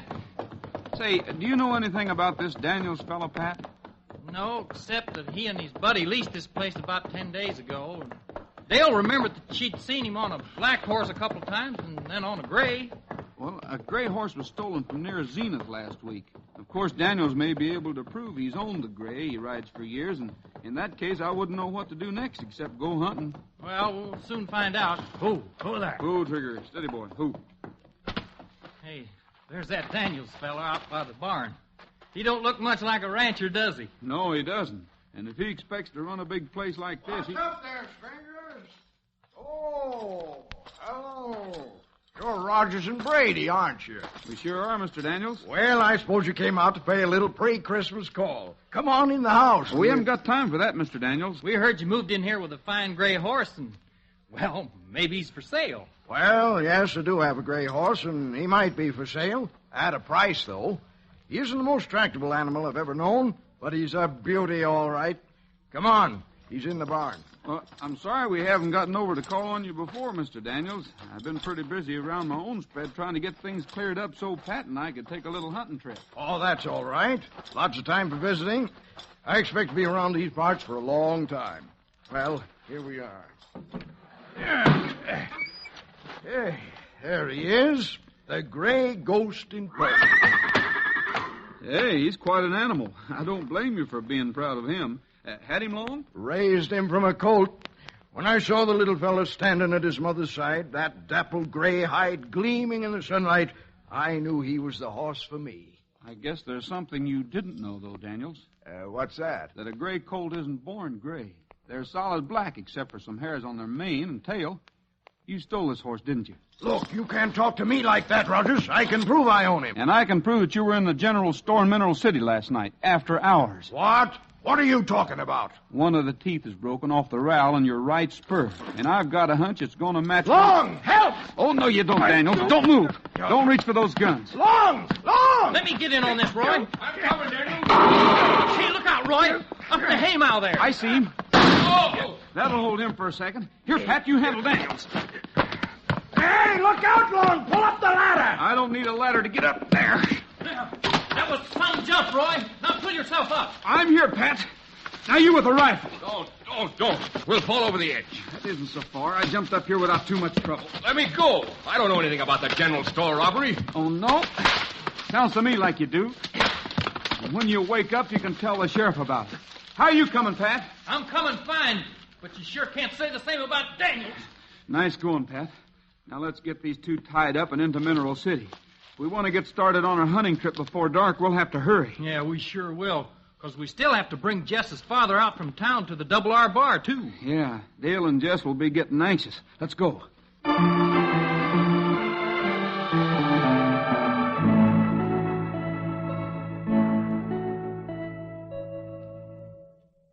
I thought Daddy was coming back with you, Roy. And it's dark already. Well, he and Pat will be here any minute, honey. They had a couple of errands to do. Okay. Come on, Bullet, let's play. Oh, I wish I had a dog like you. Roy, are you sure everything is all right? You bet it is, Dale. The sheriff wanted to talk to Jim about a job he can get for him.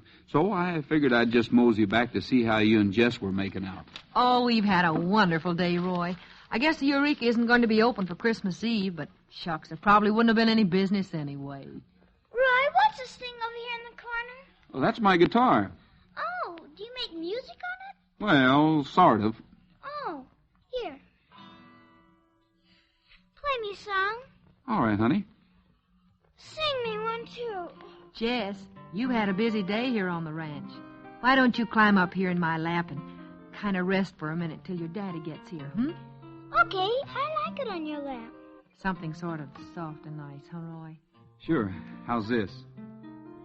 Close your sleepy eyes, my little buckaroo, while the light of western skies is shining down on you. Don't you know it's time for bed? Another day is through. So go to sleep, my little buckaroo. Don't you realize, my little buckaroo, it was from a little acorn that the oak tree grew. And remember that your dad was once a kid like you. So go to sleep, my little buckaroo.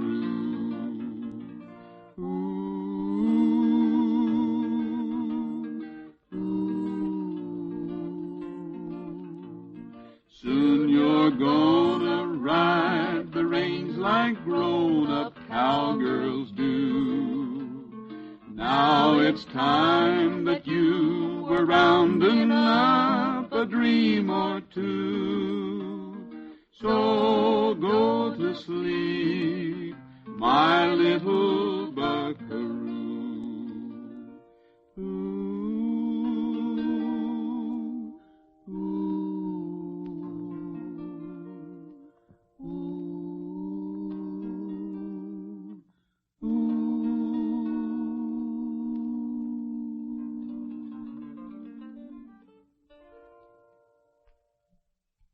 Jess took the song to heart, Roy. My, but she's had a busy day. Good. Pat and I didn't get much hunting done, but maybe one day will be enough for us, if we can ever get going. Well, it looks like you can start right now. Well, sir, here we are. There she is, Jim. Yes, I'm sorry I was so long, but She's asleep. No, I'm not. I was just resting. Why don't you sit here and hold me a while, Daddy? Gosh, do you mind, Roy and Dale? Well, I should say not. You just sit here and enjoy the fire, and when Jess is ready to go to bed, there's room all set for both of you. Roy, you and me got things to do, so let's get started. All right. I think I'll just walk outside with you for a couple of minutes. I'll talk to you before we leave, Jim. Everything all right? Fine, Roy. I'd like to talk to you, too, to try to say thanks. Daddy, they're the most wonderful animals around here.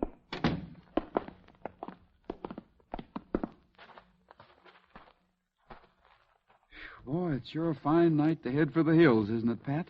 Golly, yes. Only there's one little errand I ought to do. You know, they had some dandy tin Jeeps, just like Nellie Bell in the general store, and they're going to be open late tonight, and I just thought Well, as long as you're going into town, maybe I can ride in with you. Dale, I figure as long as you weren't going to open up tonight, maybe you'd like to ride over to Bob Nimmus' ranch with me for a few minutes and... Oh? What for? Well, they had a litter of puppies over there about 7 weeks ago, and I thought I'd go over and get one. You know, sort of a little surprise for Jess when she wakes up in the morning. Oh, all right, Roy. ought to time out just about right. And then the three of us can meet back here and head for the mountains. Now, wait a minute. I'm not going cougar hunting with you two characters. Well, I didn't mean way up in the mountains, Dale. We'll say about 2,500 feet up in the foothills. There's some real nice little fir trees growing, and I thought if we went up and got a nice one, it would be fun to watch Jess in the morning. Oh, yes. Well, shucks, Pat, we can go cougar hunting any time. Oh, yeah, sure can. Why, I think tree hunting's a much better idea. Wow. Aren't those stars bright tonight? They sure are. Hey, look at that big one right overhead. I don't remember seeing that one before. Gosh, that is a nice one. I don't remember seeing it either. You don't? You've never noticed that star before? No. Why, that's been there for ages. People saw it for the first time almost 2,000 years ago.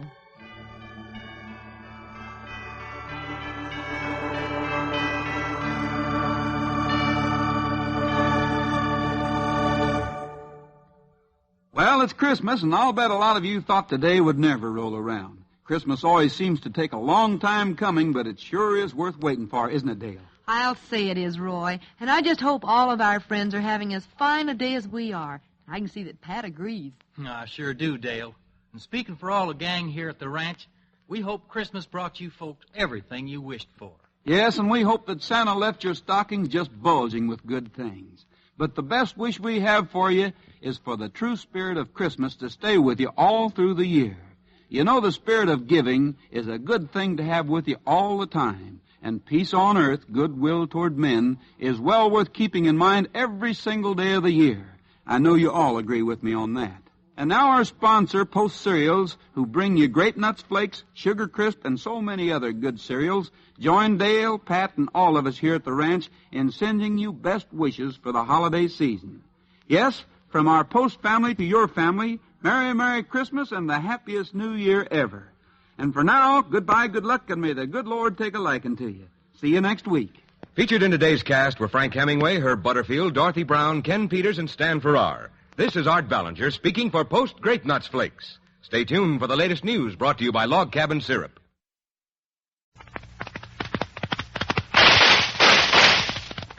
It's the Roy Rogers Show. Happy trails to you. It's nice to meet again. Happy trails to you until the journey's end. Post Sugar Crisp, the cereal treat that's fun to eat, brings you the Roy Rogers Show. Transcribed on the Double R Bar Ranch with Pat Brady and the Queen of the West, Dale Evans. Happy trails to you. Time to ride again. And here he is, in person, the King of the Cowboys, Roy Rogers.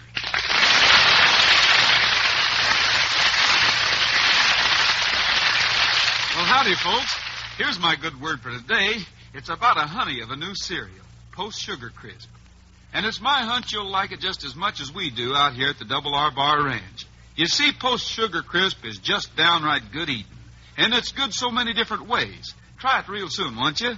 And now, here's our story.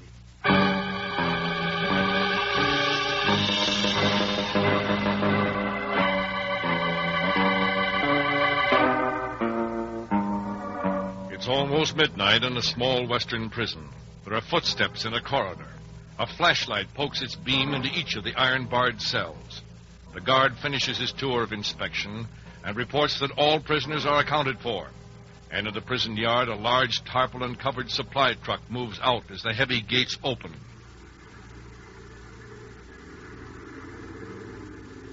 Well, Louis, We spent a couple of months in that confounded prison, but we're out of it now. Where are we going, Mr. Corky? We'll take over this truck pretty soon and head for Paradise Valley. Oh, but someone might recognize us. I ain't been seen without a full beard for better than 40 years now. But as soon as I can steal a pair of scissors and a razor, my cheeks will be as smooth as the top of your head. Gosh, what'll you look like, Mr. Corky? Probably look like an old turnip. An old turnip with a southern accent. Well, why are we going back to Paradise Valley? Why don't we try someplace new? For one thing, we got a foolproof hideout in Boulder Canyon. For two things, I always wanted to play my fiddle at a New Year's Eve square dance. And for three things, I got to get even with that Roy Rogers fella. If it hadn't been for him, you and me'd never had to register at that confounded Iron Hotel.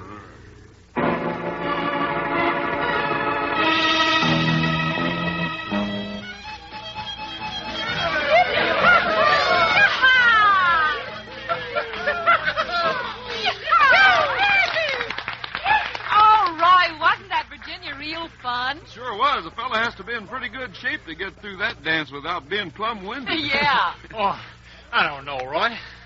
I'm not scarcely winded at all. Just having a little trouble getting my breath. Yeah. Hey, Pat, that old fiddle player you dug up is a whiz-bang, isn't He he? certainly is. Boy, he makes that violin talk. Yeah. He looks like an old turnip, but he's a mighty fine fiddler. Say, what's his name, Pat? It's Floater Lee. He says his ancestors migrated here from Virginia right after the Civil War. I never heard of a Lee family in the valley. Well, he says he lives way down at the southern end. Are you about ready to call a square dance, Roy? Sure, I'd like to. Time for only about one more before midnight. Well, come on up then. I'll introduce you to Floater. You know, he was telling me he was mighty anxious to have you call a number so as to get all the folks a dance. All right, come on, let's go.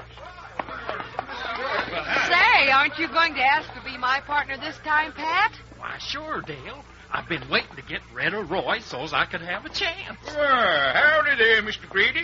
You all having a good time? Yeah, we all sure are. Floater, I want you to meet my friend, Roy Rogers. He'd like to call the next dance. Why, Mr. Rogers, sir, this is indeed a pleasure. Well, thank you. We're sure getting a big kick out of your playing. Mr. Lee, this is Miss Evans. Always a pleasure to meet a beautiful lady. They don't raise them any prettier than you in Virginia. Oh, my goodness, thank you. Hey, how about Tennessee Wagner, Floater? Do you know that one? That is, in my opinion, the finest square dance tune ever written. I'll give you my special introduction to it, and away we go. Come on, Pat. Let's get in right at the very start. I'm with you, Dale. See you later, Roy. All right, everybody, grab your partners for an old-time square dance and get out on the floor. We need about two more couple over there on that side. Everybody ready? Let her go, Floater. All join hands and circle to the south, a little sunshine in your mind. Lose your hope, the grand trail back to the lady in the lead. Swing your part a little bit hard and Al, the man you left in your own backyard. Al, the man you left in the right, your part go right and left and hurry up, boys, and don't be slow and sit your wheel and mix your dough and save a heel and catch your toe. You meet your partner and promenade home. First couple out to the right with a lady around the lady and jump so low with a lady around the jet don't go well. Swing them in the center with a two-pair whirl and lead them up to and you buckle up full. Change the right hand lady with the left hand round. Partner by the right as she comes round with the hip feel log and the popper stump with the hole in the floor and everybody jump. Circle balance, lead to the next and chase a rabbit, chase that squirrel. Chase that pretty girl around the world. Now that possum, now the coon, and now that big boy around that broom. We'll swing 'em in the center with a two-pair whirl and lead 'em up to and you buckle up for. Change your right hand, lady, with the left hand round. The partner with the right as she comes round. Way down yonder, not very far off the gate, bird died with a hoop and call. Circle balance, lead to the next with the bird in the cage in the three-rail pen. Bird hop out and the crow hop in, you circle four and you're gone again. And change your right hand, lady, with the left hand round. The partner with the right as she comes round. Circle balance, lead to the next and chase the rabbit, chase that squirrel. Chase that pretty girl around the world. Now the possum, now the coon, and now that big boy around that room. I'll swing 'em in the center with a two-pair whirl and lead 'em up to two and you buckle up four. Change your right hand, lady, with the left hand round. The partner with the right as she comes round. Circle balance to your homes and everybody swing. Swing your part a little bit hard and the element left in your own backyard. Element you left and right, your part go right and left and hurry up, boys, and don't be slow. There, chicken in the red pan, picking up dough. You meet your partner and walk slow. You know where and I don't care. Go park that pretty girl in the chair.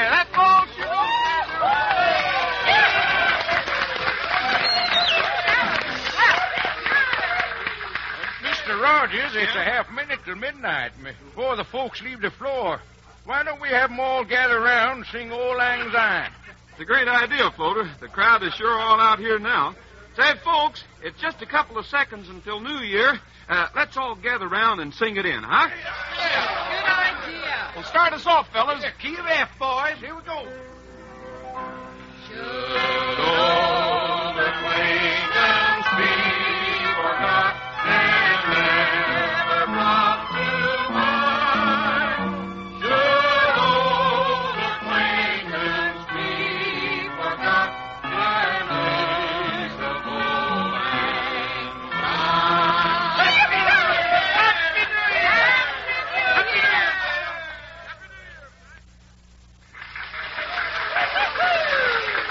Well, that's the last dance, Dale. It was certainly a wonderful party. It certainly was, Roy. The best one ever. I'll run and get my coat while you get your hat and guns out of the men's cloakroom. Pat's getting mine for me. I'll be saying goodnight to some of the people and meet you right here. Gee, it's too bad old Mr. Lee had to leave before the last dance. Yeah, the band didn't sound half as good without him. But he said he had a long trip, and he only stays up past midnight once a year. He was all kinds of fun. See you in a minute, Roy. All right. Hey, Roy? Yeah? Some muzzler's playing a joke on us. There ain't a gun holster or a gun left in the cloakroom. What's that? Well, the deputy was in there all night, wasn't he? Well, he came out to watch you call a square dance and stayed to sing Old Lang Syne with all of us. Well, sir, we started out to have a Happy New Year, and we're going to, as soon as we locate about 40 pairs of 45.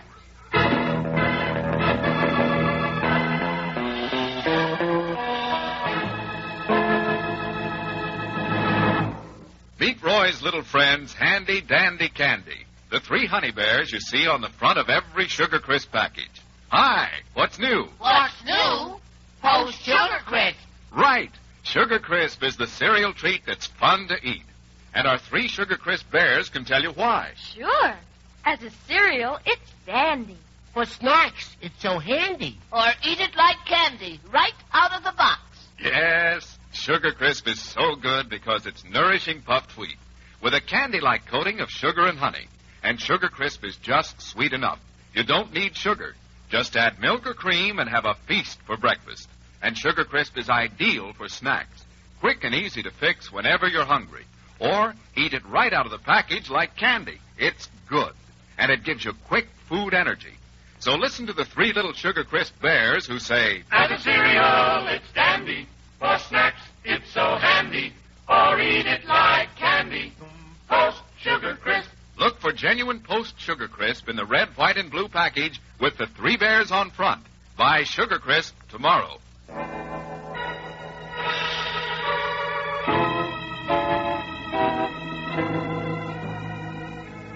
The Paradise Valley New Year's Eve square dance ends on a sour note when a sneak thief steals all the guns from the cloakroom.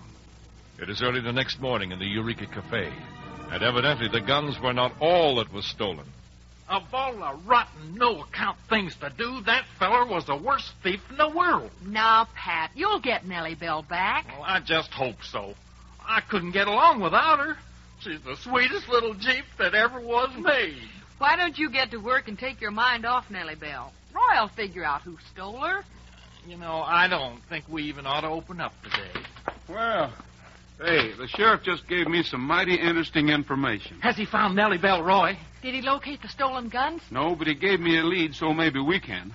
Where are we going, Roy? We're going to look for a fiddler, your friend, Floater Lee. Floater Lee? That nice old fella? Oh, he wouldn't have stolen the guns or Nellie Bell. Why, no, he couldn't have stolen the guns, Roy. He was playing right up there in front of everyone, every minute, while the deputy was out of the cloakroom. I know, but he could have had an accomplice. It turns out that Floater Lee's a mighty smart man. Well, I suppose we could look him up.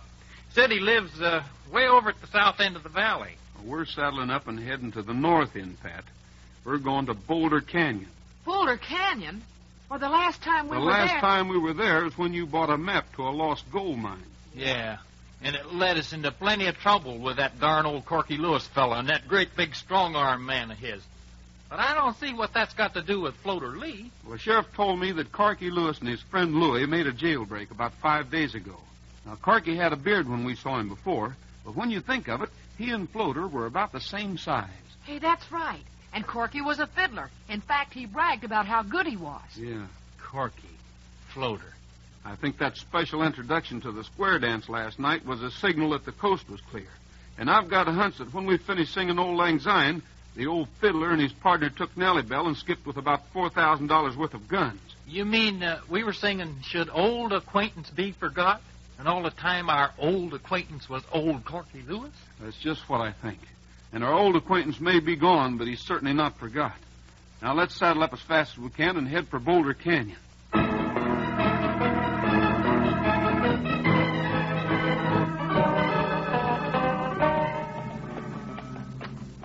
Roy, I think we should have brought the sheriff and a posse. Maybe we should at that. Finding anyone in Boulder Canyon is like looking for a pearl button in a snowstorm. I didn't want the posse. Catching Corky is my own personal project. And somehow I think Corky's personal project is catching me. You figure Corky's going to show us where he is? Well, he didn't make any attempt to cover Nellie Bell's tracks driving here to the canyon. But they disappeared when we hit rock. You know, he'd better not have done anything to Nellie Bell. That's all I've got to say. What's that? It's Corky and his fiddle. He's up there in those rocks somewhere. Hey, look out. Stop the horses quick. Whoa, whoa, whoa. Oh, wow. It's Corky, all right, and he's got that strong-armed partner of his with him. Well, he certainly must be strong to be able to shove these big rocks around like that.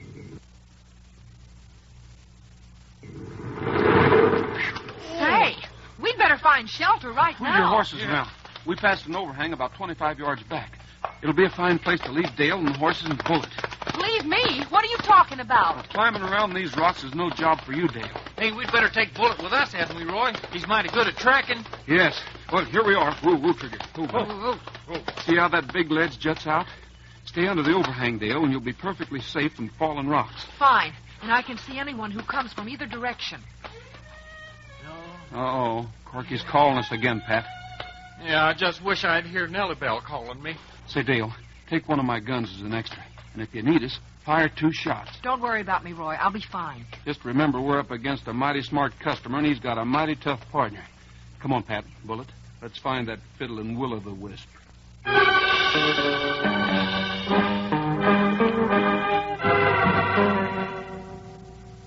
Help! Help me, ma'am! I'm right over here. Don't move. I've got you covered. I couldn't move if I wanted to. Help! I see you. I thought I recognized that voice. Why, lady, this is the most welcome surprise I've had since I left the plantation. Why, I remember you from the dance last night. I'm Floater Lee. Sorry I can't say at your service, ma'am. Come off that Floater Lee stuff. You're Corky Lewis, and we both know it. Lady, you're so right. Looks like I'm caught up with it last. What's the matter? I thought Louis was my best friend. He threw this big boulder at me and pinned me down here and made off with all the guns we stole last night. Oh, please help me, little lady. I'm in terrible pain. Oh, Well? I'll confess again to Rogers, to the sheriff, to anyone, anytime you say, but please help me out of here. I'm sure my leg's broke. I don't trust you. And I don't blame you. No, I've been a terrible man all my life. But you can see for yourself how I'm pinned down here. Well, I can't move that rock. I'd better signal Roy and Pat. They can free you. Sure, anything you say, little lady. Only won't you please see if you can't do something for the pain first? It's so bad. I shouldn't feel sorry for you, but, well, I'll see what I can do. If you could just maybe get my little shoe off. My foot's sticking out there and the ankle's swelling up something fierce. Well, I'll try. Now. If you only didn't have these laces knotted so tightly. I'll have to use both my hands. Oh, please treat me gentle, little lady. Oh, I wish I'd faint so I could stand the pain better. All right, Mr. Corky. I got it. Goodbye, Louis. You can't grab your guns, lady. When Big Louis got you, you stay put. Oh, you jerk. Go ahead, kick me. I can't hardly feel it. Get the ropes around her, Louis, and move this confounded boulder away from my leg. Sure, Mr. Corky. That stone don't hurt, does it? No, but I sure can't move. Listen, you may have tricked me again, Corky, but you didn't get away with it before, and you won't this time. Because as soon as Roy finds Soon out... as Rogers finds us, I'll take care of him, too. I've always wanted to leave him sealed up in one of my caves, and this time I'm going to do it.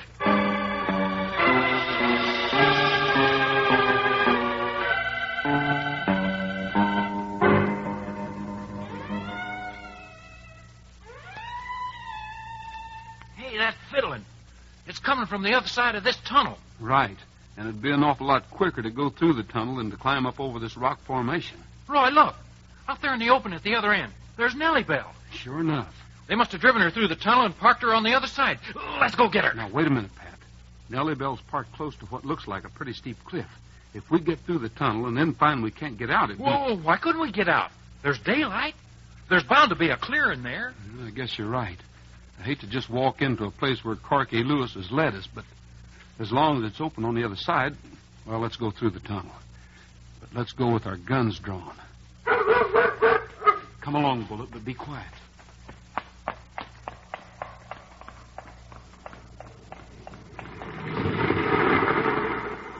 What was that, Roy? Corky and his friends are up to their old tricks. They sealed off the opening we used to get into this tunnel. Hurry before they do the same thing to the other end. Yeah, right, Roy. Only a couple more feet now. Yeah, there we are. We're in the open. Oh, Nellie Bell, am I ever glad to see you. Are you all right, girl? Wait a minute, Pat.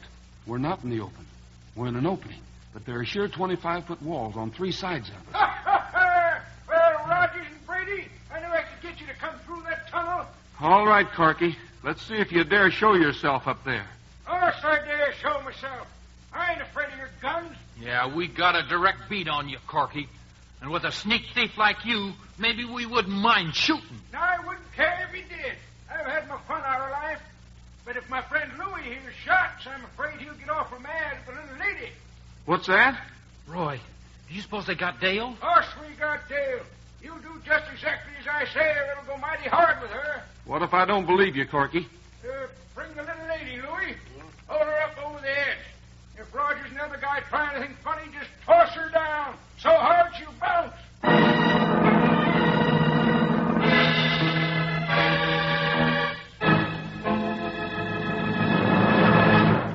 Back to Roy in just a minute. But right now, let's hear from Handy, Dandy, and Candy, the 3 Sugar Crisp Bears. We're the Sugar Crisp Bears, and we want you to meet the grandest treat you ever did eat.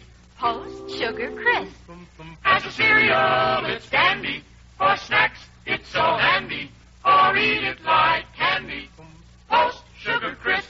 Yes, those 3 Sugar Crisp Bears are so right. Post Sugar Crisp is a honey of a new cereal.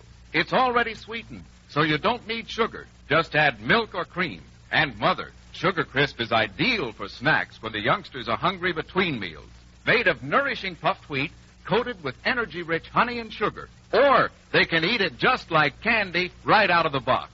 Be sure to ask for genuine Post Sugar Crisp in the red, white, and blue package with the 3 bears on it.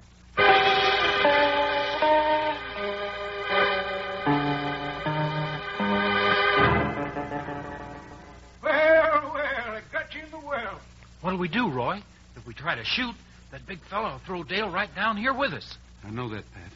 We can't take a chance on using our guns. You got up mighty early this morning, but you can't get up early enough to outsmart Corky Lewis. Not twice, that is. I throw her down whenever you say, Mr. Corky. All right, Corky. What do you want us to do? First of all, toss your guns down somewhere I can keep an eye on them.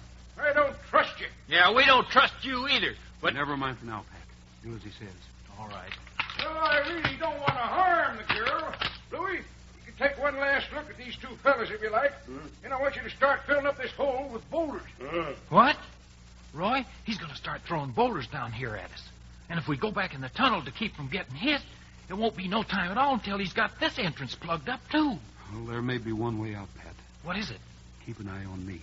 I'm going to make a fast move, and when I do, grab a gun and cover Corky.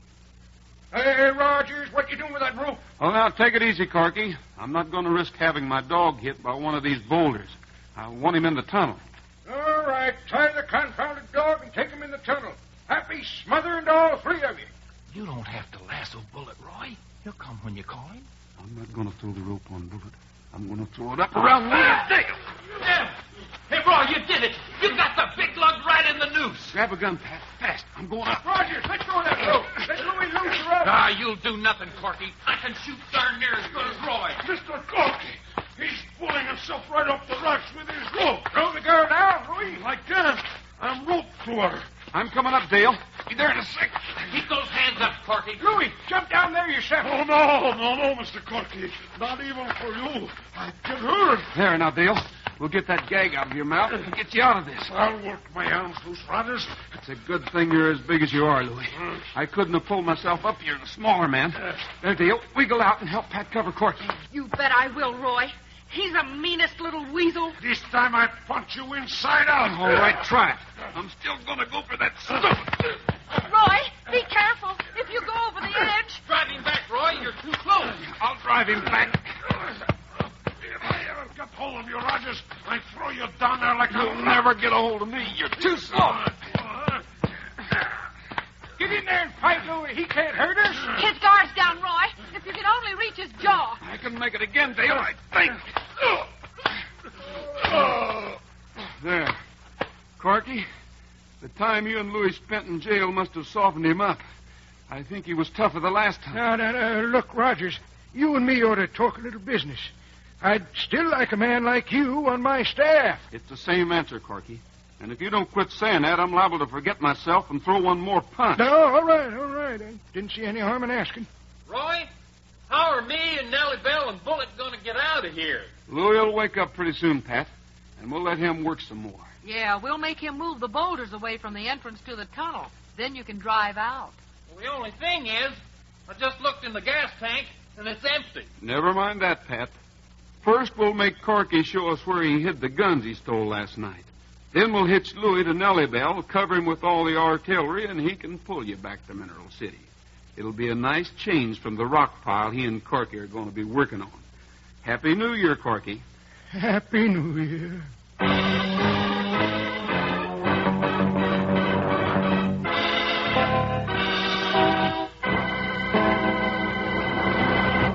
That's all for now, folks. This is Roy Rogers saying to all of you from all of us, goodbye, good luck, and may the good Lord take a liking to you.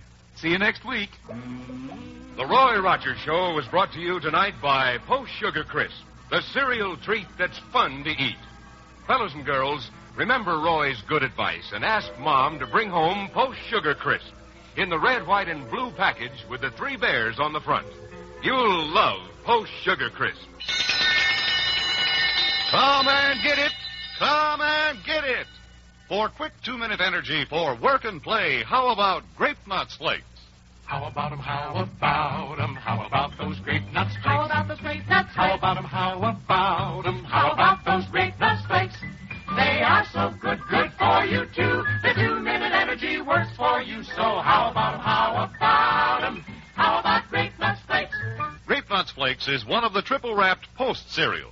Guaranteed fresh or triple your money back. Look for Grape Nuts Flakes, the great 2-minute energy cereal, in the package with Roy Rogers and Trigger on the front. Featured in tonight's cast were Frank Hemingway, Jack Moyles, and Ben Weldon. This is Art Ballinger speaking for Post Sugar Crisp. Stay tuned for the latest news brought to you by Log Cabin Syrup.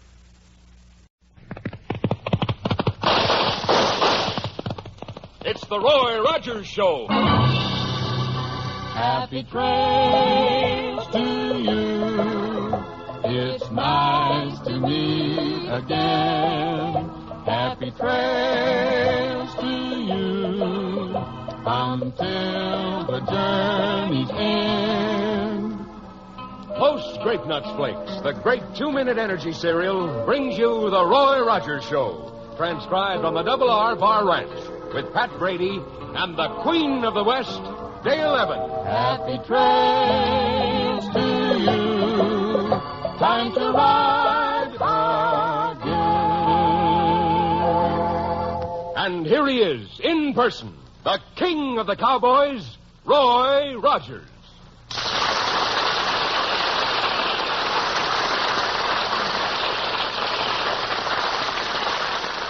Well, howdy, folks. You know, being a cowboy, you need lots of energy. That's why Grape Nuts Flakes is the cereal I like for strength and energy. Just 2 minutes after you eat a big bowl full, that whole wheat energy starts going to work for you. Try Grape Nuts Flakes, buckaroos. They're great. Now, here's our story for tonight. We call it The Key.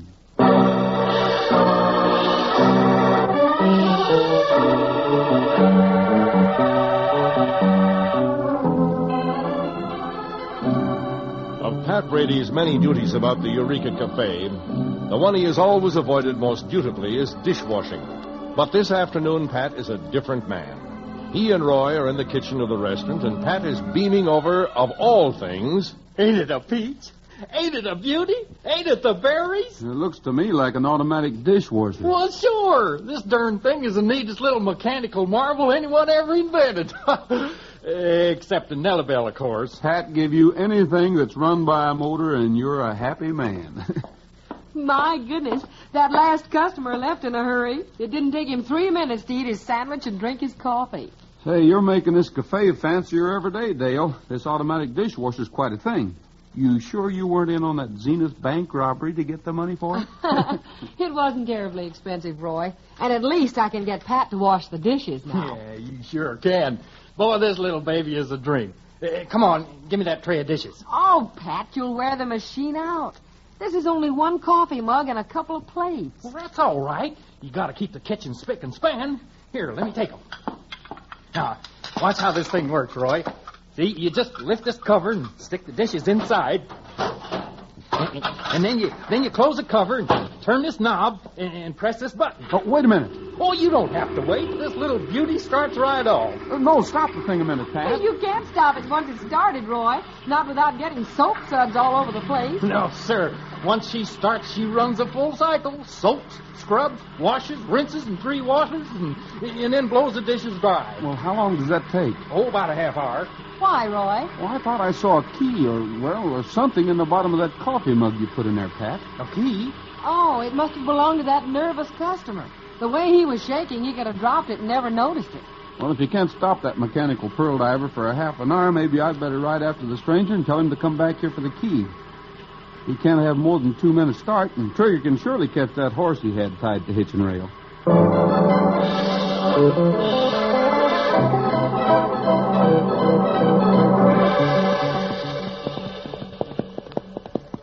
We'll catch him in a minute, Trigger. That stranger sure is in a hurry to get somewhere, though. Hey, mister! Pull up a second. You forgot something. Well, how do you like that? He's pulling off the road and heading across the desert. Hey, mister! He's afraid of us, Trigger. Look at him dig. We'll catch him. His key probably isn't worth it, but come on, Trigger, come on, let's go. Hey, mister, wait a minute. I want to talk to you. Quit chasing me, fella. I'm warning you. I'm just trying to tell you that I don't want to shoot, but if I have to, Hey, put that gun down. Whoa, Trigger. Whoa, Dave. Let go of my wrist, stranger. Look, you had no reason to pull a gun on me. You left the Eureka Cafe just a few minutes ago, didn't you? Yeah? Yes, I did. What's it to you? I only rode after you to tell you that you dropped the key or something in your coffee mug. Now get hold of your nerves. I dropped it. Let me see here. The key, it's gone. Well, sure, that's what I've been trying to tell you. I had it in a handkerchief in my breast pocket, and I must have wiped my forehead. If you'll just let me have that key, please. I guess you'll have to ride back to get it. You see, it's in the dishwasher, and they can't stop the thing until it washes, rinses, dries, and maybe bakes a cake or two. Stranger, I don't think you're kidding. I'll go back with you. When you rode up on me, I thought you might be someone else. My name's Roy Rogers. Roy Rogers? Well, my apologies, Roy. I'm Jim Fowler, and I'm a special investigator for the marshal at Zenith. Here are my credentials. Good. If there's anything I can do to help you... Yeah, maybe you could, if you don't mind, helping an ex-convict. Listen, anything that's ex is your business, Jim. You can tell me what you want while we're riding back. Oh, thanks, Rogers. I've been out a year, and I'll guarantee I'm straight. That key is mighty important evidence in the Zenith bank robbery, and, well, my nerves are pretty edgy until I get it to my boss. When we get the key, I'll ride into Zenith with you if you like. Oh, great. I had a hunch that I knew the gang who pulled the robbery. I asked the marshal to put me on the case because I figured I could help square myself with society by catching them. Now, that's the kind of talk I like to hear, Jim. I got in touch with the gang and found out all I wanted to know. They've hidden the money they took in a safe deposit box in the very bank they robbed. And you might say that I managed to liberate the key right out of the pockets of the leader. That took nerve, feller. Well, I couldn't take 5 men by myself, so I took some evidence. I'm sure Parker's missed the key by now, and that's why when you came riding after me, Wheel your horses and hunt down, Jim. Dig in. That's gunfire. Well, that's got to be Parker and his gang. I knew I couldn't make it. Well, we can make it. At least we can make shelter in those cliffs off to the right. Yeah, I see where you mean, Rogers. Over where that big rock seems to be balanced on nothing. That's balanced rock. And below it is a protected ledge where we can at least defend ourselves.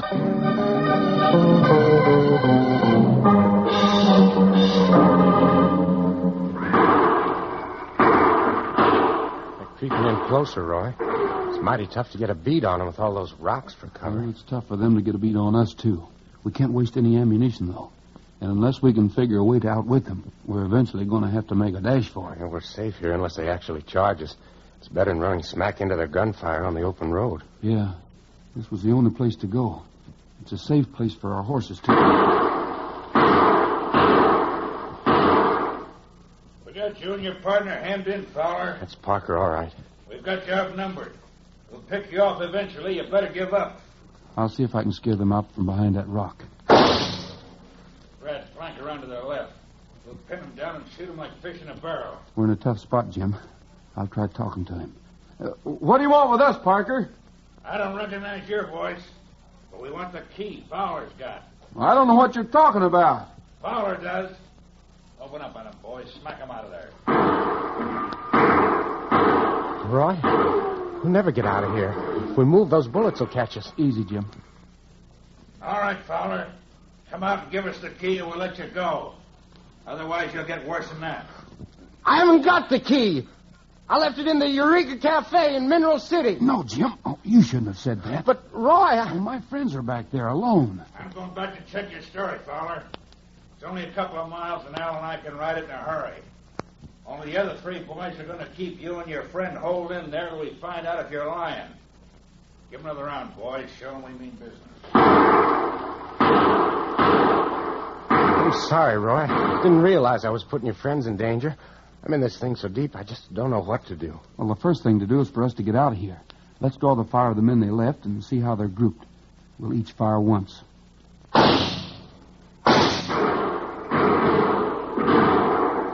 It's good enough. There are three of them, and they're pretty close together, just below the ledge that's protecting us. We still can't run for it, Roy. Well, not unless we get their attention off of us for a minute. How could we do that? Well, maybe I can lasso the top of the balanced rock and pull it over. If I can jerk it hard enough, it'll bounce off this ledge and down where they are. But if it falls straight down, Roy, it'll smash us. That's a chance we'll have to take, Jim. That key means a lot to you, but Pat and Dale mean more to me. Come on, we'll edge our way over.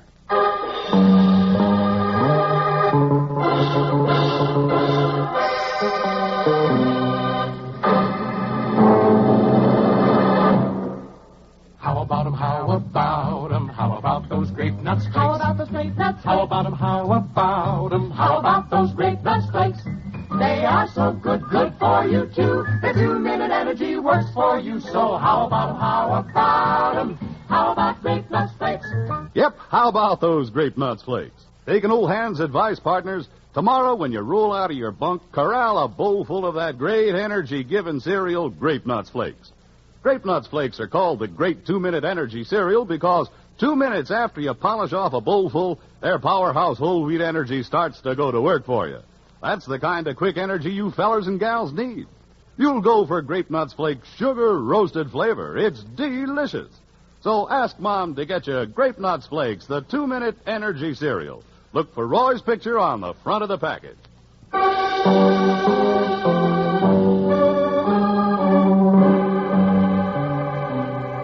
A desperately nervous man drops a key in the Eureka Cafe, and it ends up in the new dishwasher.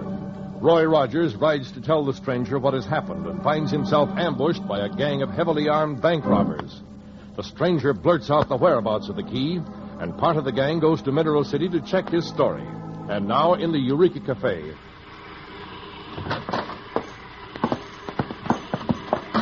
Yes, what can I do for you? A friend of mine thinks he dropped a key in here. Did you find it? You better have found it.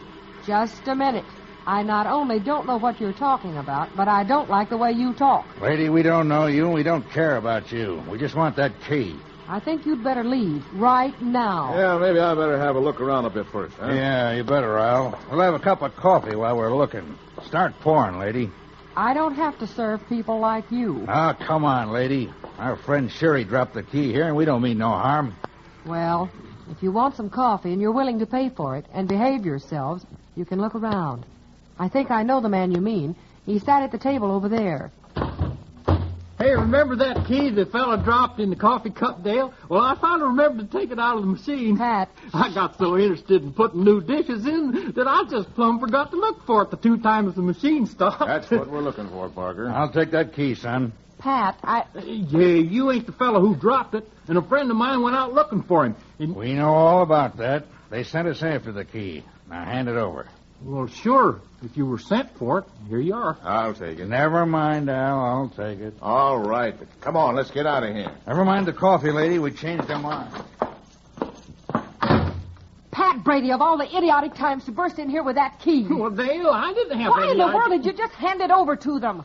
Dale, those fellers had guns sticking out all over them, just like porcupine quills. And if Roy and that stranger sent them back for the key... Listen, there's why- something mighty wrong here, Pat.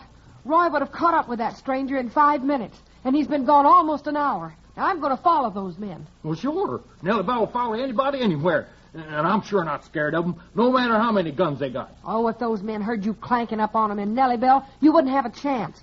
We'll have to follow them on horseback, quietly. Well, I'd have to go way out to the Double R Bar Ranch to get a horse. And by that By that time, it would be too late. Yeah. Well, Buttermilk's in the stable, and Bullet's there with him. You just stay here, Pat, and play with the dishwasher. Buttermilk and Bullet and I'll find out what's going on.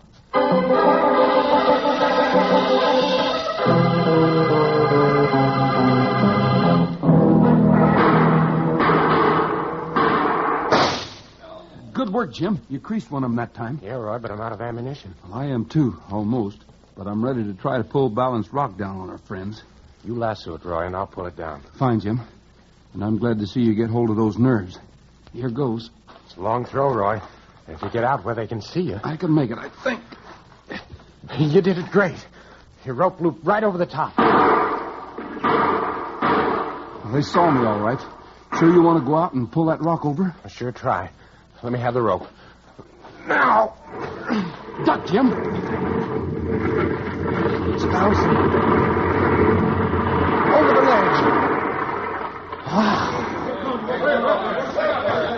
It worked, Roy. They're running every which way. Now let's get on our horses quick, Jim. I know a shortcut to Mineral City. Come here, Trigger. Hurry up, boy.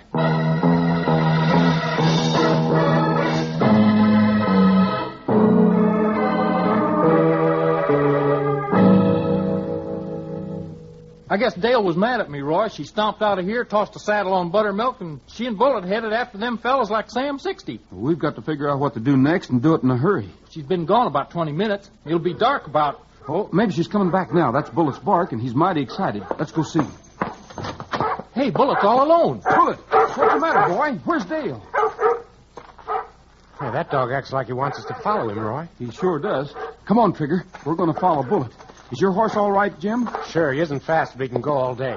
But, Roy, I haven't got a horse here, and Dale wouldn't let me use Nellie Bell. Well, I'll let you use Nellie Bell. She could come in mighty handy. Oh, wonderful, Roy. Nellie Bell's been waiting for a chance like this. I hope we can catch him in a hurry. They sure aren't going to hang around that Balanced Rock territory. If it gets too dark to follow their tracks... We'll leave that up to Bullet. He'll lead us to Dale, and then it'll be up to us.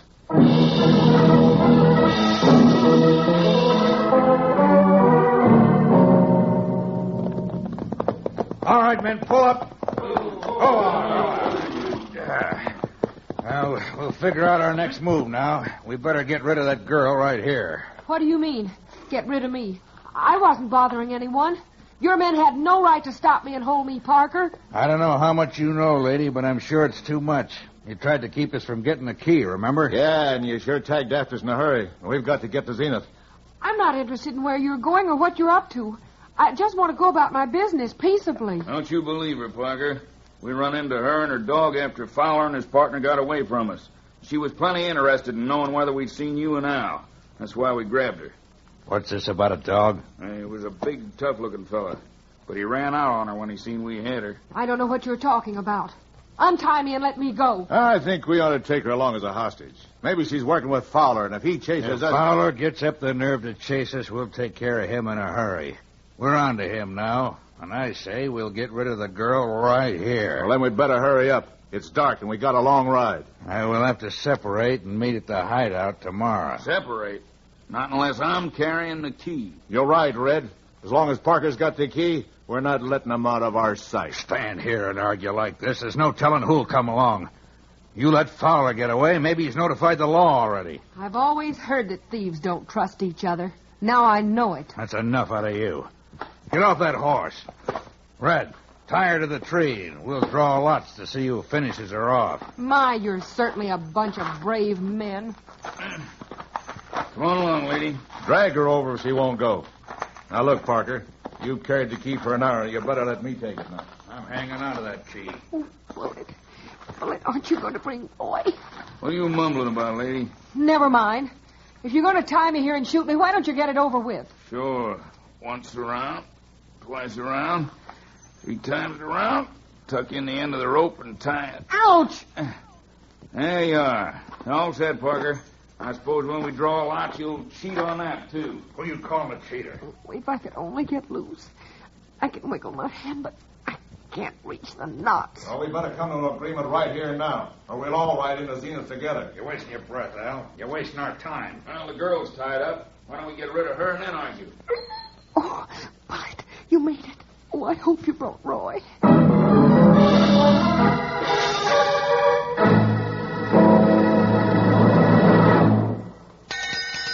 Time for another Roy Rogers reminder. Know how to win.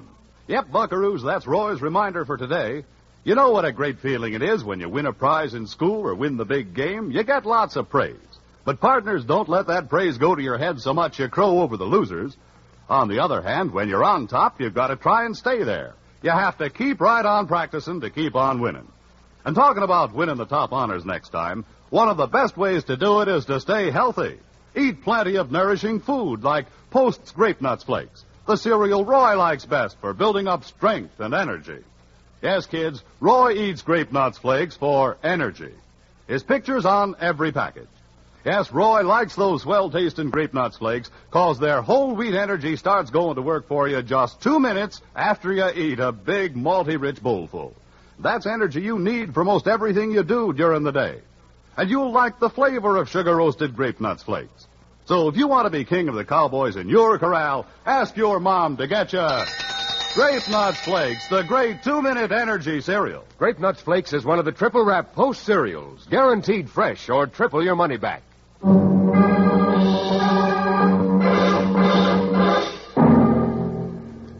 right, Jim. Keep your eye on those men every second. If any of them make a move toward their guns, open up on them. Why don't we go in and shoot it out with them right now, Roy? There's 5 of them. Unless we can get them rattled again, we wouldn't have much of a chance.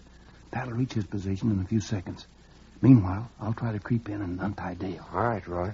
I won't start shooting unless it's absolutely necessary. Good boy, Jim. Just keep those nerves steady. Good luck, Roy. All right, Al, if you don't trust me, you can draw a straw for me. That's generous of you. Shooting the girl's your idea. I still think we ought to take her along for a hostage. Dale, everything's going to be all right. When I get you loose, drop down and crawl back quietly. Roy, do you think we can get out of here before they see us? Oh, I don't want to get out of here. I want to take those 5 men. There, are you loose? Are you all right? Yes. Hey, where's that shooting coming from? Off to the right. Hey, those flashes, they're moving. There must be 5, 6 men. They're too far away to get a bead on us. Duck and move back toward the trees. Red, round up the horses. Pete, help them. Come on, Al. Look, Parker, why don't you and me try to get away on foot? The posse will keep busy with the others. Yeah, maybe that's a good idea. We'll see what happens. You'll see what happens, all right. Oh, come on, Jim. Get him. Hey, who are you? Never mind. Here, Jim. Al's breaking loose. No, he isn't. I've got him. Let me handle it. We'll put you away in a hurry, Parker. Grab his guns, Dale. Right, Roy. And I'll tie him with the ropes they used on me. Attaboy, Bullet. Get one of those others. You've had this coming for a long time, Al. I follow you, double-crosser. Oh! Here's another one ready to be tied up, miss. Parker, Al, we're surrounded. What do we do? Attaboy, Pat. You've got him in your headlights. Now, come on and get in on this. That's it, Roy. Get this dog off me. Get this dog off of me. All right, let him go, Bullet. I'll handle this one, too. Yeah, I got this one, Roy. Well, that's 3. I'm not having any trouble with this one. Neither am I. Roy, are you all right? We sure are, Dale. This gang wasn't so tough once we figured out how to round them up. It's a good thing you thought to bring the posse, but they were just in time. Posse? What do you mean, Dale? Well, all that gunfire. Oh, those weren't shots. That was nothing but little old noisy Nellie Bell backfiring. Yeah, it was Roy's idea. When Bullet led us to where you were, Roy sent Pat around to flank the gang and confuse them. And it sure worked out fine. We've got 5 mighty quiet bank robbers here right now. And when we find which one has the key, we'll have all the evidence we need. The one they call Parker has the key. Good. Jim, find it and put it in your pocket, and this time, don't drop it. I won't, Roy. I'm not nearly as shaky anymore, thanks to you. Well, if the men hadn't stopped to argue about that key, I might not have been here to ask you what's so special about it. Yeah, you never did get around to telling us what makes that key so important. The key opens the safety deposit box where the money that was stolen from the bank in Zenith is hidden. Jim here's working for the marshal in Zenith, and he was taking it to him as evidence. I figured the gang would follow me as soon as they discovered it was gone. That's why I was so jittery when I was in your restaurant this afternoon. Well, I'll be darned. Bank robbers. Say, Roy, we better load these 5 guys in Nellie Bell and take them back to Mineral City. I was thinking we might just as well take them into Zenith. Sure. Why Mineral City, Pat? Well, for one thing, we left in such a hurry that I forgot to lock up the cafe. Oh, Pat. I guess you don't have to worry, Dale. When Sheriff drops in for coffee and finds the door's unlocked, well, he'll sit there till somebody gets back. That's just it. He's liable to get nosing around and playing with that new dishwasher, and nobody touches that little beauty but me. You win, Pat. We'll go back to Mineral City and let the Zenith Marshal pick his prisoners up there. But next time, will you please at least look at the dishes before you toss them in your new plaything?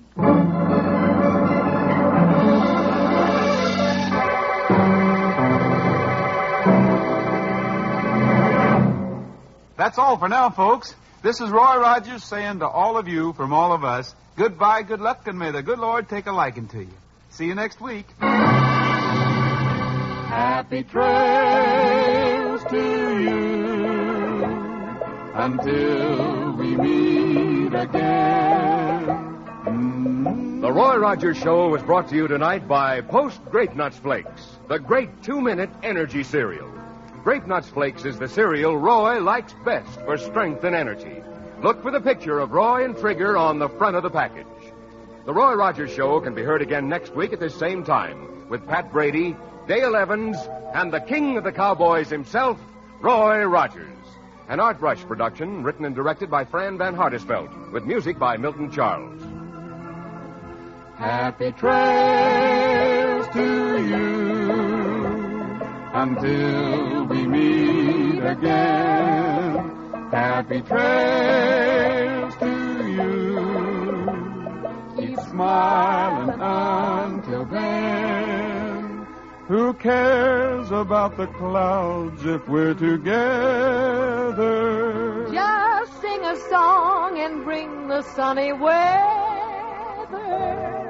Happy trails to you till we meet again. Remember what Roy Rogers says. Post Sugar Crisp is the cereal treat that's fun to eat. Roy's right, fellas and gals. As a cereal, it's dandy, with milk or cream. For snacks, it's so handy, or you can eat it like candy right out of the box. Post Sugar Crisp is excitingly new, deliciously different. Nourishing puffed wheat, candy coated with honey and sugar. Ask Mom to get Post Sugar Crisp in the big red, white, and blue box with the 3 bears on the front tomorrow. Featured in the cast were Frank Hemingway, Paul Richards, Tyler McVeigh, Herb Vigran, and Jess Kirkpatrick. The script was based on a story by Bill Kelsey. This is Art Ballinger speaking for Post Grape Nuts Flakes. Stay tuned for the latest news brought to you by Log Cabin Syrup.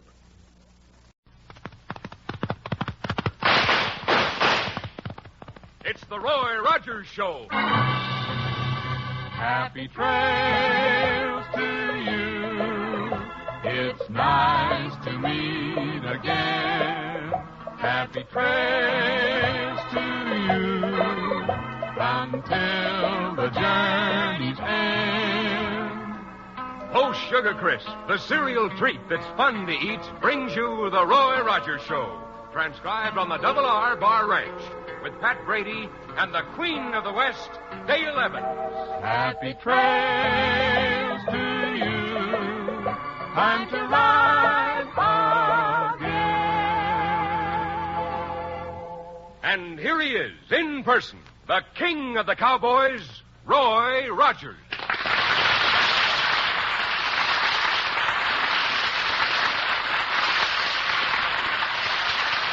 Well, howdy, folks.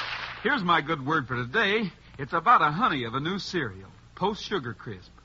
And it's my hunch you'll like it just as much as we do out here at the Double R Bar Ranch. You see, Post Sugar Crisp is just downright good eating. And it's good so many different ways. Try it real soon, won't you? Now, here's our Western story.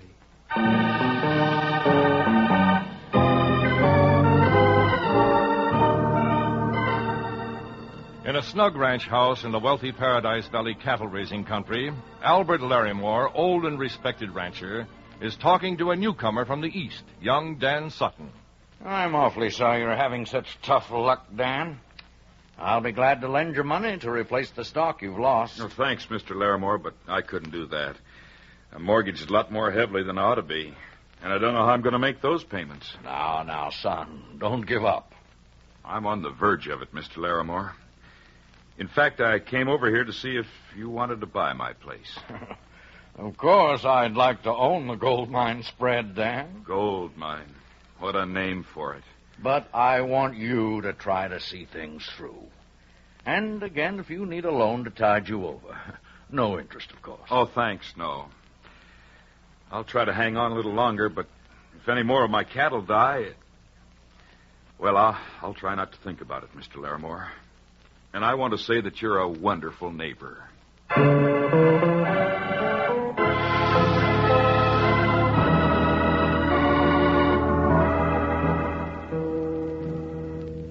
Let me fill your cup again, Dan. No, thanks, Dale. I've got to be getting back.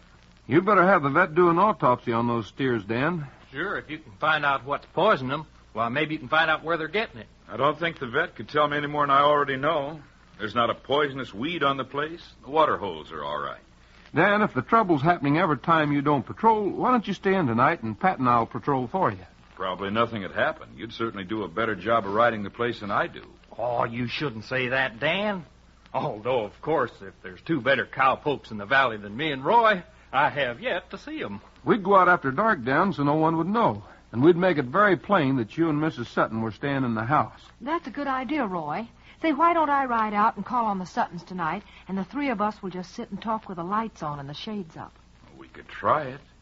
We need help, Roy, and Helen and I would certainly like to have Dale spend the evening with us. Hey, that's a swell idea. Dale, don't you think we ought to close up the place a little early so as we can get started? We'll see, Pat. We'll try it, Dan. Cattle poisoners are something we can't have in Paradise Valley. Good, Roy. Well, we'll see you tonight, Dale. Uh-huh. Hey, who are these fellas coming in? I don't recognize them. So long. Hi there, Sutton. Hello, Jack. Pete, how are you? Fine, Mr. Sutton. Just leaving us, Sutton.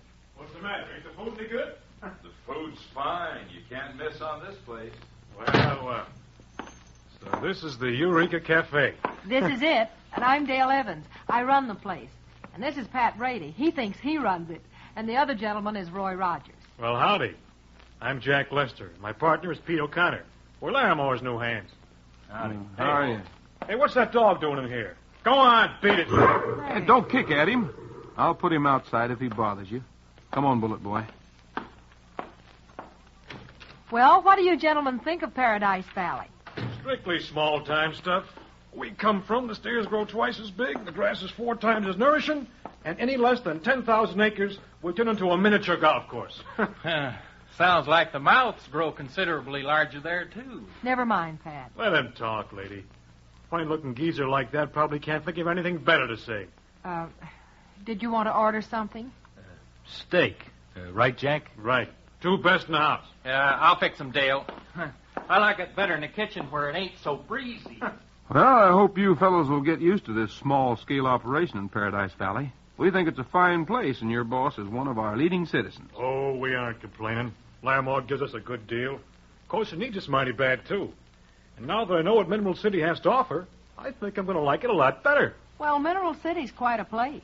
I'm not talking about the town, girl. I'm talking about the cute kid behind the counter in the Eureka Cafe. You bet. You're a keen looker. Well, thank you. Here's your silver. I'll see how the steaks are coming along. Let that big dumb cluck fry him. You stick around and talk to us, huh? Dale, I'll talk to you later about tonight. No, don't go, Roy. You aren't bothering me, cowboy. Let me take your hand, girl. I'll tell your fortune for you. Well, no, Oh, go ahead, lady. Jack's pretty clever at it. Sure, I ain't going to hurt you. Let go of my hand. Now, this pretty line here is a love line. Let go of her hand, Lester. Make me. All right, I will. Get in, Pete. While you fumble for your guns, eh? Oh, no, you don't. The rod's out of my partner's hands, will you? And you won't either, because here's a little trick. You know, in Paradise Valley, we can flip a couple of guns right out of a man's hand while he's drawing. Hey, what happened? If there's any trouble, I want to be in on it. There isn't any trouble, Pat. The cowboy on the floor there tried to tell my fortune. Get up, Lester. Now, I'm going to tell your fortune, and yours too, Pete. Well, I think I know mine. I think I'm expected somewhere else. Hey, now, if you can't take a joke, why... We like our jokes a little funnier. Look, Rogers, I'm a good-natured cuss. But don't cross me if we ever meet again. Because the next time you won't catch me with a lucky punch. Come on, Pete. Let's get out of here.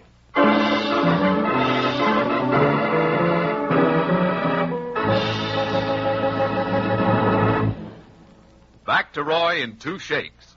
But first, let's greet his pals, Handy, Dandy, and Candy, the 3 honey bears on every package of Post Sugar Crisp. Hi, it's a treat to see you. Post Sugar Crisp is a treat, too. Absolutely. Sugar Crisp is the cereal treat that's fun to eat. It's different. Wholesome puffed wheat with a delicious candy coating of sugar and honey. But let the 3 bears tell you 3 wonderful ways to eat it. As a cereal, it's dandy. Sugar Crisp is just sweet enough. You don't need sugar. Check. For a marvelous breakfast, just add milk or cream. Boy, Sugar Crisp is great for snacks whenever you're hungry. Right. And eat it like candy, right out of the box. Right again. Sugar Crisp is good anyway. It tastes great and gives you plenty of quick food energy for work and fun. Mother, next time you mark it, remember what the 3 bears say. As a cereal, it's dandy. For snacks, it's so handy. Or eat it like candy. Post Sugar Crisp. Get genuine Post Sugar Crisp in the red, white, and blue package with the 3 bears on front. Buy Sugar Crisp tomorrow.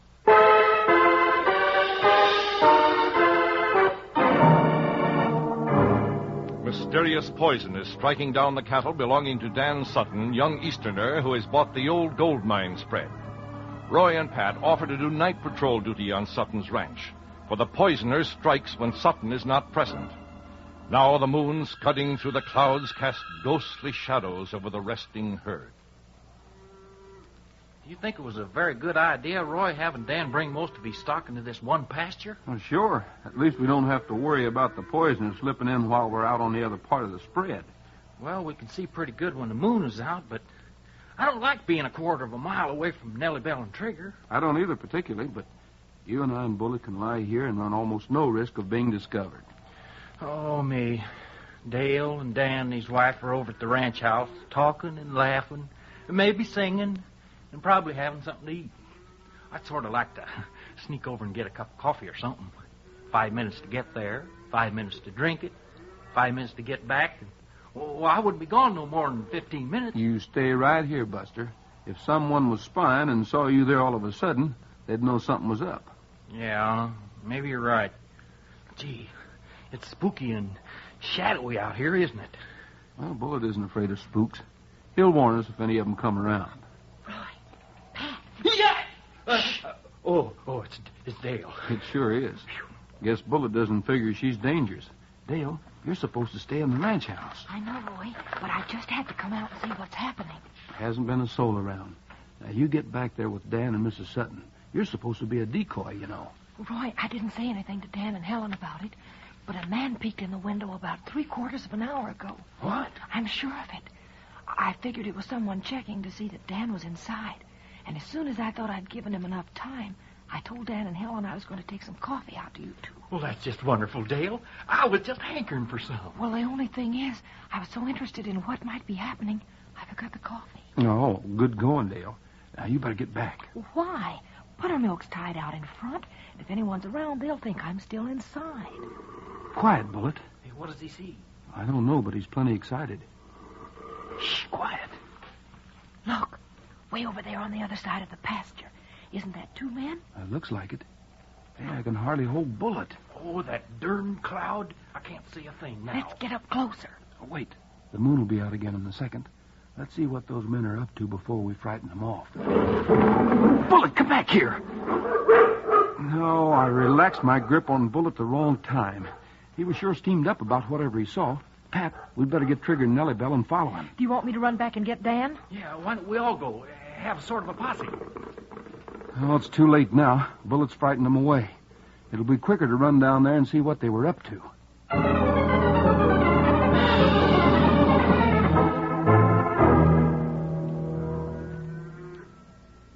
Hey, what were those fellas doing down here? I was sure I saw one carrying something. And I was sure I saw one put something down. Well, we certainly haven't found anything with the flashlights. I wish Bullet would come back. He's a mighty well-trained dog, but if he was a horse, I'd say he took the bit in his teeth that time. Well, maybe we'd better go back to the house and tell Dan and Helen what happened. Well, you go ahead, Dale. But if those men were spreading poison, I'd hate to leave here until we found it. Hey, wait a minute. What's this? Well, that's just a salt block. Here's another one. Well, look around. There aren't any more, are there? No. I certainly don't see any. When Dan drove the cattle in here this evening, it was the first time this pasture had been used for months. And I don't think Dan would remember to bring in a couple of salt blocks. I wouldn't think so. He's a dandy feller, but between you and me, he don't know much about cattle. Well, we'd better have them analyzed. Maybe this is the way Dan's cattle are being poisoned. Maybe so, but we still have to find out who's doing it.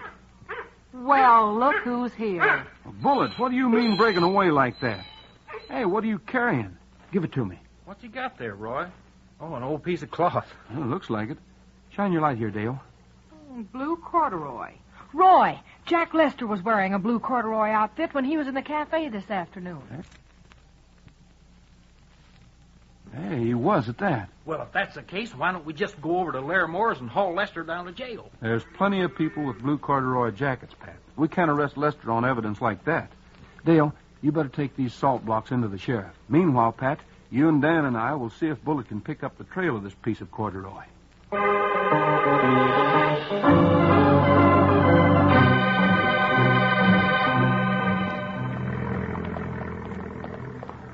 This is pretty slow going, Dan, but it's safer than having Pat use his headlights so we could trail as fast as Bullet wants to go. Whatever you say, Roy.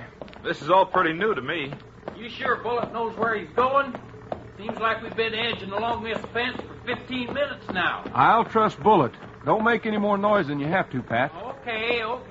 This fence separates your spread from Laramore's, doesn't it, Dan? Yeah. Laramore's property cuts into mine in sort of a big U-shaped wedge along here. Hey, rein up.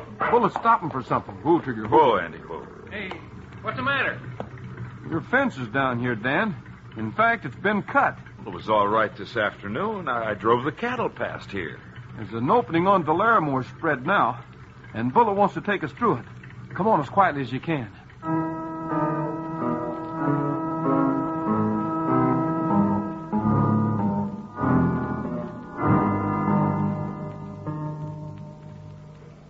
That's a fire up there, all right, Roy. Could be a line camp that some of Laramore's hands have set up. You and Dan stay here, and Bullet and I'll creep up a little closer and see who's there. Sure you don't want me to go along, Roy? No, I'll be right back.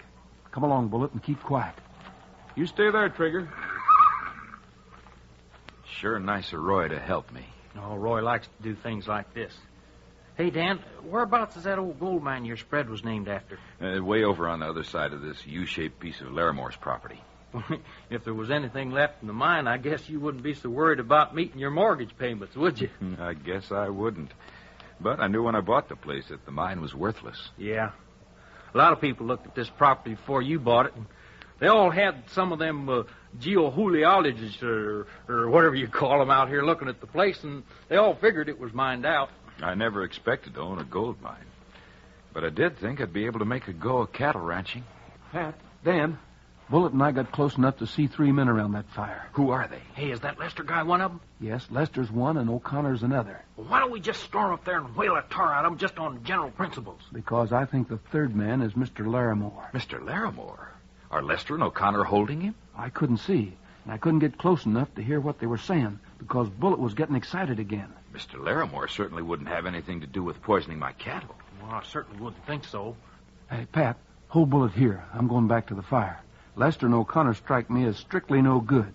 But Larry Moore's a pretty good judge of character, and he hired them. Bullet, quiet!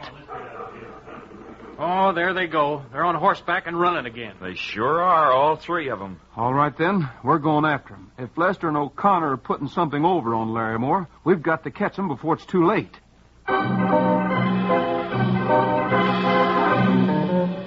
They cut the fence here and went through. Come on. We're back on the gold mine ranch again. This part slopes up to the foothills. I hope it don't climb up too steep. Stay with it, Nellie Bell.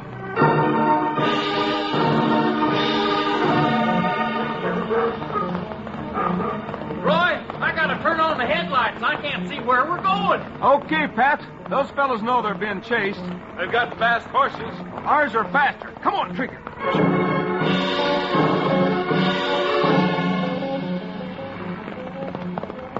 Roy, slow down. Nellie Bell's being bounced to pieces. We've got to catch them soon. Keep up, Pat. How can you find your way in this rough country, Roy? How do you know where we're going? I don't know exactly, but we'll go wherever Bullet takes us.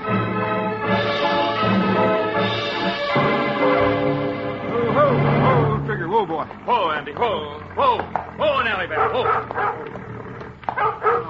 Roy, it's about time we stopped. We can't go any further. Hey, wait. What's that dark patch? Isn't that an opening in the rocks? That's the opening to the old mine shaft. Well, that's got to be where they went. Drive Nellie Bell up a little closer, Pat, till her headlights shine down that hole. Yeah, we'll try it, Roy. Come on, Nellie Bell. You can go a few more feet. That's it, Pat. You're going great. Yeah, this kid must be part mountain goat. There. How's this, Roy? That's fine. The lights shine right down the shaft. Hey, there's a railroad track leading in there. That's the old narrow-gauge railway they used to haul the ore out when they were working the mine. Now, dismount and edge up. We've got them trapped in there. Roy, are you sure it was Mr. Larimore with Lester and O'Connor? Well, I could have been wrong. The firelight was flickering, but it certainly looked like him. I don't get it at all. Why they lead us on a chase like this and then hole up in an old hole in the ground where all we have to do is just sit and wait for them to come out. I just don't get it. I don't either, but we'll find out soon. Come out of there, you men. Come out with your hands up. Why don't you come on in and get us? I thought that was you, Lester. O'Connor's is there with you, too, isn't he? Sure, I'm in here. Huh. Unless I'm mistaken, the third man is Mr. Larimore. Are you there, Mr. Larimore? Roy Rogers, is that you? Come in and get me, Roy. I need help. We're coming, Mr. Larimore. We'll save you. Dan, wait. Don't walk into that tunnel. They'd shoot us down like ducks.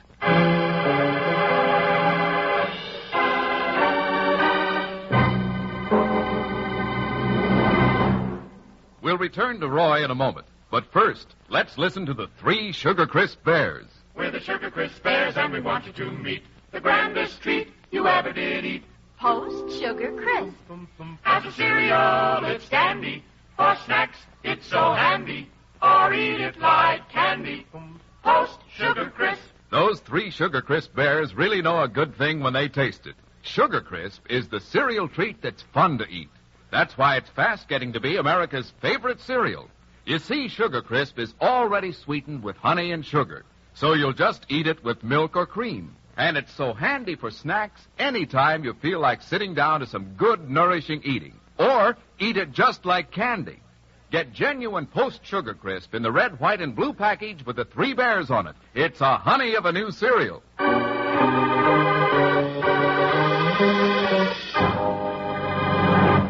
Dan, is there a back entrance to this mine? Yeah, if it isn't caved in. It's on the other side of the hill. All right, ride there fast. Build a big fire and have your guns ready for whatever happens. Go with him, Bullet.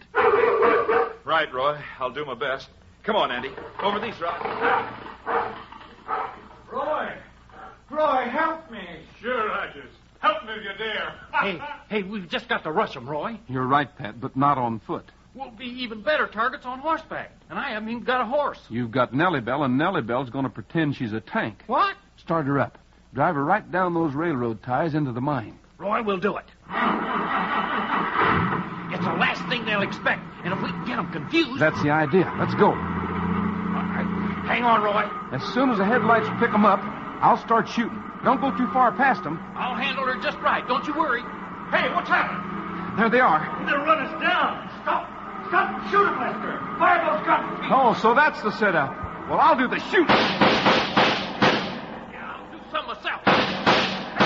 Don't let him take us. Run for it. Drop those guns, all of you. If we have to shoot again, we'll aim at you. All right. Take their artillery, Pat. Larimore, I don't know why you did this, but I know whose side you're on. Hey, what are you trying to kick back into the shadows? Why, nothing. What are you talking about? Hey, it's a sack, Roy. Keep them covered while I get it. All right, Larimore. This was sure a smart place to run to. Yeah, you told us we... Shut up. If you weren't plain yellow. Hey, there's something yellow in this sack. It's gold nuggets, Roy. So you found a new vein in Sutton's gold mine, eh, Larimore? Well, the three of you had better march down the tunnel to where the firelight's starting to flicker at the other end. Follow some Nellie Bell, Pat. The tunnel narrows down, and we can keep them right in the headlights.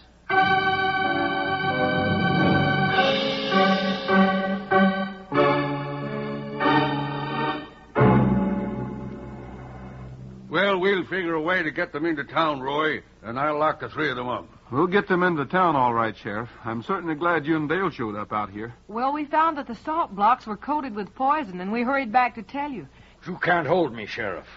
As soon as I get my attorney, I'll explain everything. Well, you have a right to try, Larimore, but I think you'd need a whole law school and then some to get you out of this. You hired Lester and O'Connor to poison Dan's cattle so you'd break him, and then buy his ranch for practically nothing. And anyone who could think up as rotten a way to go about it isn't going to get any consideration from the court, no matter what people thought you were. Let's get started here. Come on, you. Oh, no, you don't. Roy, Lester's breaking away. I'll get him. Down, Bullet. Hold Bullet, Dale. I've got him. Easy, fellow. Let go, Rogers. Let go. All right, I will. Just long enough to land one more lucky punch. Here. Help me get him on his feet, Sheriff, and we'll get started. Right, Roy. Hey, where's Pat? Well, he was here a minute ago. He helped Roy bring the men out of the tunnel. He left something pretty valuable in there, and he's going back to get it. More gold, Roy? No, Nellie Bell. Only the tunnel narrowed down so much that they're going to have to back out the way we came in.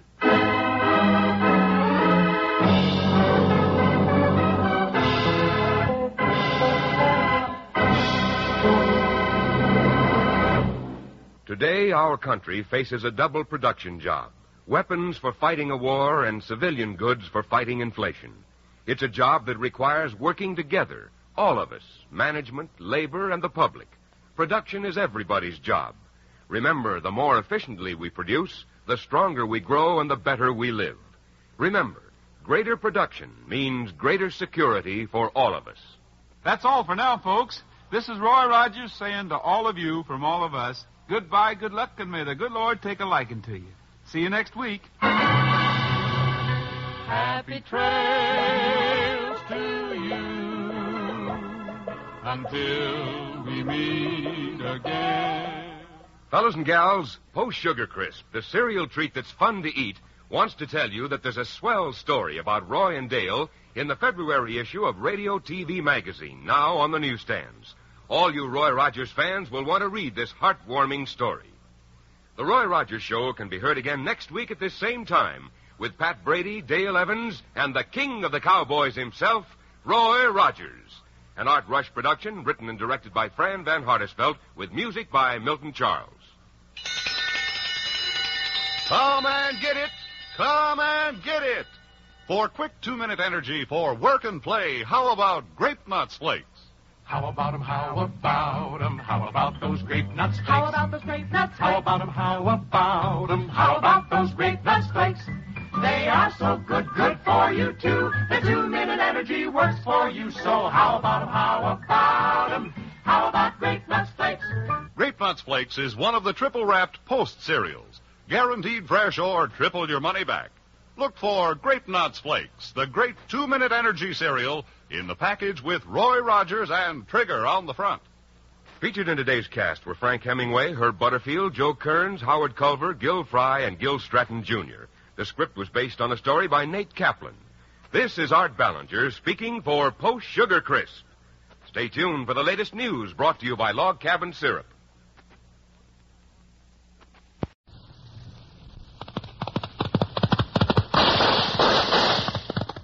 It's the Roy Rogers Show. Happy trails to again. Happy trails to you until the journey's end. Post Grape Nuts Flakes, the great 2-minute energy cereal, brings you the Roy Rogers Show, transcribed on the Double R Bar Ranch, with Pat Brady and the Queen of the West, Dale Evans. Happy trails to you. Time to ride again. And here he is, in person, the king of the cowboys, Roy Rogers.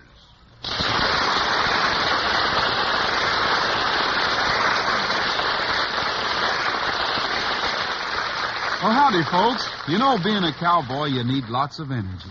That's why Grape Nuts Flakes is the cereal I like for strength and energy. Just 2 minutes after you eat a big bowl full, that whole wheat energy starts going to work for you. Try Grape Nuts Flakes, buckaroos. They're great. Now, here's our story. It's called the Cash and Carry Rodeo.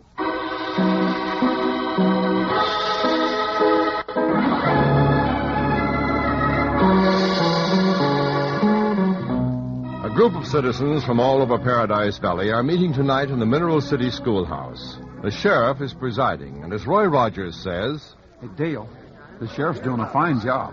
Yes, he is. I had no idea he was such a good parliamentarian. What a man, which-a-rarian? Dale means he's got this meeting roped and tied, Pat.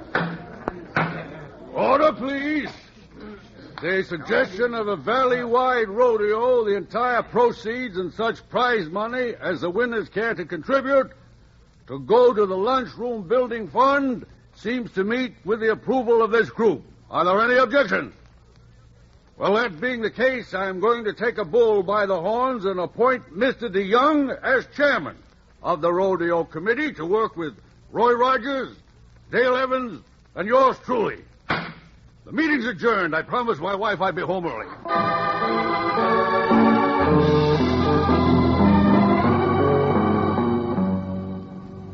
Well, for someone who was sort of against the lunchroom project, you're certainly throwing yourself into this rodeo, Mr. DeYoung. I should say so. And from the looks of things, it'll be the biggest thing Paradise Valley's ever seen. There's no reason I shouldn't do my part in a community project like this. I'm enjoying it. Well, this is a community project, all right. I guess the only outsider who has anything to do with it is Mr. Corbett. Corbett's a crackerjack rodeo man. I figured that hiring him would guarantee that everything would be run properly. And just between us, Corbett's cut his usual fee in half. And I'm paying that out of my own pocket. You and Corbett are doing such a great job that I'm just sort of sitting back and figuring out how I can stay on those broncs long enough to win some prize money. Yeah, I'm just figuring on how to stay on them, period. I guess you'll do all right, Roy. And you too, Pat. Well, so long. So long. I just don't understand how come he's so generous all of a sudden. After all, DeYoung hasn't any children of his own, and I never thought he gave a hoot about the school. Well, I think the idea of having a really big-time rodeo is what's changed him. He was always so enthusiastic about that little private thing that he used to put on, and now I guess he feels he's really stepped up into fast company. Yeah. Yeah, I think he was enthusiastic about his own rodeo because he made himself $400 or $500 a year on it. How he ever brought himself around to giving that up, I don't know. Howdy. Anybody in here know where I can find this guy Corbett, the rodeo manager? Mr. Corbett's staying at the hotel, but I think you'd find him now out at the fairgrounds. Well, maybe I'll wait for him to come back. Might as well have something to eat while I'm waiting. Well, sure. The menu's right up there on the blackboard, and anything you order's bound to be good because I'm doing the cooking today. Well, that'll be a thrill. Make it ham and eggs, one up and one over. Huh? Sure, I like variety. Say, cowboy, what's the pitch on this big rodeo they're having here Saturday? Well, it's a Paradise Valley community affair. Yeah, I know all about that. What I mean is, can anyone enter the event? Well, sure, the more the merrier. My name's Roy Rogers, and I'll be glad to take your entries and see that Corbett gets them if you don't have time to wait. Oh, I got plenty of time. I'll hang around town till the show's over. I wouldn't be surprised if I take down a good share of the prize money. You're sure welcome to try for it. Well, all the cowboys from the valley are going to donate any money they win to our school fund. Well, they don't have to, do they? Well, no, they don't have to, but the purpose of the rodeo is to build a new lunchroom. I don't care where the kids eat or what they eat. I just figure from the size of those cash prizes that after this Saturday, Cop Collins will be eating plenty good for a while. Well, Collins, you look like a mighty good cowpuncher, and that horse you have tied to the rail looks like a mighty useful rodeo animal. But if you're going to enter our show and not enter into the spirit of it, we're sure going to do our best to beat you out on any event you enter. Well, I'm going to enter 'em all, Rogers, and competition's my meat.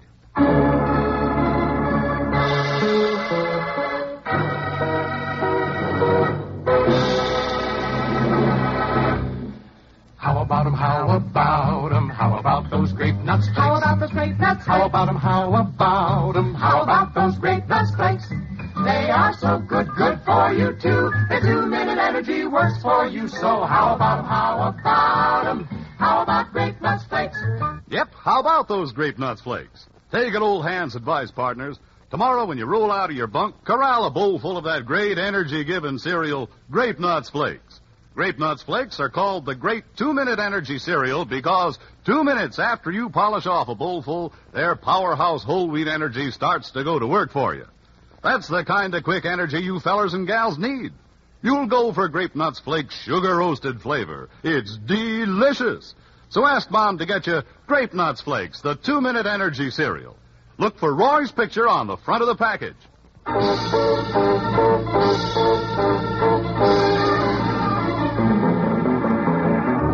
A colorful throng has jammed the Paradise Valley Fairgrounds for the rodeo. Both contestants and spectators are cooperating to make this the big event of the year, for all the proceeds are to go toward building a new school lunchroom. Now, before the first event, cowpuncher Cop Collins is under the stands talking to George Corbett, a promoter who has been hired to supervise the show. You don't have to break your neck to win any prize money, Collins. Everything splits 3 ways, and with the crowd that's up there, everything is quite a lot. Well, that's fine, Corbett, but I'm out to win, just in case something goes wrong. And what can go wrong? I don't know, but this is a big-time rodeo, and you're a small-time guy. It's easy enough for me to walk in and win at the little half-baked shows you usually promote, and it's easy enough for you to stick your fingers in the till when you're dealing with the hicks.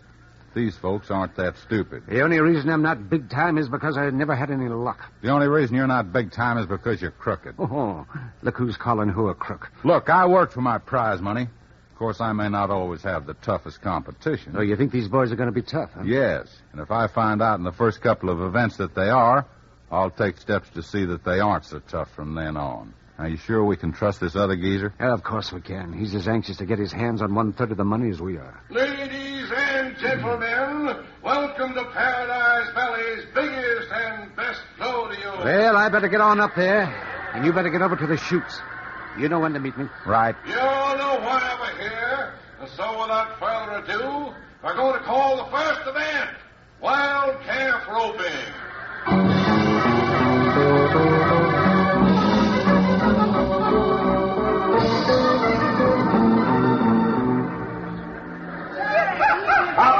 Time for the wild calf roping was 14 2/5 seconds. That's the best time so far. Say, that is fast time. Where'd this Collins fellow come from? I don't know, Miss Evans. He's a stranger to me. And the next contestant, Pat Grady of the Double R Bar Ranch and the Eureka Cafe. Well, even your waiter entered the events, eh, Miss Evans? He'd have trouble lassoing a cooked hamburger, let alone one on the hook. Well, now, Pat might surprise you, Mr. Corbett. And here they come. Look, he certainly threw a neat rope on that calf. Tie him up now, Pat. Do it fast. Say, he handles himself pretty well at that. You bet he does. There, he's finished. Attaboy, Pat. That was wonderful. And Pat Grady now leads in the wild calf roping event. His time was 13 seconds flat. Worth nothing, really. If I'd have been roped for Nellie Bell instead of that pony, I might have broke the world's record. And now the final contestant, Roy Rogers of the Double R Bar Ranch riding Trigger. Say, Roy'll have to go some to beat Pat's time, but I guess he will. You're kind of sweet on this Rogers fella, aren't you, Miss Evans? And here they come. Come on, Roy! Come on! That's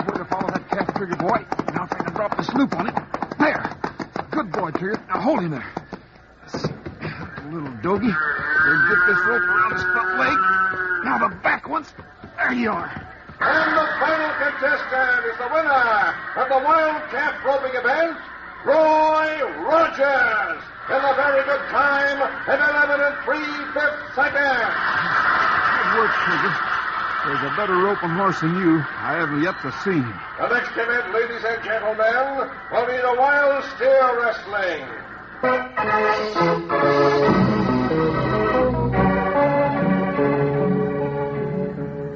Hey, good work, Pat. You really tossed that steer in a hurry. Oh, bulldogging is nothing. If I practice, I could probably be the world's champion. Well, maybe you could at that.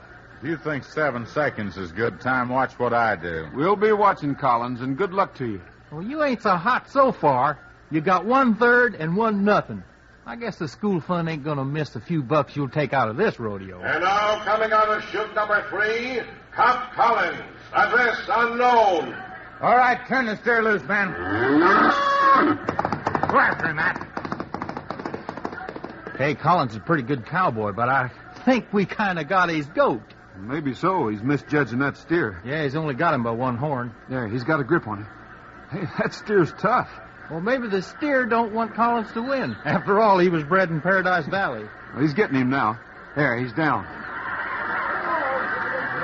Collins threw his steer in, let me see now, 19 3/5 seconds. And now your winners in the Wild Steer Wrestling are Pat Brady first, Roy Rogers second, and Johnny Estengo third. Why, Pat Brady, you old son of a gun, maybe you could be the world's champion at that.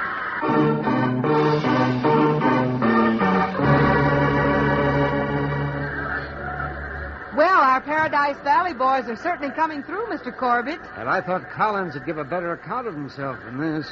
I thought you didn't know him. Oh, I don't. It's just that when he made his entries, he talked so big.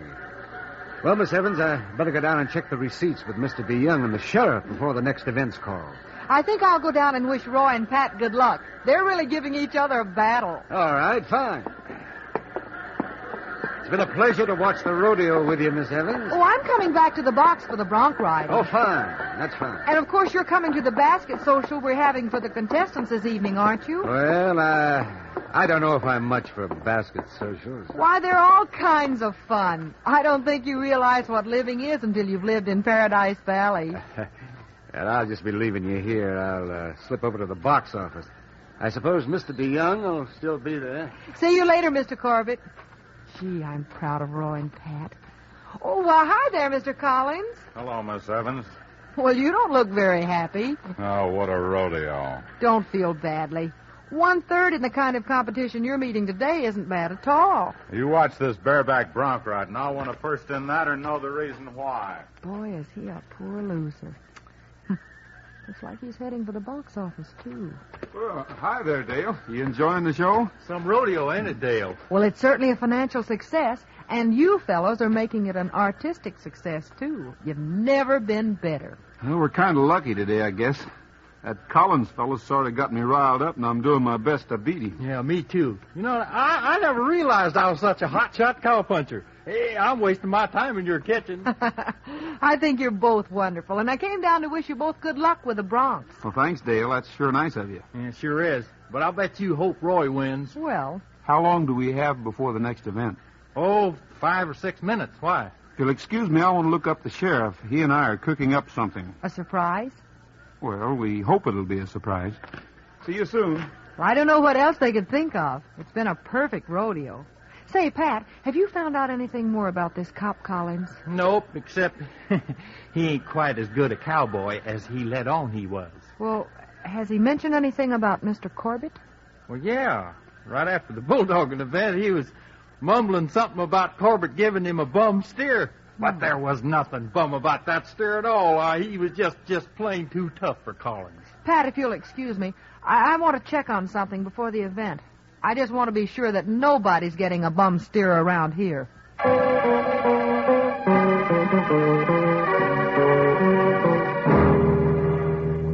Skip the bronc riding, Collins. You can't win it anyway. Let's get out of here now. I'm not going to let these guys beat me and everything. I know how I can win. Look, all the money's locked up in this steel box. Let's skip with it the minute the announcer calls the event. We'll skip with it after I ride. I can beat anybody on the grounds except maybe Rogers and Brady. I'm going out right now and fix the surcingles on their broncs. Oh, I get it. You'll cut almost through them, huh? So they'll snap off when the heat's on. Is that right? Right. Wait a minute. Keep talking while I edge over to the door. I think I heard something. Yeah, as I was saying, of all the lousy rodeos I ever competed in, this one takes the cake. Oh, keyhole, kidder. Come in here, Miss Evans. Let go of me, Get Corky. in here, right? Oh! So you two didn't know each other, huh? Well, I heard everything. You may have heard it, but that's as far as it'll get. Slap a gag in your mouth, Collins. Right. You're pretty nosy, aren't you? What if I am? That's fine, Collins. Now go about your business. And then get back here fast. I got some plans for the lady that'll really cover our getaway.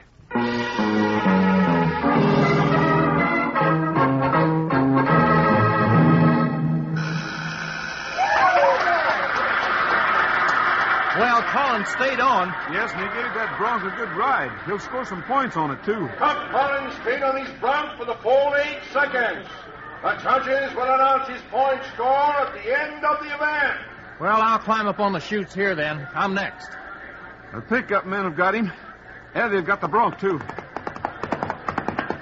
There you are, Collins. Good ride. Thanks. Thanks for the pickup. It's a good ride, Collins. Best one so far. Probably the best one you'll ever see, Rogers.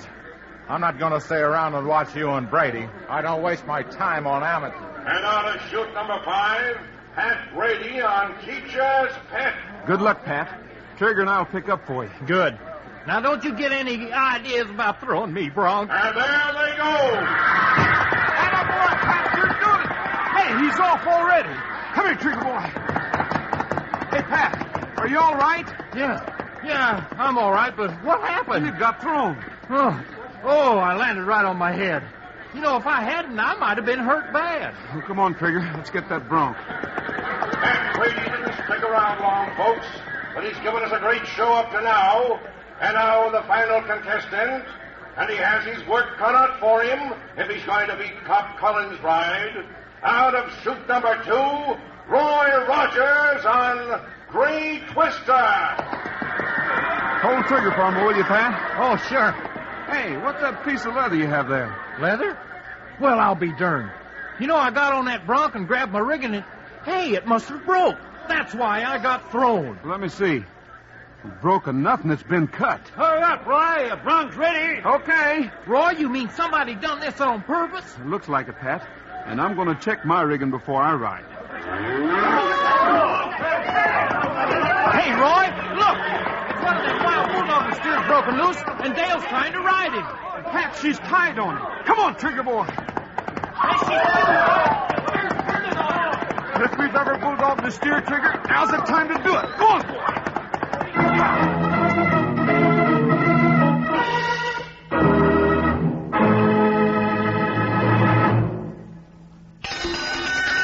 Time for another Roy Rogers reminder. Always do your best. Yep, friends, that's Roy's reminder for today. He'd like you to try to put all the effort you can behind everything you do, at home, in school, or at play. When you do that, everyone will look up to you. To do his best, a man needs strength and energy, which means you have to stay healthy. And to do that, you've got to eat right. Good, nourishing food like Grape Nuts Flakes, the cereal Roy likes best for building up strength and energy. Yes, partners, Roy eats Grape Nuts Flakes for energy. His picture's on every package. Yes, Roy likes those swell-tasting Grape Nuts Flakes because their whole wheat energy starts going to work for you just 2 minutes after you eat a big, malty-rich bowlful. That's energy you need for most everything you do during the day. And you'll like sugar-roasted Grape Nuts Flakes. They have a flavor that's malty-rich, makes them mighty good to eat. So if you want to be king of the cowboys in your corral, ask your mom to get you Grape Nuts Flakes, the great 2-minute energy cereal. Grape Nuts Flakes is one of the triple wrap Post cereals, guaranteed fresh or triple your money back. Get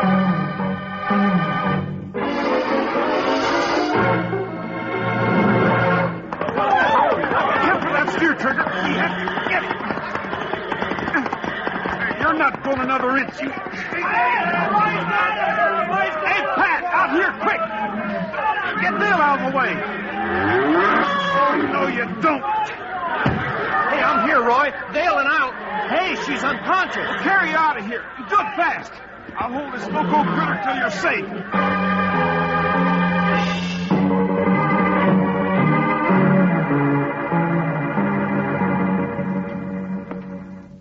There, she's coming around. Don't seem to be any broken bones or anything. Just a real mean bump. Oh. Where am I? Oh, Roy, what happened? You're all right, Dale, but you had a mighty close call. Hey, who done that to you, Dale? Get the sheriff. It was Corbett and Collins. Rogers, a terrible thing has happened. A terrible thing almost happened, Mr. DeYoung. But Dale's going to be all right. But we've got to find the sheriff. We've got to organize a posse. In all the confusion, someone ran off with the cash box. Someone ran off with a cash box? Yes, with every cent of the proceeds, over $6,000. It was Corbett and Collins. I overheard them planning it, and they caught me. Don't just stand there, Rogers. We got to do something. Now, easy there, Mr. DeYoung. We've already done it. All right. What do you did? Corbett and Collins won't get very far. There's only one road they could start out on for a getaway, and the sheriff has that blocked. What? How did you know what they were up to? We've been checking on this Corbett fella, and we found out he's a pretty slippery character. Well, we just decided to be ready for anything. Well, Roy, that's wonderful, but what if the sheriff slips up? Get in there, Corbett. You too, Collins. Here they are, Roy. Great work, Sheriff. They're the ones. They're the ones that tried to kill me. Real smart going, Corbett. You weren't so smart either, Collins. Hey, Sheriff, didn't they give you any trouble? Me and my deputies leaped on them and knocked them off their horses before they knew what was happening. And here's the cash box, too. Give it to me. We'll have to get it to a safe place immediately. You better look inside first, Mr. DeYoung. Huh? They might have taken the money out and hidden it already. Yes, good idea. Well, there's nothing in here but old newspapers and some rusty nails. Corbett and Collins, you dirty double-crossing scoundrels! Where's my third? I thought so, Mr. DeYoung. This was your idea, wasn't it? The reason you were suddenly so public-spirited was because you saw a chance to make yourself a couple of $1,000. Arrest him, too, Sheriff. I'll do just that, Roy. Now, look here, dear young... Corbett, now's our chance. Run for it. Take your choice, Pat. Grab him fast. I've got Corbett. He's a crook. All right, Collins. I was hoping I'd get a crack at you. Quite one event you can't lick me in, Rogers. Oh, no. We'll see. Here's the way we handle guys like you in Paradise Valley. Corbett. These handcuffs will take care of you, dear young. Give it to them, Roy and Pat. Give them all they've got coming. We'll sure try, Dale. Only neither of them will be on their feet long enough for that. There. We'll let them sleep that off and see if they wake up with any fight in them. Roy, why didn't you let me know what was going on? We couldn't let anyone know we suspected Corbett and Collins until we found out who they were working with. Well, we might have known it'd be DeYoung. He sure did a quick switch from being against the new lunchroom to being all for it. Well, Roy, what do you say we get these fellas down to the jail? Wait a minute. If Corbett and Collins took the money out of the strong box, we've got to find out where they've hidden it. They haven't hidden it anywhere, Dale. The sheriff and I fixed up that box to force DeYoung to tip his hand. The lunchroom fund is safe. We sent it down to the bank when we switched the boxes just before the last event. Oh, I missed the bronc riding. Who won? By golly, we haven't finished it yet. That's right, Pat. I still have to ride yet. And if Collins should happen to win the event, well, I think I can talk him into donating it to the school with a little persuasion.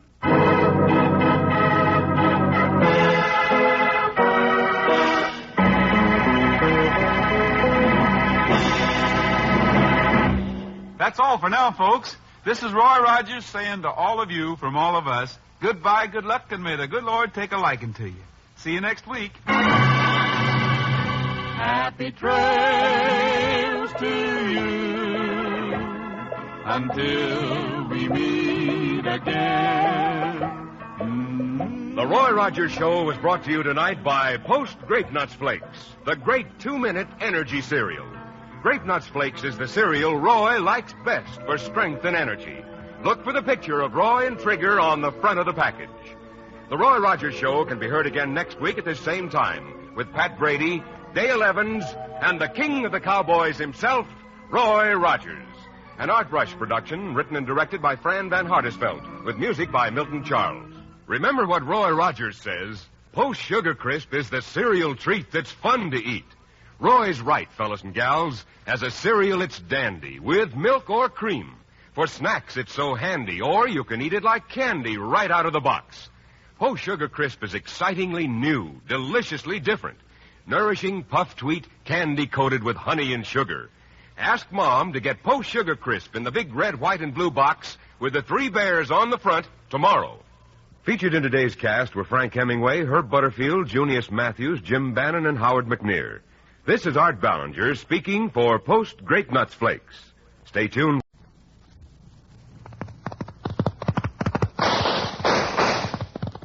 It's the Roy Rogers Show. Happy trails to you. It's nice to meet again. Happy trails to you until the journey's end. Post Sugar Crisp, the cereal treat that's fun to eat, brings you the Roy Rogers Show. Transcribed on the Double R Bar Ranch with Pat Brady and the Queen of the West, Dale Evans. Happy trails to you. Time to ride again. And here he is, in person, the king of the cowboys, Roy Rogers.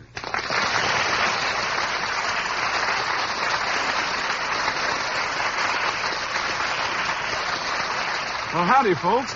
Here's my good word for today. It's about a honey of a new cereal, Post Sugar Crisp. And it's my hunch you'll like it just as much as we do out here at the Double R Bar Ranch. You see, Post Sugar Crisp is just downright good eating. And it's good so many different ways. Try it real soon, won't you? And now, here's our story.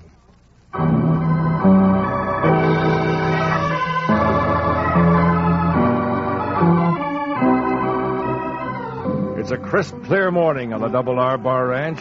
The bracing air tingles with action.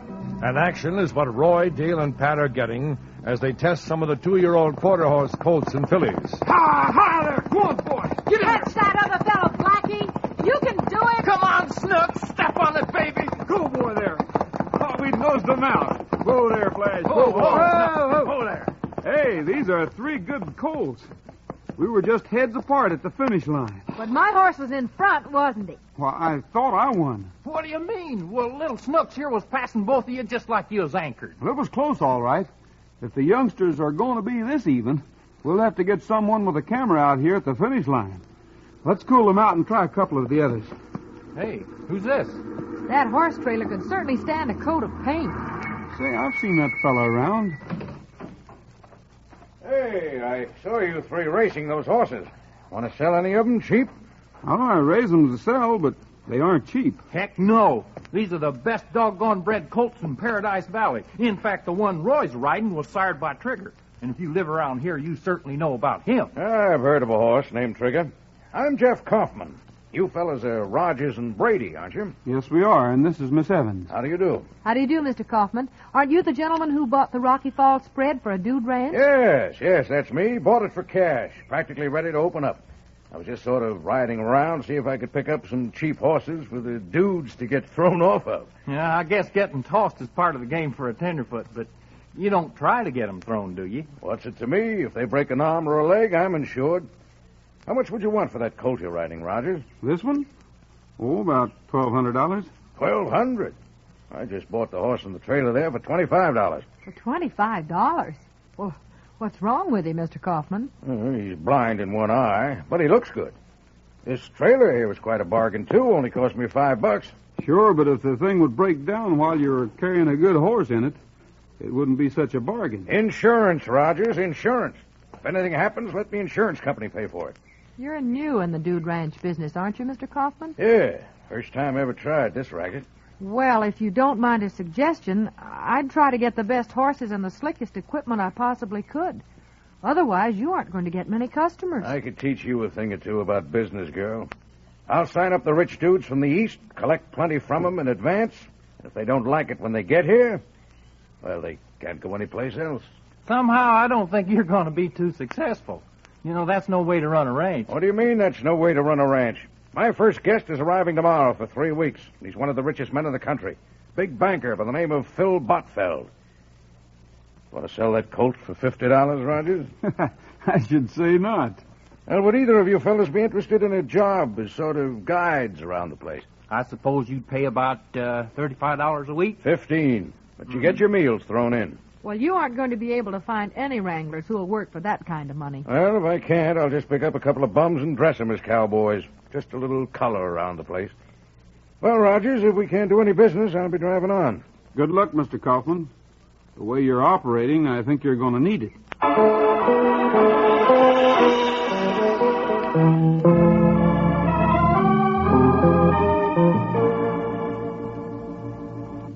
That was a fine lunch, Dale. Well, I guess Trigger and Bullet and I'd better be getting back to the ranch. Fine. I'll see you tonight, Roy. Oh, that'll be 75 cents. Here you are.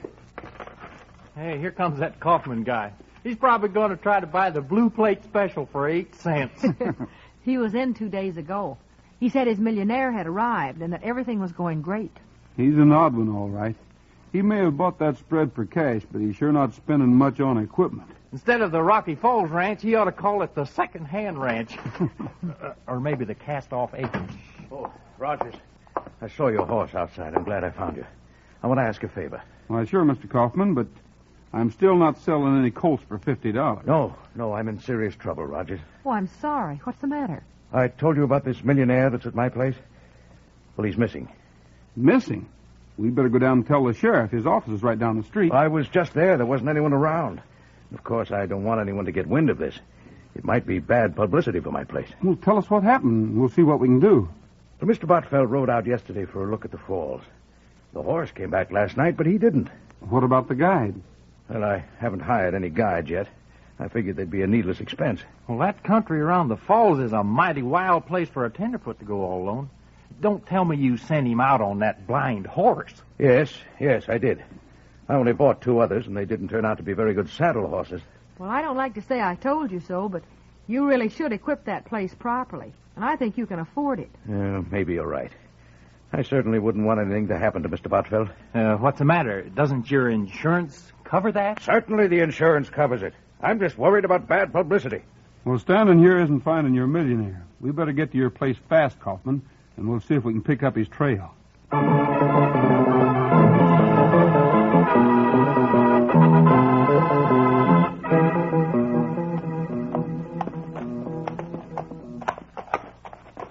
Roy, walking along this confounded ledge is killing my feet. Well, Nellie Bell couldn't get up here, and I can't say that I blame you for not riding that horse Kaufman offered you. Oh, I'm sorry. Easy now, Trigger. This is tricky going. Yeah, it sure is. One slip and you'd fall 50 feet into that pool. And then, if you were lucky, you could swim out before the current caught you and carried you over the falls. Except the banks are too steep to climb. I hope that didn't happen to Mr. Botfeld. If it did, I might as well look for a new line of business. If I were you, Mr. Kaufman, I'd get off that one-eyed spook and come along on foot like Pat's doing. I wouldn't trust that horse's footing on a lawn. No. And the way he keeps shying at shadows. Hey, whoa, Trigger. Stick on him, Mr. Kaufman, till we can get to you. Hey, I'm coming too, Roy. I'll try to grab his head. I can't stay on. I'm down. Oh, golly, Roy, that critter threw him right off into the pool. Well, I just hope he didn't hit any rocks on the way down. Steady there, you fool horse. Kaufman, are you all right? Get me out of here, Rogers. I can't swim. He can still talk. I guess he ain't hurt. We'll have to get a rope down to him, Pat, fast. My lariat won't be long enough, I guess, but we'll have to use this stuff Kaufman brought along from his place. Yeah, he figured some rope might come in handy, but this is sure beat-up rope. Well, it'll have to do. Help! Here comes the line, Kaufman. Grab it. I got it. Loop it around your waist and hang on tight. Pat and I'll pull you up. Grab hold here, Pat. Right, Roy. I got it. Kaufman, work your way up the bank with your feet while we pull. All right, Rogers. Hey, he's heavy.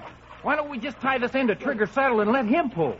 I want to keep the rope as clear of the rocks as we can. It's pretty frayed, and if it scrapes along here while Trigger's pulling... Rogers, the rope is breaking. Now! Serves him right. He probably bought this confounded rope in a junkyard. Well, never mind that now, Pat. Help! I'm going downstream. The current's got him. He'll be carried over the falls in less than a minute.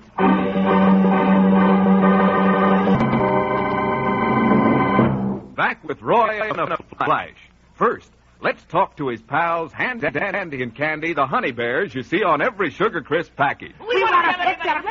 Hey, calm down. What's all the excitement? We want to talk about Post Sugar Crisp. Oh, no wonder you're excited. Everybody's excited about Sugar Crisp because it's wholesome puffed wheat with a delicious candy coating of sugar and honey. And there are 3 different tempting ways to eat it. It's the dandiest tasting cereal ever. Sweet as honey, without sugar. That's because Sugar Crisp is already sweetened. Just add milk or cream. And it's especially handy for snacks. A grand treat, morning, noon, or night. Yes, Sugar Crisp is good whenever you're hungry. Nourishing, too. I eat it like candy, right out of the box. It's yummy. Absolutely. Sugar Crisp makes wonderful eating anytime, anyway. And it gives you loads of good, quick food energy, too. So listen to the 3 Sugar Crisp bears. As a cereal, it's dandy. For snacks, it's so handy. Or eat it like candy. Post Sugar Crisp. Mother, when you shop this weekend, buy genuine Post Sugar Crisp in the red, white, and blue package with the 3 bears on front.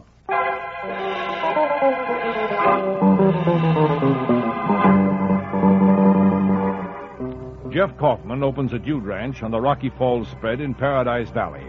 His method of operation seems to be to spend as little money as possible and let the insurance companies do the worrying.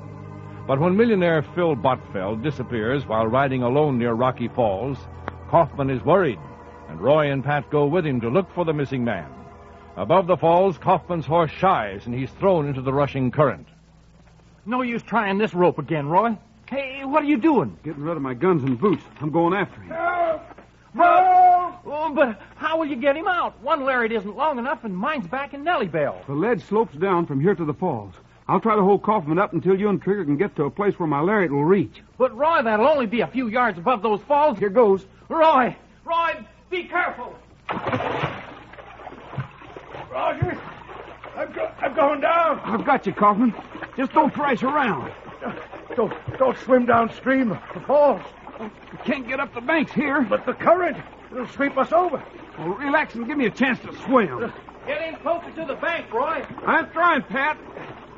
Have to go down a little further, Roy. Bank's still too high. Rogers, you just get me out of this. If we get out of this, maybe you'll buy some decent equipment. Here comes the rope, Roy. Don't miss it. I've got it, Pat. Good work. Are we all right? I hope so. Those falls. Another few seconds, we'd have gone over them. Well, we didn't. All set, Roy. The rope's back to Trigger's saddle. All right, Pat. Give him the work. Trigger'll know what to do.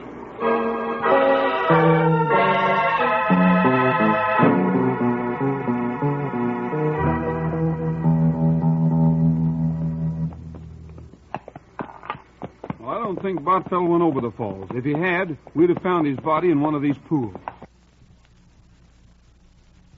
And we've covered them pretty thoroughly. Hey, was Kaufman all right this morning, Roy? Yeah, but he's a little shaky.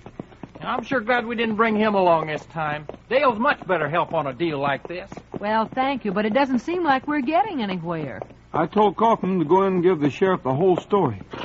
If we don't report some trace of Botfell by noon, he'll meet us with a posse. It's a funny thing, Roy. The sheriff was in the cafe about 4 o'clock yesterday afternoon, and he said he'd been in his office all the time up to then. Oh, the sheriff considers wandering up and down the street anywhere in the block the same as being in his office.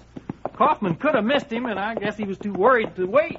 Well, I think we'd better backtrack and see if Bullet can pick up a trail closer to the Dude Ranch. He isn't finding anything here, so let's go. Come on, Trigger. Maybe when we get back to Kaufman's spread, we'll find that the millionaire showed up. Well, I don't know, Dale. He's been gone almost 2 days now. Of course, it could be a long walk back from where he was thrown, and a tenderfoot like that wouldn't know exactly where he was going either. Here comes a rider. Say, he's in a hurry. Yeah, if you call him a rider, that's Kaufman.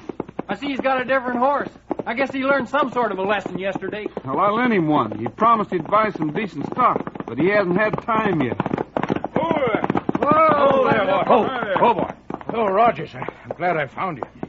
I figured maybe you'd be heading back about now. Well, any news? Did you go back to talk to the sheriff? I didn't talk to the sheriff, but there's news, and it's bad. Bad news? You mean Mr. Botfell's dead? No, but it's almost that bad. Well, tell us, Kaufman. Yeah, get hold of yourself and give us the story. Botfeld's been captured. He's being held for ransom. Ransom? Well, how do you know? I had a phone call right after you left this morning. The voice said if I'd leave $50,000 at the base of Dorsey's rocks, they wouldn't harm Botfeld. Otherwise, they said they'd kill him in 2 hours. Oh, who around here would do a thing like that? You mean to say you didn't let the sheriff know? Sheriff? This is a case for the FBI. No, they warned me about calling in the law. I hope I've done the right thing. Well, what did you do? I rode into town as fast as I could. I slapped a $50,000 mortgage on my spread at the bank and took the cash out to the rock. Well, we can't take the word of a desperate gang that they won't harm Botfeld. We've got to find him. Did you see anything unusual at Dorsey's Rock when you left the money? Were there any clues at all? Well, just this scrap of paper. I don't know if it means anything or not. Let me see it. It's pretty badly printed. And it says the shack. It's an awful rumpled old scrap of paper. Yeah. Probably doesn't mean a thing. The shack? Hey, wait a minute. There's an old abandoned shack in the gully about 5 miles north of your place, Mr. Kaufman. It'd be a perfect place to hold someone for ransom. Hey, we better ride in for the sheriff right now. Well, that would take 2 hours. And we can get to the gully in 15 minutes. In a case like this, every minute may count. Come on, let's go. Come on,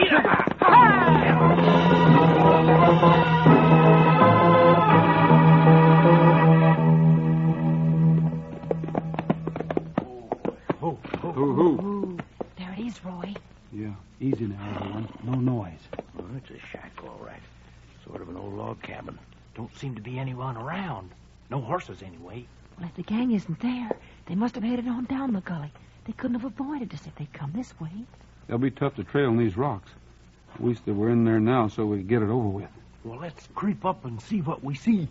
I'd better go alone first. The rocks will be good cover. Maybe I can see into the shack without being seen myself. Well, how can you see in? Don't seem to be any windows. Well, there's one window in the back, as I remember. You all stay here. I won't be long.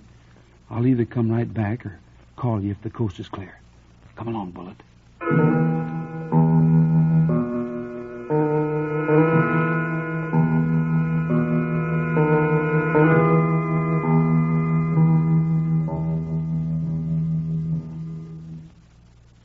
Roy's coming back. Sure didn't take him long.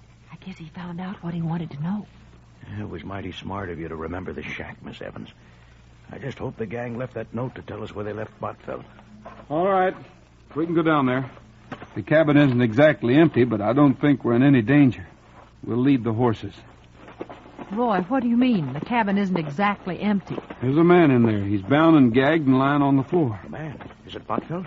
I don't know. I never seen Botfeld. Well, how come you didn't go in? The door's locked, and I think we'll have to break it down. How about the window? It was open an inch or two, but I didn't want to slide it up any further. Might disturb some fingerprints and the dust on the sill. Well, did Bullet pick up any sort of a scent? He didn't seem to find anything at the rear of the shack. He was a little more interested in the front, but he didn't get very excited. Well, there are a few nicks in the rocks that could have been made by horseshoes. Yeah, there aren't many of them, though. If a kidnapping gang was operating out of here, it can't be a very big gang. Did the man inside see you? I don't think so. I didn't call to him because he couldn't have answered anyway. Now, let's see what we can do about the door. It's locked all right. Don't worry in there. We're going to break down the door. Let's go, Pat, Kaufman. Get your shoulders against it.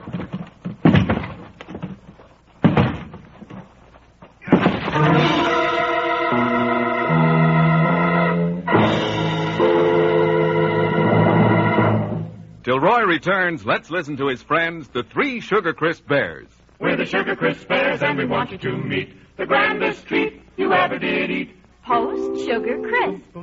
As a cereal, it's dandy. For snacks, it's so handy. Or eat it like candy. Post Sugar Crisp. How about it? Have you tried this marvelous new cereal? It's a special treat because Sugar Crisp is wholesome, nourishing puffed wheat, candy-coated with pure honey and sugar. Sugar Crisp is grand for breakfast. With just milk or cream, no sugar needed. It's swell for between-meal snacks. And you'll enjoy Sugar Crisp like candy right out of the box. Yes, it's the cereal treat that's fun to eat round the clock. So, Mother, this weekend buy Post Sugar Crisp in the red, white, and blue package with the 3 bears on front.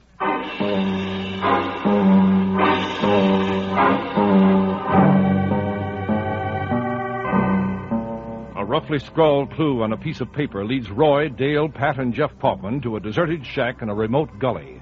Roy sees a man bound and gagged inside the locked cabin, and they decide to enter forcibly. There we are. It's Mr. Botfeld. It's him.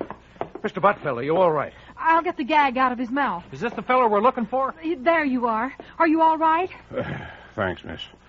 Kaufman, I've had a terrible experience. Wait, who are these people? These are friends of mine from the valley. I'm so sorry this happened, Mr. Botfeld. I paid your ransom, and thank heaven the gang didn't harm you. Are you well enough to tell us just what happened, Mr. Botfeld? The important thing now is to get the men who are responsible for this. They roughed me up pretty badly, but I was conscious of everything they did. Well, here, let me get these ropes off while you're talking. Thank you. There were 3 men. They waylaid me evening before last and brought me here. Hey, haven't you had anything to eat? I don't see no food around. The men went out one at a time occasionally and brought something back. They were very careful to keep things cleaned up. When they all left about an hour ago, it was the first time I'd been completely alone. We didn't pick up any trace of the gang coming down here. Do you have any idea which way they went? They locked the door from the inside and went through that back window. Take a look. Maybe they left some prints or something. There you are, Mr. Botfeld. Your arms aren't cut up from the ropes. They really didn't do a very good job of tying you. Oh, they felt like steel bands to me. Oh, Kaufman, about that ransom money. How much was it, and how did you get it? $50,000, Mr. Botfeld. I mortgaged my ranch to get the cash quickly. Well, I'll make arrangements to repay you. Although I ought to sue you for every penny of it for subjecting me to a thing like this. I consider it gross negligence on your part. Oh, don't sue, Mr. Botfeld. The publicity would ruin me. Oh, and I've learned my lesson. From now on, I'm running a different kind of place. I hope so. And you don't have to repay me. I have an insurance policy which will cover it. I'll collect from the insurance company. I just hope we can keep the whole thing quiet. Mr. Botfeld, where have I seen you before? Your face looks so familiar. Pardon me, Mr. Botfeld. You said the men who were holding you left through this window about an hour ago. Yeah, no more than that, certainly. Well, that's strange. What's the matter, Roy? No fingerprints? No fingerprints, Pat, but there's a spider web here. Well, nothing unusual about a spider web in a deserted cabin? There is about this one. It takes a spider 4 or 5 hours to spin a web this big. The window was just like this when you and Botfeld came in here early this morning and faked this kidnapping. What are you talking about? Rogers, the very idea. Now I know where I saw you before, Mr. Botfeld. You were in the Eureka Cafe yesterday afternoon while Roy and Pat were out looking for you. He couldn't have been, Miss Evans. Jeff, come on, make a break for it. Oh, no, you don't. Grab him, Pat. I got him. Roy, look out. Kaufman's drawing. He isn't going fast enough. Ow! Now, you swindler, do you still want to make a break for it? Look, Rogers, we're making plenty on this deal. Forget this whole thing. We'll cut you in for a couple of $1,000. Still mighty generous, aren't you, Kaufman? Well, I hope you've got insurance to cover a broken jaw. No, don't, Rogers. I'll raise the price. Some people will never learn, and I don't suppose this will teach you anything.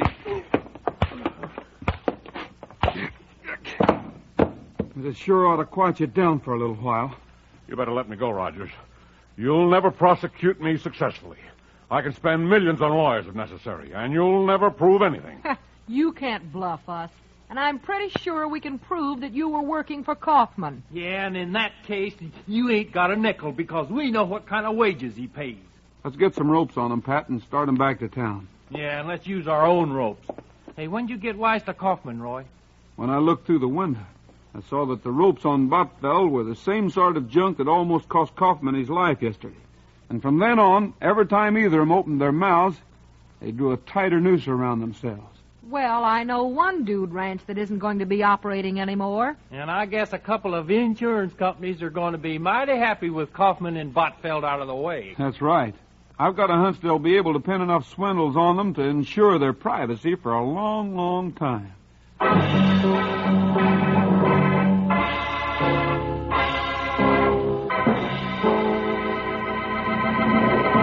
That's all for now, folks. This is Roy Rogers saying to all of you from all of us, goodbye, good luck, and may the good Lord take a liking to you. See you next week. Happy trails to you until we meet again. The Roy Rogers Show was brought to you tonight by Post Sugar Crisp, the cereal treat that's fun to eat. Fellas and girls, remember Roy's good advice and ask Mom to bring home Post Sugar Crisp. in the red, white, and blue package with the 3 bears on the front. You'll love Post Sugar Crisp. The Roy Rogers Show can be heard again next week at the same time with Pat Brady, Dale Evans, and the king of the cowboys himself, Roy Rogers. An Art Brush production written and directed by Fran Van Hartesveld with music by Milton Charles. Come and get it! Come and get it! For quick 2-minute energy for work and play, how about Grape Nuts Flakes?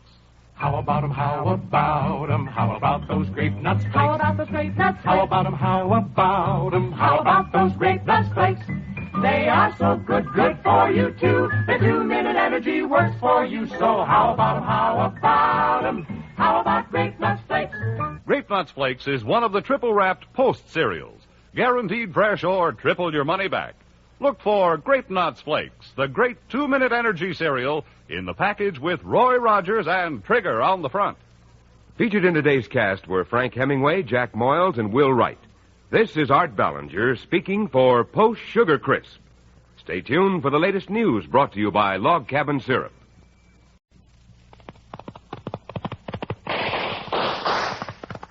It's the Roy Rogers Show. Happy trails to you. It's nice to meet again.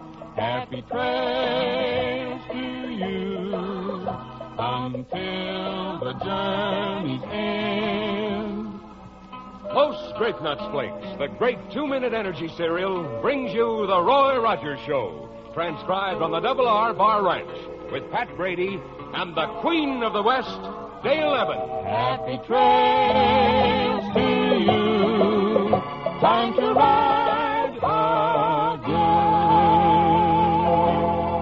And here he is, in person, the king of the cowboys, Roy Rogers.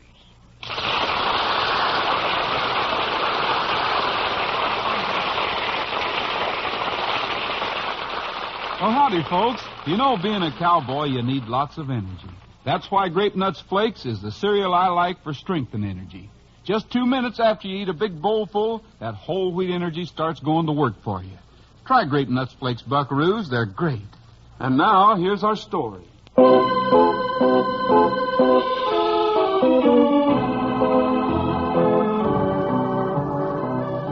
The hard-packed clay road from the Double R Bar Ranch to Mineral City is only a mildly busy thoroughfare this morning. The travelers are a lithe German shepherd dog covering the ground with smooth, driving strides, a magnificent golden palomino cantering along with rippling power in reserve, and mounted on the horse, a happy, carefree cowboy. Oh, give me land, lots of land under starry skies above. Don't fence me in. Hey, what's the matter, Bullet? Don't you like the concert? It's free. Hey, I've heard you howling, and compared to that, this is grand opera. Let me ride through the wide open country that I love. Don't fence me in. Whoa, whoa, Trigger. Whoa, boy. Someone's in trouble just around the bend. Get there fast, Bullet. Hurry up, Trigger. Come on. That was a woman's voice. Who in the world would be out? Please, someone help me. Oh, coming, ma'am. Over there. Go after him, boy. Good dog. Whoa, Trigger. Whoa, boy. Oh, what's the matter, ma'am? Right over there. That dog was just in time. Wow, a rattler and a granddaddy-sized one. Stick with him, Bullet. Oh, I was simply paralyzed. Can the dog handle it? Well, he's doing a pretty good job of it. I don't want that snake to nick him with his fangs, though. Bullet, let go, boy. Let go of him. But the snake, it isn't dead yet. Well, he will be. Come back here, Bullet. Now. Mister, you hit him with all 4 shots. I don't know how to thank you. I'm glad we happened along. Those rattlers are mighty dangerous critters. You oughtn't to be walking out here alone. Well, I didn't start out walking. I was riding a horse I wasn't used to, and when he saw the snake, he reared and threw me and ran away. Are you hurt? Oh, no, but I landed practically on that snake, and I was so frightened for a moment I could scarcely move. Which way were you heading, ma'am? I want to get to Mineral City as soon as I can, but if you'd like to look for your horse, mine doesn't mind carrying double. Well, I was riding to Mineral City, and I imagine the horse will head for the livery stable there. That's where I rented him. Well, climb up here behind me, then. I'll take you in. My name's Roy Rogers. Roy... Oh, I'm glad to know you, Mr. Rogers. My name's Jane Farmer. I passed by your place a little while ago. Here, let me help you up. This is Trigger and my dog's Bullet. While I don't generally care much for rattlesnakes, I'm sort of glad that one happened to be out here.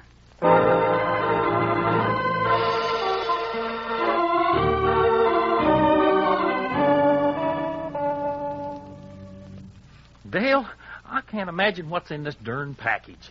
The label's torn so I can't even see where it come from. But it's sure addressed to me all right. Well, why don't you open it and find out, Pat? Say, this is interesting. I'm not going to open it because I can't remember ordering anything. Now, let me... Well, what do you know? Sophie Jacobs finally got married. Gee, this paper's wonderful. What's so wonderful about a 3-week-old newspaper? I wish I knew what was in this package. Well, it's my hometown paper, that's all, and it's news to me, even if it is 3 weeks old. The package is too big to be spark plugs. It ain't heavy enough to be a new motor. Hey, here's something Roy'll be interested in. Ed Rawson died in the state prison. He was 60 years old. I could use a new cowboy straw hat, but I don't remember ordering one. Who was Ed Rawson? Why, don't you remember? He was the leader of that rustling gang that almost wiped out the cattle industry in Paradise Valley 3 years ago. Oh, yeah. Well, once Roy got after him, he didn't do much more rustling. Oh, here's Roy now. He's certainly... Well, who's the girl riding on Trigger with him, Pat? I don't know, but she sure is mighty pretty. Pretty? Well, look at how dusty her clothes are. And if Roy doesn't know any better than to pick up hitchhikers, well... She's a hitchhiker. I wish me and Nellie Bell had been driving down the road. Boy. Hi there, Dale, Pat. Hi, Roy. Good morning. This is Jane Farmer. Jane, these are my two best friends, Dale Evans and Pat Brady. How do you do? Jane's horse reared and threw her, and, well, we just happened along. Happened along in the nick of time. Roy saved me from the biggest rattlesnake I've ever seen. Oh, Bullet really did it. Well, that's very interesting, I'm sure. Pat, the boys are rounding up the steers we're going to drive to the terminal. Are you and Nellie Bell about ready to leave? Well... I can't let Pat leave until at least 11 o'clock. If he's going to be gone all day, he'll have to cook the ready dishes for lunch and supper. Well, I guess we don't have to start until about 11. I'd better go back to the ranch, though, and make sure the boys got the right critters. Did you come all the way into town just to turn around and go back? Sure, it was a nice morning for a ride. Miss Farmer, if you want me to take you down to the livery stable, Oh, no, thanks, no, Roy. It's right in this block, and I'll walk. I think maybe I'll have a sandwich or something first. Will you join me? Roy, if you're so worried about your hands cutting out the wrong stock, I think you'd probably better be going back. Yeah, maybe I better. You get out there as soon as you can, though, Pat. I hope I see you again sometime, Miss Farmer. Oh, you will, Roy. You can be sure of that. And, thanks. So long, Dale. Oh, Dale, why don't you close the cafe and make the cattle drive with Pat and the boys and me this afternoon? Thank you. But you know a business girl can't just go gallivanting around the country. I'll see you tomorrow, then. So that's Roy Rogers. Strange. He seems like a nice fellow. He certainly is a nice fellow. And if I were you... If I were you, I'd try the hamburgers. Hey, I wonder if I ought to open this package.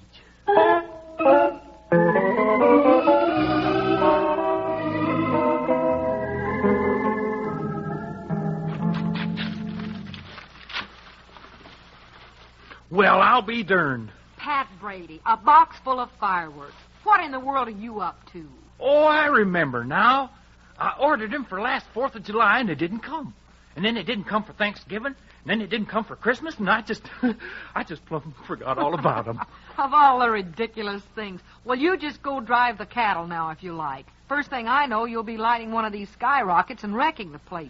Well, if you're sure you don't need me anymore, Dale, I know Roy's anxious to get started. Wait a minute. There's that Jane Farmer creature again. Where? Right across the street. She seems to have rented another horse. And look who she's stopping to talk to. Monty Fraser. Dale, why don't you quit picking on Miss Farmer? So she's talking to sort of a bum, so what? Monty Fraser's the most disreputable character in town. And if she knows him... Dale, you got no call to be jealous of Roy. He saved the girl from a rattlesnake and brought her into town, and that's probably the end of it. I doubt it very much. She told Roy she'd see him again. And look there. She's handing that Fraser fellow an envelope or something. And he's riding one way, and she's riding the other. Forget it, Dale. I'm going to saddle Buttermilk and follow that farmer woman. I'm going to find out what she's up to. Well, have fun. I know me and Roy and Nellie Bell's going to. Well, all right then. Go about your fun and take your fireworks with you.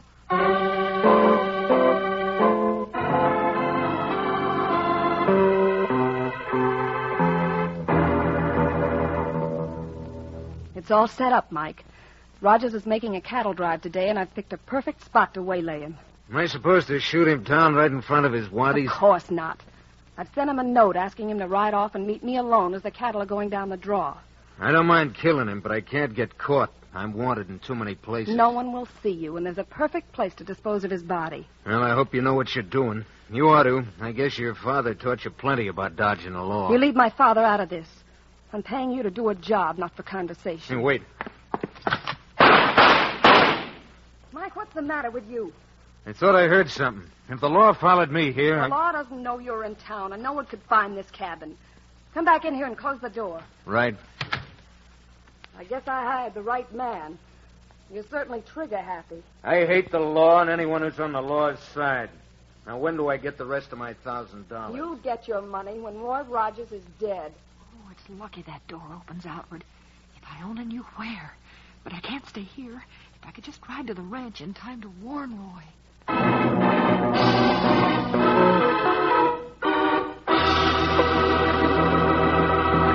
How about 'em, how about 'em, how about those grape nuts flakes? How about those grape nuts flakes? How about 'em, how about 'em, how about those grape nuts flakes? They are so good, good for you too. Their 2-minute energy works for you. So how about 'em, how about 'em, how about grape nuts flakes? Yep, how about those grape nuts flakes? Take an old hand's advice, partners. Tomorrow, when you roll out of your bunk, corral a bowl full of that great energy-giving cereal, Grape Nuts Flakes. Grape Nuts Flakes are called the Great 2-Minute Energy Cereal because 2 minutes after you polish off a bowlful, their powerhouse whole wheat energy starts to go to work for you. That's the kind of quick energy you fellers and gals need. You'll go for Grape Nuts Flakes sugar-roasted flavor. It's delicious. So ask Mom to get you Grape Nuts Flakes, the 2-Minute Energy Cereal. Look for Roy's picture on the front of the package.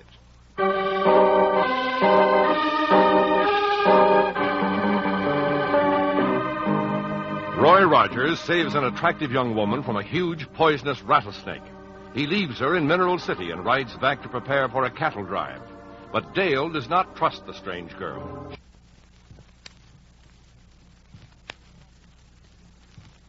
She follows her and hears... You'll get your money when Roy Rogers is dead. Meanwhile, Roy and Pat are at the Double R Bar Ranch. Hey, Pat, why don't you take a horse? We want to get the cattle to the terminal before night. Oh, you go on ahead then. Me and Nellie Bell will catch up with you. I'll have her running again in no time at all. You're anxious to get started on account of that note you got, ain't you? Well, sure, sort of. Dale's pretty jealous, Roy. Oh, that's silly, Pat. You can see Miss Farmer's a nice kid, and I was lucky enough to be passing by when she needed help. But she could never mean to me what Dale does. Sure, I know that, but who is she anyway? I don't know. She told me she had something to do in Paradise Valley, and then she'll be on her way again. Well, Pat, if you're still going to try to fix that Jeep, the boys and I'll get started. The cattle are getting restless. Okay, Roy. I don't know just what's wrong with Nellie Bell this time, but I've got her going hundreds of times before. Her and me will probably be with you in, 15, 20 minutes, because once she starts, there's no stopping this here little beauty.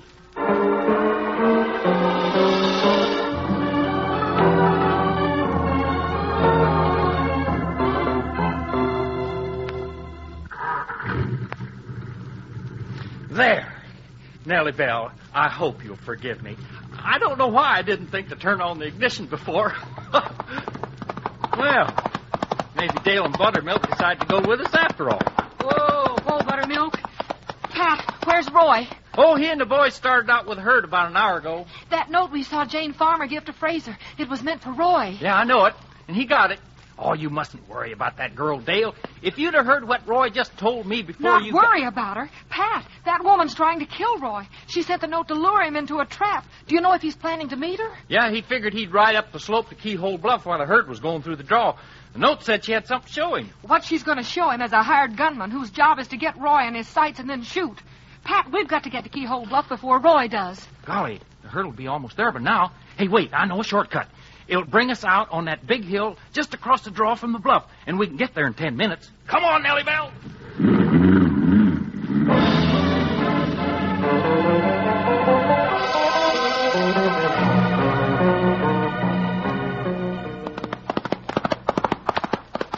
Whoa, Trigger. Hi there, Miss Farmer. Hello, Roy. You got my note? Yes, I did. It's lucky we planned to drive through the draw down there. I can't stay long because Pat's not with us yet. And it's a pretty big herd for just 2 men and Bullet to handle. Well, it was nice of you to come. How'd you get out here? I rode. My horse is on the other side of that jutting rock. Why don't you hop down and walk over there with me? Sure. Come along, Trigger. Oh, this is such fascinating country, that rock standing out alone on this slope. And behind it there's sort of a well. I dropped a stone in it, and I never heard it land. That's Bottomless Well. It probably leads to a deep underground river. And that strange red bluff behind it, a sheer mile-long cliff with just one opening in it. Well, that's what they call the keyhole. Beyond it's just a small, rugged box canyon. And my horse is right around the rock here. Fine. Now, what did you want to show me? This man. Get those hands up before I blast you. He means it. Now, I'll take your guns. Miss Farmer, you sure had me fooled. I'd never have figured you for one of Black Mike's stick-up gang. This isn't a stick-up. And I'm not Jane Farmer. All right, who are you? I'm Jane Rawson. Ed Rawson's daughter. I guess I see what you're driving at. I sent your father to prison, but a rustler has prison coming. My father died in prison 3 weeks ago. Maybe he was a rustler, but I loved him. I'm sorry, Miss Rawson. Now, let's get rid of him and get out of here. Now, wait, Mike. Let those cattle get a little farther down the draw. Roger's men should spot us up here. They can't see us. But if they hear the shots... All right, give him a minute or so, but no longer. I'm anxious to do this little job. There's one thing you haven't thought of. My body will be found up here, and the law's bound to catch up with murderers. They'll never find your body because it'll be in the bottomless well. Keep your eyes on him, Mike. When I give you the word, shoot.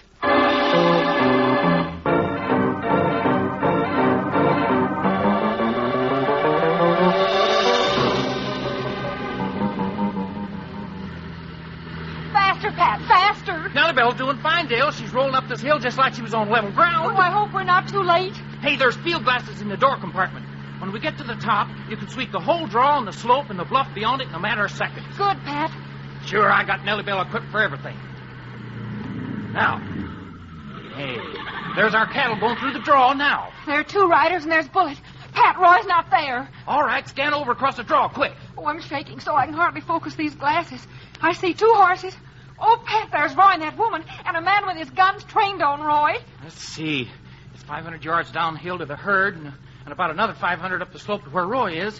Now, he's calling the men. They couldn't hear us above the cattle, and we can't drive through the herd. Well, if there was just some way to get that gun slick off guard for just a second, Roy'd know what to do then. At least he'd have a fighting chance. I've got it, Dale. My fireworks. Your fireworks? Sure. Pile out and help me set them off. I got skyrockets, screamers, Roman candles. We'll fire them off in front of the herd. Well, Pat, the herd will stampede. That's the idea. If we can just stampede them up the slope, that Rainey and the gal are going to be thinking, first of all, on how to get out of there. And Roy and Trigger will take care of everything from then on.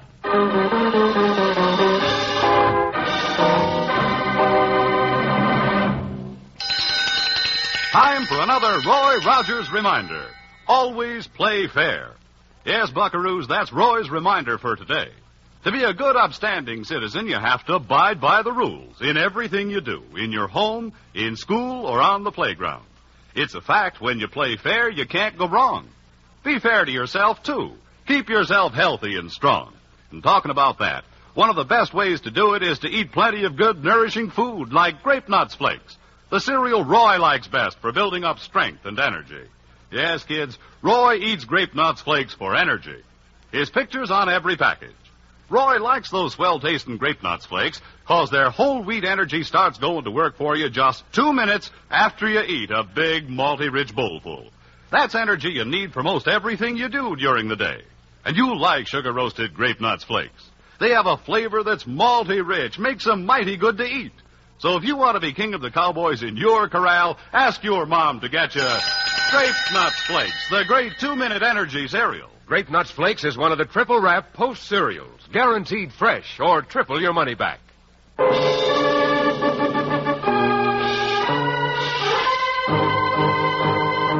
let's get it over with. I'll plug him now. Wait till that herd gets just a little further, Mike. You aren't losing your nerve, are you, Miss Rawson? No, my father's life is going to cost you yours. Miss Rawson, if you don't give me the word, I'll shoot anyway. But wait. What was that? I don't know, but it's all I need. Mike, hang on to your gun. Try it. Plug him, Miss Rawson. Shoot him with his own gun. Let go. Now the other. There. You took your eyes off me, Mike. That never pays. Don't try to pick up those guns, Roy. Stay where you are. I don't need guns for him. Now, Miss Rawson, if you think you have a job to do, go ahead and do it yourself. All right, I will. Go ahead. You're the one that has the quarrel with me. Fight your own battles. I think you'd better pull those triggers, Miss Rawson. If you don't, all three of us are going to be trampled under those stampeding cattle. Stampede? Oh, they're plunging right at us. Get out of here if you can, Miss Rawson, but I'm taking your horse. Mike, no. Take your guns, Roy. Stop him. He'd be trampled under the herd. I wouldn't do that to any man. Trigger, here, fast boy, come here. I can't run. You don't have to. Get up here on Trigger. What? Come on. All right, I'll have to toss you on him. You're trying to save my life? Why not? Go ahead, Trigger. Follow that black horse. If we can make the keyhole, we'll be safe. Mike's going to make it, but we can't. Trigger's faster than stampeding cattle. Even carrying double. Hang on, Miss Rawson. Mike's made it. He's through the opening. We will, too, in a few seconds. He'll shoot us when we ride through. He's desperate now. He can't do much shooting without guns. Go, Trigger. Come on, boy.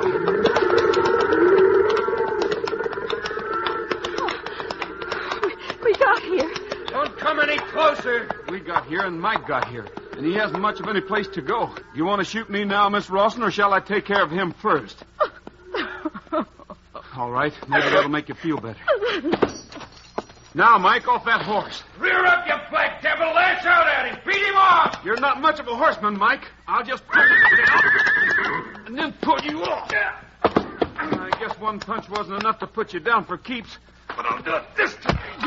Shoot, Miss Rawson, shoot. I think she's changed her mind. There, we'll tie you up this time. Well, take it easy, miss, please. Roy, are you all right? We cut in behind the stampede, Roy, and we saw you ride through the keyhole. Boy, you just made it. Black Mike's out of action for a while, but the girl and I are okay. I saw her send you that note, Roy, and then I found out what she was up to. Miss Farmer, I wish we were both men, because I'd give you the worst thrashing you ever had. Take it easy, Dale. She isn't Miss Farmer. She's Jane Rawson. Jane Rawson? Say, Pat, how about our cattle? It was lucky for me they stampeded, but we've got to help the men round them up again. Oh, they'll be all right, Roy. They charged right along the side of the bluff, and they were starting to slow down the circle as Dale and I came in here. All right, let's go. We'll get them started and headed on towards the terminal as soon as we can. Roy, what about this girl and the man?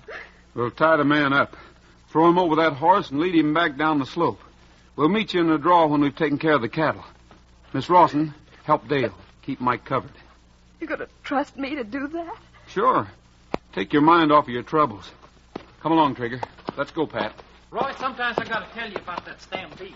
I got a package in the mail this morning. Well, Miss Rawson, are you going to help me tie this gun slick? Yes, Miss Evans. Your scheme didn't work, did it? No, it didn't. I want you to tell me something. Why did you want to kill Roy after he saved your life this morning? He sent my father to prison. Dad died there. I know. Look, did you know your father was a rustler before Roy caught him? Oh, no. Your father wasn't young, Miss Rawson. He couldn't have lived forever, inside prison or out. And he owed society a debt. It just wouldn't have been right for him not to pay it. But when your whole life gets turned upside down, well, people can start thinking awfully wrong, can't they? Sometimes they can. I've ruined everything now. There's a wonderful boy back home. I just don't know what happened to me. There are a lot of wonderful people in this world. I think you ran across one today. I certainly did. I've never known a man like Roy Rogers before. Whatever he decides, well, I'll take my medicine. Well, Roy will want to talk it over with you and the sheriff, Miss Rawson. Black Mike will go to prison because he's wanted for a string of crimes as long as this rope. I'll wind up in prison, too, I know. Maybe. You planned a terrible thing. But fortunately for you, didn't quite happen. But you know there are things like suspended sentences and probations. Oh, but There, he's tied up. I guess we'll have to lift Black Mike up on the horse. He's still pretty groggy. Help me, will you, Jane?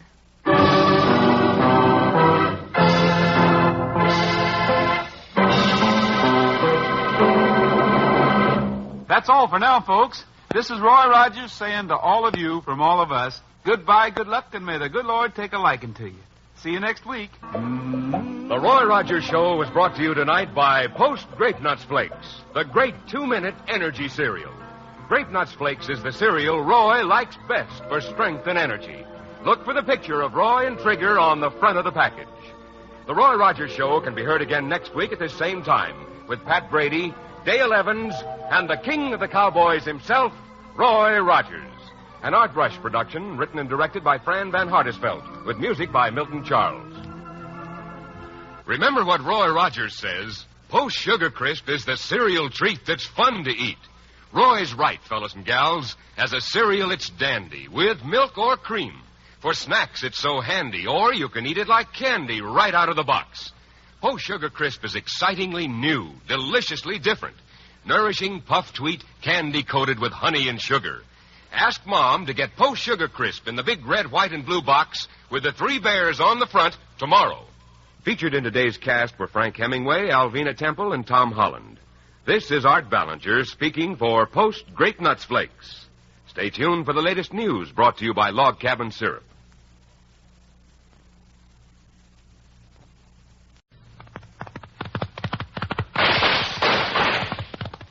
It's the Roy Rogers Show. Happy trails to you. It's nice to meet again. Happy trails to you until the journey's end. Post Sugar Crisp, the cereal treat that's fun to eat, brings you the Roy Rogers Show. Transcribed on the R Bar Ranch with Pat Brady and the Queen of the West, Dale Evans. Happy trails to you. Time to ride again. And here he is, in person, the king of the cowboys, Roy Rogers.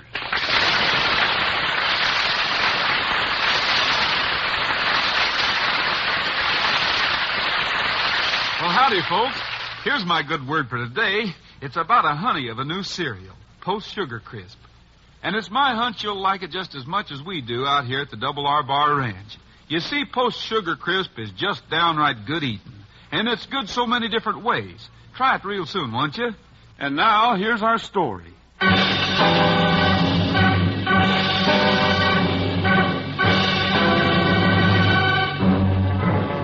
Nature gives great bounties to Paradise Valley, but her moods are not always kindly.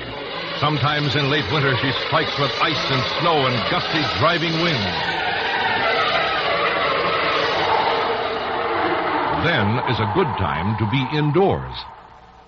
This is a tough one, Roy. Telephone lines are down all over the valley. We're lucky we still got lights. I know, Sheriff. I just hope none of those little communities up in the mountains run out of food.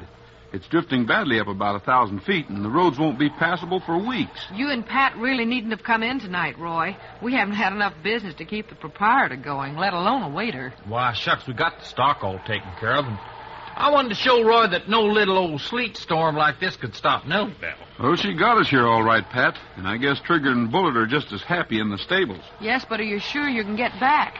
The sleet's changing to snow. That blizzard from the mountain's likely to hit down here before midnight. Of course, if you fellows get stuck, I can always accommodate you down at the jail.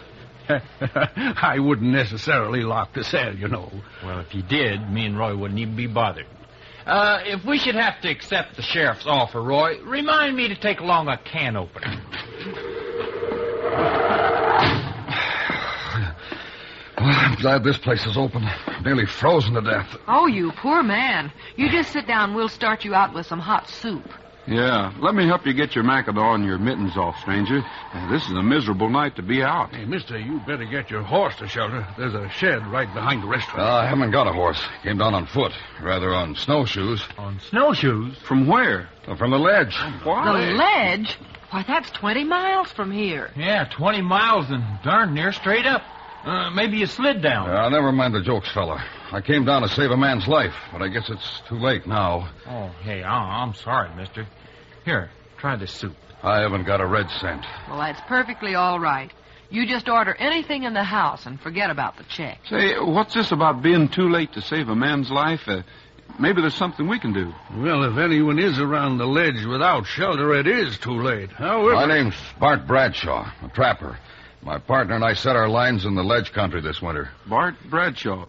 Say, didn't you team up with Craigie Stevens? Yeah, Craigie's my partner. At least the poor fellow was my partner. Hey, Craigie's one of the finest fellows that ever set foot in Paradise Valley. What's happened to him? Well, a blizzard broke and Craigie was gone from the cabin, and finally I went out looking for him. Oh, and that storm must really have been raging up there. It was, ma'am. I finally found Craigie. He was caught in a bear trap. Oh. Hey, them are mean things. I know. There wasn't much I could do. I was icy numb. My mittens were frozen in my hands. I managed to drag Craigie back to the cabin, and then I set out for help. What? You left him in the cabin with a bear trap on his leg? I was near crazy from the cold.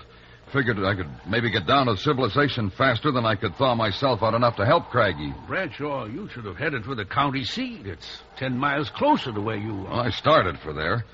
Then I lost my way in the blizzard. And then I remembered Craigie saying that if anything ever happened to him, I should let a fellow named Roy Rogers know. He lives around Mineral City somewhere, doesn't he? Mr. Bradshaw, I'm Roy Rogers, and I'm mighty glad you stumbled in here. Pat, you and I've got to start for the ledge right away. We've got to do something for Craigie. No, Rogers. It's too late. Oh, he was alive when you left, wasn't he? Yes, but...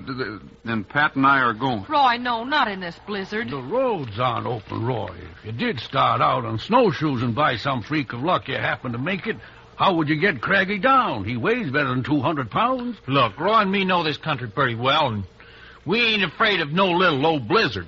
Of course, I never thought about getting him down. We'll get him down all right. We've got skis and poles at the ranch, and we can fix up some sort of a sled in a half an hour. And don't forget, we've got Bullet. Who's Bullet? He's Roy's big dog, and if any dog can handle a load like that, he can. Come on, Pat.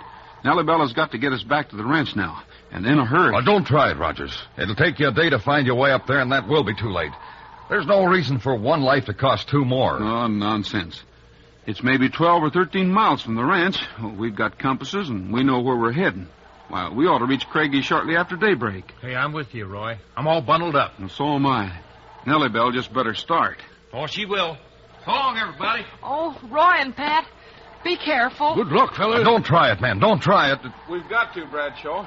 You did the best you could for Craigie, and we'll do the best we can. There are a couple of first-class fellas. But they haven't got a chance of making it, have they? Well, of course they have. Listen, I've never seen Roy and Pat miss on anything they've really set their minds to do. If they find Craigie Stevens alive, I'll bet they have him in the county seat hospital by noon tomorrow. The hospital? Maybe that's where I should go. I'm frostbitten. I'm half crazy from worry. If I can borrow a horse somewhere, maybe I better start out for the county seat right now. Well, that's ridiculous. If you feel that badly, you're in no condition to travel through this storm anymore. I should say not. You just come down to the jail with me, and I'll make you comfortable for the night. We'll see how you are in the morning, and you don't have to worry. I won't lock the cell.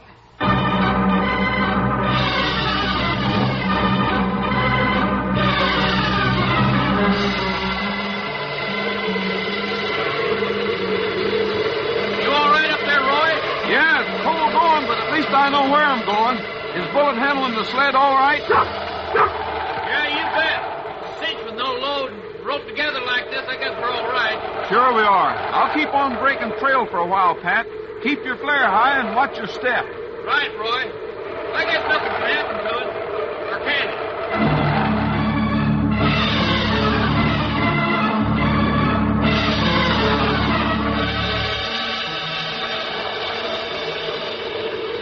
Stop a minute, Roy. It's my turn to break trail. Okay, Pat. The wind really bites up there. You all right, Bullet Boy? Boy, Roy, I've been colder, but I don't remember when. Well, that goes for me too, Pat, but we've covered a good 8 miles. Say, here's the compass. Keep us going as close to 30 degrees north by northeast as you can. And be careful, it's slippery going along there. Okay, here I go. Bullet will start as soon as he feels the slack go out of my rope, and you start when you feel your rope go taut. Good boy, Pat. We'll make a mile or so this way and then change off again. Here we go, Roy.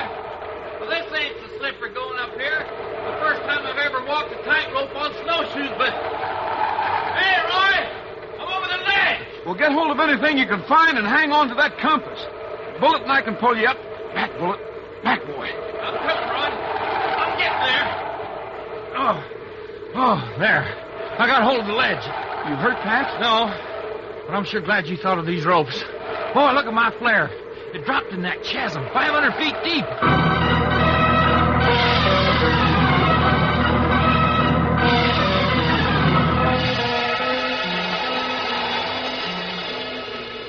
Hey, you sure you know where you're going, Roy? I guess so, Pat, unless this compass needle's frozen.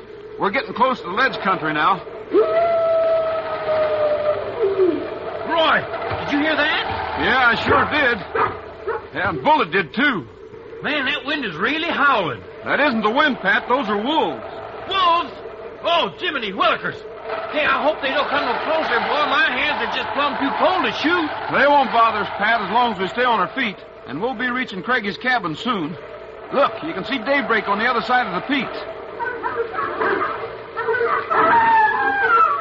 Boy, it can't come too soon to suit me. Roy, it just can't come too soon to suit me.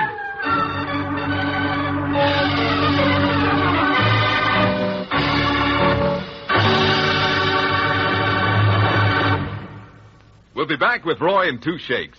But first, right off the front of that Post Sugar Crisp package, here are those 3 famous honey bears, Handy, Dandy, and Candy. What's on your mind, fellas? Post Sugar Crisp! You're always thinking about the cereal treat that's fun to eat. And no wonder, because it's tempting puffed wheat deliciously candy-coated with sugar and honey.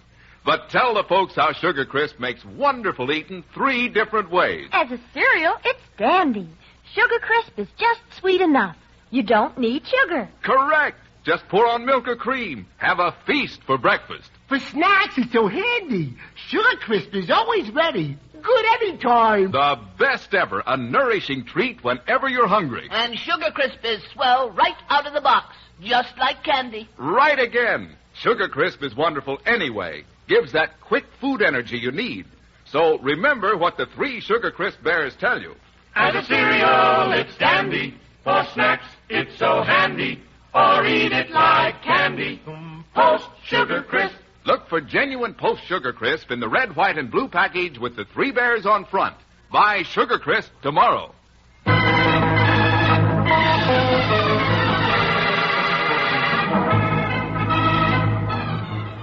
A raging blizzard drives down out of the mountains into Paradise Valley, and out of the biting snowflakes a bearded stranger brings word that a trapper friend of Roy's has met with a serious accident high in the desolate country called the Ledge.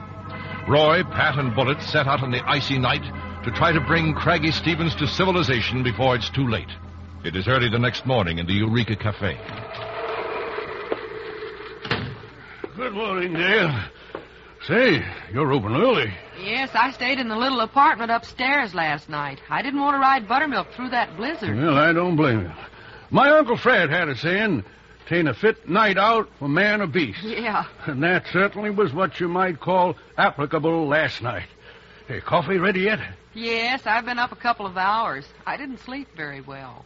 Worried about Roy, huh? About Roy and Pat and Bullet, too. I know they'll be all right, but even just thinking about setting out in that storm last night. How soon do you think we'll hear from them, Sheriff? Well, I don't know. There ain't a telephone line open anywhere in the valley, and of course making the best possible time. They couldn't get that Stevens fella down to the county seat before noon. How about Mr. Bradshaw? Did you get him settled comfortably? Sure, he slept on the couch in my office. But I checked in about a half hour ago, and the night deputy said Bradshaw woke up and left at daybreak. You know, I couldn't figure out that Bradshaw. It seemed to upset him terribly when Roy and Pat started out for his partner. Yeah. Well, I guess he was just completely unnerved by what he went through. Hey, Look at that guy riding down the street. He must have important business to be up this early and out in that weather. That pinto looks vaguely familiar, but the rider... Sheriff! Wait, that rider is Bradshaw. Huh? Oh, Huh? it certainly is. The beard, the mackinaw, and those red mittens. Of course it's Bradshaw. All right. I didn't get a look at his face, but you can spot them mittens even from here. But he didn't have a horse. I think the horse belongs to old Mr. Fallon. Don't you suppose Bradshaw could have got up early and walked clear out to Fallon's and bought himself that pinto? Well, I couldn't very well buy it. He said last night he didn't have a cent. Then, by golly, he must have stolen it. Do you remember last night how all of a sudden Bradshaw was terribly anxious to get to the county seat? Listen, something isn't just right here.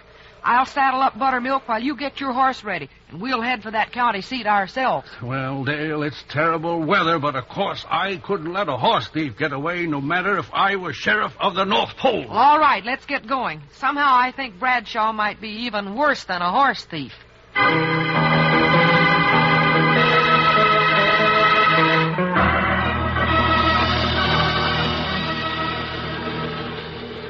Well, there it is, Pat. That must be the cabin Craigie and Bradshaw were using. I just hope we got here in time. I sure do, too, Pat. Well, there's a chance. That's a mighty snug little cabin, and look at the way it's set among those big trees. It was mighty well protected from the blizzard. Well, gosh, yes. Once you get in the shelter here, you can even make out some snowshoe prints. Look, there's a faint set of tracks leading up to the big tree. It looks like a man fell and was dragged the rest of the way. That's what it looks like. Let's get inside, Pat. I'll take the horns off a bullet and carry this first aid stuff. You pick up some of those big sticks for firewood. Yeah, right you are, Roy. Hey, their wood pile was right over there. These logs must have got scattered from it. Here, Bullet. You're all set, boy. Come on inside with us. We'll warm up. Craigie? Craigie, it's Roy Rogers. Hey, there he is, Roy, lying on the bunk. Good. We are in time. Craigie, we'll get you out of here. Say, Pat, loosen his mackinaw while I work on this bear trap. You bet. Hey, that's a rough old-looking trap. It certainly is. Snapped him right below the knee. Hey, you're going to be all right now, Craigie. We'll get this darn hood off your head and loosen things up. Hey, Roy, he's got a real mean bump on his noggin. He's got a real mean gash in his leg, too, but I don't think any bones are broken. What'd you say, Pat? His head, it's really bruised. I guess maybe he fell against a rock, but it looked almost like he was conked with a club or something. Bart, is that you? No, Craigie. It's Roy Rogers and Pat Brady. Roy and Pat, how did you... A bear trap's off your leg, and we'll have you down at the hospital in a few hours. How did it happen, Craigie? Bear trap? I don't remember the bear trap. I don't remember anything except the blizzard, and I was almost home, and then everything went black. Now, take it easy, Craigie. You can talk later. I'll get the fire going here, Pat, and get the bandages out. I'm practically ahead of you, Roy. I'll be all right, won't I, Roy? Of course you will. I'm glad, 'cause Bart and I are going to be rich. Sure. You must have had a real good trapping season. Now, you just take it easy, Craigie. Hey, this kindling's nice and dry. Now, a couple of those big sticks for the fire, Pat. Catch. Got 'em. Where's Bart? He ought to go into town and stake a claim. Stake a claim? On what? There's nothing around this country but fur. Between you and me, it's a fur piece to go to get it, too. It is more than fur. We got a whole mountain of carnotite rock. Which rock? Oh, gosh, he's passed out again, Roy. Well, just as well he wasn't making sense. He certainly was, Pat. Carnotite rock is the richest source of uranium ore. Uranium or what? Uranium? You bet. And here's something else that makes sense. Pretty rotten sense. Pat, when that Bradshaw fella came in last night, he was wearing bright red mittens, wasn't he? He sure was. Claimed they were practically frozen on his hands. And you picked up this heavy stick of wood right behind the tree where the print of the body started, didn't you? Yeah, I guess so. Why? There are red woolen threads on it. It all ties together now. A bruise on Craigie's head and everything. Roy, you mean Craigie's partner knocked him over the head, clamped that bear trap on his leg, and then left him here to die? I think that's exactly what happened, Pat. And I don't think it took him half as long to come to Mineral City as he said. We're heading down the other side of the slope to the county seat.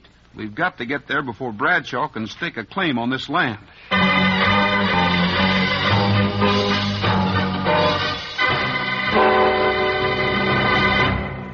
We'll catch up with Roy in a moment. Meanwhile, listen to Handy Dandy and Candy, the 3 Sugar Crisp Bears. We're the Sugar Crisp Bears, and we want you to meet the grandest treat you ever did eat. Post Sugar Crisp. As a cereal, it's dandy. For snacks, it's so handy. Or eat it like candy. Post Sugar Crisp. More appetizing words were never heard. Sugar Crisp is a honey of a new cereal with a truly different kind of taste.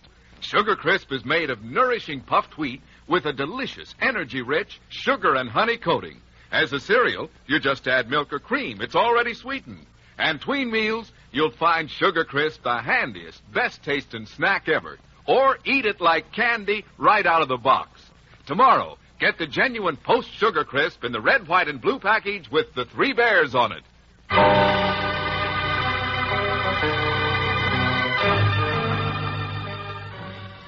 Lean into those traces, Bullet Boy. That's it. Craggy, you all right? Don't worry about me, Pat. We're making much better time than we did coming up, Pat. But it's tough going for Bullet when it's not downhill. Well, I ain't doing much good running along back here and helping you push once in a while. You can handle the rear of the sledge all right by yourself, can't you, Roy? Sure I can, Pat. All right, then. Help me rig these ropes so as I can get up in front and help Bullet pull. Pat Brady, you're a great guy. Ah, go on. I'm just in good company. Golly, if we only could have figured some way to get Nellie Bell up here. Well, she could have got us down a whole lot faster.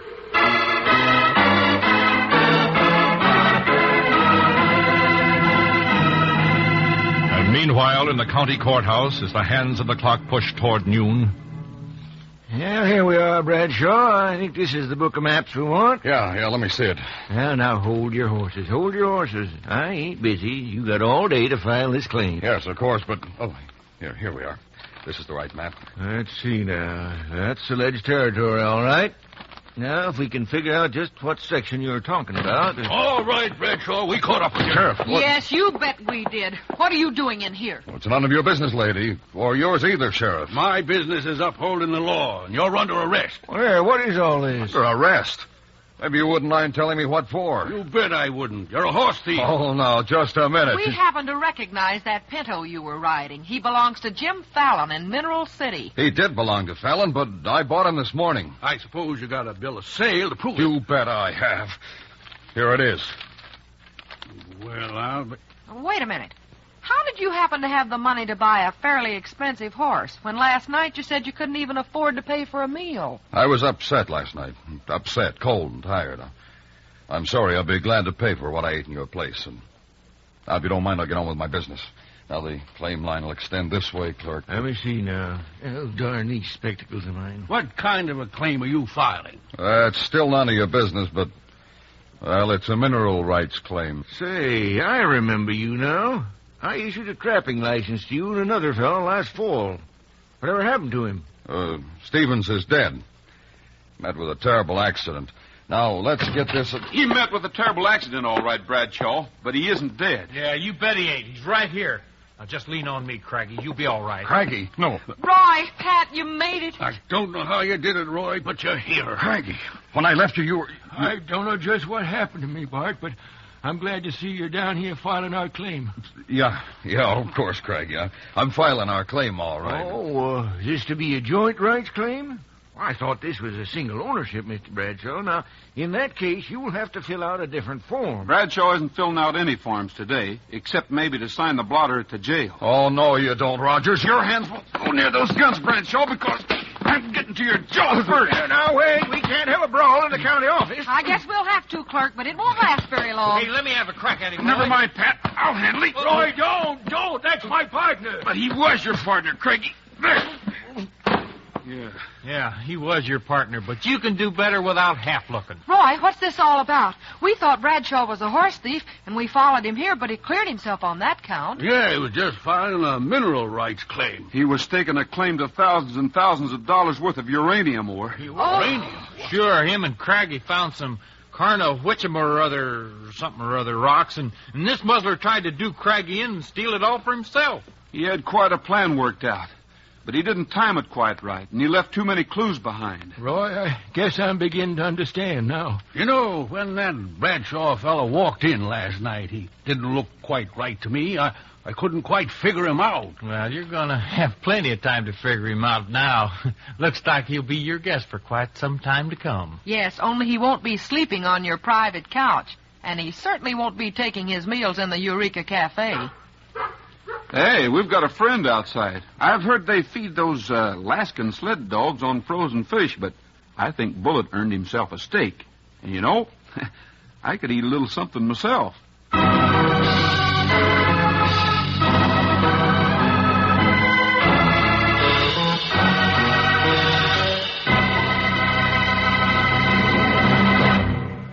Well, just one thing before we close. This is Boy Scout Week, and on their 43rd birthday, I want to congratulate the Boy Scouts of America on the wonderful job they're doing for America. Throughout the land, 3,250,000 Cub Scouts, Boy Scouts, explorers, and scout leaders are celebrating this birthday with the slogan, Forward on Liberty's Team. This is Roy Rogers saying goodbye, good luck, and may the good Lord take a liking to you. See you next week. The Roy Rogers Show was brought to you tonight by Post Sugar Crisp, the cereal treat that's fun to eat. Fellas and girls, remember Roy's good advice and ask Mom to bring home Post Sugar Crisp in the red, white, and blue package with the 3 bears on the front. You'll love Post Sugar Crisp. The Roy Rogers Show can be heard again next week at this same time with Pat Brady, Dale Evans, and the king of the cowboys himself, Roy Rogers. An Art Brush production written and directed by Fran Van Hartesveld with music by Milton Charles. Come and get it! Come and get it! For quick 2-minute energy for work and play, how about Grape Nuts Flakes? How about 'em, how about 'em, how about those Grape Nuts Flakes? How about those Grape Nuts Flakes? How about 'em, how about 'em, how about those Grape Nuts Flakes? They are so good, good for you too. The 2-minute energy works for you. So how about 'em, how about 'em, how about Grape Nuts Flakes? Grape Nuts Flakes is one of the triple-wrapped Post cereals. Guaranteed fresh or triple your money back. Look for Grape Nuts Flakes, the great 2-minute energy cereal, in the package with Roy Rogers and Trigger on the front. Featured in today's cast were Frank Hemingway, Herb Butterfield, Larry Thor, Charles Seal, and Tim Graham. This is Art Ballinger speaking for Post Sugar Crisp. Stay tuned for the latest news brought to you by Log Cabin Syrup.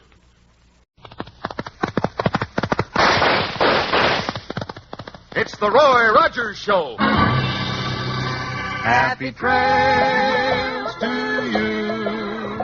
It's nice to meet again.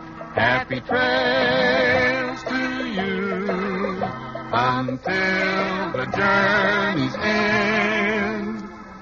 Post Grape Nuts Flakes, the great 2-minute energy cereal, brings you the Roy Rogers Show, transcribed on the Double R Bar Ranch, with Pat Brady and the Queen of the West, Dale Evans. Happy trails to you.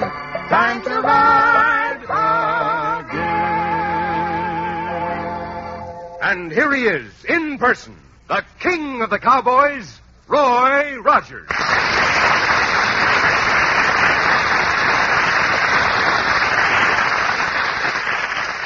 Well, howdy, folks. You know, being a cowboy, you need lots of energy. That's why Grape Nuts Flakes is the cereal I like for strength and energy. Just 2 minutes after you eat a big bowl full, that whole wheat energy starts going to work for you. Try Grape Nuts Flakes, buckaroos. They're great. Now, here's our story.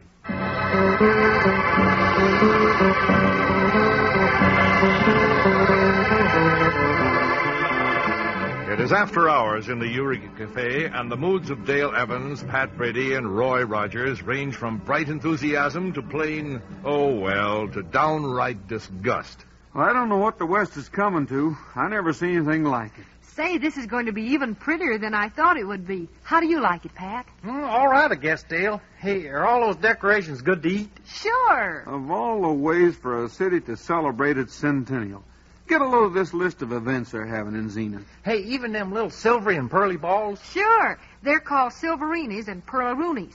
But they're made of sugar, just like these roses and stars. An exhibit of early French paintings and a special showing of unmounted pearls at the museum. Now, I'll spell the sheriff's name out with these silver ones and use the pearly ones for curlicues. You know, it tastes pretty good. Pat Brady, you cut it out. A carnival with rides for young and old.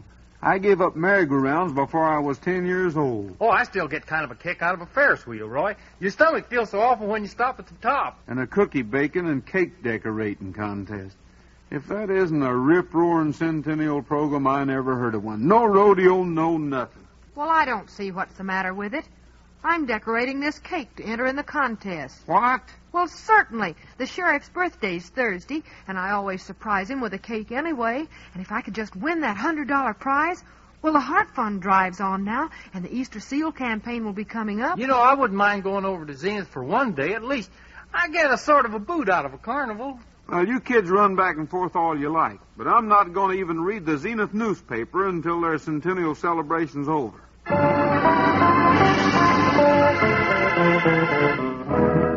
But the Zenith Centennial turned out to be not quite as dull as Roy Rogers had imagined.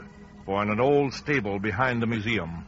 I tell you, Professor, they're wise to me and Slugger. We got word the marshal's shaking down every inch of the carnival and everybody connected with it. Yeah. We gotta find some place to stash these pearls till the heat's off. All right. I'll take care of them. Look, Professor, for your information, they're getting a little suspicious of you, too. You're new in town, you know. And if they don't find the pearls at the carny, they'll be searching you next. Oh, where'd you hear that? That's what the boys are saying. Well, I won't take any chances, even with a fourth-rate cop like the Zenith Marshal. I'll hide the pearls, and we'll pick them up when the centennial's over. Where are you going to hide them? Never mind. But I'm visiting the home crafts exhibit as soon as it closes for the night.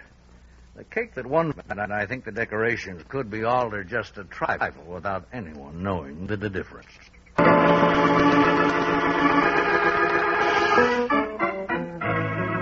And now, on the closing day of the Zenith Centennial, we find Roy, Dale, and the sheriff in the Eureka Cafe.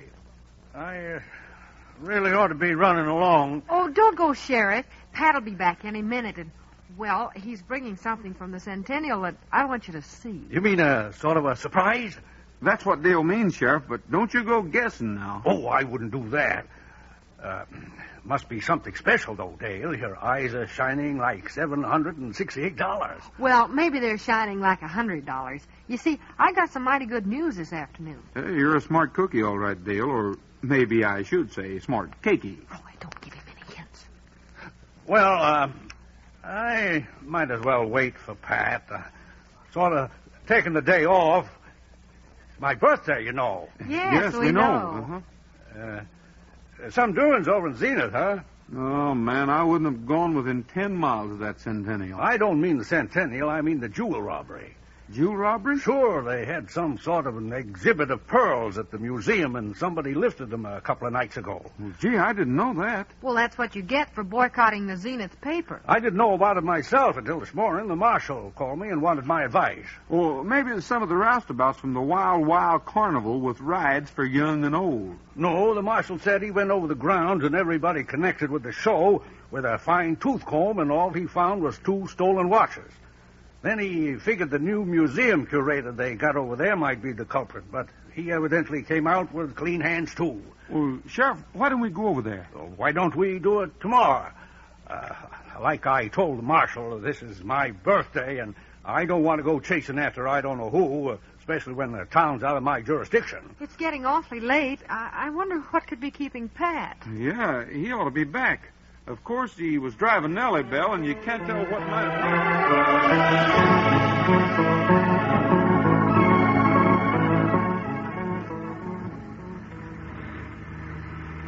Gee willikers, this sure is a pretty cake. And that $100 Dale won ain't to be sneezed at either. I wonder if I'm allergic to something. Maybe this dusty road. Boy, I'm hungry. I bet I could snitch 2 or 3 of them shiny decorations, and Dale and the sheriff would never know the difference. Whoa! Whoa there, Nellie Bell. Whoa. I better wait till these riders get by, though, before I uncover the thing. If any dust got on it, boy, Dale would never forgive me. Oh, my gosh. Masked men. Don't reach for those guns. Reach for the birds. Now, look, what's the idea? Go ahead, man. Take his guns and toss them in the ditch, Slugger. Sure. Well, look. My guns are the most valuable things I got with me. If you don't want those, why... Shut up and keep reaching. How about that $100 you got? The prize for the cake. That ain't mine. Never mind the money. Take what we want and get going. Now, look, don't you lay a hand on Nellie Bell. What? This 2-bit Jeep? Hey, what do you want with that cake? Never mind. Handle it gentle, Slugger. Sure.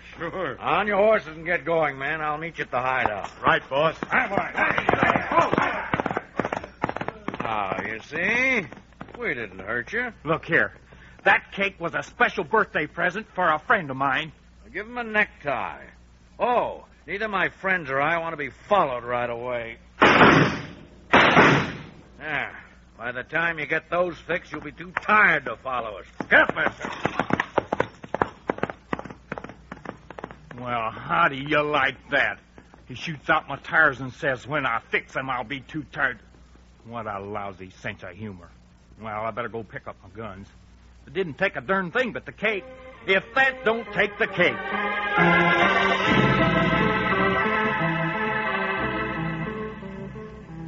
Oh, here comes Pat at last. Well, it's about time.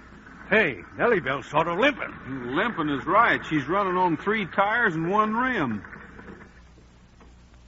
Well, goodness, Pat isn't carrying anything. If he went away and forgot that surprise. Hey, Pat, we've been expecting you for the last hour. What held you up? 3 armed masked men, and they shot out 2 of Nellie Bell's tires, and I only had 1 spare. What?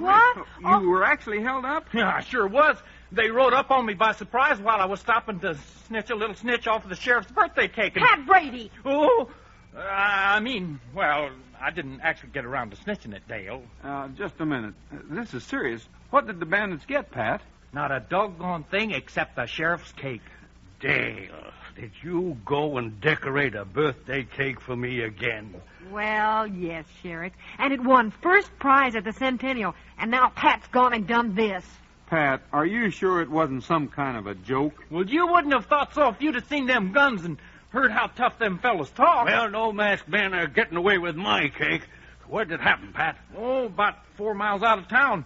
2 of the fellas rode off toward the Snake Canyon country with the cake, and the other one seemed to head back toward Zenith. Well, come on. I'll lend you a horse if you can't take Nellie Bell. You ready, Roy? Well, I don't think so, Sheriff. I think you 2 can handle it alone, and there's something else I really ought to do. Take Bullet with you. He's right outside. Well, I'm with you, Sheriff. Can I take the rest of the day off, Dale? Well, I guess so, Pat. But that cake may not mean much to you, Roy, but I'm a sentimental man. Well, Roy, why didn't you go with them? Maybe it isn't much of a robbery, but, well, after all, they're friends of yours, and, well, I just put a lot of work in on that cake. I know, Dale, and I hope we'll get it back. Now, suppose you saddle Buttermilk and ride into Zenith with Trigger and me. Into Zenith? Well, what in the world for? I'd sort of like to take a look around that museum.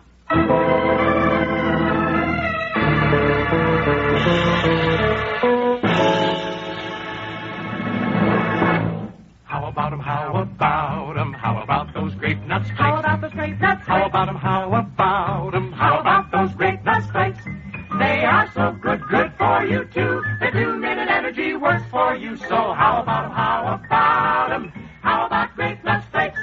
Yep, how about those grape nuts flakes? Take an old hand's advice, partners. Tomorrow when you roll out of your bunk, corral a bowl full of that great energy-giving cereal, Grape Nuts Flakes. Grape Nuts Flakes are called the Great 2-Minute Energy Cereal because 2 minutes after you polish off a bowlful, their powerhouse whole wheat energy starts to go to work for you.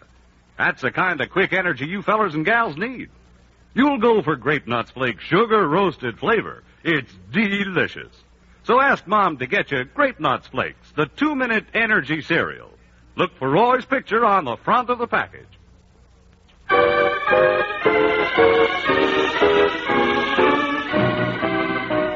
Dale Evans decorates a cake and wins first prize at the Zenith Centennial.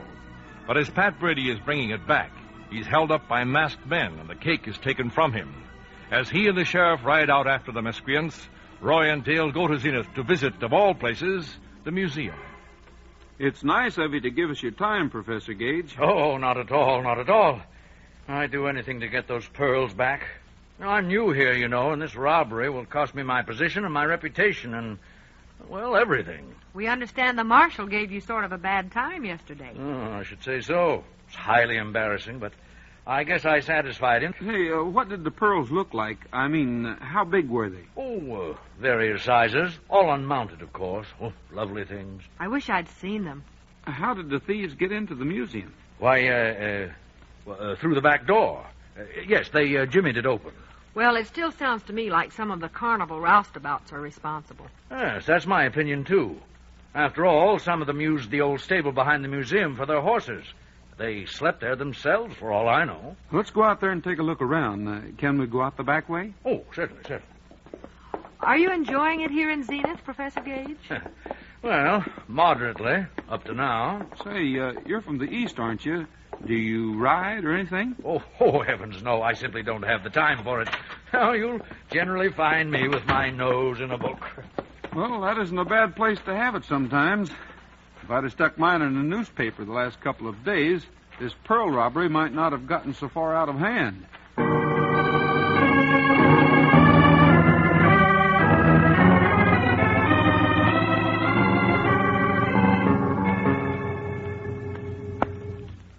Doubt about it, Pat. There's one set of tracks heading back along the road and two sets leading up into Snake Canyon. Well, the two sets of tracks were the ones that took your cake. All right, then. What are we waiting for? Hey, Bullet seems more interested in a single track. Let him follow it if he wants to. Hey, that's a good idea. He'll come back and let us know if he finds anything. Go ahead, Bullet. Track him down, boy. Come on, boy.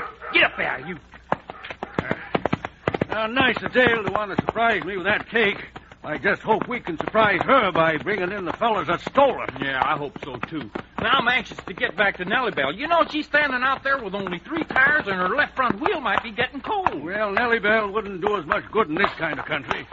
My Uncle Fred had an expression, get a horse, and in this case it applies. All right, Sheriff, I ain't beefing. Nellie Bell sure couldn't take these sharp turns and squeeze through these little gullies like this old plug is doing. Keep your eyes on the ground, Pat. We don't want to lose these prints. It wouldn't matter much if we did. There's no other place for those bandits to go except snaking through here. That's right. It's like the labyrinth of the Minotaur. Come again? Greek mythology, Pat. You wouldn't necessarily understand. Here's something you'll understand. Oh, hit the dirt, Sheriff. Head up with your hands up. You haven't got a chance. Pat, those rocks above us. We ran into a trap. Just stay right where you are. Oh, you're the character with the Jeep, huh? Slugger, take his guns away from him again. I got him, Curly. And now I'll take yours, fella. Hey, Curly. This geezer's got a star on him. He must be the law. You bet I'm the law. Are these the fellas we're looking for, Pat? Yeah, they're the ones that stole your cake, all right, but I guess they were looking for us, too. I'll give you 15 seconds to give us back our guns and give up that cake. That tin star don't talk very loud when you haven't got artillery to back it up. Off your horses now, you two. I guess there isn't much else to do, is there, Sheriff? They aren't going to pay any attention to my ultimatum. I guess there isn't. For now, anyway. Now, don't try anything now. There's nothing they could try, squeezed in here between 2 pairs of 45s. Better get some ropes around them, Slugger, and we'll let them walk on up to the hideout. Well, what'll we do with them when we get them there? The boss will decide that. He'll be here after it's dark. Meanwhile, we'll let him sit and look at the cake.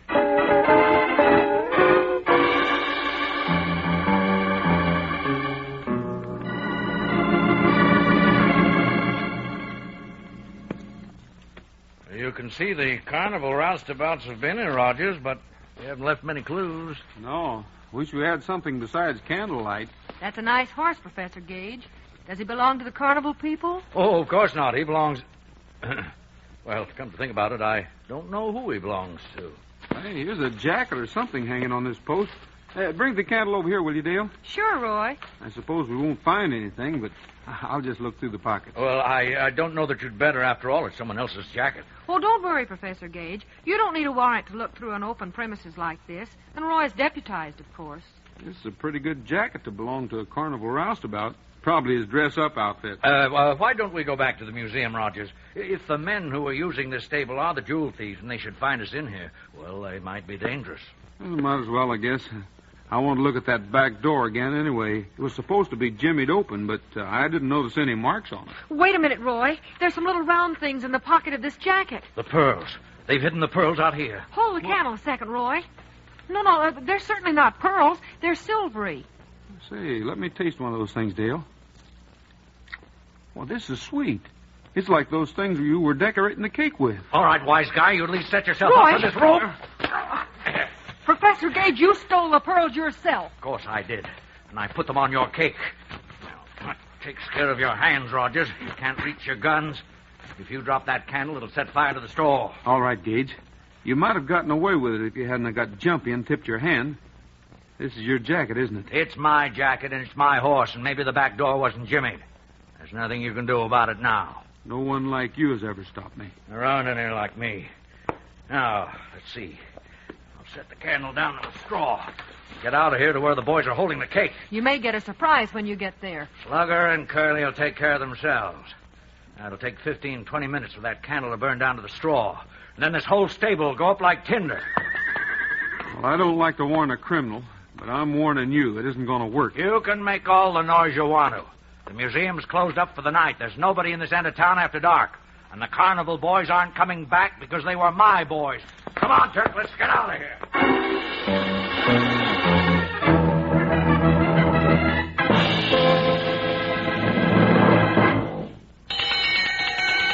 And now it's time for another Roy Rogers reminder. Be a good loser. Yes, buckaroos, that's Roy's reminder for today. You know, even the best of cowboys can't always win at riding, roping, or wrangling. And Roy wants you to know that if you should lose sometime, that's the time to grin and say to yourself, well, I just gotta practice some more and build up some more strength and energy and make sure that next time I'll win. And say, buckaroos, talking about strength and energy that you need to win in almost anything you do. The best way to get it is to eat good, nourishing food like Grape Nuts Flakes. Roy eats Grape Nuts Flakes for energy. His picture's on every package. Yes, Roy likes those swell-tasting Grape Nuts Flakes, 'cause their whole wheat energy starts going to work for you in just 2 minutes after you eat a big, malty-rich bowlful. That's energy you need for most everything you do during the day. And you'll like sugar-roasted Grape Nuts Flakes. They have a flavor that's malty-rich, makes them mighty good to eat. So if you want to be king of the cowboys in your corral, ask your mom to get you Grape Nuts Flakes, the great 2-minute energy cereal. Grape Nuts Flakes is one of the triple wrap Post cereals, guaranteed fresh or triple your money back.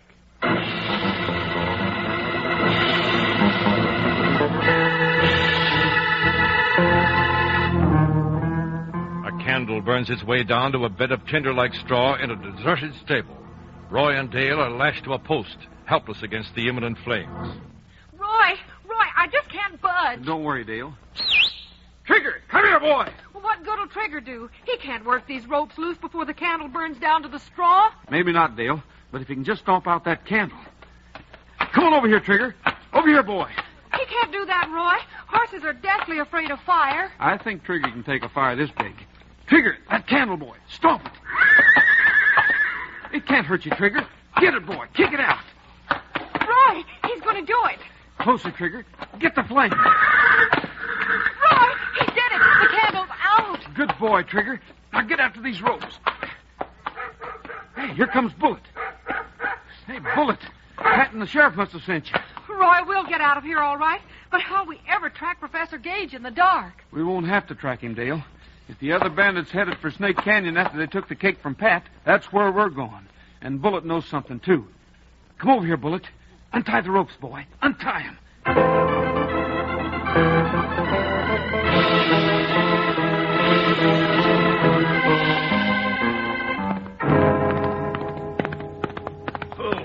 Oh, there, Turk. Whoa. Curly, Slugger, what's the idea of this fire? Could attract attention. Well, we just wanted to guide you in, Professor. I know my way. Wait till you see what we got. The lad we took the cake off of this afternoon, and a geezer with a star on. Hey, that's the third bandit, Sheriff. He was with them when they held me up this afternoon. Who are you, anyway? Why, I'm the ex-curator of the museum in Zenith, if it's any interest to you. Well, how about the cake, boys? The cake's fine. Not a decoration out of place. Yeah, we know why you were interested in that cake. You bet we do. They were interested in it, too. It seems it's the sheriff's birthday, and the cake was meant for him. Well, no happy return, Sheriff, because you aren't going with us. All right, Curly, Slugger, get your guns out. You know what to do. I guess we do, boss. Right, Professor. Why didn't Roy come with us? Well, he never let us down before. Roy? You mean Roy Rogers? Never mind who we mean. Because if you do, he came nosing around where he shouldn't in Zenith. Boss, you didn't get caught. Of course not. I'm here. But I left Rogers and the girl in a place where it's going to be mighty hot for them. Not as hot as it's going to be for you, Professor. Take one of them out there. Drop those guns because I got the drop this time. Boy, Dale, where'd you come from? We'll tell you what happened after we take care of these jewel thieves. Gage, we'll take you first. Oh, no, Rogers! Don't! So you're a museum curator. Maybe he is at that, Roy. He fights like an old fossil. Yeah. He was nothing. Now, let's see. Who's the one they call Slugger? Oh, I am, but... All right. You won't even get a chance to show me how you can slug. Because you can't take it well enough.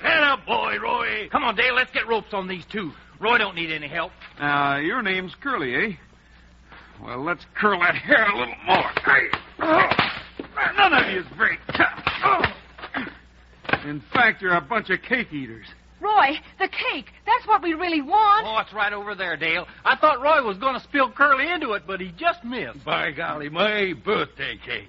Roy, I bet you didn't know this, but that cake is decorated with real pearls. Oh, Sheriff, you're kidding. No, I ain't. When we put the candles on and light 'em up, just watch how those pearls shine. Like I said before, I don't know what the West is coming to, but anyhow, happy birthday, Sheriff.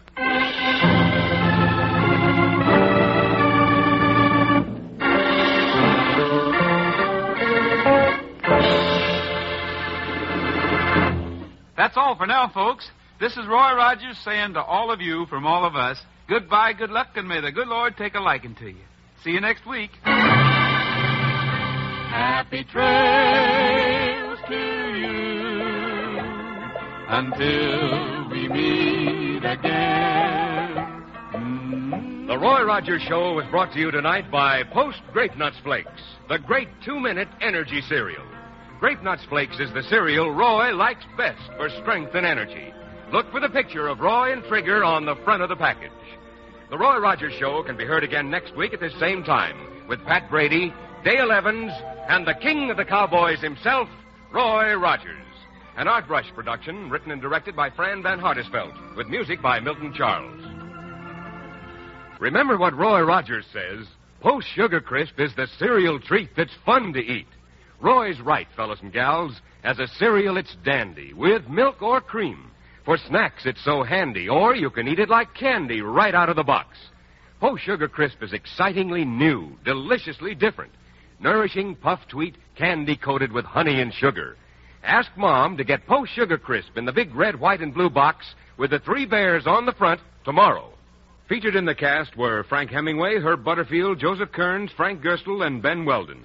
This is Art Ballinger speaking for Post Grape Nuts Flakes. Stay tuned for the latest news brought to you by Log Cabin Syrup.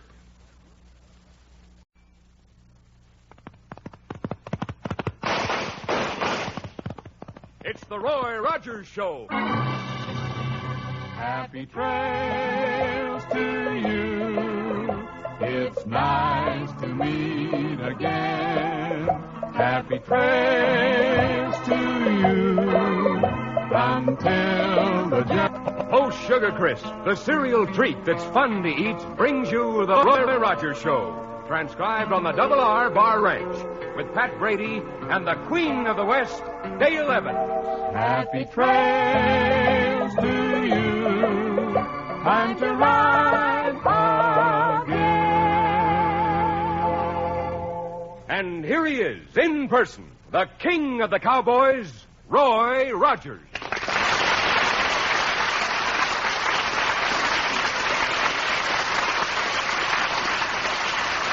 Well, howdy, folks. Here's my good word for today. It's about a honey of a new cereal, Post Sugar Crisp. And it's my hunch you'll like it just as much as we do out here at the Double R Bar Ranch. You see, Post Sugar Crisp is just downright good eating. And it's good so many different ways. Try it real soon, won't you? Now, here's our story, Checkered Neckerchief.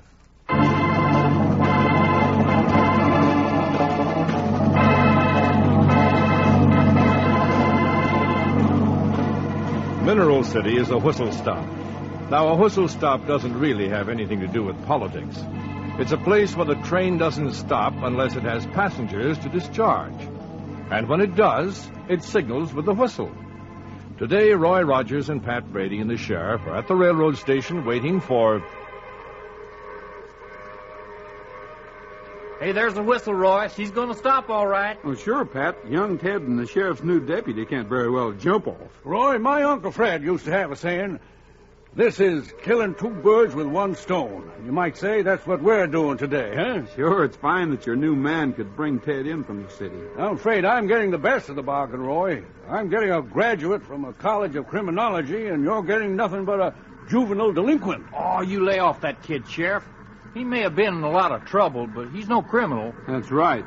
We know he was keeping bad company, but I think living on the ranch for a while will straighten him out a lot faster than a reform school would. And, Sheriff, I don't think I'd hire a deputy without at least talking to him first. What's his name, Joe Linder? You say something about a cinder?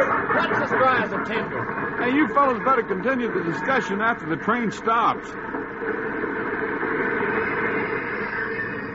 Hey, that must be Ted and your deputy, Sheriff. At least they're the only two people getting off the train. Hey, he ain't a bad-looking kid. Kind of scrawny, but we'll fatten him up. Come on. Linda's a real sharp-looking young chap. I'll bet he'll do my department a lot of good. Linder? Well, I thought you said his name was Kinder.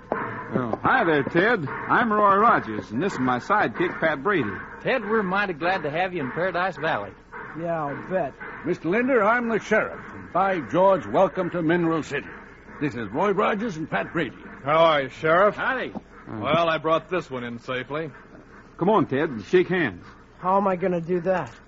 Hey, what's the idea of handcuffing this youngster to yourself, Linder? I wasn't taking any chances on the young punk doing a run-out. Well, caterwauling catamounts.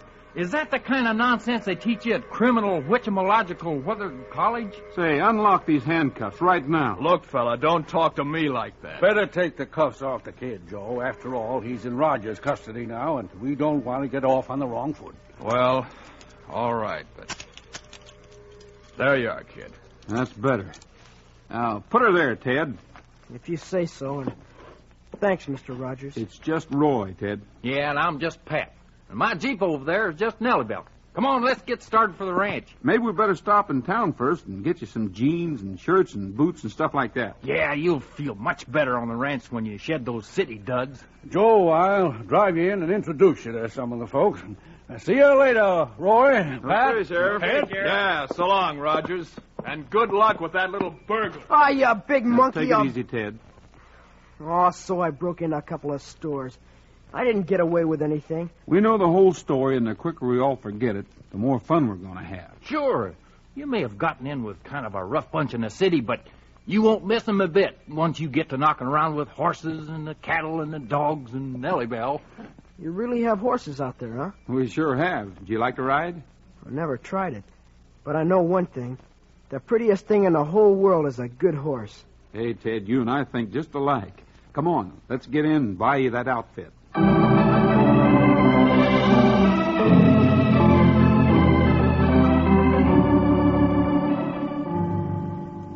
Say, you look great, Ted. Here you are, young man. Will there be anything else? I guess Ted's pretty well fixed up. See anything else you need, Ted? No, Roy. Except... Yeah, Ted, I'm looking at the very same thing. Oh, them blue and white checkered neckerchiefs are really fancy, ain't they?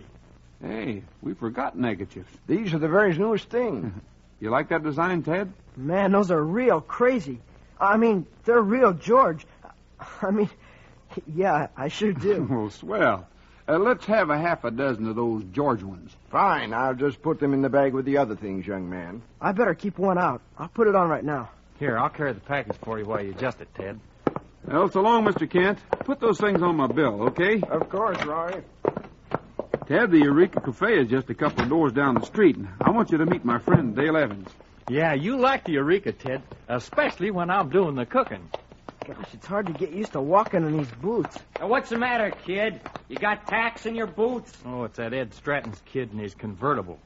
Wow, pure yellow. Hi there, Brian. This is Ted Barnes. Ted, Brian Stratton. Howdy. Oh, I heard you were coming to town. Don't bother to come over and shake hands. I don't think you can walk that far. Hey, now, look out, Brian. Dad told me all about that guy, Roy. And I know too many people already. Well, come on, Ted. Well, how do you like that spoiled young muzzler? Looks like everybody around here's heard about me. They're going to be hearing good things from now on. Don't you worry about it.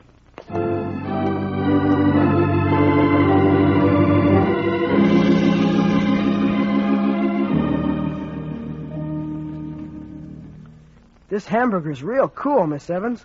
Oh, I'll be glad to heat it over for you, Ted, but... Oh, you mean you like it? Sure. We're going to have to get used to the new language around here, Dave. Yeah. I'm sorry. Well, quit apologizing, Ted. You talk the way you want to. Say, from what you've seen of Paradise Valley so far, do you think you're going to like it, Ted? I haven't seen much of it yet, but I sure like some of the people. Anybody want anything else while I still got my apron on? Another hamburger, Ted? I guess I could eat another. Man, once the ranch here gets to working on your appetite, we're going to have to raise extra cattle to keep you filled up. One with onions, pickle, mustard, relish, tomato, and pork chops coming right up. Well, who's this with the sheriff, Roy? Where? Oh, that's his new deputy. Yes, you came out from the city with him, didn't you, Ted? Now, watch it, Ted.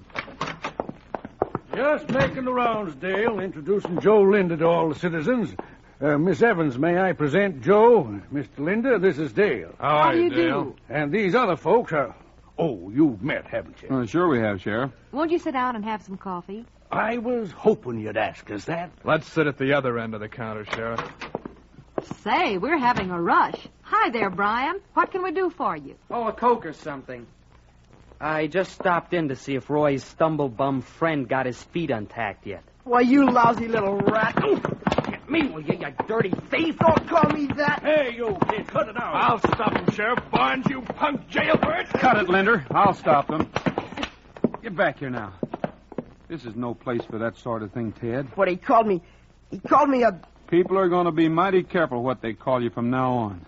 Remember that, Brian, and you remember too, Linder. Brian, I think you'd better run along until you cool off. Yeah, I was going anyway. But I'll tell you one thing, Ted, or whatever your name is. I'll get even with you.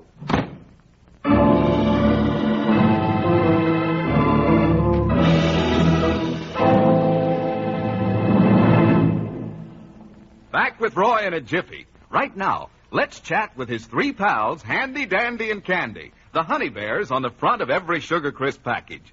Hi! What are you carrying? Post Sugar Crisp! We love it! Everybody does.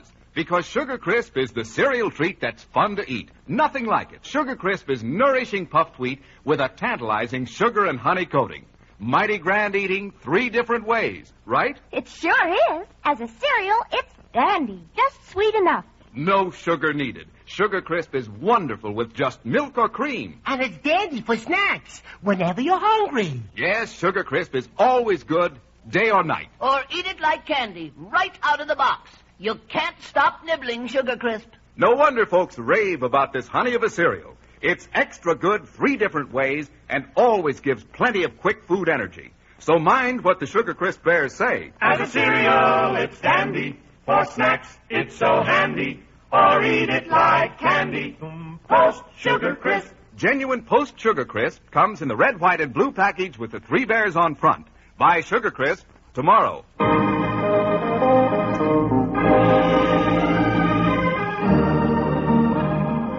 Roy Rogers offers a ranch home to young Ted Barnes, who has been in trouble with big city authorities. And after a rather inauspicious first day in Paradise Valley, things seem to be much brighter to Ted. For life on the Double R Bar Ranch is proving to be the life for him.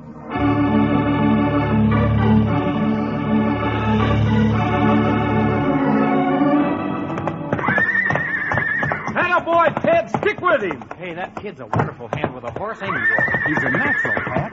Steady there, Clipper. Easy, boy, easy. Oh there, Clipper.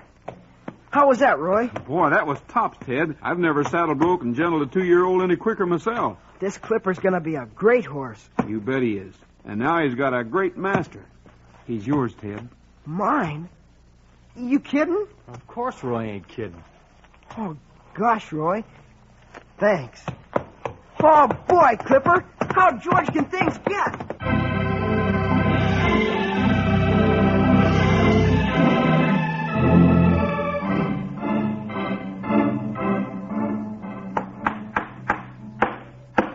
that's the last staple. We'll have to go back to the tool shed and get some more. Clipper and I'll do it, Roy. You and Pat sit down and relax for a minute. All right. Hi there, Clipper. Hey, look at him leap on that horse. Ted's not going to be a cowboy. He's going to be a circus rider. Happy Clipper boy. Go! Clipper boy, go! Roy, it beats all. When that kid got off the train 6 weeks ago, why, he wouldn't even look you in the eye. I don't think there's any such thing as a bad youngster, Pat.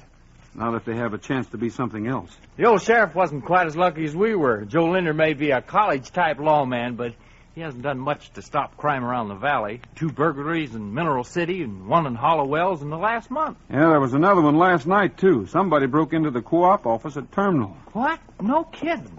That's what the sheriff told me on the phone this morning. Well, looks like he's coming out to finish the conversation in person. Sure enough. It's the sheriff and Joe. They must have been in Terminal investigating. Howdy, Sheriff. Joe. Hey. Oh, Rogers. Me and Joe's been to Terminal, Roy. Fellow got better than $400 out of the cash drawer. What do you mean, the fella? You know who he was? You bet we do. Well, now, Joe. Roy, where's Ted? He just rode over to get some more staples. He'll be right back, though. Why? I hate to do this, but I'm going to have to grill him about that robbery last night. What? Why, Sheriff, that's silly. You know Ted's been as straight as these fence posts since he got here. And don't you go grilling him. I'm afraid the kid got careless last night, Roy. Or maybe you know someone else around town who wears blue and white checked kerchiefs like this. Hey, that does look like one of Ted's. Yes, but well, we'll soon find out. You mean the punk's got the gall to try to brazen this out? Go, Clipper. Here's the staples, Roy. Thanks. Easy there, Clipper boy. Well, hi there, Sheriff. Hi. Mr. Linder. Hey, Ted, I guess the sheriff wants to talk to you. Sure. What can I do for you, sir? Oh, Ted. Is this your kerchief, Barnes? Gee, it looks like one of mine. Sure. Sure it is. All right, where were you last night? Now, let's not be ridiculous. Ted was in bed pounding his ear. Well, as a matter of fact, I wasn't, Pat. What? No. The moon started shining in my window, and I got to thinking that Clipper and I had never seen how the mountains look in the moonlight. So I got out and saddled him, and we took a nice long ride. I got back about 4 this morning. Was anyone with you? No, just me and Clipper. Well, Sheriff, I guess that about locks it up. Ted, did you ride into Terminal last night? No, Hey, what's this all about? You know what it's about. Don't try that. Cut it, Linder. Ted, there was a burglary in Terminal last night. Did you have anything to do with it? Roy, You know darn well I didn't.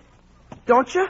Well, that's good enough for me, Ted. For me, too. You admitted this was your neckerchief. How come it was found in the co-op in Terminal if you weren't there? That's something I'm afraid you'll have to answer, Ted. Maybe Ted can answer it, Sheriff. And before he even tries, I want you to let me look into this thing. Well, we better lock the punk up while Sherlock Holmes here does his looking. I don't think that's necessary. Sheriff, will you let Ted stay here if Pat stays with him? Well, I've known both you fellas a long time. Will you give me your word you won't let them out of your sight, Pat? Oh, of course I will. All right, then. You can have a few hours. We better be getting back to the office, Joe, and check the report. You're making a mistake, Sheriff. And I think with my training, I ought to have some authority around here. Come on, there. I don't mind telling you, Roy. This looks bad. Roy, I didn't do it. Why can't that guy leave me alone? I don't know why Leonard's got it in for you, Ted, but the first thing I'm going to do is to go in town and talk to the man in the clothing store. Here, Trigger. Come over here, fella. Talk to the man in the clothing store? Yep. Ted didn't buy all the checkered neckerchiefs in the place, and I'm going to find out who did. Come on, Trigger, let's go.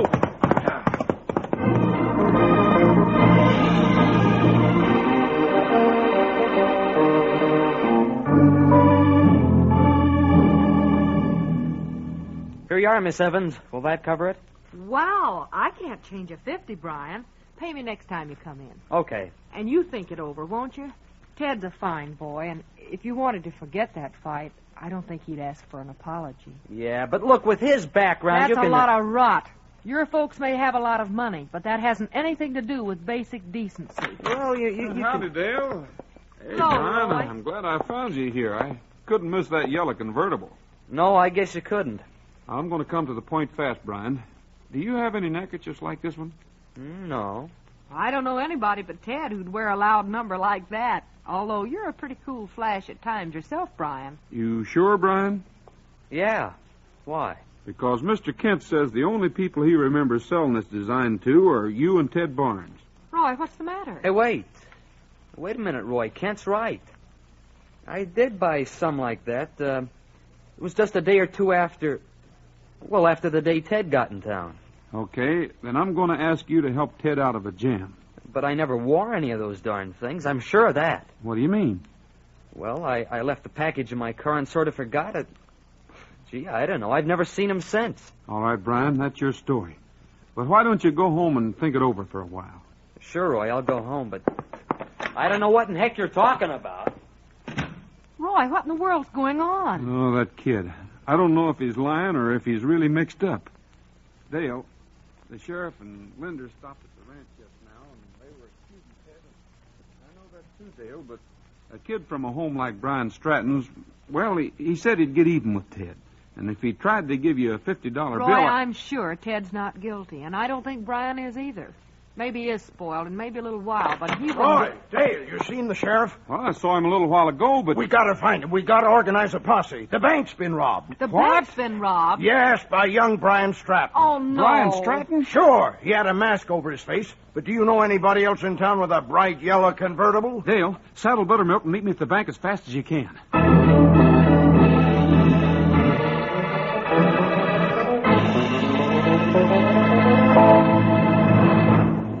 Back to Roy in a jiffy. Right now, the 3 Sugar Crisp Bears. We're the Sugar Crisp Bears, and we want you to meet the grandest treat you ever did eat. Post Sugar Crisp. As a cereal, it's dandy. For snacks, it's so handy. Or eat it like candy. Post Sugar Crisp. The Sugar Crisp Bears are smart little critters because Post Sugar Crisp has a really different and delicious flavor. You see, Sugar Crisp is wholesome, nourishing puffed wheat coated with energy-rich honey and sugar. It's a wonderful treat as cereal, already sweetened. You don't need sugar. Just add milk or cream. And Sugar Crisp is swell for between-meal snacks, too. Or eat it like candy right out of the box. However you eat it, it's always good. So ask Mom to get genuine Post Sugar Crisp in the red, white, and blue package with the 3 bears on it.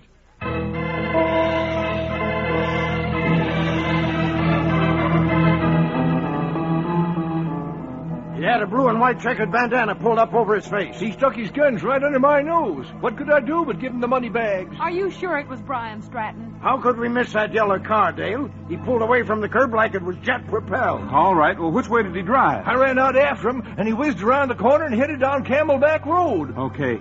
Dale, I think we can cut him off. We won't wait for the sheriff and his posse.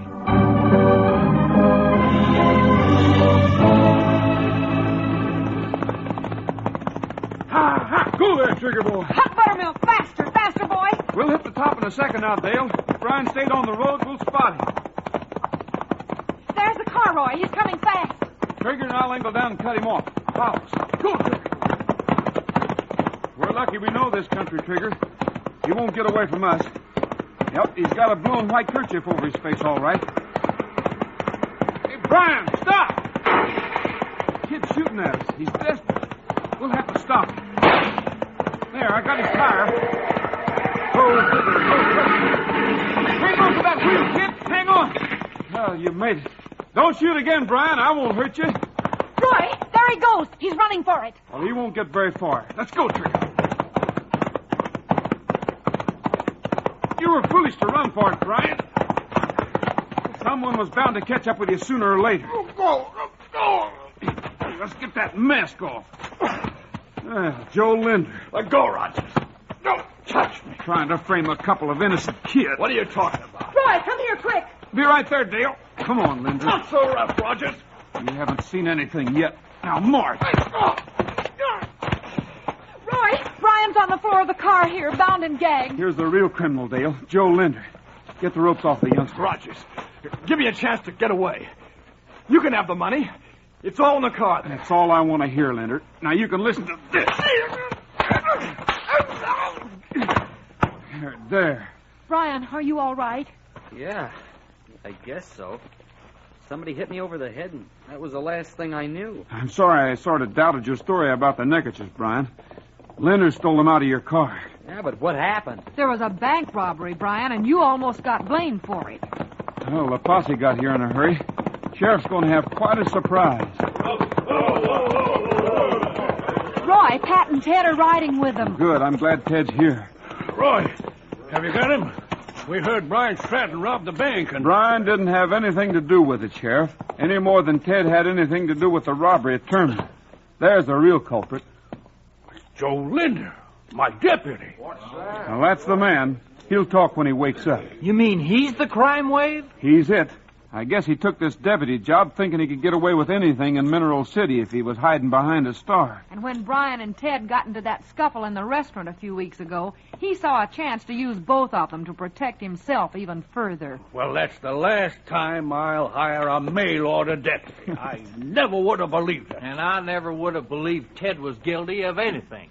Roy, you mean I'm cleared? You bet you are, and so is Brian. Now, I wonder if you kids would do me a favor. Sure, Roy. Yeah, of course. What is it? Shake hands, and don't come out fighting. Cool as a pool. Put her there, cowboy. Neat as a beat. Shake, partner.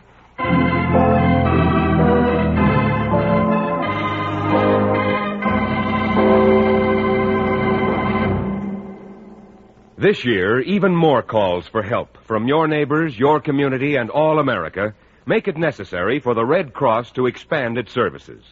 This year, the Red Cross needs $93 million to do its job.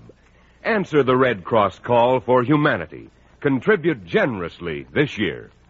That's all for now, folks. This is Roy Rogers saying to all of you from all of us, goodbye, good luck, and may the good Lord take a liking to you. See you next week. Happy trails to you until we meet again. The Roy Rogers Show was brought to you tonight by Post Sugar Crisp, the cereal treat that's fun to eat. Fellas and girls, remember Roy's good advice and ask Mom to bring home Post Sugar Crisp in the red, white, and blue package with the 3 bears on the front. You'll love Post Sugar Crisp. The Roy Rogers Show can be heard again next week at this same time with Pat Brady, Dale Evans, and the king of the cowboys himself, Roy Rogers.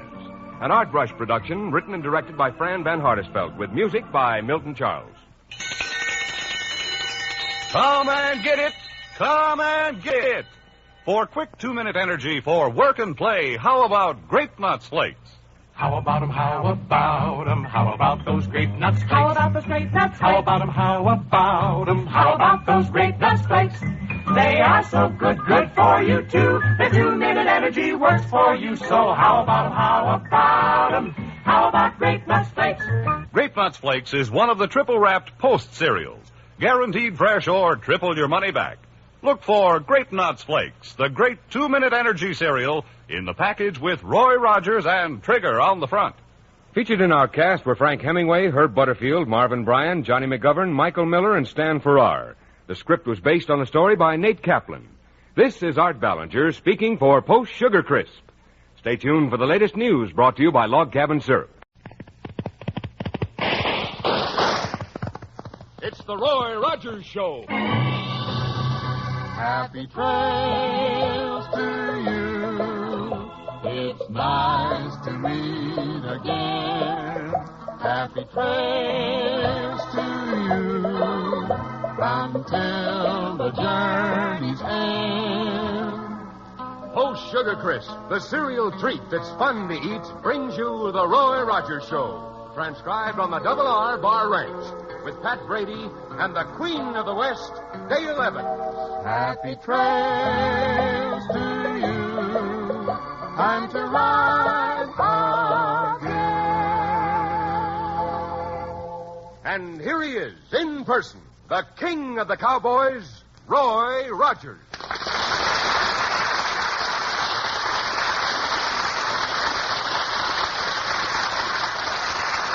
Well, howdy, folks. Now, before we go on, remember, Post Sugar Crisp is that swell-tasting cereal treat you can eat 3 ways. And talking about Sugar Crisp, boys and girls, here's great news. Now you can get wonderful hand puppets of Handy, Dandy, and Candy, the Sugar Crisp Bears, and a genuine puppet theater all for yourself. So get pencil and paper ready right now, because you'll want to write down the details later on.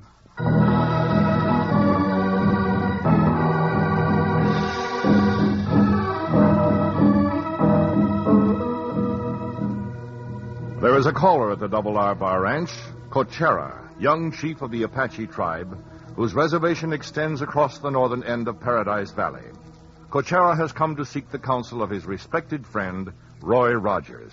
Well, I wouldn't do it, Cochera. I think what you charged Mr. Wheeler for the use of the grazing land was perfectly fair.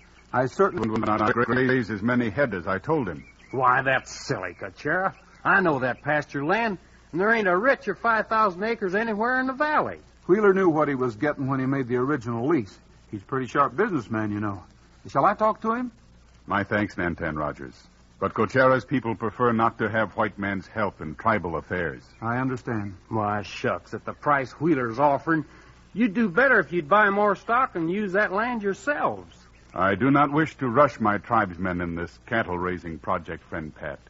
This is a new thing for the Apaches. You're right there, Cochera. When are you seeing Mr. Wheeler again? I will ride to meet with him tomorrow. Perhaps he will make more clear his complaint about the land. Well, you know yourself that it's good grazing, don't you? It was, but he does not permit me or my tribesmen to come near it now. Why, that's silly. The terms of the lease state that he shall have full control, but I am deeply hurt at what he accuses my people of doing. What's this, Cochera? Nantan Rogers, Mr. Wheeler claims that the Apaches turn sheep loose at night to graze on the leased pasture. What? Sheep? That's a laugh. I guess Wheeler don't know how much trouble you had talking your people into raising a few head of cattle, let alone sheep. Well, Wheeler certainly doesn't know Apache history, does he? In the old days, the Apaches' deepest scorn was for the Navajo tribe. We were warriors. They were sheep herders. Well, if I were you, Cochera, I'd certainly call him on that sheep story, and I'd certainly inspect the land thoroughly before I even thought about reducing the price for next year's lease. Thank you, Nantan Rogers. It is good to hear those words from you. My people respect your counsel. Why, shucks, any time you want my advice, why, me and Roy's glad to give it to you. Thank you, friend Pat. I ride back to my village now. Come, Fleet Gold. Hey, that Fleet Gold's getting to be quite a horse, isn't he? He is Cochera's most prized possession. Doubly prized because he is the gift of Nantan Rogers. Boy, he sure is a spitting image of his daddy. Don't that horse favor Trigger, though, Roy? He sure does. Of course, I don't think he'll ever be the horse Trigger is. You are prejudiced, my friend. To me, Fleet Gold is the finest horse in the world. Well, good luck, Cochera. If you need any help, you know where to come. Again, my thanks. May peace and health and happiness be with you. Go, Fleet Gold. So long, Cochera. Man, Roy, he's some horseman. Why, he just sort of leaped onto that horse's back like his legs was springs. Look at him go. And he don't even use a saddle. Cochera's not only quite a horseman, he's quite a fella, too. If all people were as clean and honest and intelligent as Cochera, it would be a better world. Well, come on, we've got some chores to do.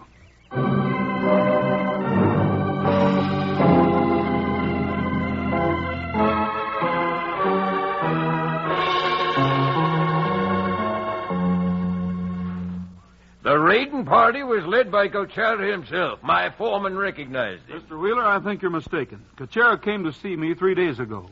And if any of his braves had the slightest intention of raiding your herd, he would have told me.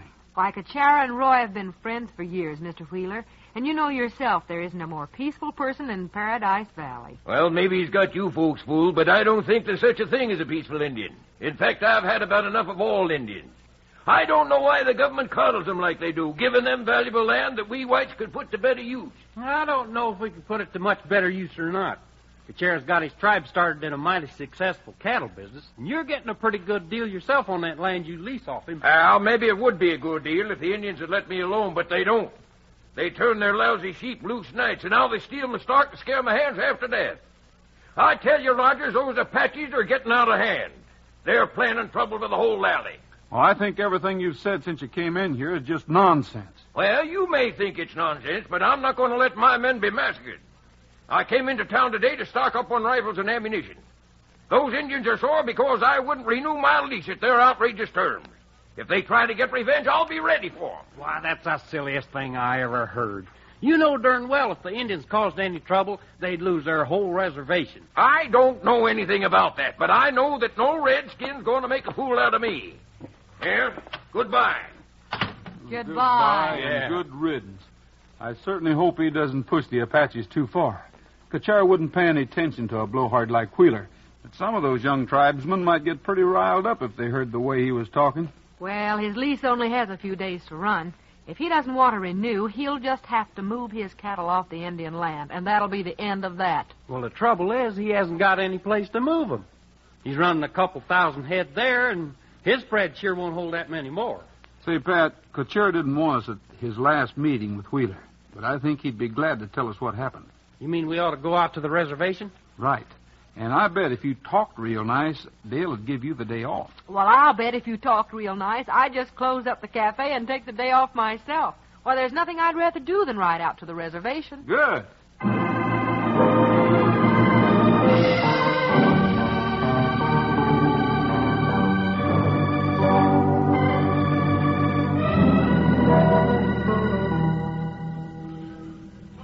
Two suns ago, Cachara rode away to see Nantan Wheeler. He has not returned, Nantan Rogers. Oh, that's strange. Well, you don't have to worry. If anyone can take care of himself in this country, Cachara can. Maybe he's spending some time with the men who take care of your cattle. Lalo returned today from our herd. Speak your knowledge of our chief, Lalo. Cachara greeted us on his way to powwow with Wheeler. He did not come back. Lalo, your braves haven't been near Wheeler's herd, have they? Cachara warned us as they passed through that we must not give Wheeler reason for suspicion or fear. But the young braves will not wait for many more suns. Well, Wheeler's accusing your men of raiding. In fact, he says the party was led by Cachara himself. That word has reached us. My people are much disturbed. Well, I think they should be. Yeah, that's even worse than that sheep deal they're accusing you of. Wheeler has paid for the use of pasture land for 12 moons. When that time is over, he must leave that land, or we will drive him off. Oh, Cachara will have things straightened out by that time. That's right, Lalo. You better take it easy till we hear from Cachara. If Cachara does not return, or if Wheeler and his men spread more lies, the young braves will take matters into their own hands. I will lead them myself. Lalo, Dale and Pat and I'll ride to Wheeler spread to see what we can find out. Remember, if you start trouble, you could lose your homes.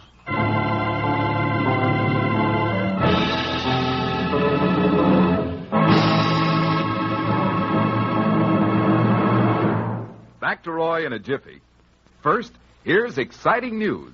Now you can put on your own puppet shows in a colorful puppet theater.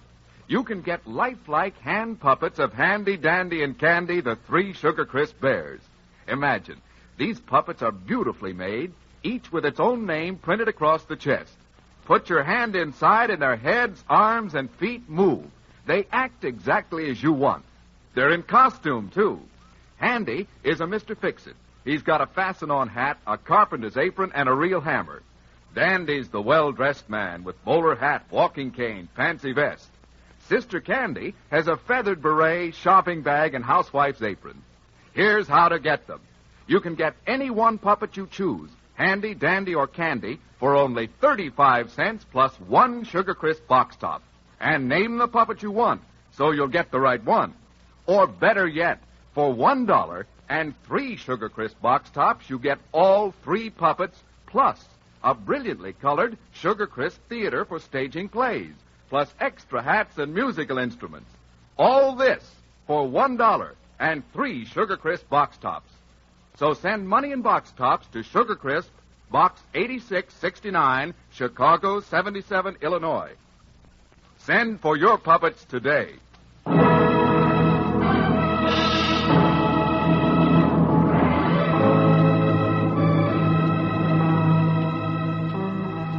Chief Cachara leases part of the rich grazing lands on the Apache reservation to rancher Rob Wheeler. Wheeler tries to renew the lease at a much lower rate, claiming that the Indians raid his herds and spoil the land by running sheep on it. Cachara fails to return from a meeting with Wheeler, and the young braves mutter of revenge for Wheeler's lies. Roy, Dale, and Pat hurry to find Wheeler and try to avoid trouble. All right, let them attack us. I've got 15 armed men. We can barricade ourselves behind the ranch wagons and show the Apaches who's boss. Bloodshed's one thing we don't want, Mr. Wheeler. There would be lives lost on both sides, and no one would win. Why, you can see for yourself that there have been sheep grazing on this land. Grass is eaten right down to the dust. Well, it is in a few places, all right. But you know yourself that the Apaches don't raise sheep. That's their story. I'm through coddling those redskins. Hey, look. Cattle being driven this way. Yeah. 20 or 30 head of them. Oh, maybe that's Milligan coming back. Milligan? Yeah, I'm a foreman. I sent him out to get the cattle the Apache stole from us. Ah, there he sees us. He's riding in ahead of the herd. Well, that could cause trouble, Mr. Wheeler. If you're so sure the Apaches stole your cattle, you should have called in the law. The law's too slow. I handle my own affairs. If you get those Apaches mad, your affairs are liable to be mighty tough to handle. I didn't ask you to come here, Rogers. I didn't ask for your advice. Whoa, Big Neck. Everything's fine, Mr. Wheeler. We got him back. Well, hi there, folks. Hello. Howdy. Rogers here wouldn't believe that the Apaches raided our herd the other night, Milligan. Maybe this'll convince him. Maybe and maybe not. Look, Rogers, we saw them redskins sneak in here and steal cattle. Their chief was leading them. Yeah, it's funny you see them steal your cattle, but you don't see them run their sheep on and off this range. Oh, we just happened to be around the last time. Sure, and Milligan was smart. Instead of starting the fight right then and there, he just let him get away with it and went out today and took him back. Indians didn't see you, did they, Milligan? Nah, I had two of the boys ride off into the hills firing pistols. While the Indians were chasing them, me and the rest of the boys cut out our own stock from their herd and came home. Good work, Milligan. I think it was pretty bad work. What do you mean, Rogers? You can see the brands on those steers. They're mine. Some of them are, but there's some with Apache brands, too. So what? Maybe we did get a few of theirs, too. They're never missing. I doubt if Indians can count. Oh, they can count all right. And if you aren't careful, they'll be counting scalps. Roy, this could cause all kinds of trouble. I know, Dale. Look, Wheeler, we're going to ride back to the Apache village and try to stall for time until we find Cachero. Meanwhile, you better return those Apache cattle. Yeah, that is if you dare. If you don't, at least cut them out from your herd and drive them back close to the boundary. When we want your advice, we'll ask for it. Yeah, sure. All right. You may want to get into trouble, but I want to prevent it. Come on, Dale and Pat. All right. If you find Cachera, I'll try once more to settle this thing with him. Come on, boy. Come on, Buttermilk. Get up, Nellie Bell. Dave. Roy, you know it's a long ride back to the reservation. What if the Indians who are with the herd just decide to take matters in their own hands? They won't do that without going back to the village first. I just hope we can get there in time to prevent trouble. Well, I'm riding back to the Indian village alone. As soon as we get out of sight of Wheeler's men, you and Pat cut off to the left and ride into those rocks that overlook the range. Well, for God's sakes, why, Roy? Well, someone had better keep an eye on Wheeler and his men. There's more going on here than we know about.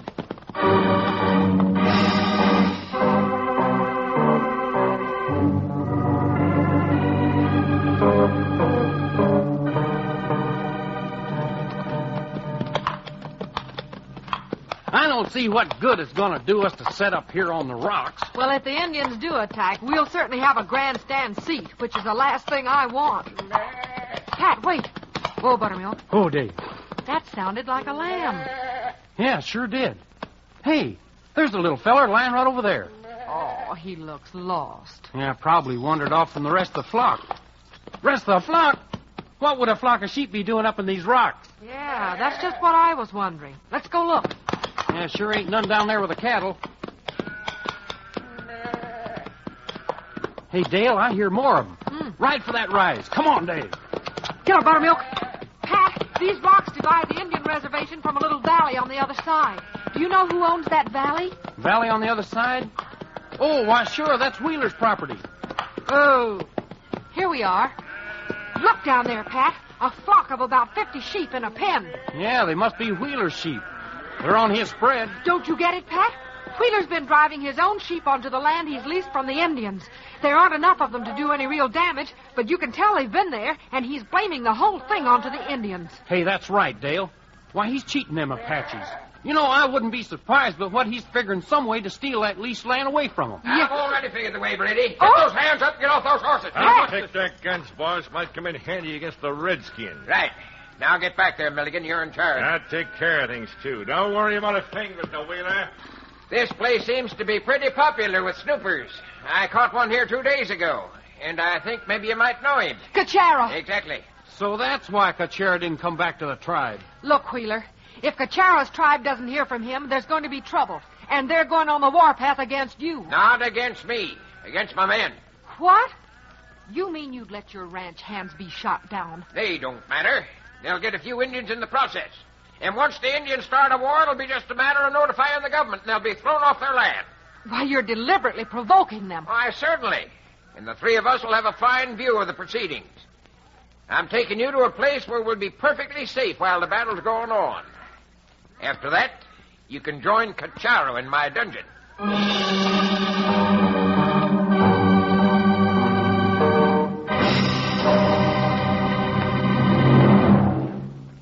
Back to Roy in a minute, but don't forget those Sugar Crisp puppets.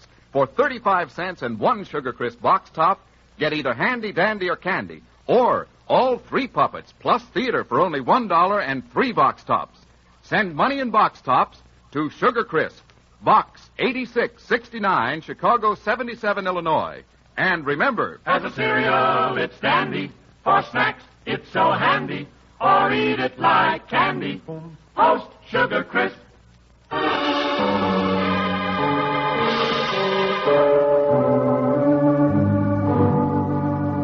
Rancher Rob Wheeler captures Dale and Pat and forces them to a rocky crevice overlooking a plain where, as in the early days of the West, Apaches and white men may soon be locked in combat. And back at the Indian village, Roy hears the news he has dreaded. Lalo has led a party of braves against Wheeler's men. Wheeler lies and cheats and steals. No word from Cachara? If he has met with foul play, Lalo and the braves will avenge that too. All right, Trigger. You and I have got to get back to the grazing lands fast, before the war party does. I'm going to take the saddle off. That'll make it a little easier on you. Nantan Rogers, you do not blame Apache for defending his honor, do you? No, I don't, Natanka. But if there's a way to satisfy your honor without bloodshed, I've got to find it. Natanka, I'm going to leave this saddle here in Cachara's wickiup. And I'm going to borrow something of his. What belongs to Cachara belongs to his white friend. Good. This won't take long, Trigger.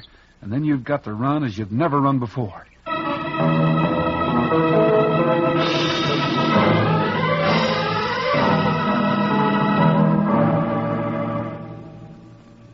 Sit back and enjoy yourselves. If you try anything, this rifle will cut you down in a hurry. Pat, look. The Apaches. They've left their horses and they're crawling up through the grass. Well, they'll have a better chance that way than trying to charge the place where Wheeler's men are holed up. Oh, no one will have a chance this way. It'll be a massacre. This is what I've had in mind for a long time. When the Apaches are thrown off the reservation for being murderers, I'll pick up that land for a song. The Apaches murderers. You're the murderer, Wheeler. You're sending your own men to certain death. Either my boys or the Redskins will open fire any second now. They aren't more than 100 yards from each other. Pat, look. Coming up on horseback. By golly, that Palomino looks like Trigger. Well, an Indian's riding him. An Indian in full war dress. He's galloping right between the Indians and Wheeler's men. It's Cachara. How could he get out of the dungeon? Cachara? But he has. He found the place where I had his horse hidden. Look, Cachara's stopping. He's holding up his hand. Wow, in the nick of time. Oh, the Indians won't fight now. Why don't Milligan and the men shoot him down? Look, mister, there's something about that man that would stop anyone from shooting. Yeah? Well, it won't stop me. I've got a telescopic sight on here. When I get a bead on him... Oh, no, you don't. Pat, you did it. His shot went into the air. Yeah, I'll take that rifle, fella, and I'll throw it down the incline. Brady, you fool. Cachara's seen the puff of smoke from the rifle. Look, Pat, he has. He's galloping toward us. Yeah, and he's motioning the Redskins to follow him. Hey, we got to get out of here. We're unarmed. And if Cachara catches me... Yeah, how you gonna get out? You've either got to go straight down to meet Cachara or melt through these rocks some way. The dungeon. If I can just get down there in time... Yeah, you're staying right here, Wheeler. At least you only have to face Cachara. His braves can't get up here on foot for a couple of minutes yet. Hey, Cachara! Cachara, don't touch me. I'll confess everything.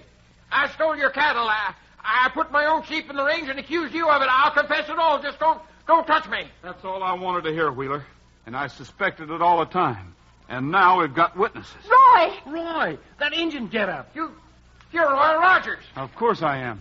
But it's Cachara's horse and Cachara's war trappings. And you've got one question to answer. Where's Cachara? Roy, Wheeler's thrown Cachara in a place he calls the dungeon. All right, where is it? Quick. Those braves will work their way up here in a minute, and when they find out who I am, I'll never be able to stop them again. Cachara's the only one that can do that. All right, Rogers, you win. Cachara's still in the dungeon. It's right this way. Follow me. You bet we'll follow you. All right. Where's the dungeon? This is nothing but a rock wall. Here, help me push here. This crocker's a paddle. Slides back. A hole going down into nowhere. Watch Wheeler, Pat. Cochera, it's Roy Rogers. Can you hear me? Nantan Rogers, you have come.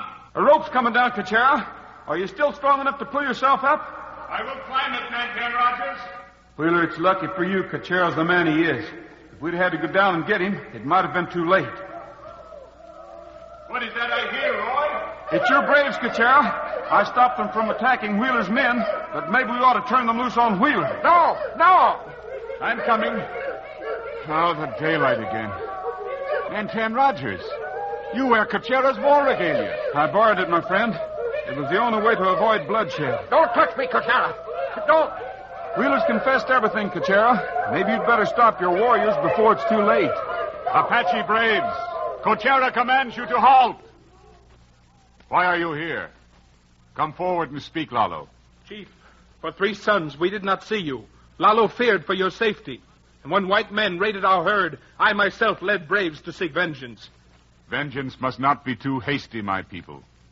Nantan Rogers has today saved us from the consequences of vengeance. It was Nantan Rogers who rode between our braves and Wheeler's men? Yes, it was, Lalo. I guess it was lucky that you didn't recognize me or Trigger before we found a reason to head up here to the rocks. We were lucky all around, except for Wheeler. Wheeler did not give me a chance. I came to him in peace. He asked for war. Yeah, he sure don't want it now. Did you ever see such a coward? Cowardice always shows itself when the chips are down. And I think it's up to you to decide what to do with him, Cochera. We Apaches wish always to live as brothers to our white friends. Let us take Wheeler to where the laws are enforced. Let his judges be not white men nor red men, but Americans.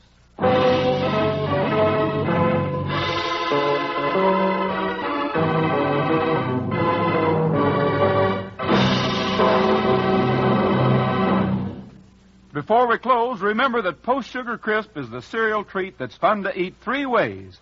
And boys and girls, don't forget to send away for Handy, Dandy, and Candy the wonderful Sugar Crisp puppets we've told you about.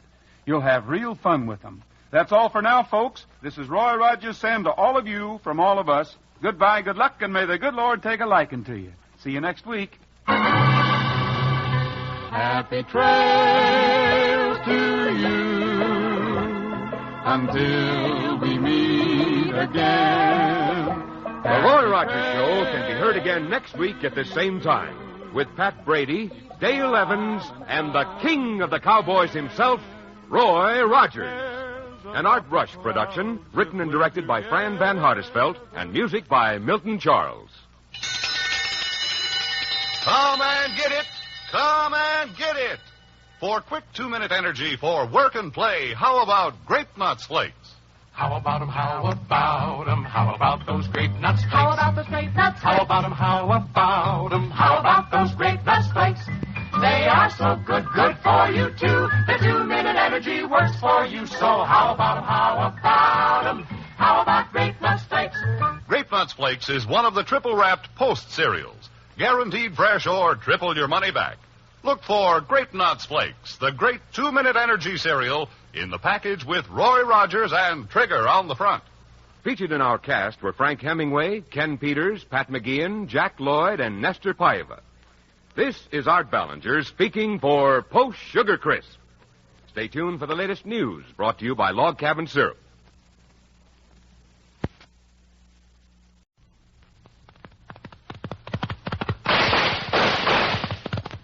It's the Roy Rogers Show. Happy trails to you. It's nice to meet again. Happy trails to you until the journey's end. Post Sugar Crisp, the cereal treat that's fun to eat, brings you the Roy Rogers Show. Transcribed on the Double R Bar Ranch with Pat Brady and the Queen of the West, Dale Evans. Happy trails to you. Time to ride again. And here he is, in person, the king of the cowboys, Roy Rogers.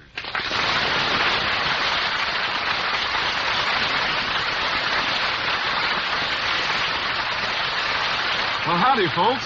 Now, before we go on, remember, Post Sugar Crisp is that swell-tasting cereal treat you can eat 3 ways. And talking about Sugar Crisp, boys and girls, here's great news. Now you can get wonderful hand puppets of Handy, Dandy, and Candy, the Sugar Crisp Bears, and a genuine puppet theater all for yourself. So get pencil and paper ready right now, because you'll want to write down the details later on.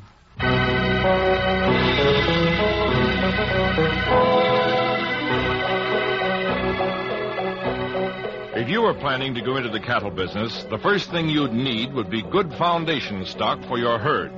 That's why Charles Ryder, new in Paradise Valley, is at the Double R Bar Ranch buying calves from Roy Rogers. Oh, this one's a beauty. He'll grow into a magnificent bull. Oh, thanks. You've got a mighty good eye for a calf, Mr. Ryder. Well, those two are loaded and reasonably happy. Hey, Roy, that calf ain't for sale, is it? No, Mr. Ryder just looking him over. I've got to have this calf, Rogers. I'll give you $250. Sorry, but I'm giving him away. Giving him away? Sure. He's our donation to the annual Mineral City Calf Scramble. What in the world is a calf scramble? Well, a lot of the kids around here are interested in becoming ranchers, and every spring we line them all up on one side of a big field and turn loose about half as many calves from the other side. Yeah, and any kid who's lucky enough to rope and tie a calf gets to keep him.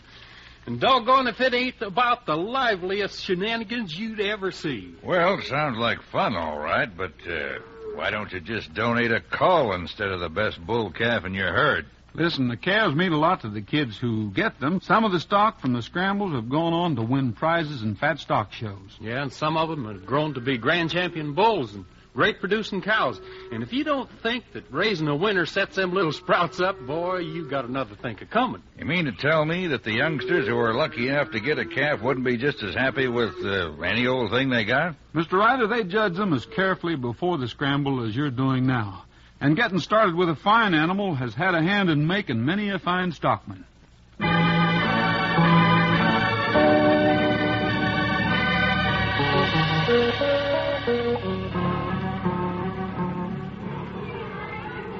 Well, Roy, a lot of these youngsters seem to like your calf. I think he's a good one. This is sure fun, isn't it, Dale? Yeah. Pardon me, sir, but could you tell me the breeding on this calf? Oh, yes, he's by Grand Champion Double R Bar Domino Supreme out of Admiral's Favorite. He is? Sure. You want to see his pedigree? Well, mister, if he's by Domino, I know his pedigree backwards. Hey, are you Roy Rogers? That's me, and this is my friend Dale Evans. Hi. Gosh, well, I'm Jackie Warnes, and that's the calf I'm going to get.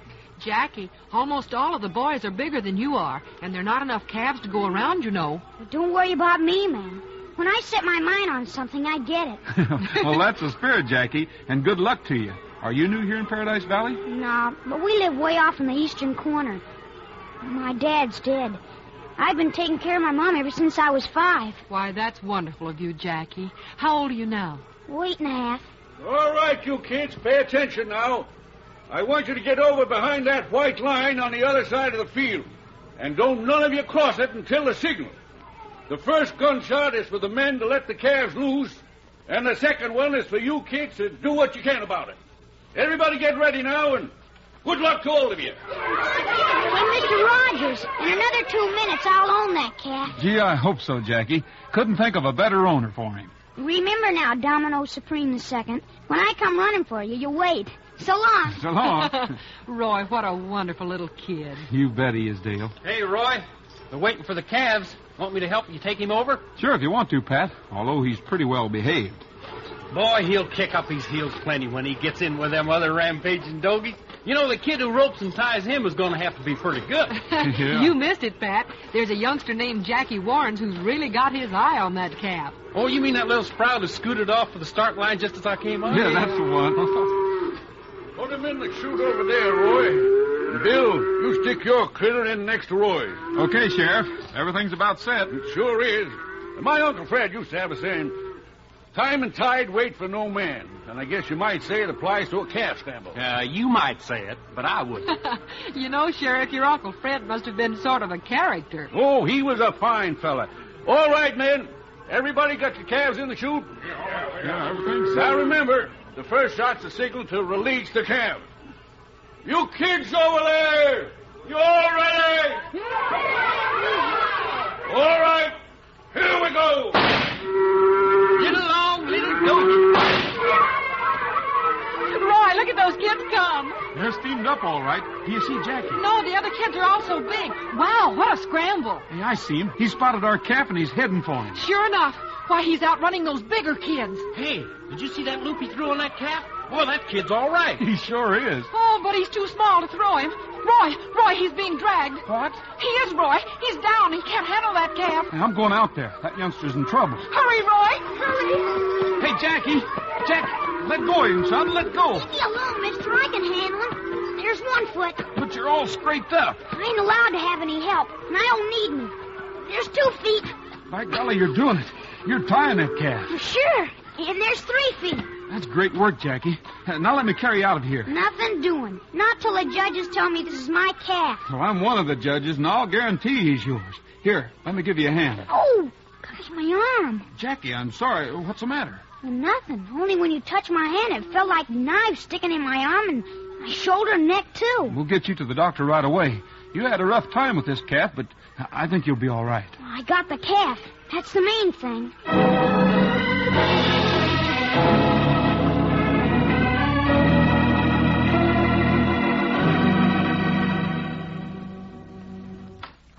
Hi there, Dale. Oh, hi, Rogers. Hi, Mr. Ryder. Roy.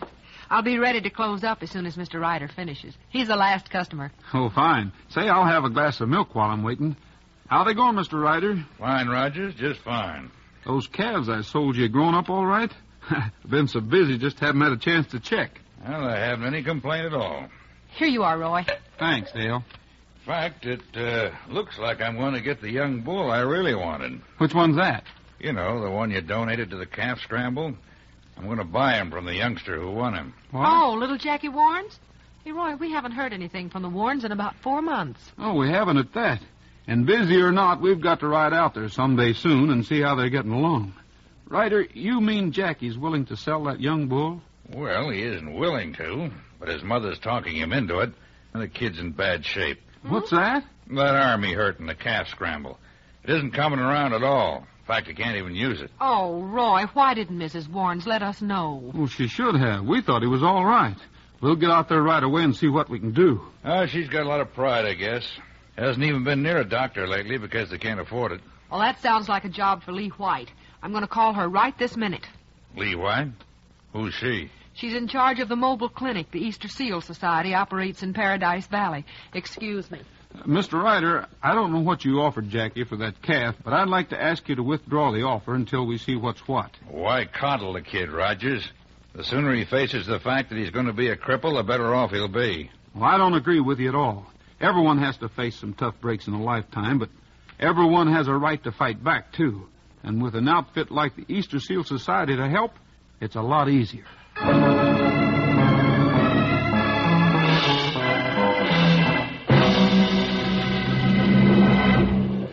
Back to Roy in a jiffy. First, here's exciting news. Now you can put on your own puppet shows in a colorful puppet theater. You can get lifelike hand puppets of Handy, Dandy, and Candy, the 3 Sugar Crisp bears. Imagine, these puppets are beautifully made, each with its own name printed across the chest. Put your hand inside and their heads, arms, and feet move. They act exactly as you want. They're in costume, too. Handy is a Mr. Fix-It. He's got a fasten-on hat, a carpenter's apron, and a real hammer. Dandy's the well-dressed man with bowler hat, walking cane, fancy vest. Sister Candy has a feathered beret, shopping bag, and housewife's apron. Here's how to get them.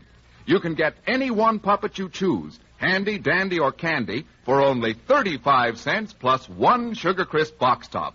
And name the puppet you want, so you'll get the right one. Or better yet, for $1 and 3 Sugar Crisp box tops, you get all 3 puppets plus a brilliantly colored Sugar Crisp theater for staging plays, plus extra hats and musical instruments. All this for $1 and 3 Sugar Crisp box tops. So send money in box tops to Sugar Crisp, Box 8669, Chicago 77, Illinois. Now write that down. Sugar Crisp, Box 8669, Chicago 77, Illinois. Send for your puppets today.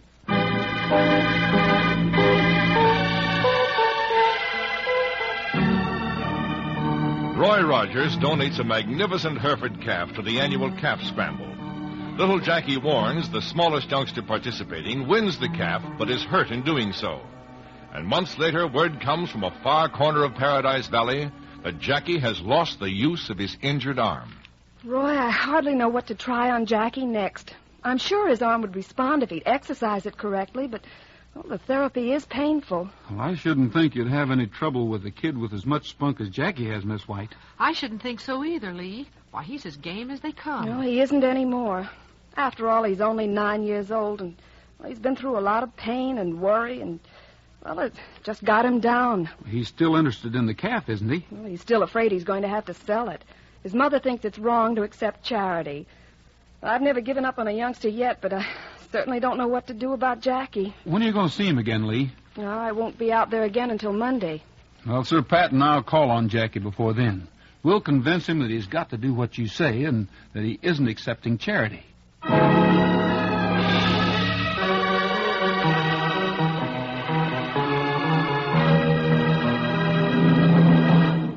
Take a bow, Trigger. You take one too, Bullet. Well, we haven't got a band to play you off, but you're through now. Oh, boy, they're wonderful, Roy. Sure wish I could clap for them. Never mind about that.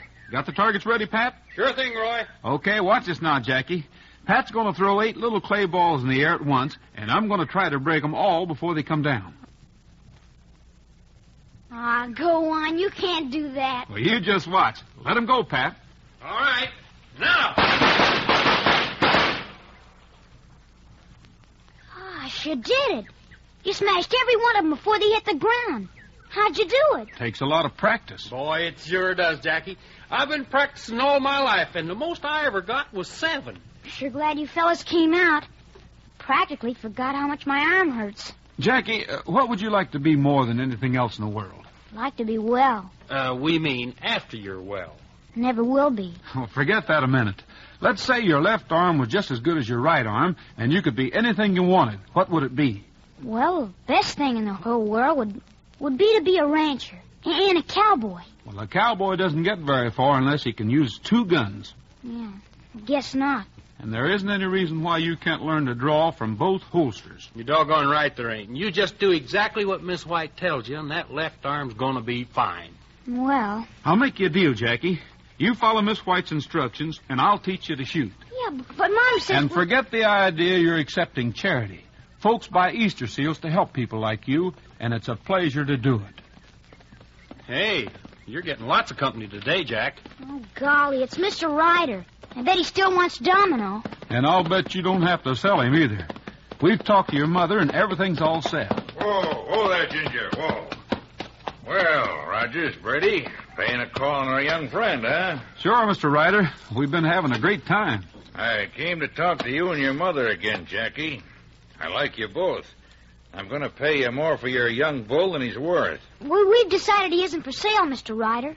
Your mother won't feel that way when she sees $1,000. 1,000? Well, that bull's worth a good 10,000, Ryder, and you know it. Nonsense. Well, how about it, Jackie? Want to go up to the house with me and settle a deal? Nope. Domino's staying right here. Now, look, kid, I don't want to hurt your feelings. But a hopeless cripple has got to let other people decide things for him. Get off that horse, Ryder. Wait, you take your hands off me, Roger. Let me sock him, Roy. We'll skip that for now, Pat. But, Ryder, I don't ever want to hear you talk to Jackie like that again. You mean you're giving this kid a line of guff that he's going to get well? I said don't talk that way. Oh! You're going to fight back? No, Well, in that case, get on your horse and get out of here. Jackie doesn't want to talk to you, and neither does Mrs. Warrens. And the bull's staying right here. You'll find out, Rogers. I've offered as much as I'm going to. But I'm going to own that bull.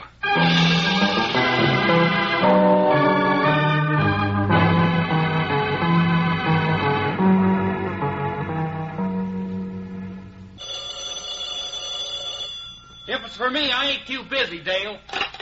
Good morning, Eureka Cafe. Dale, this is Lee White. Do you have any idea where Roy is? Why, yes, he's right here, Lee. Oh, may I speak to him? It's terribly important. Well, sure.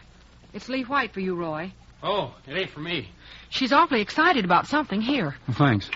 Hello, Lee. This is Roy. Roy, I've just been out at the Warrens' place. I had to drive 10 miles to reach your phone. What's the matter? Jackie's bull is gone. Mrs. Warrens thinks it was stolen. Well, if that bull was stolen, I have an idea who's... But, Roy, that's only part of it. Jackie's gone. You mean Jackie's going out looking for the bull? Yes. One of the neighbors saw him early this morning, headed in the direction of Sandstone Canyon on foot. Lee, get back to the Warrens just as soon as you can. Dale will join you there. Just don't let Mrs. Warren sign a paper of any sort for anyone. Pat and I'll see what we can do about finding Jackie. All right, Roy. Goodbye. Roy, what's the matter? For gosh sakes, they having trouble at the Warrens? Jackie's bull's been stolen, and he's headed for Sandstone Canyon to try to find him. Stolen? Well, if he is, I bet I know who done it. I've got the same hunch. The rider won't have much use for that bull unless he has the pedigree, and he can't get a pedigree without a bill of sale. Roy, Mrs. Warrens was ready to sell that bull a couple of months ago. Well, that was a couple of months ago. You're to meet Lee White at the Warrens just as soon as you can, Dale. See to it that Mrs. Warrens doesn't sign anything. Yeah, and you and me are heading right out to Sandstone Canyon to try to find Jackie, huh? You bet we are. That kid's in no shape to even be in that kind of country, let alone to face a person like Charlie Ryder.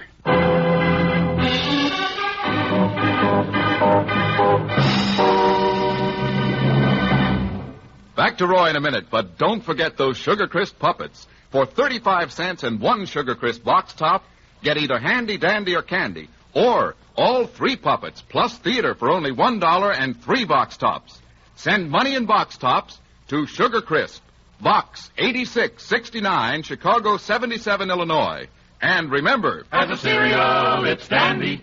For snacks, it's so handy. Or eat it like candy. Post Sugar Crisp.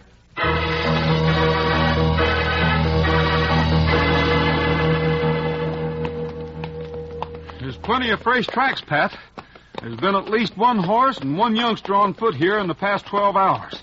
The other tracks must be the bull. Come on, let's go.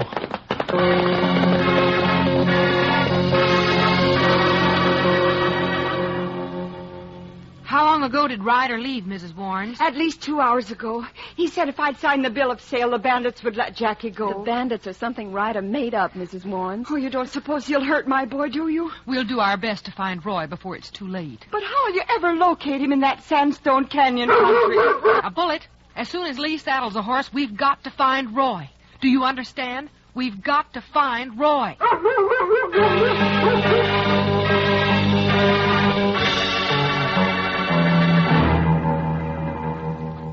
Now, quit carrying on, youngster. That bull's mine now. You stole him. You tricked my mother into signing a paper.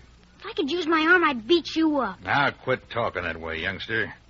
Your arm certainly ain't getting any better. Well, it will get better. Hey, wait. What's that? 2 horses coming up the trail. Where? Yeah. Why, it's Roy Rogers and Pat Brady. Now you get what's coming to you, Mr. Ryder. Hey, Roy! Help! Help! Got it, kid. Hey, Roy! Pat! Help! All right, that's perfect. They heard you, and you'll lead them right into a trap. Now, I'll gag you so you can't warn them away. Now, let's see. I'll just tie your right arm and right leg to the tree. You certainly aren't going to pick any knots loose with your left hand. You've led your friends into real trouble, kid. When they reach you, I'll have the drop on them from behind that big rock. As soon as they throw down their guns, I'll come out and make them back up. I'll back them to the edge of Sandstone Cliff. It'll crumble and throw them 1,000 feet into the canyon below. And if they decide not to back up, well, I got enough bullets in this rifle for Rogers and for Brady and for you.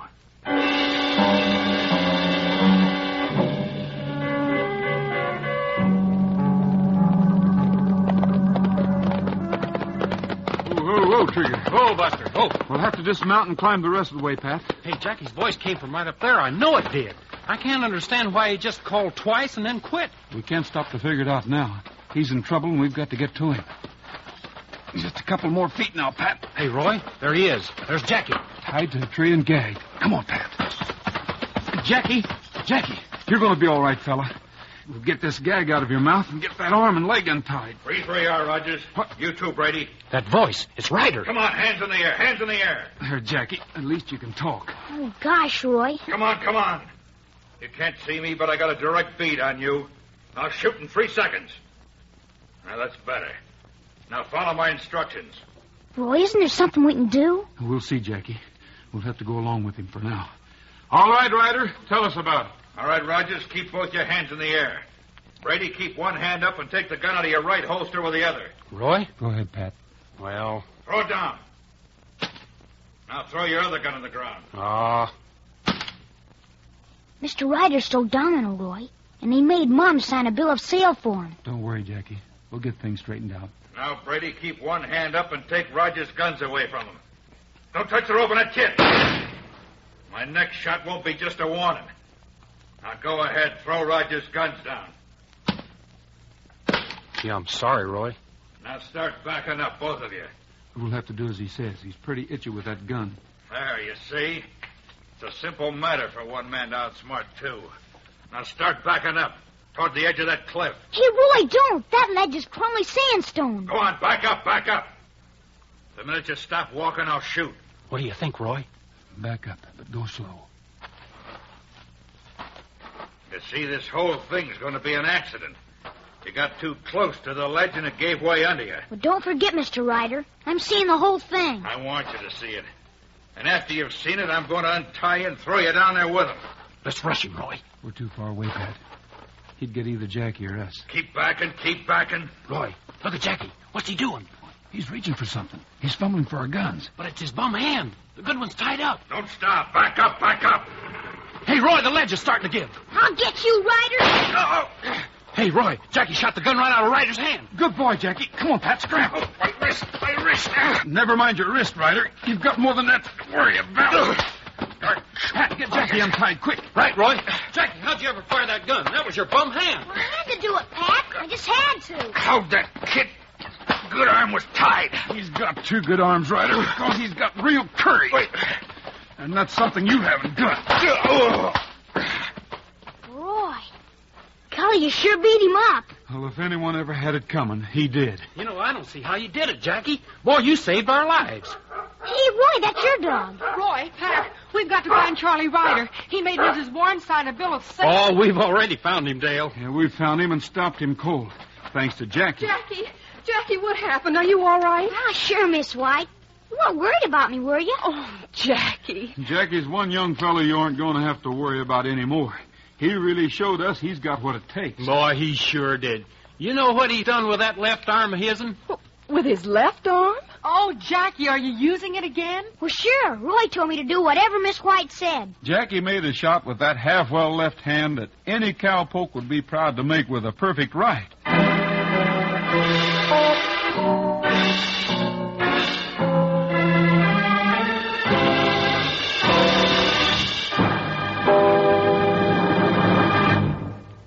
Folks, the Easter Seal campaign is on right now. Easter Seals make it possible to do wonderful things for crippled children and adults, and your contribution will help. Before we close, remember that Post-Sugar Crisp is the cereal treat that's fun to eat 3 ways. And boys and girls, don't forget to send away for Handy, Dandy, and Candy the wonderful Sugar Crisp puppets we've told you about. You'll have real fun with them. This is Roy Rogers saying to all of you, from all of us, goodbye, good luck, and may the good Lord take a liking to you. The Roy Rogers Show can be heard again next week at this same time with Pat Brady, Dale Evans, and the king of the cowboys himself, Roy Rogers. An Art Brush production written and directed by Fran Van Hartesveld and music by Milton Charles. Come and get it. Come and get it. For quick 2-minute energy for work and play, how about Grape Nuts Flakes? How about 'em, how about 'em, how about those grape nuts flakes? How about those grape nuts flakes? How about 'em, how about 'em, how about those grape nuts flakes? They are so good, good for you too. The 2-minute energy works for you, so how about 'em, how about 'em, how about grape nuts flakes? Grape Nuts Flakes is one of the triple-wrapped Post cereals. Guaranteed fresh or triple your money back. Look for Grape Nuts Flakes, the great 2-minute energy cereal, in the package with Roy Rogers and Trigger on the front. Featured in our cast were Frank Hemingway, Herb Butterfield, Alvina Temple, Sammy Ogg, Isabel Jewell, and Tyler McVeigh. This is Art Ballinger speaking for Post Sugar Crisp. Stay tuned for the latest news brought to you by Log Cabin Syrup.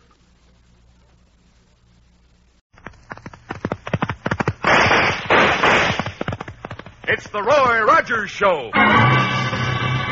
Happy trails to you. It's nice to meet again.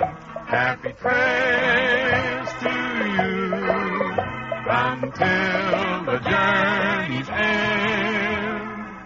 Post Sugar Crisp, the cereal treat that's fun to eat, brings you the Roy Rogers Show, transcribed on the Double R Bar Ranch, with Pat Brady and the Queen of the West, Dale Evans.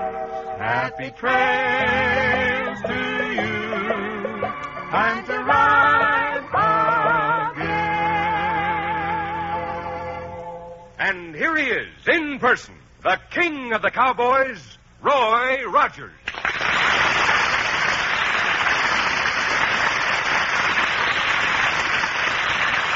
Well, howdy, folks. Now, before we go on, remember, Post Sugar Crisp is that swell-tasting cereal treat you can eat 3 ways. And talking about Sugar Crisp, boys and girls, here's great news. Now you can get wonderful hand puppets of Handy, Dandy, and Candy, the Sugar Crisp Bears, and a genuine puppet theater all for yourself. So get pencil and paper ready right now, because you'll want to write down the details later on.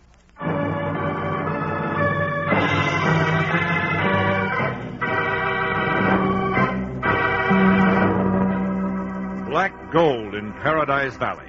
Oil has been discovered on the property of the widow Jensen, and the wells have been leased to a commercial company. The oil fever is spread to the ranchers, and drilling rigs and derricks dot the same pasture lands on which the cattle graze. Hey, why don't we drill for oil, Roy, like everyone else is doing? I'd rather let everyone else do it, Pat. You know, the oil isn't exactly gushing in most places. No, I guess no one but Dave Thorpe has found enough to keep a sewing machine running. It's strange, too. You know, Thorpe's halfway across the valley from the Jensen place, and yet he's the only one who's brought in a well. Yeah, and the old goat is getting rich off it. Hey, have you seen those new tank trucks he bought to ship the stuff to the coast? Oil, oil, oil. That's all you hear. I like the valley better when everyone's stuck to ranching. Well, if oil talk bores you, Dale, you're in for a dull evening because Tommy Reed's coming over. Says he has problems. Oh, I wouldn't mind a few problems if I had a job like Tommy's.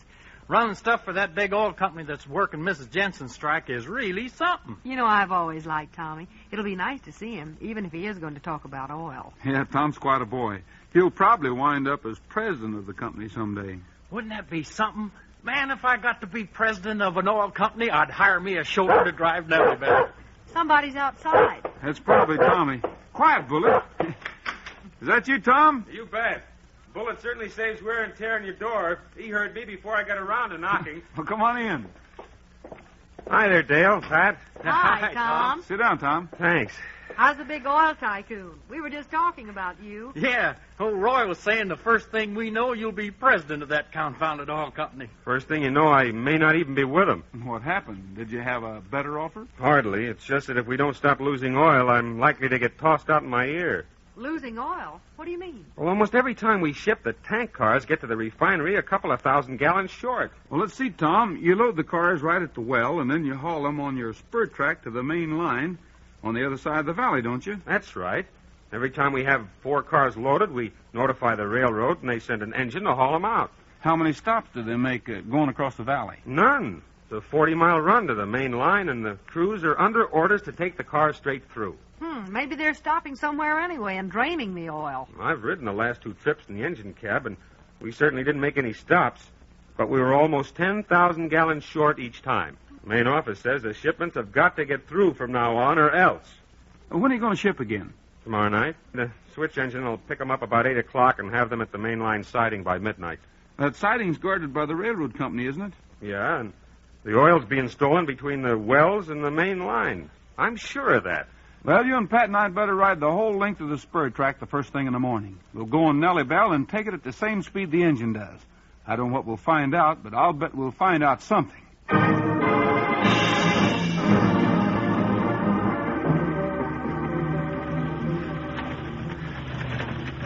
Pat, Nellie Bell may be a fine Jeep, but she could certainly use a new set of springs. New set? She never had any to start with, Tommy. Well, I can't understand a couple of guys who ride horses all the time complaining about a few bumps. There. Does this suit you better?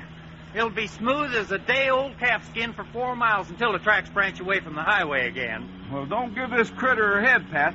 We want to take it about the speed the train would. Okay, but this is sure poking along. It's upgrade now from here clean to the main line. Switch engine makes maybe 10 or 15 miles an hour coming down from the foothills, but from here on they don't do much better than 7 or 8. You always ship at night, don't you, Tommy? Yeah. The railroad has only one switch engine for this territory, and it's in use during the daytime. Oh, wait a minute. Slow down, Pat. Slow down. We'll never get nowhere if I do. We'll head off into the field across the road. Drive up to that stand of eucalyptus. What's up, Roy? What do you see? A pretty good camouflage job. Well, I'll be darned. A couple of big brown and green tarpaulins pulled over something behind them trees. Sure enough. Stop, Pat. At least I think that's what the fellow with the gun wants us to do. Oh, yeah. A big, tough-looking muzzler, ain't he? Yeah. All right, you fellas. Turn around and be on your way. I'll take it easy there, stranger. We were just curious what you have under those tarps. Got pretty sharp eyes, haven't you? Well, they're trucks. Oh, what kind of trucks? I'm interested in all kinds of machinery. They're cattle trucks. One of them broke down last night. My partner hitchhiked back into town to get a mechanic. And you just happen to have those tarps handy, huh? Yeah, marine surplus. We pulled them over to keep the damp night air out of the engines. Well, if we can help you any, we'll be glad to. I'll have plenty of help in a little while. Well, in that case, we'll run along. Let's go, Pat. Okay.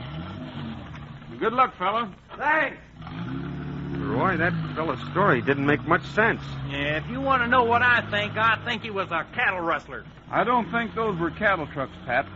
When we get on the road again, you can open her up. We might just as well ride right on into Mineral City.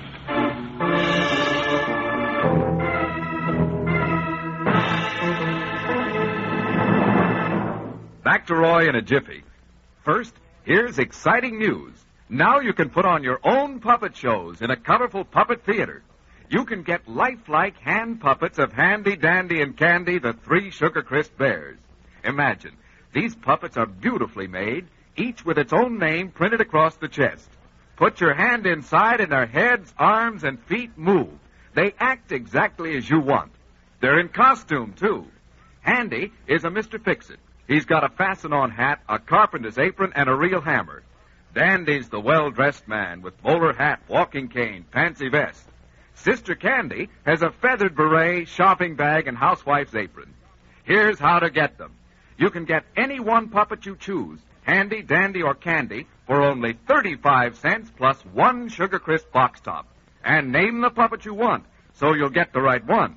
Or better yet, for $1 and 3 Sugar Crisp box tops, you get all 3 puppets, plus a brilliantly colored Sugar Crisp theater for staging plays, plus extra hats and musical instruments.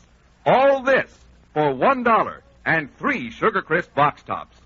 So send money in box tops to Sugar Crisp, Box 8669, Chicago 77, Illinois.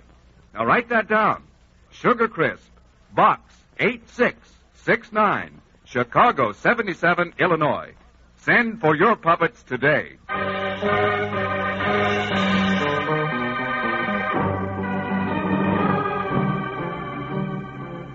Oil shipped from the Jensen Wells in the foothills of Paradise Valley along the spur railroad track disappears mysteriously before the tank cars reach the main line. Roy Rogers looks over the territory and gets an idea, but many pieces of the puzzle are still missing. Well, come on, let's all have lunch at the Eureka. Oh, Dale will probably put me to work. Roy, there isn't an awful lot of time before I should get back to the wells to see that the shipment goes out tonight. We certainly haven't found out much so far. Well, there's somebody in the Eureka right now who might be able to give us some more information. Well, nobody in there but Dale and old Dave Thorpe. Well, Thorpe's the one I mean. Well, hi there, fellows. You're back earlier than I expected. Hey, Dale. Hi. Mr. Thorpe dropped around, and naturally, we've been talking about oil. Roy, you ought to drill on your spread. Why, an oil well is better than a gold mine. Your well is really producing, eh, Mr. Thorpe? Barrels and barrels of the stuff. Why, it practically keeps me busy just counting the money as it rolls in. Oh, now that's the sort of thing that appeals to me. I hate to work for a living. I know it, Pat. But as long as you're here, you might as well put on an apron and get started with the morning dishes. Oh, Dale. Roy, I knew this would happen. What happened this morning, fellows? Did you find out anything? Well, maybe.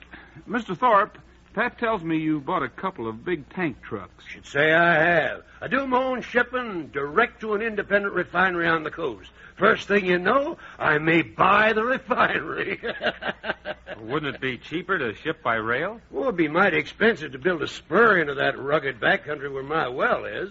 It was much cheaper to bulldoze a road for the trucks. Oh, where do you keep the trucks, Mr. Thorpe? Well, they're on the road most of the time. You know, with all this talk about oil, I'm actually getting interested in the stuff.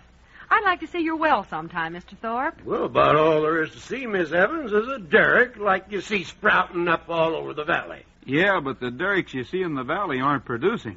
I'd like to have you come out sometime. I'm shut down right now because I don't have enough storage tanks to hold all the oil the well pumps. But in a couple of weeks, I'll let you know. Well, that'll be fine. Of course, it's rugged country, and an oil well's a sort of a messy place. Oh, when are you shipping again, Reed? Well, Tom's sending out a trainload tonight, Mr. Thorpe. Well, good luck to you, my boy. Good luck to you. I gotta be running along now. See you soon, everybody. Yes. Stop it again, Mr. Thorpe. Yeah, I guess I'll have to. Trouble with this down there is there's no place to spend all the money I make. Bye. Hey, Tom, do you think Thorpe knows anything about the oil business? Well, actually, he doesn't talk like he does. It's a bad thing to shut a well down once it's producing. Those underground oil pools can drain off if you don't keep a pull on them. Dale, how would you and Pat like to take a look at Thorpe's oil well this afternoon? Well, I don't know what fun that'd be if it isn't running. And, Roy, I just can't close the restaurant. Yeah, but you'll be back before the supper rush. Tommy and I have to saddle up and head for his company's wells. We'll phone you this evening before the shipment leaves, and you can tell us just what you saw at Thorpe's.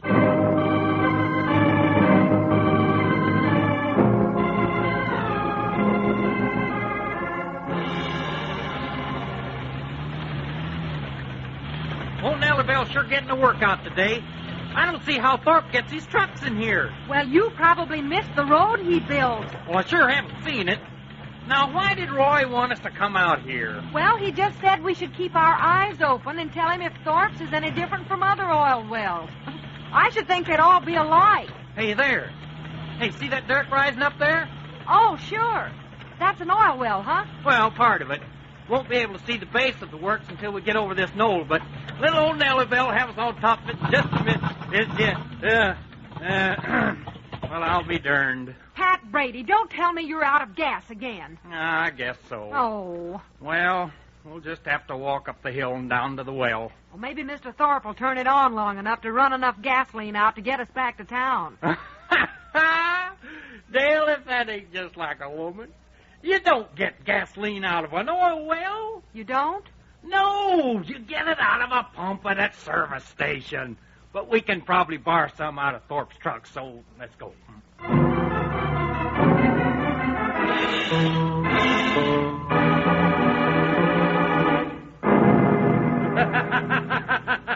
Reed wasn't going to tell me that we're shipping tonight, but Roger spilled the beans right off. And we got the report from the well anyway. Yeah. Well, I'm glad we got something to do. Waiting around here 2 or 3 days at a time gets you sort of goofy. Well, Joe, I guess we can't expect the oil company to send out a train every night.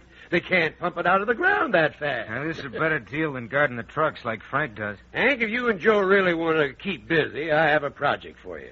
Some of my friends in town wanted to come out and see the oil well in operation. That's a laugh. I thought that maybe you boys could install a pipe and a small feeder tank, and if anyone wants to see the well operating, well, we just turn it on. Yeah, that's quite an idea. Wouldn't take long to rig it. Uh-oh, company. Who could that be? Have your guns ready, boys. Mine are always ready. Who is it? Dale Evans and Pat Brady, Mr. Thorpe. We're out of gas. Come in. Well, this is a surprise.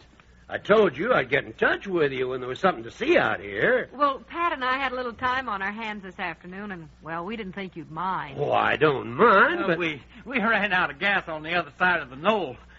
Can we borrow some out of one of your tank trucks? Well, the tank trucks are out on a run, but, Hank, why don't you go back with these folks and see if you can start their car for them? Sure, Thorpe. Come on, folks. The little beauty ain't going to start without gas. Well, siphon some out of my big car. It's in the shed down where the road ends. Now, see there, Dale, I told you I didn't miss the road. There ain't none. Come on, let's get going. Well, as long as we're here, Mr. Thorpe, aren't you going to show us around? Like I told you, there's nothing to see. But I thought an oil well would be much dirtier than this. Yeah, and it's the first oil well I ever saw with just a derrick.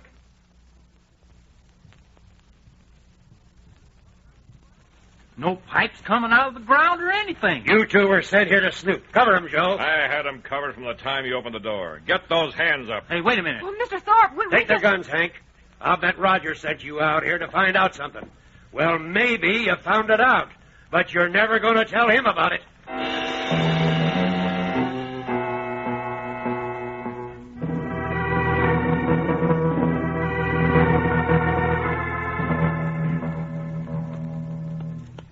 Easy there, Trigger. Tom, I wish we could have gotten in touch with Dale and Pat. I can't imagine what delayed them. Well, they couldn't have gotten back to Mineral City much before 6, and if we hadn't pulled out by 6:30, the train would have beat us here. Look, Roy, there's the engine headlight. It's rounding the curve. All right. As soon as it passes us, we'll ride up the edge of the track and swing from our horses onto the train. Listen, Roy, that's not the train. It's one of those trucks. We're directly across from that stand of eucalyptus trees. And that's the other one. Yeah. They'll pull into the road as soon as the engine passes. Stay in the shadows until there's no chance of the beam picking us out. I don't know why we just didn't board the train when it left the wells. Your whole crew would have known about it, Tommy. And one of them would probably have tipped off the hijackers. Yeah, that's right. They evidently knew exactly when the train was going to leave. Let's go, Trigger. Get up, Speedy. Can you make it all right, Tom? Sure thing, Roy. Easy now, Trigger. Right alongside here, boy. You follow us. Ready, Tom? Right. Let's go. Hey, Tommy, you're quite an acrobat. Oh. Well, hopping trains is a little out of my line, but I made it. Well, we can see the road from between the cars. Look, one of the trucks is drawn alongside. You can make it out pretty well in the lights of the rear truck. It's an oil truck. And they're getting ready to hijack a load from your tank cars. But if the train doesn't stop... Well, they've got a pretty fair acrobat aboard that lead truck, too. Watch it. Hey, is he going to jump from the catwalk of the truck to the catwalk of the tank car? Well, he's going to try it, and he's going to drag that hose with him. Now, watch him. Why, George Roy, he did it. Hey, he's working on that seal like he knows his business. Look, he's got it off, and he's fastening the hose to the valve. Sure, and the oil will siphon from the train right into the truck. You'd have to see it to believe it, Roy. It's like refueling a plane in midair. Well, that's the principle. And I'd better go talk to that fella. But, Roy, if you get out in the catwalk, the lights of the rear truck will pick you up. I'll have to crawl over the top and try to get my arm around his neck. Maybe I can persuade him to talk. Be careful, Roy. It's slippery. Well, there are footholds, and if that hijacker can stick on, I guess I can.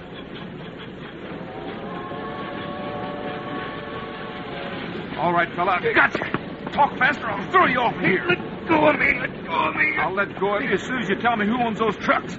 Who are you working for? Hey, you're Roy Rogers, aren't you? None of your business, and you'd better answer my question. Better forget the whole thing. The boss was thinking you might be around, and he's ready for you. The boss is old Dave Thorpe, isn't he? Sure, he's following in the rear truck, and if he sees anything going wrong, he's got your girlfriend and Pat Brady right where he wants. What? They're tied in that cab. They ain't planning to fill that truck tonight. We're just using it for kind of a scout car. Well, I can't let anything happen to Dale and Pat. If you're smart, you'll drop off this train before I finish this job and tell the boss what happened. All right, fella. You win. I'll get off the train.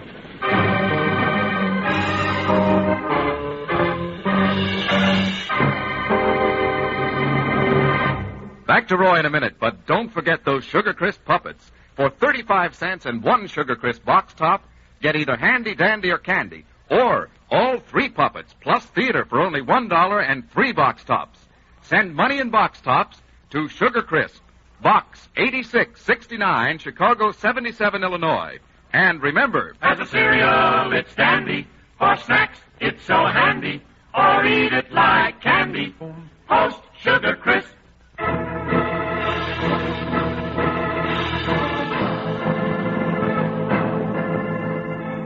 Roy Rogers surprises a gang of thieves in the act of transferring oil from a moving train to Dave Thorpe's tank trucks. But he's forced to retreat when he learns that Thorpe has Dale and Pat bound in the rear truck, waiting for a sign of trouble ahead to wreak his vengeance on them. We'll have to hop off, Tommy. Why, Roy? What went wrong? I'll tell you later. Let's go. Trigger boy, come here. Trouble, Roy? Plenty of it. Pat and Dale are tied in the rear truck with Thorpe. Good boy, Trigger. Here we are, Speedy fella. Mount, Tommy. We'll swing onto the road and follow the rear truck. I'll tell you what to do. And the minute they draw the hose back, we'll go into action.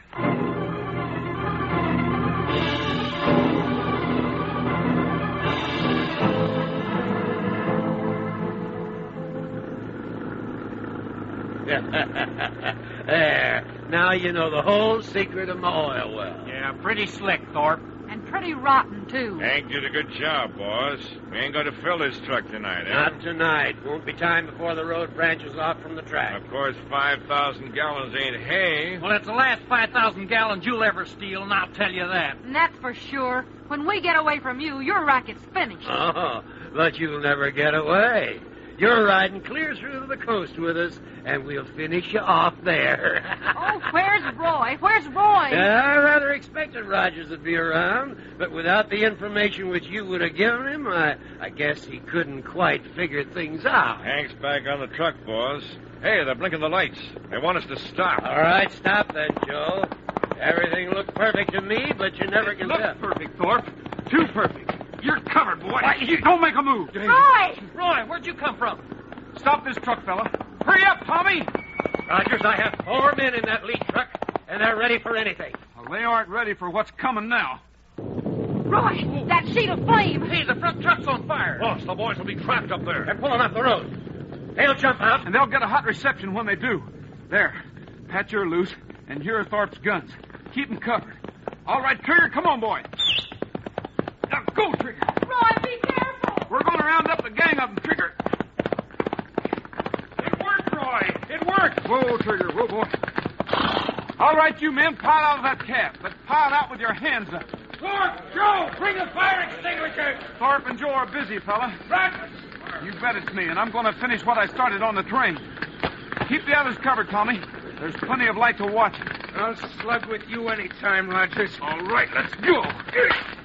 You handled yourself on the train better than you do on the ground, fella. I'll handle you anywhere, anytime. All right, you don't move for those guns. Hey, your friends can't help you. Not with Tommy Reed watching them. Come on, I thought you could fight. Roy, good work. Good work yourself, Tommy. That fella might have plugged me if you hadn't changed his mind for him. Hey, here's Thorpe, the one they call Joe, Roy. Yeah, Pat and I thought we'd just march them over here for a preview of what they've got coming. All right, you other two. Line up with your boss and your friend. You fools. You fools.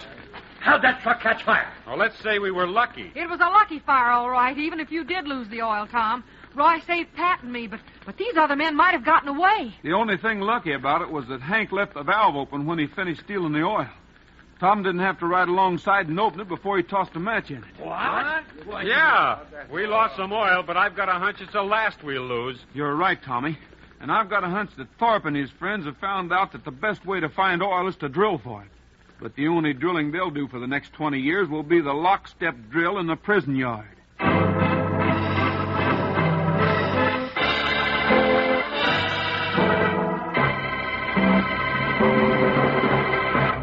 Before we close, remember that Post Sugar Crisp is the cereal treat that's fun to eat 3 ways. And boys and girls, don't forget to send away for Handy, Dandy, and Candy the wonderful Sugar Crisp puppets we've told you about. You'll have real fun with them. That's all for now, folks. This is Roy Rogers saying to all of you, from all of us, goodbye, good luck, and may the good Lord take a liking to you. See you next week. Happy trails to you until we meet again. The Roy Rogers Show can be heard again next week at the same time with Pat Brady, Dale Evans, and the king of the cowboys himself, Roy Rogers. An Art Rush production, written and directed by Fran Van Hartesveld, and music by Milton Charles. Come and get it! Come and get it! For quick 2-minute energy for work and play, how about Grape Nuts Flakes? How about 'em, how about 'em, how about those grape nuts flakes? How about those grape nuts flakes? How about 'em, how about 'em, how about those grape nuts flakes? They are so good, good for you too. The 2-minute energy works for you, so how about 'em, how about 'em, how about grape nuts flakes? Grape Nuts Flakes is one of the triple-wrapped Post cereals. Guaranteed fresh or triple your money back. Look for Grape Nuts Flakes, the great 2-minute energy cereal, in the package with Roy Rogers and Trigger on the front. Featured in the cast were Frank Hemingway, Earl Ross, Tom Holland, Frank Gerstle, and Jim Nusser. The script was based on an idea by Nate Kaplan. This is Art Ballinger speaking for Post Sugar Crisp. Stay tuned for the latest news brought to you by Log Cabin Syrup.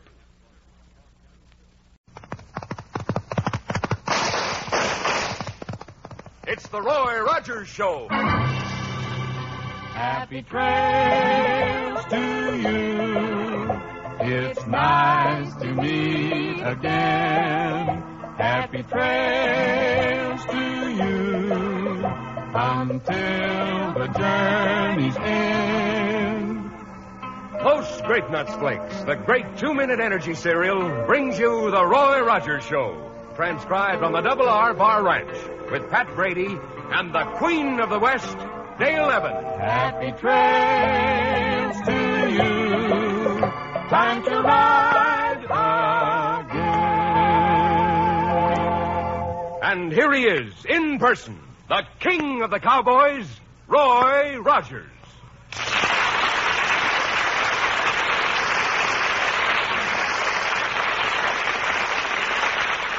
Well, howdy, folks. You know, being a cowboy, you need lots of energy. That's why Grape Nuts Flakes is the cereal I like for strength and energy. Just 2 minutes after you eat a big bowl full, that whole wheat energy starts going to work for you. Try Grape Nuts Flakes, buckaroos. They're great.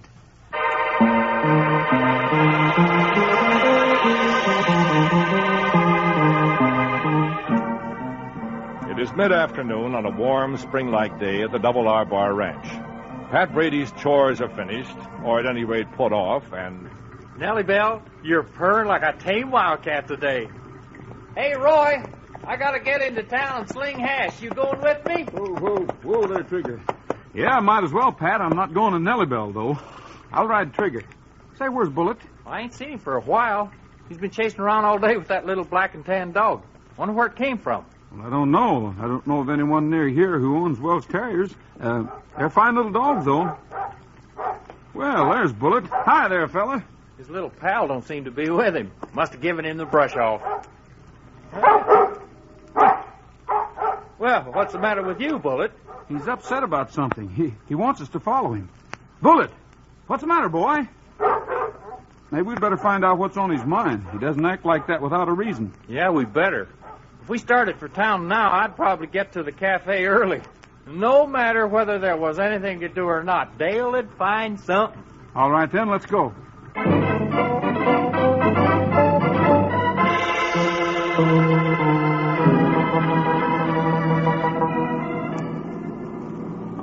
In behind these trees ought to be okay, eh, Duff? Right out, Taylor. Just park her and put down the tailgate and I'll get to work. Lucky we caught the dog. And if we hadn't, I'd have found another. You should have picked up that big shepherd that was running with her. Or were you afraid of him? I can handle any dog that's ever lived. But the Welsh will do the job all right. There you are. Righto. I'll get my medicine and my needles ready. Take the dog out of the crate. All right. Come on, you. She isn't very big. You sure she'll do the business, Duff? Once I shoot her full of the live rabies virus, she'll bite anything that gets in her way. Being small, it ain't likely to be noticed right away. How long do you think it'll take her to work over the herd? We turn her loose with the cattle for an hour. She'll spread enough rabies so the old herd will have to be destroyed. Yep, there we are. Hold her steady, Tyler. And inject the stuff right beyond the shoulder. All right, don't move, either of you. We've got you covered. Yeah, you bet we have. We heard everything you said. Easy there, Bullet. Your little pal's going to be all right. Hold up, men, Duff. We're not armed. Hold up, men, nothing. But we know what you were planning to do to that dog. I'll take that needle and bottle for evidence, fella. Oh, wait a minute now. This is my dog, and what I do with it is my business. Oh, no, it isn't. You're in Paradise Valley, and that makes it my business. Hold this stuff, Pat. Sure, Roy. And keep that other fella covered. I'm going to show this chap how I feel about animals. Now, look, don't come at me with them guns. I'm putting my guns away. Oh, want to have a go at it with a fist, eh? Well, that's different. Take him apart, Duff. That I will. All right, try it. Attaboy, Roy. Give him that left hook again. Hook. Stay away from that left of his. Attaboy, Roy. Attaboy.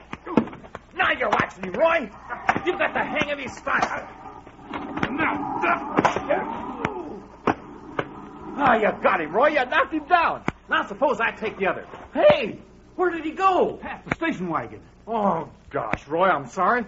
By the time we go back over the hill and get Nellie Bell and Trigger, he'll have too much of a start on us. Well, Bullet's chasing him anyway. Maybe there's no real harm done, Pat. Maybe this one's ready to talk. Oh, blimey.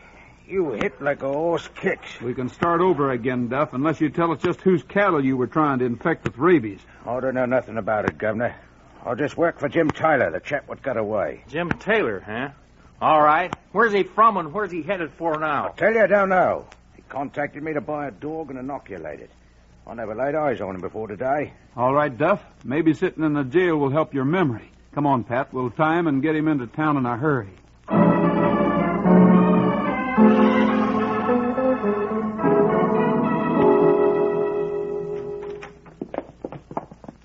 Roy, Pat, what happened? Oh, sorry I'm late for work, Dale. Me and Roy ran into a couple of the rottenest customers you ever heard of, and this is one of them. Not so rough there. I'm tired, aren't I? Have you seen the sheriff, Dale? There's no one around the jail. Well, he left here, let's see. It was about a half an hour ago, wasn't it, Mr. McReady? Yes, I should think so. What was this fellow up to, Roy? Oh, hello there, Mr. McReady. We caught him and his partner trying to inoculate a dog with live rabies virus. They were planning to turn the dog loose in a herd of cattle somewhere as soon as the virus took effect. That would infect a whole herd practically overnight. They'd all have to be destroyed. Well, of all the rotten things I ever heard of, I'm certainly glad you caught him. I was just working for somebody. Yeah, the only trouble is his partner got away. His partner? Who is he? Well, Duff says his name's Jim Taylor. And as soon as we get Duff behind bars, we'll start after him. Well, we better load him in Nellie Bell again and take another look for the old sheriff. Yeah, I guess so. Roy, your prisoner's pretty well tied up. If you want to leave him here, I'll be glad to keep an eye and a gun on him. Why don't you do that, Roy? And while you and Pat are looking around town for the sheriff, I can be phoning some of the places farther out. It's a good idea, Dale. Duff's sort of in the way in that Jeep anyway. If he tries anything, McReady, don't be easy on him. He's a bad one. Don't worry, I won't. Who knows, it could be my cattle he and his partner were after. Well, come on, Pat, let's go. We'll be back in 10 or 15 minutes, Dale. Right. I'll do what I can to locate the sheriff, too. Boy, Nellie Bell's running good today, Roy. You got to give her credit for that. I just hope she keeps on running. Well, Duff, or whatever your name is, I wouldn't offer you a cup of coffee even if your hands weren't tied. You're going to see some Paradise Valley justice, fellow. Oh, quit picking on me. I was only hired to do a job. Mr. McReady, is there anything else I can get you before I start phoning? No, I'm fine, thanks, Miss Evans. All right, then. Keep an eye on that prisoner. You bet I will. Just sit still there now. Don't move. Hey, now you're going to get me out of this spot, boss. I'll untie you. Take my horse and join Taylor at the shack. That's where he must have gone. Oh, I suppose so. The dog's still in the station wagon. You fix that dog and turn it loose in my herd right away.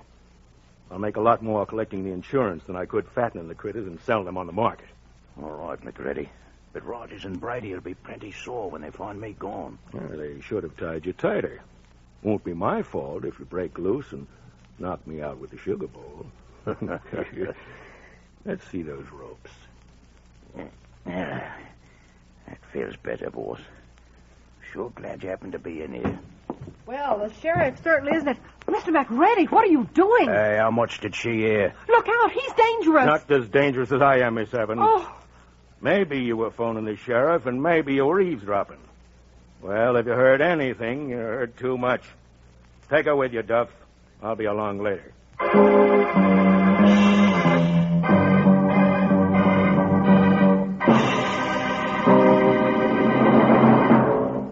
How about 'em, how about 'em, how about those grape nuts flakes? How about those grape nuts flakes? How about 'em, how about 'em, how about those grape nuts flakes? They are so good, good for you too. The 2-minute energy works for you. So how about 'em, how about 'em, how about grape nuts flakes? Yep, how about those grape nuts flakes? Take an old hand's advice, partners. Tomorrow, when you roll out of your bunk, corral a bowl full of that great energy-giving cereal, Grape Nuts Flakes. Grape Nuts Flakes are called the Great 2-Minute Energy Cereal because 2 minutes after you polish off a bowlful, their powerhouse whole wheat energy starts to go to work for you.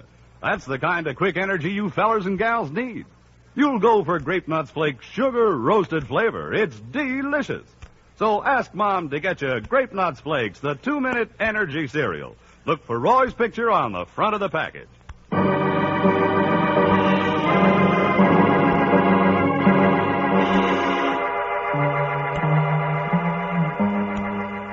While Roy and Pat look for the sheriff, McReady cuts his henchman loose and sends him off to the hidden shack with Dale as his prisoner.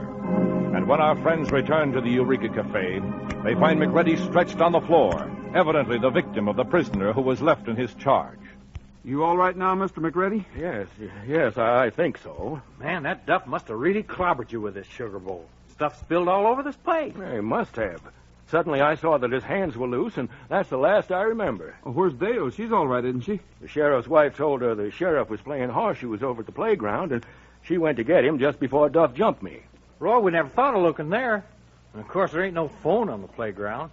Well, she should be back with the sheriff soon. Say, your horse is gone, McReady. Duff must have taken it. Hey, let's start out after him, Roy. Wait. Hey, here's Bullet. Maybe he wants to take us to that station wagon he was chasing. Bullet, what is it, boy? That's what he wants. I'm going with him while it's still daylight. But what about Duff and my horse? We're likely to find him and Taylor at the same place. Pat, as soon as Dale comes back with the sheriff, round up a posse in a hurry and follow us. Okay, Roy. All right, Bullet. Trigger and I are coming. Duff can't have been tied very tightly, Pat. Can't have been tied very tightly? Well, I put the ropes on myself. Your Jeep's outside. Why don't we leave a note for Dale and start out after Roy? Well, Roy said to wait for... Oh, excuse me. Of all the crazy cotton-picking times for a phone to ring. Double R. Eureka Cafe. Well, Dale ain't here. The sheriff's wife told her the sheriff was playing horseshoes out on the playground, and she went to get him. What? You didn't tell her any such thing? You only said you'd try to locate your husband, and you still haven't? Well, Mrs. Sheriff, there's an awful mix-up here someplace. Goodbye. Mr. McReady, if that ain't the doggone... McReady, where are you? Hey, where you going in Nellie Bell? Hey, McReady! Hey, he's the one who told us the sheriff's wife talked to Dale. Well, Buttermilk must be out in the stable, and I just hope it stays light long enough for me to follow the tire marks. Ain't nobody gonna steal Nellie Bell and get away with it. I hope.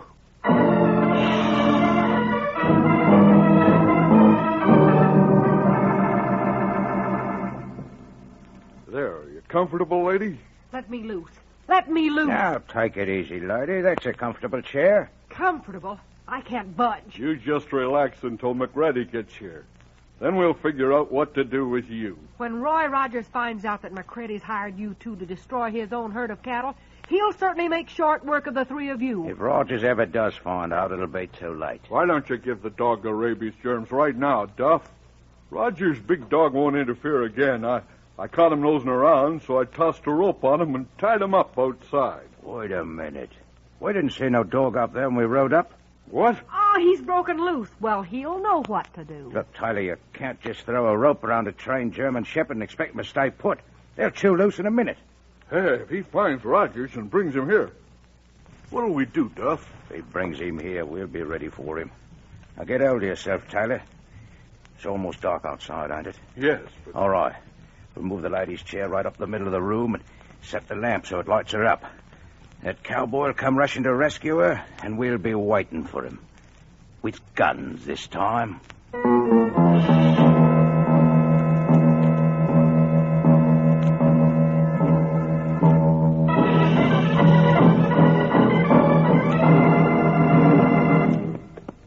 Ooh, Trigger. This is far enough, boy. Hey, there's a light in that cabin window. You stay here, Trigger. Bullet, you and I'll creep up. Now, quiet, Trigger boy. Sound carries on a night like this. Come on, Bullet. Hey, Bullet, there's Dale. She's tied right in front of the window. Someone must be waiting to open up on us when we go to help her. Probably the same men we caught working on your little friend this afternoon. Quiet, Bullet. Quiet, boy. All right, Rogers. Your dog gave you away. There are two of us here. Tyler has a rifle trained on the lady, and if you don't surrender, he'll shoot. It's too dark to see them, and if we get into that light... I'll count to 10, Rogers. 1. Hey, that's Nellie 2. Bell. Bullet. 3. Go get Pat. 4.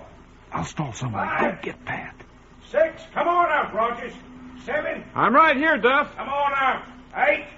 Lights out in the cabin. The girl, she kicked the lamp somehow. Good work, Dale. I can't see him, but I can smoke him out. Shoot, Tyler. Get Rogers. He's down the path somewhere. You bet.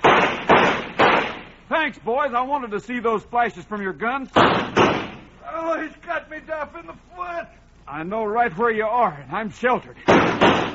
I got you both covered now because you're caught in those headlights. Come on, throw down your guns. All right, don't. I give up. Don't shoot again, Rogers. I'll throw down my gun. Hey, you got here just in time, Pat.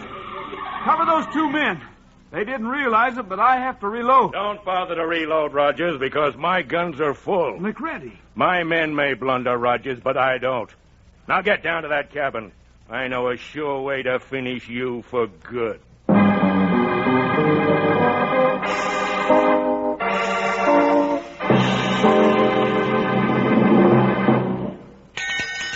Time for another Roy Rogers reminder. Know how to win.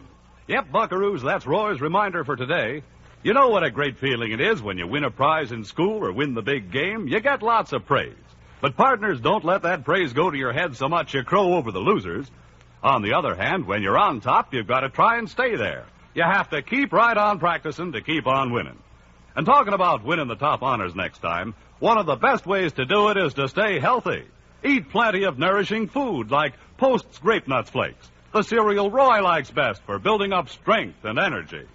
Yes, kids, Roy eats Grape Nuts Flakes for energy. His picture's on every package. Yes, Roy likes those swell-tasting Grape Nuts Flakes because their whole wheat energy starts going to work for you just 2 minutes after you eat a big, malty-rich bowlful. That's energy you need for most everything you do during the day. And you'll like the flavor of sugar-roasted Grape Nuts Flakes. So if you want to be king of the cowboys in your corral, ask your mom to get you Grape Nuts Flakes, the great 2-minute energy cereal. Grape Nuts Flakes is one of the triple wrap Post cereals, guaranteed fresh or triple your money back.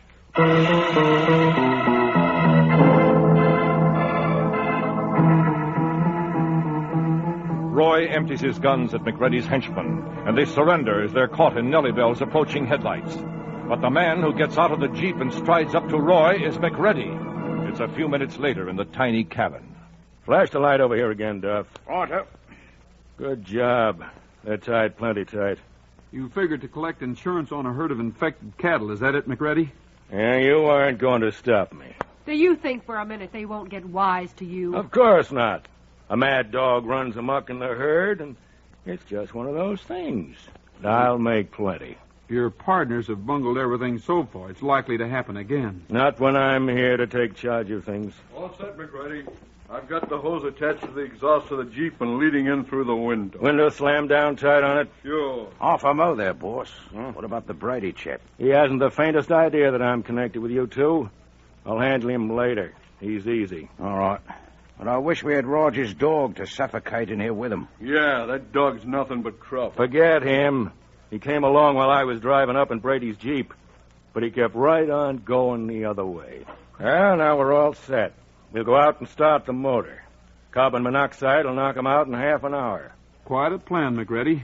But if I was a betting man, I'll bet you won't get away with it. Nothing in the world can stop us now. Come on, man. Just slam it. No need to lock it. Roy, maybe Nellie Bell won't start. I hope not, Dale, but this is one day she's running like silk. Well, where is Bullet, Roy? If he saw McReady in the Jeep, why did he let him get away? Because I sent him after Pat. There's always a chance he'll find him in time. Of all the ornery Jeeps. Roy, what'll we do? Easy, Dale. We'll think of something.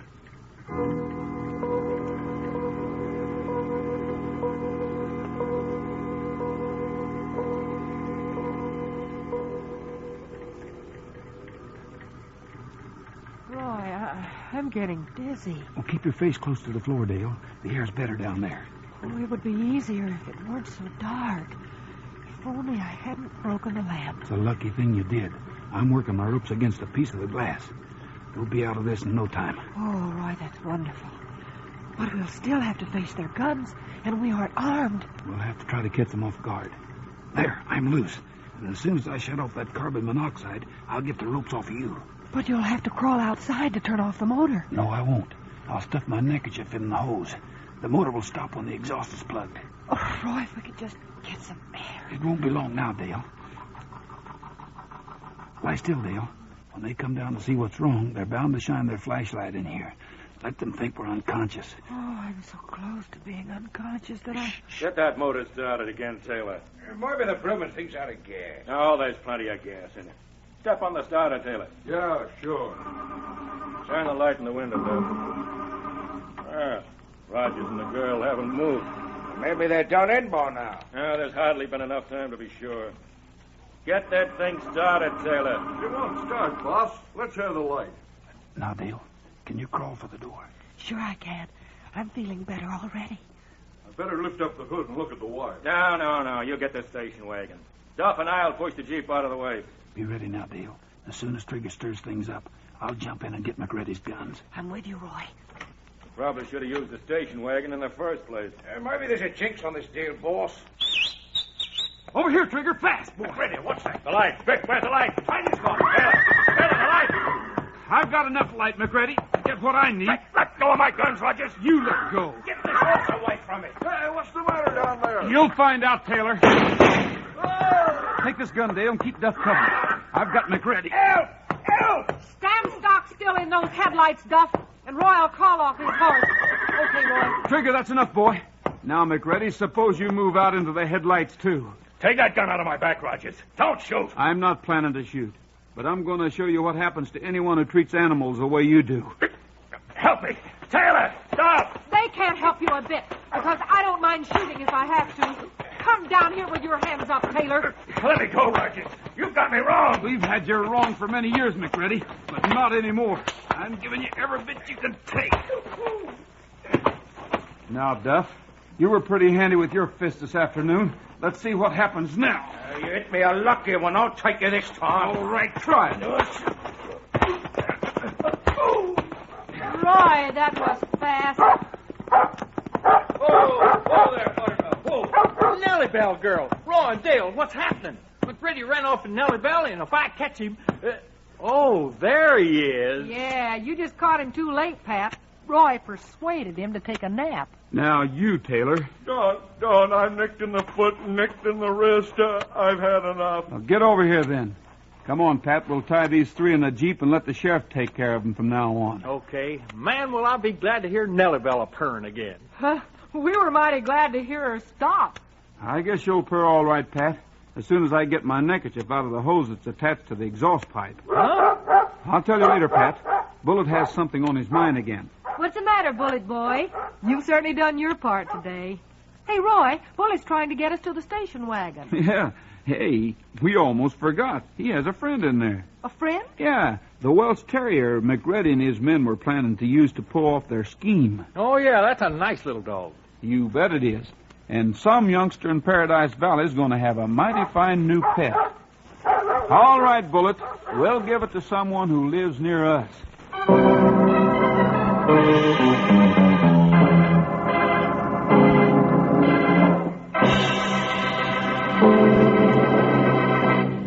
Folks, Dale and Pat and I, along with Trigger and Bullet and our big, exciting Western variety show, are going to be making personal appearances in 20 Midwestern and Southern cities during April. We're looking forward to meeting a lot of friends of ours and of Post Serials. During the next few weeks, I'll tell you just what cities we'll be visiting. This is Roy Rogers saying to all of you from all of us, goodbye, good luck, and may the good Lord take a liking to you. See you next week. Happy trails to you until we meet again. The Roy Rogers Show was brought to you tonight by Post Grape Nuts Flakes, the great 2-minute energy cereal. Grape Nuts Flakes is the cereal Roy likes best for strength and energy. Look for the picture of Roy and Trigger on the front of the package. The Roy Rogers Show can be heard again next week at this same time with Pat Brady, Dale Evans, and the king of the cowboys himself, Roy Rogers. An Art Rush production written and directed by Fran Van Hartesveld, with music by Milton Charles. Happy trails to you until we meet again. Happy trails to you. Remember what Roy Rogers says. Post Sugar Crisp is the cereal treat that's fun to eat. Roy's right, fellas and gals. As a cereal, it's dandy, with milk or cream. For snacks, it's so handy, or you can eat it like candy right out of the box. Post Sugar Crisp is excitingly new, deliciously different. Nourishing puffed wheat, candy coated with honey and sugar. Ask Mom to get Post Sugar Crisp in the big red, white, and blue box with the 3 bears on the front tomorrow. Featured in the cast were Frank Hemingway, Jack Moyles, Vincent Perry, and Charles Seal. The script was based on an idea by Bill Kelsey. This is Art Ballinger speaking for Post Grape Nuts Flakes. Stay tuned for the latest news brought to you by Log Cabin Syrup.